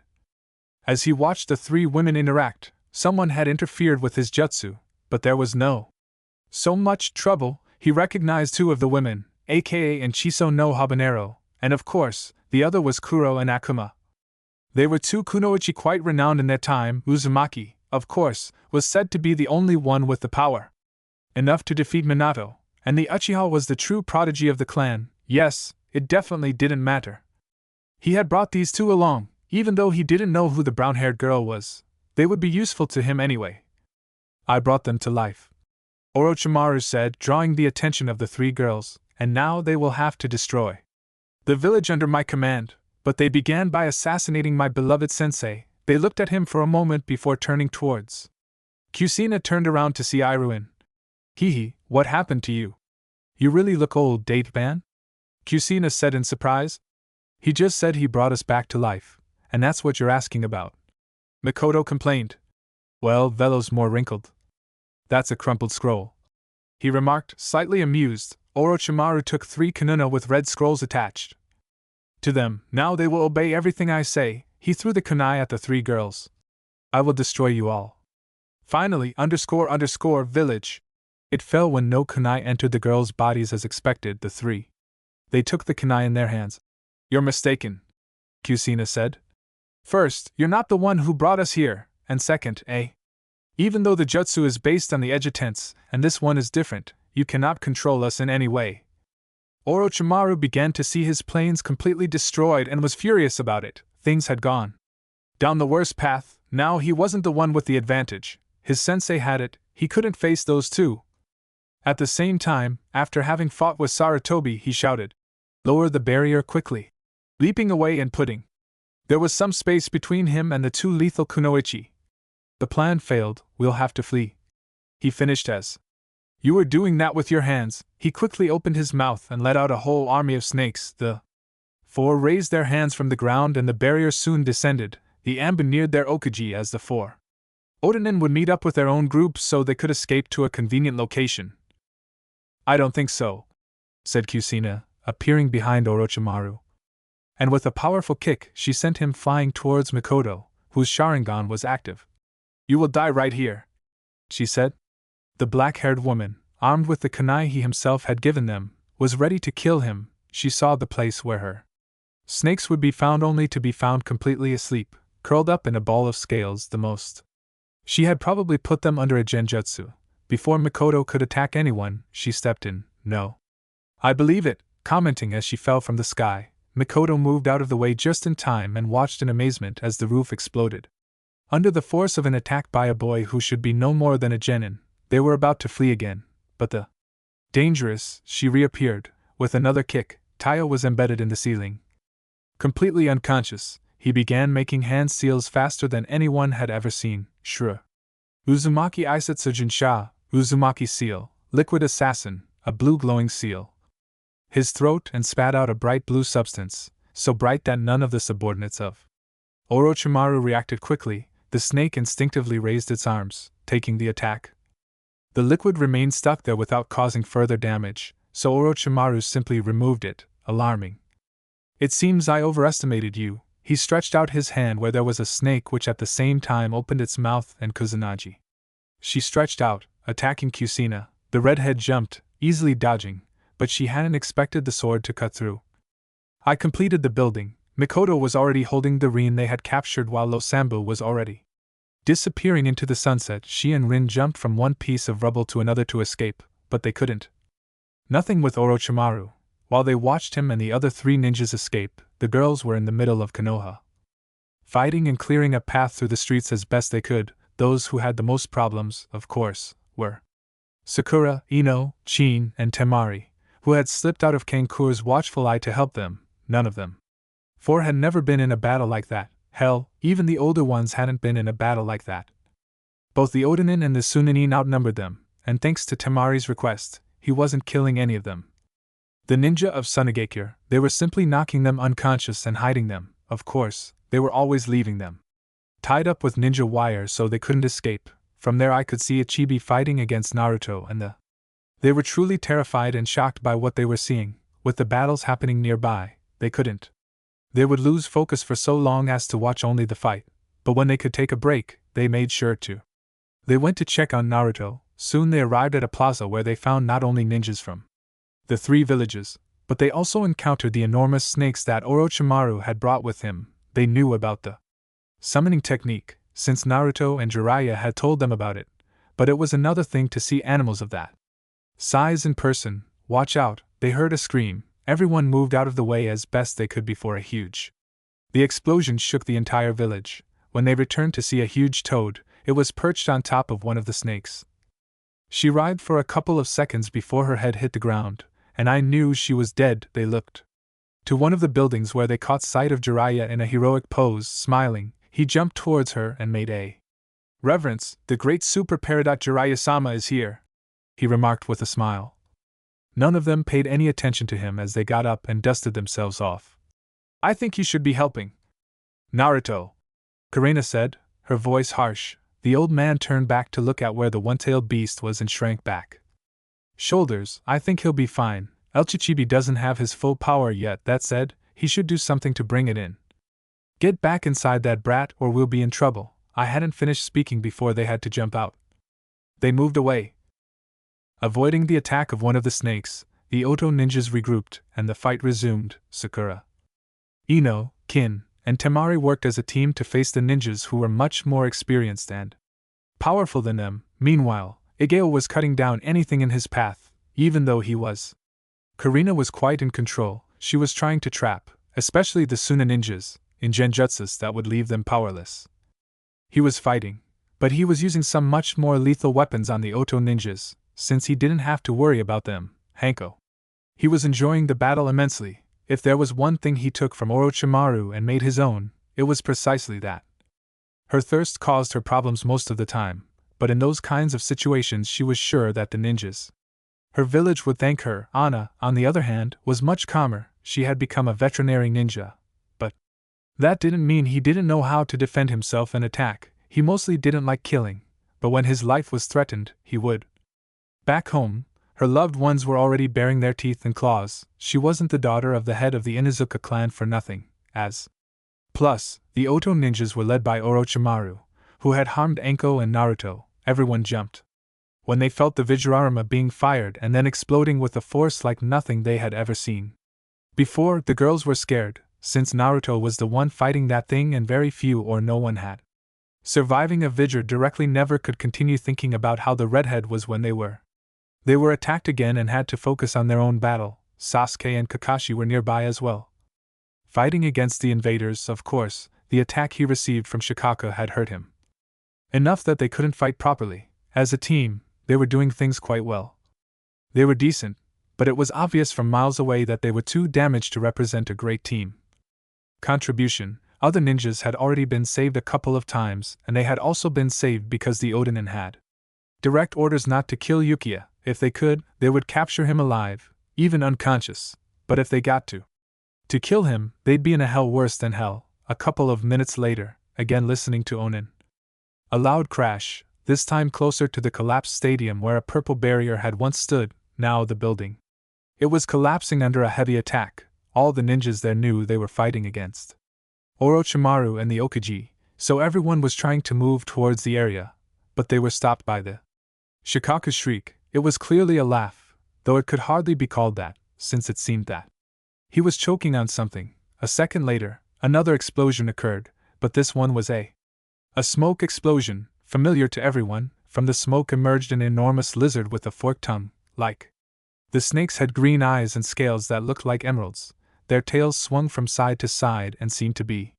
He was dressed in a strange kind of battle kimono, or at least he looked something like that, they were able to see. Naruto barely managed to get onto the lizard's head, which immediately stood up on its hind legs, giving it a size. Imposing, even above the Shukeakaku, he inhaled and with a roar released a gigantic ball of water high into the air. Speed, the Shikaku quickly crushed its stomach, and an air bullet collided with the water bullet, the rain. It completely covered the village for a couple of seconds, soaking everyone. What is that? Hino asked, mouthing the words. An invocation, Temari replied. I already knew that. The other blonde said, frowning. I think it's a Komodo dragon, Anko said. Although I didn't know there was a summoning ritual for them, there was. Jiraiya said, who? Her mouth was also agape in surprise, but nothing has been heard from her since the clan wars. That is, from before the creation of Konoha. How on earth did Naruto get that summoning? Before anyone could try to answer that question, he saw how the Komodo dragon moved at a speed impressive, surrounding Shikaku, which was launching air balls trying to hit it. Watching that fight had lifted my spirits. The spirits of the Konoha ninjas were high, and they quickly launched themselves into battle against the invaders. They had to repel them and to keep them occupied while Naruto fought the Yaku. Truth be told, they were quite amazed by Naruto's fighting ability. They left it in his hands to control the beast, and the battle continues. Chapter 10, The End. Requiem, he cursed countless times as he dodged another air bullet. It was disgusting, the damn raccoons. An arena was burping at them so he could attack them, and the worst part is that he was burping so fast that they couldn't counterattack.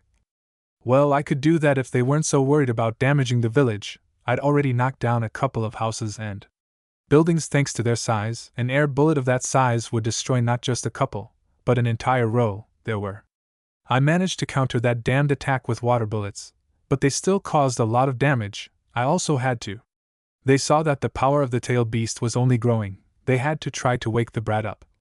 The madman who contained Alachibi, but they didn't know where the demons were. So I could tell that Gaara was lying somewhere in the village and he couldn't look for him while they were fighting this thing Naruto had realized. She noticed that strange barrier falling, but she didn't know what had happened and was worried about it. Concentrate, brat! Roared Tokuga Genaki, realizing he was distracted. He'd seen him moving his head towards that collapsed building. The Achibi may be the weakest tailed beast, but there are still more powerful than any invocation. If we don't do something, we'll be dead. I know, he groaned as he tried. Tokuga Genaki had to think about what to do to stop the raccoon once and for all. He dodged another air bullet and launched one of water. Elachibi broke it as if it posed no threat, causing a small flood in the village. It is getting stronger, said the dragon. We have to wake the brat up. We don't know where the demons are anymore. He growled. Naruto, frustrated, but I think we can do more damage if we use fire attacks, Tokuga Genaki. She leaned closer before smiling. Well, let's see if she likes this. She inhaled a huge amount of air before letting it out. A huge stream of fire shot from its mouth toward Ichibi. Shikaka had to move quickly to avoid being hit by the powerful attack. He couldn't avoid it with air bullets, as that would only fan the flames. He was moving faster now that he had recovered from that brat's previous attacks. The wretch, he quickly threw sand shurikens so fast that Tokuga Genaki had to cross his arms. And Naruto had to hide among the dragon's clothes to avoid being killed. His breathing was. Her heart was racing, and she felt like her arms were so heavy she could barely stand. Besides that, using so many blood attacks and having lost his Kagun were taking their toll. Now I'm going to kill you! He shouted. The one-tailed dragon, clearly insane. Are you alright, Naruto? The dragon asked, worried. He had barely appeared. He knew his summoner wasn't in very good shape, and now it was more noticeable. Not as much as I'd like, he answered honestly. Anyway, we have to keep trying with fire attacks. It's the only thing that. It does enough damage and is the only thing that can stop its movement. He nodded and quickly lunged forward. He dodged an air bullet that crossed the entire village and exploded in the forest, making a quick about-face using its tail as weapon, giving the raccoon a good whack in the face, which roared with fury as it was thrown backward. Naruto began to Make hand signals while Tokuga Genaki inhaled, on Kegakufa no Jutsu, wind release, great breath of. The wind screamed just in time for its attack to combine with that of its summoning. The fire grew in intensity and speed, quickly reaching the Ichibi, who could only cover himself with his tail and roar in pain. When the attack ended, half of Ichibi's face had detached and fallen off. There it is, the dragon roared somewhat surprised. It's on his forehead. Naruto was studying, but he didn't have the strength to continue fighting, I think. I'm going to faint, she whispered, placing her hand on her forehead. I've lost too much blood, I can't even stand up. Again, Tokuga Genaki, worried, ran quickly away from Shikaku's attack, but the beast was in furious truth, and apparently her power increased enough for her to begin recovering from his attacks. Much faster than before, he leaped into the air and grabbed onto the monument of the Okages, dodging more air bullets. He felt Naruto's body slip from his head and begin to fall, so he had to jump again to grab it by its legs. Unfortunately, that left it open and it received a powerful gust of wind. The face that made him crash into the monument, he knew his little summoner was completely exhausted. But at least he was still conscious, which would allow him to stay there and help. That was something. Who had made his summoning contract dangerous and renowned. Whenever they were summoned, they were feeding off the chakra of their summoner to become stronger. The problem in this case is that Naruto already. He was at the end of his strength. He knew he would soon faint. He took his sword, drawing it with lightning speed. He looked enviable and cut off the next air bullet the raccoon had sent. With the same fluidity, he launched himself forward, trying to cut off his head, but the wretched creature, despite being enormous and fat, was agile enough to. Avoiding its attack, he growled in frustration and cut another air bullet. Stay still, vermin! He roared. Dodging a sand shuriken and throwing a water bullet, Shikaku just laughed. Stay still and it will be merciful, he laughed even louder. I will simply dismember you and scatter your entrails throughout this town. Rejoice.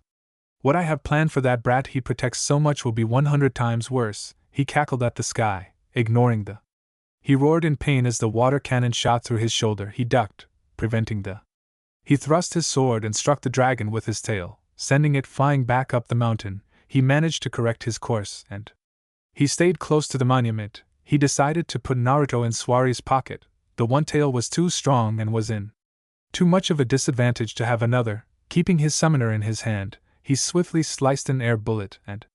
He launched another attack. He spat out a water bullet, but Shikaku dodged it. The bullet exploded on the ground, flooding the village. He would have to be more careful. It had attacks far more destructive than a simple bullet.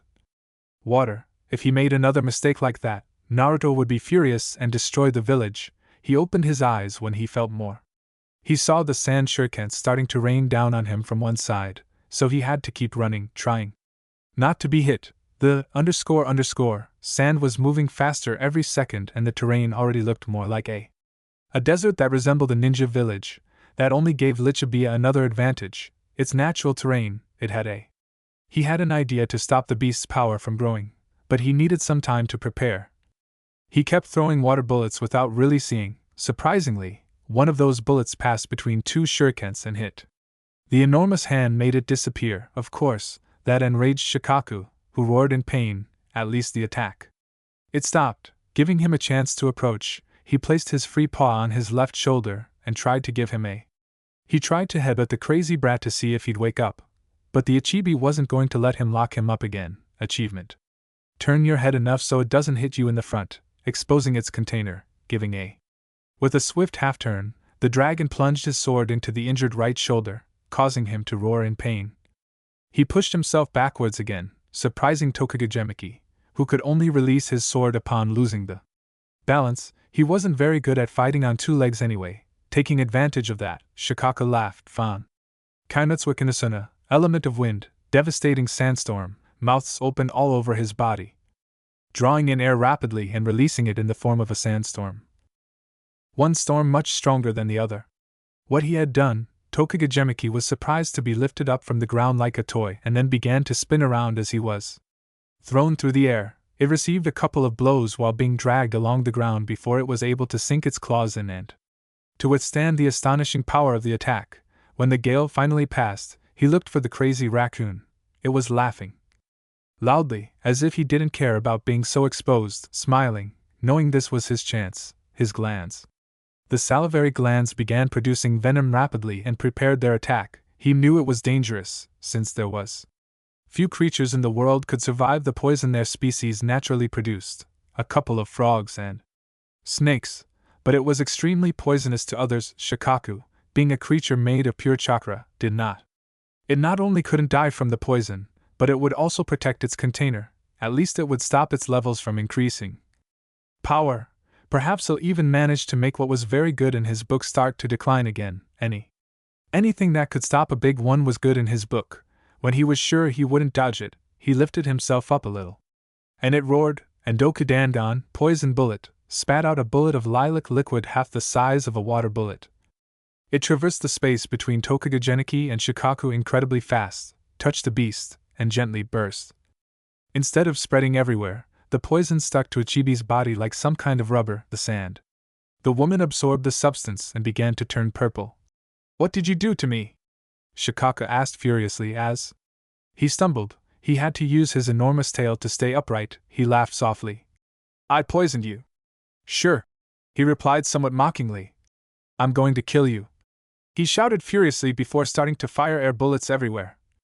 Sighed, he hadn't expected her poison to affect him so much, but it seemed to have done a good job, as the bullets were coming out.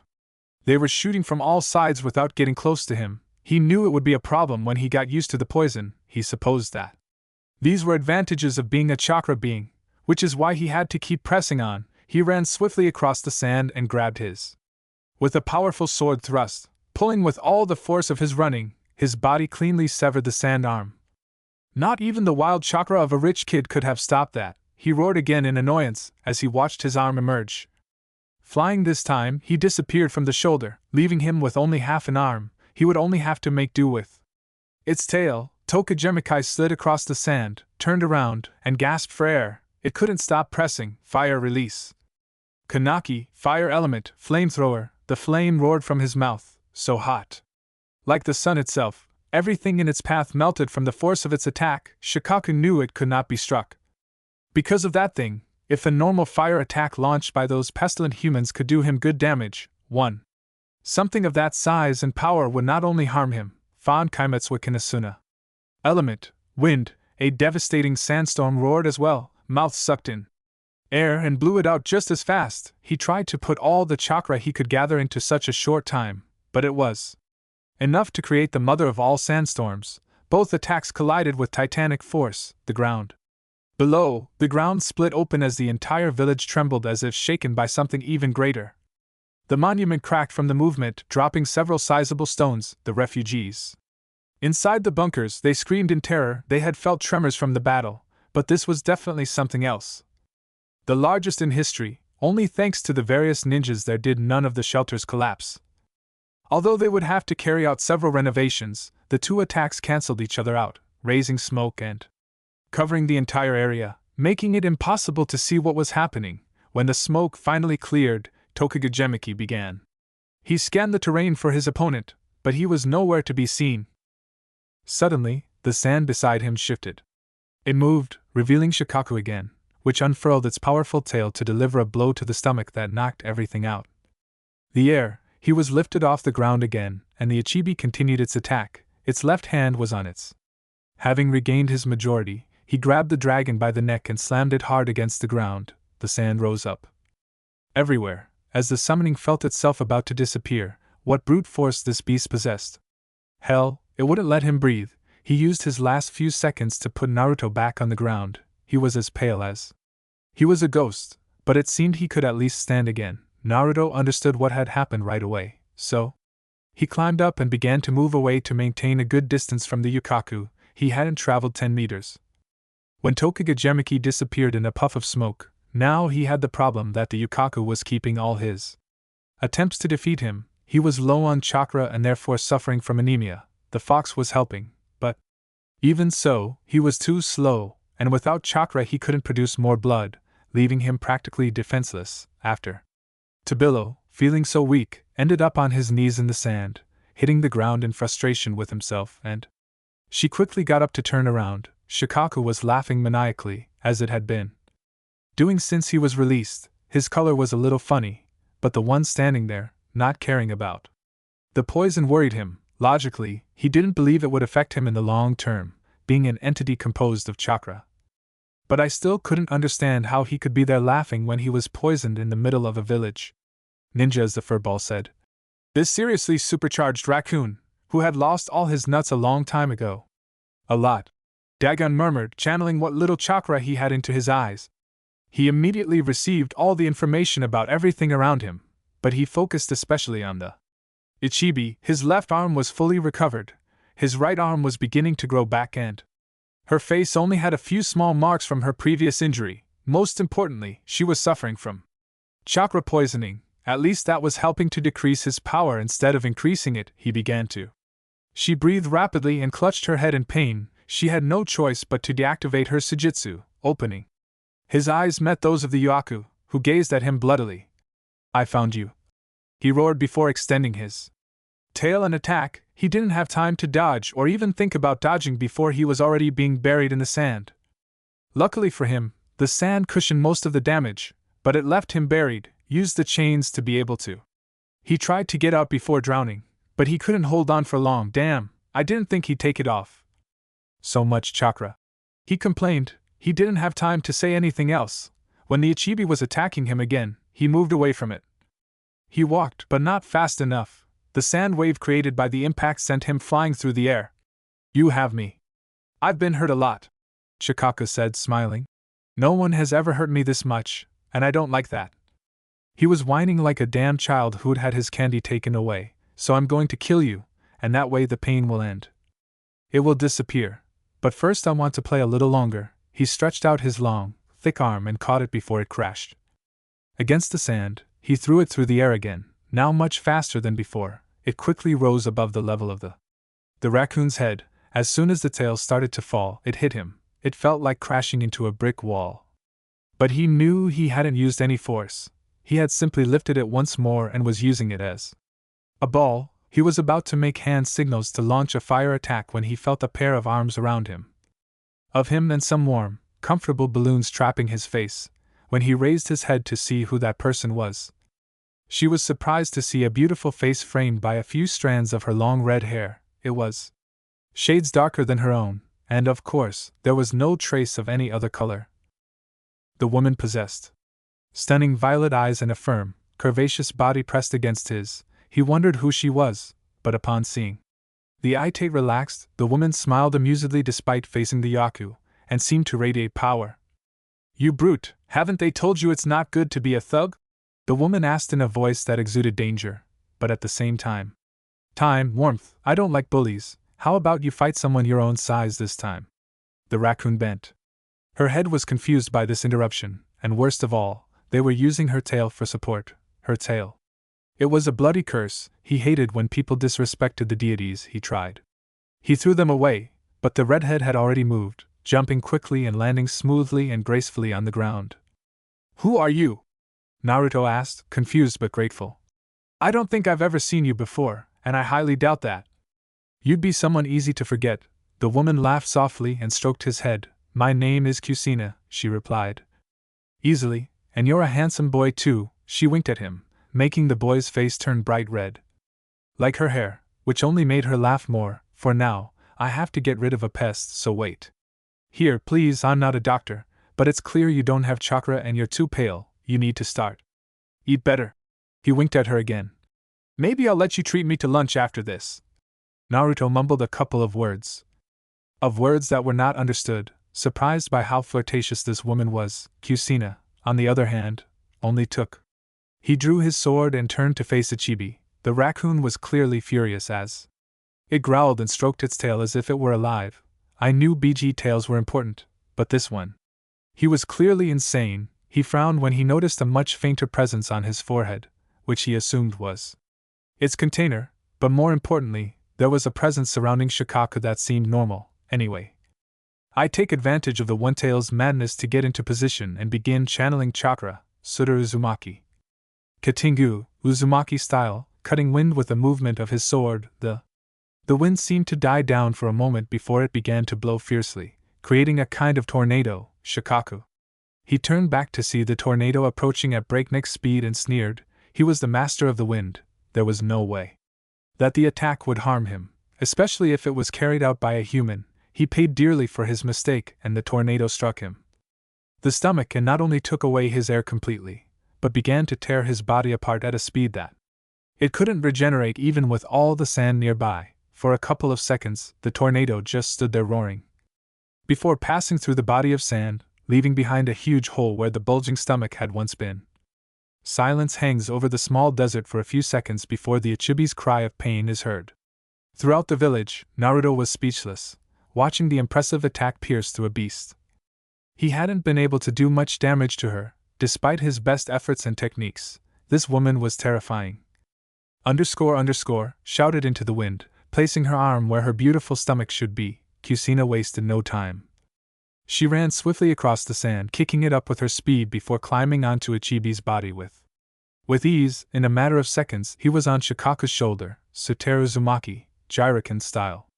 Uzumaki, guillotine, with a fluid movement of his arm, his blade seemed to extend before slicing cleanly. His head on his shoulders. What? Shikaku asked, confused. Kendo saw his body from an angle he had never seen it from before. Then he saw the dog that had hurt him badly on his nose. You I'm going to kill you. The redhead just laughed again. Now she falls. She jumped again, letting her head began to fall to the ground. Of course, he still had to get the container off his forehead, and if he was in the right thing to do, and having placed a disastrous seal on Jinsik, he would have to awaken it. He followed Shikaku towards. He looked down and saw its head hit the sandy ground. Of course, the beast wouldn't die from that. So she had to wake the container quickly. She took a page from Tsunade's book, and when she was close to his head channeled refined chakra into his muscles, bones, and skin, and the moment he touched Ichibi's nose, the sand exploded. The beastly force he had used, he had never been good with chakra control. Tsunade, most likely that he could have taken the big guy's whole body apart with one blow. He saw a redhead's body flying through the air, so he ran to catch it and check on it. It seemed the poison had barely affected it. It had a couple of. There were rashes on her skin, but they were easily treatable. She raised her right hand with 2 fingers sticking out and quickly and precision put pressure on his chest, causing the redhead to gasp for air and open his eyes as if he had been electrocuted. He immediately felt the Ichibi's presence depart, and the sand seemed to lose all trace of chakra. Kusina made a couple of hand seals before placing them on the boy's stomach. Claw screamed in pain as I felt like I'd been burned before everything returned to normal. The only difference was that I couldn't listen to his mother, not at all. What? What did you do? He asked hoarsely. I just blocked the path of the chakra of the chibi body. In other words, cut your connection with the big one. He answered easily. There is a third. There's a presence there that we need to purge before we can fix that disastrous seal they placed on you. Gaara opened, and she closed her mouth, unable to understand what he was saying. Anyway, before she could decide to. He was unconscious, unable to speak. Without Ichibi's immense chakra coursing through his body, he had no way to respond. To stay awake, his own chakra reserves were large, but not enough, much less when he had fought. Kusina picked him up and started walking towards Naruto, who was looking at her with his mouth and eyes wide open comically. He pointed with his finger before shifting his gaze to Shikaku's body, which was disappearing with the wind. Then he aimed at Gaara and then back at the sand, so fast, so strong. He laughed at the boy's astonishment and ascended. Of course, I was almost Okage. In case you didn't know, she puffed out her chest proudly. Naruto looked at her even more intently. Impressed? Why weren't you? He asked, confused. How could this woman be Okage? Didn't Suiki?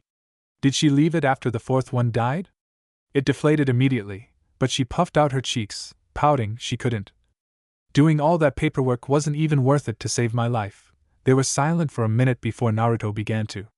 She chuckled softly, which of course made Kusina blush with embarrassment. Oh, well, the paperwork should be in the bingo book, because of its danger, he muttered, still completely amused. That's what I say, the redhead commented excitedly. Unfortunately, the conversation was cut short when exhaustion finally overcame Naruto, and he fell asleep mid-session. Kusina just laughed. After all, she'd seen more or less what this boy had done and was quite impressed. Or she would have to find out what else he had done because she was sure the fight against this boy must have. It's been impressive, but for the moment, the best thing to do was leave this pair at the hospital and get back to repelling the invasion. With the loss of Lichibi, the other two villages should be able to retreat without much trouble, but most likely they would have to.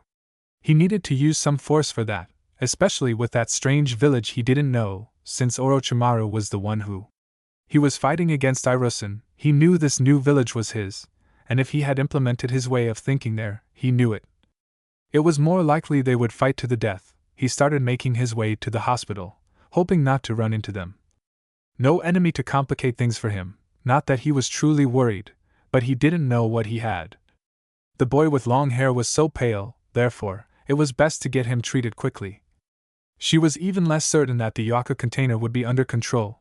For the moment, she wiped away the sweat and blood of her face as she sat down to rest. Hino beside her was in the same state. Her blonde hair was stained red, her clothes were covered in blood and mud. On her other side, Temari was in the same condition. The fan had been lost long ago, completely destroyed. They didn't know how it had ended up in the middle of the battle. Where most enemies were, generally, the genin were in the shelters, protecting and helping civilians or in the remote part of the battle, helping the ninjas in any way they could. Experienced, but the three of them had somehow ended up together with Kurenai, and Gao, Anko, and Anna all in the center of the problem. Kurenai had sent Kanaka to the hospital with a couple of injured shins after having. She had received a rather large and deep cut in her abdomen. It seemed Chin had been one of their members before. This made them try to kill her with even more determination. It seemed that some were thinking more about betrayal than invasion. "We have to push him back to the walls," Igeo said, looking out the window of the house. "Easier said than done." "We have to do it," Anko complained. "That wretched Orochi seems to have trained his Jun quite well." She grimaced. Instead of disliking having to think about whether their former teacher had done something correctly, they seemed to prefer the death to retreat. Outside, the battle raged on, and most importantly, tremors shook the village quite strongly. They knew the fight between the One-Tail and Naruto was escalating. "How is Naruto?" Sakura asked. "Worried, that thing just keeps getting stronger. She must be okay," Temari said. "She's pretty strong. I'm more worried about my brother inside that thing." Ino simply closed her eyes, trying to rest. She already knew that after all. That would have to explain what had happened to his father. He hadn't killed anyone on his missions the most. The complicated situation they'd encountered was a transport belonging to some eccentric rich person. They'd been attacked by a couple of bad bandits. Asuma-sensei had captured the prepared students and sent them back to the village with a clone. Later, during the exam, he had seen some deaths, but nothing too bad, not counting Gaara. Now he had not only seen death, but he had also. "I'd seen people I knew, at least from the past, die, and of course, I'd killed in order to survive, because of the." At that moment, adrenaline was pumping through her body. She felt no pain, no sadness, only. There were thoughts about how to move, how to attack, how to dodge, where to strike, where to plant a kunai then. Because of this, Sakura, Temari, Chin, and she would need therapy and psychological help. Who better for the. What job did her father do? They heard a gasp and turned back to see Anna watching from outside the house with her eyes. Anna's eyes widened in surprise. "What's happening?" Karina asked, bracing for an attack or something similar. Anna rubbed her eyes. Before looking outside again, 10 cents, "I'm not going crazy," she told Karina, and as she pointed the window, confused, the older girls approached and gasped in the same way. "That's her," said Karina Itano more surprised at her friend. "That's her," Rin Nora whispered as if she couldn't believe it. "The girl who had been in her class at the academy, the girl who had died really young. How? And that one next to her is Kuro and Akuma." Anko murmured in a tone reminiscent of a fanger. Indeed, Mikoto was beside her, eliminating enemies as if they were nothing, his Sharingan eyes glowing and spinning, trapping the ninjas in genjutsu. Oto, and then cut off their heads. The woman's sadism was astounding. Honestly, it made me feel something. Chills. No, Kuro Yakuma had a red counterpart, Anna asked between. Confused and alarmed, after all, at the academy they had learned about the most dangerous duo in the nations. Elementary, although she wasn't sure what the nickname was of the redhead who always accompanied the prodigy Yukiya. Anko peeking out with a smile and a little drool dripping from her lip. Oh yes, she had it, the two most powerful women in the elemental nations, capable of decimating entire armies when united, the two women who made the more powerful men urinating in their pants. He was starting to gasp with pure excitement and arousal. Kuro. Yakumai Koto Ukiaka Yakuma Kishino Uzumaki, the great Kunwa who would have walked the lands. Elementals.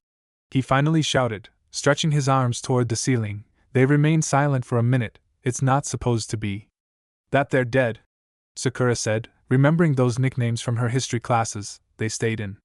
Silence fell as they watched Enko stutter and turn pale. Fan ghosts, she muttered, watching in horror. He glanced at the woman before frowning angrily. Either someone's impersonating my role model. He growled even more. Annoyed by the thought, she grabbed a kunai. Now he'll listen to me, she said as she walked toward the exit. Nobody, he planted a woman like Mikoto Yukiya in front of me and lived to tell the tale. Kurenai quickly approached her. If the skill that woman was displaying was real, Hanko wouldn't stand a chance. That woman was on another level. It was impossible for Hanko to do anything to him. As a bonus, he believed he knew how that woman had gotten there. Wait, Anko commented the hairy-haired girl, trying to restrain a clearly angry Anko. I think I know why. We're looking at two women who are supposedly dead. The purple-haired girl stopped writhing and looked at her friend. Speak. According to Naruto, Orochimaru wanted to summon something with that seal Chin had. I'm not entirely sure, but it's possible he tried to summon these people, although I doubt he wanted to summon Rin. It's more likely that changing the seal caused Naruto to summon these two instead of what he wanted. But there were 3 seals, Ino said. They fell silent again before Hanko relaxed with excitement. Naruto brought Akai and Kuro and Akuma, he shrieked sharply, making everyone cover their ears, or that man just earned himself a good night's passion, that's all. The atmosphere grew thick with emotion. And why do you think Naruto is going to have a passionate night? With you? Anna said gloomily as the triplets growled in support of their owner. Yes, if there's anyone I can be with. Naruto will have a night of passion with me. Timar murmured, almost bored, but clearly with a macabre edge. They were about to start fighting when Karina and Sylve stopped them all. Then we can fight over who gets it. She faces Naruto, who I think will be me. She opened her mouth to complain, but Karina didn't care. But at this moment, we have an invasion to stop. Did you all agree? Although everyone was somewhat tense, it was the first time they all openly declared their attraction to the redhead. They left the house with Kuna. Their hands were ready to continue the fight, when they felt a new tremor that made them turn back to see where. There was the Achibi. Their mouths opened in surprise as they saw not only a huge hole appear in the big one's stomach, but also upon seeing her head being severed. Kusina seems quite cheerful, Mikoto commented with a smile. To turn back and face her enemies. I can't let her be the only one to show off, smiling in such an innocent way that it filled everyone with pure terror. He began making hand seals so fast that no one could even see any of them. Kato Gnome, element of fire, rain of fire, he inhaled so much air that they wondered if it wouldn't explode before they could release it into the sky. Immediately, the heat became intense, and the village. It lit up when they saw a gigantic wall of orange fire rising, avoiding most of the leaf ninjas. Before it began to fall as if it were real rain, the screams started immediately, and the smell of burnt meat almost made them vomit. Half of Oto's army was ablaze, creating a giant bonfire. Houses around them were also on fire, which only made the remaining half start running. Moving away from that hell, one of the summoned snakes, the one not fighting Jiraiya, returned to. She saw Mikoto and hissed furiously. The Uchiha only made a sound before starting to make hand signals, again those of Konoha swallowed hard before running off the path towards the center of the village. Right on Yari, lightning release. Dragon of Light.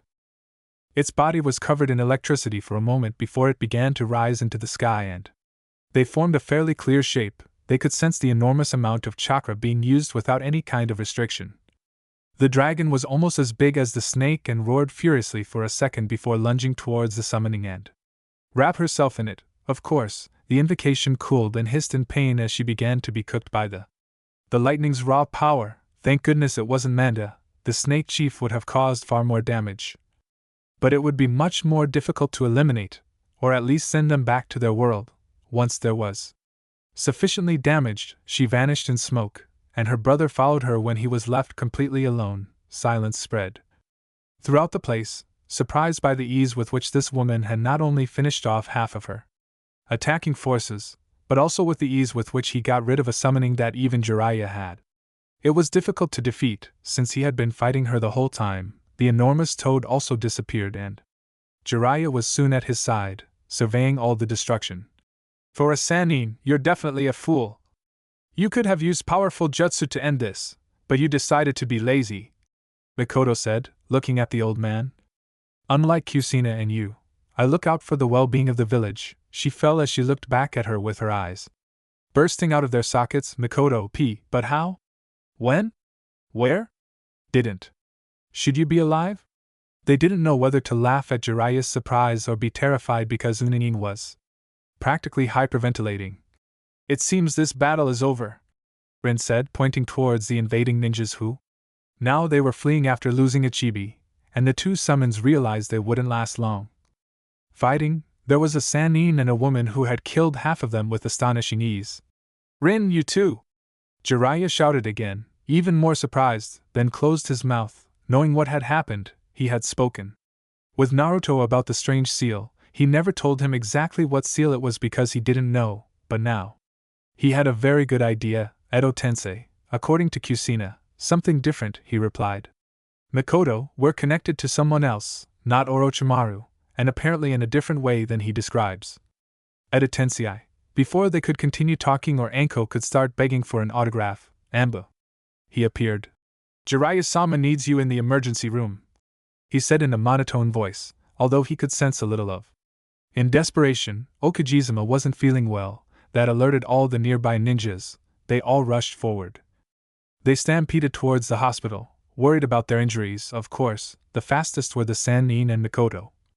The speed at which they could move was impressive. Not even the Ambu could match them, and that was saying something. A lot, since they were supposed to be the fastest in the ninja forces. How can it be possible that Okage-sama? Is he seriously ill? Yaino asked worriedly. He's the strongest ninja in existence, maybe so, but Orochimaru isn't a Sannin for nothing. Igeo replied, equally worried, and considering how twisted he is, he could have done many things which Okujizuma couldn't foresee. They quickly arrived at the hospital and found even more ninjas waiting. From the news, they didn't have to wait long for a doctor to come out. Jiraiya-sama, please come with me, he said, gesturing for her to follow him. The confused white-haired boy followed. When they were after a good distance, the doctor stopped. We tried everything we could think of. It seems Okajimak was poisoned by some new kind of snake, possibly a summoning. We were able to extract some of the venom too. We're trying to find a cure, but we have no way to, well, save him. Suspended, exhausted, and his shoulders are. They hunched over. Okujizuma has asked to see him. Jiraiya pressed his hands together, trying to control himself, not only to loosen up, not only to cry because someone she believed her father was dying, but also because of the urge to strangle Orochimaru. If it weren't for the fact that I knew Yaria was hiding his disgusting backside under some rock at that point, he would find him and kill him once and for all. He entered the room where his master was resting. He was breathing erratically. She was completely pale, and from the beeping of the machine beside her, she knew her heart was beating at a. The speed wasn't good at all.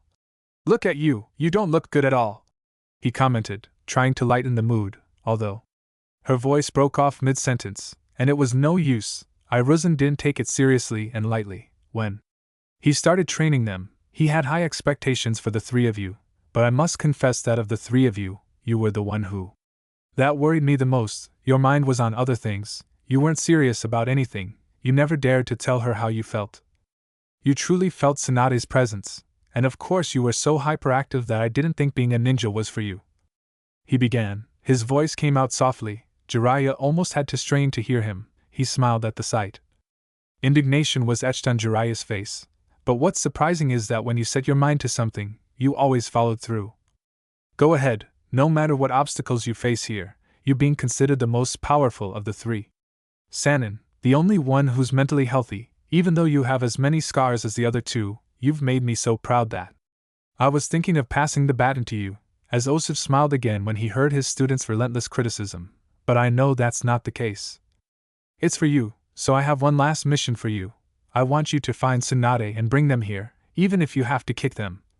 If it happens to me, I also want you to tell her the truth about your feelings, and if she's stupid enough not to. If you accept them, then I want you to get over it once and for all and find a woman who truly appreciates you as you deserve. There are far more impressive and rewarding things than being an Okage or becoming a famous writer. Jiraiya, and you're missing out on one of them. I'm not asking you to forget Tsunade because that's impossible, but give yourself a chance to be happy. The white-haired boy didn't have the strength to tell his teacher that he had tried and failed. It had served its purpose, but he approached anyway. I will, Master, now I want you to tell me how I felt the chakra. From Naruto, when Orochimaru tried to use the Idensei to summon the 3 Hokages. He commented as he lay back. I must to say that we wouldn't be having this conversation if it weren't for that. The Sananando is a little funny, but at the same time, he was impressed by what his student had done, or perhaps it was more accurate to say that he was his friend. Well, I must say, he'll reveal to me how skilled he is at Finjutsu. He learns so quickly that in just a few years he'll be the most. It's likely he'd surpass me. He discovered a strange mark on one of his friends and has been working to be able to change it. From then on, he continued talking about how impressive Naruto was in that complicated branch of the ninja arts, but after a few minutes that seemed like hours, silence fell over the little boy. Fourth, Jiraiya already knew he should be listening to his heartbeat on that machine, but now he didn't. He heard nothing. He turned back to look at where his teacher was and found him with his eyes closed. If it weren't because his chest wasn't rising and falling, I would say he was asleep. He allowed himself to weep for his teacher's death while no one else was watching. After a few more minutes, he got up, stroked her head, and gave the return journey. He walked purposefully to the door and opened it for the doctor to enter. He died peacefully, he whispered. Jiraiya, what time exactly did you request to fill out the paperwork? Although his tears were already flowing. They were a ninja village. Naturally, everyone appreciated and knew the man who led them, who supported them.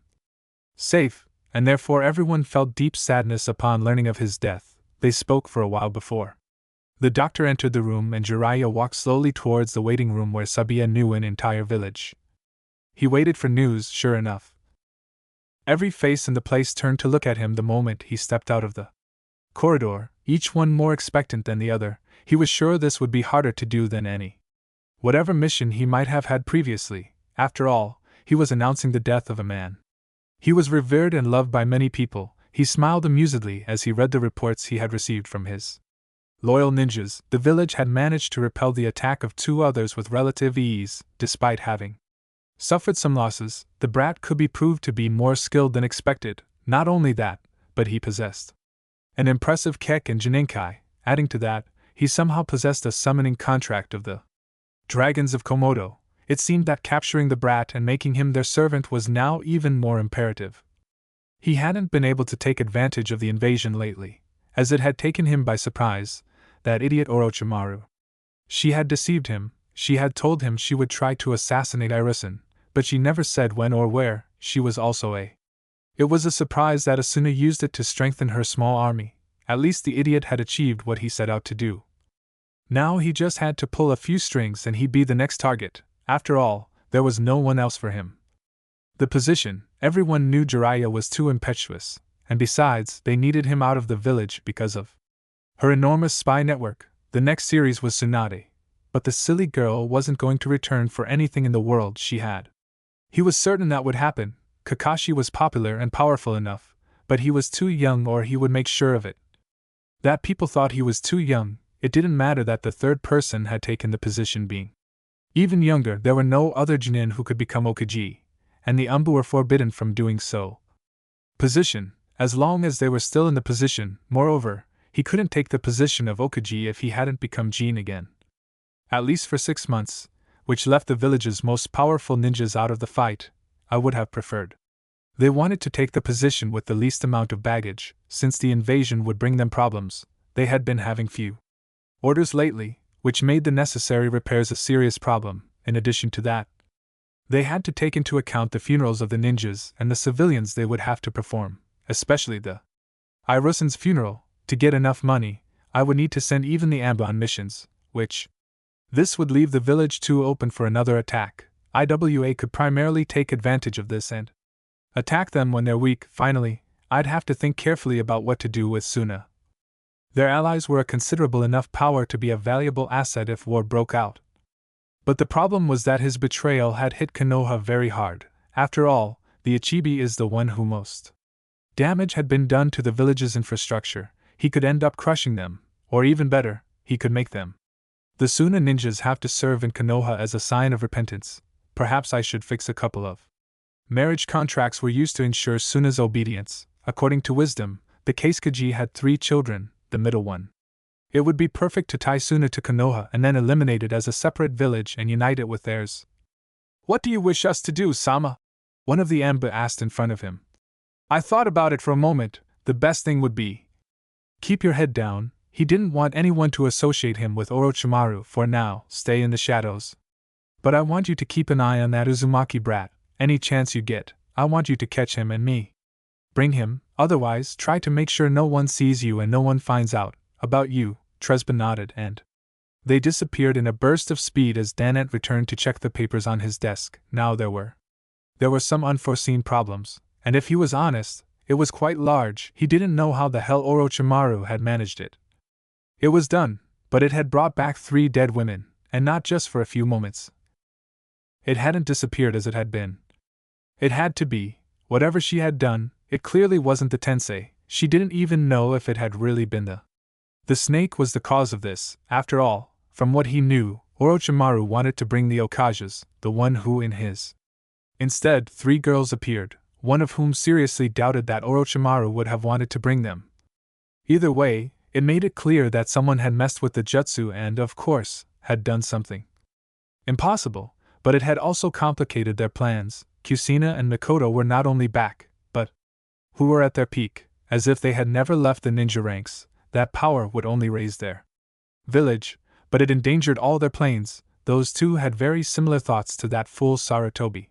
He couldn't let any of them interfere with his planes. As skilled as they were, their Sanbuo would have opportunity against them. She also had to keep the fact that Kushina was Naruto's mother completely a secret. It would be difficult now that they looked so alike, and knowing Jiraiya, it would be even more difficult, since he knew that fact, but he had a couple of ways to do it. The simplest would be to end his life once more. Now he had to include another plan. Mikoto's survival would allow the Uchiha clan to be reborn, but this time it would be reborn to be faithful and loyal to Konoha. The problem was the difficulty of capturing a Kage-level ninja with his mastery of the Sharingan. Sasamba didn't stand a chance, nor did she want to reveal her abilities so early in the game. She paused. As she leaned back in her comfortable chair, she knew she needed to prepare a few things to make sure everything was in order. Orochimaru, you only seem to cause trouble, he whispered, leaning his head back against the chair. I recommend you don't give me any more trouble, or I'll have to eliminate you. Extremely funny, if he closed his only eye. Visible, for now I'll take away that boy you want so much. I hope that doctor satisfies you. I don't think that. May you get another body like the one you so desire. He chuckled slightly, thinking of Orochimaru and Alukia, of course. I knew the brat didn't really have any talent whatsoever. His fantastic achievements were merely what the advice had been given to him. Well, Orochimaru messed with his planes, he would mess with the snakes. Of course, Orochimaru had no way of fixing them while he only needed to move a few pieces from here to there. Besides, now he could easily get what he wanted. Plans and more plans, he whispered. Some fail, but I always have contingency plans for the final.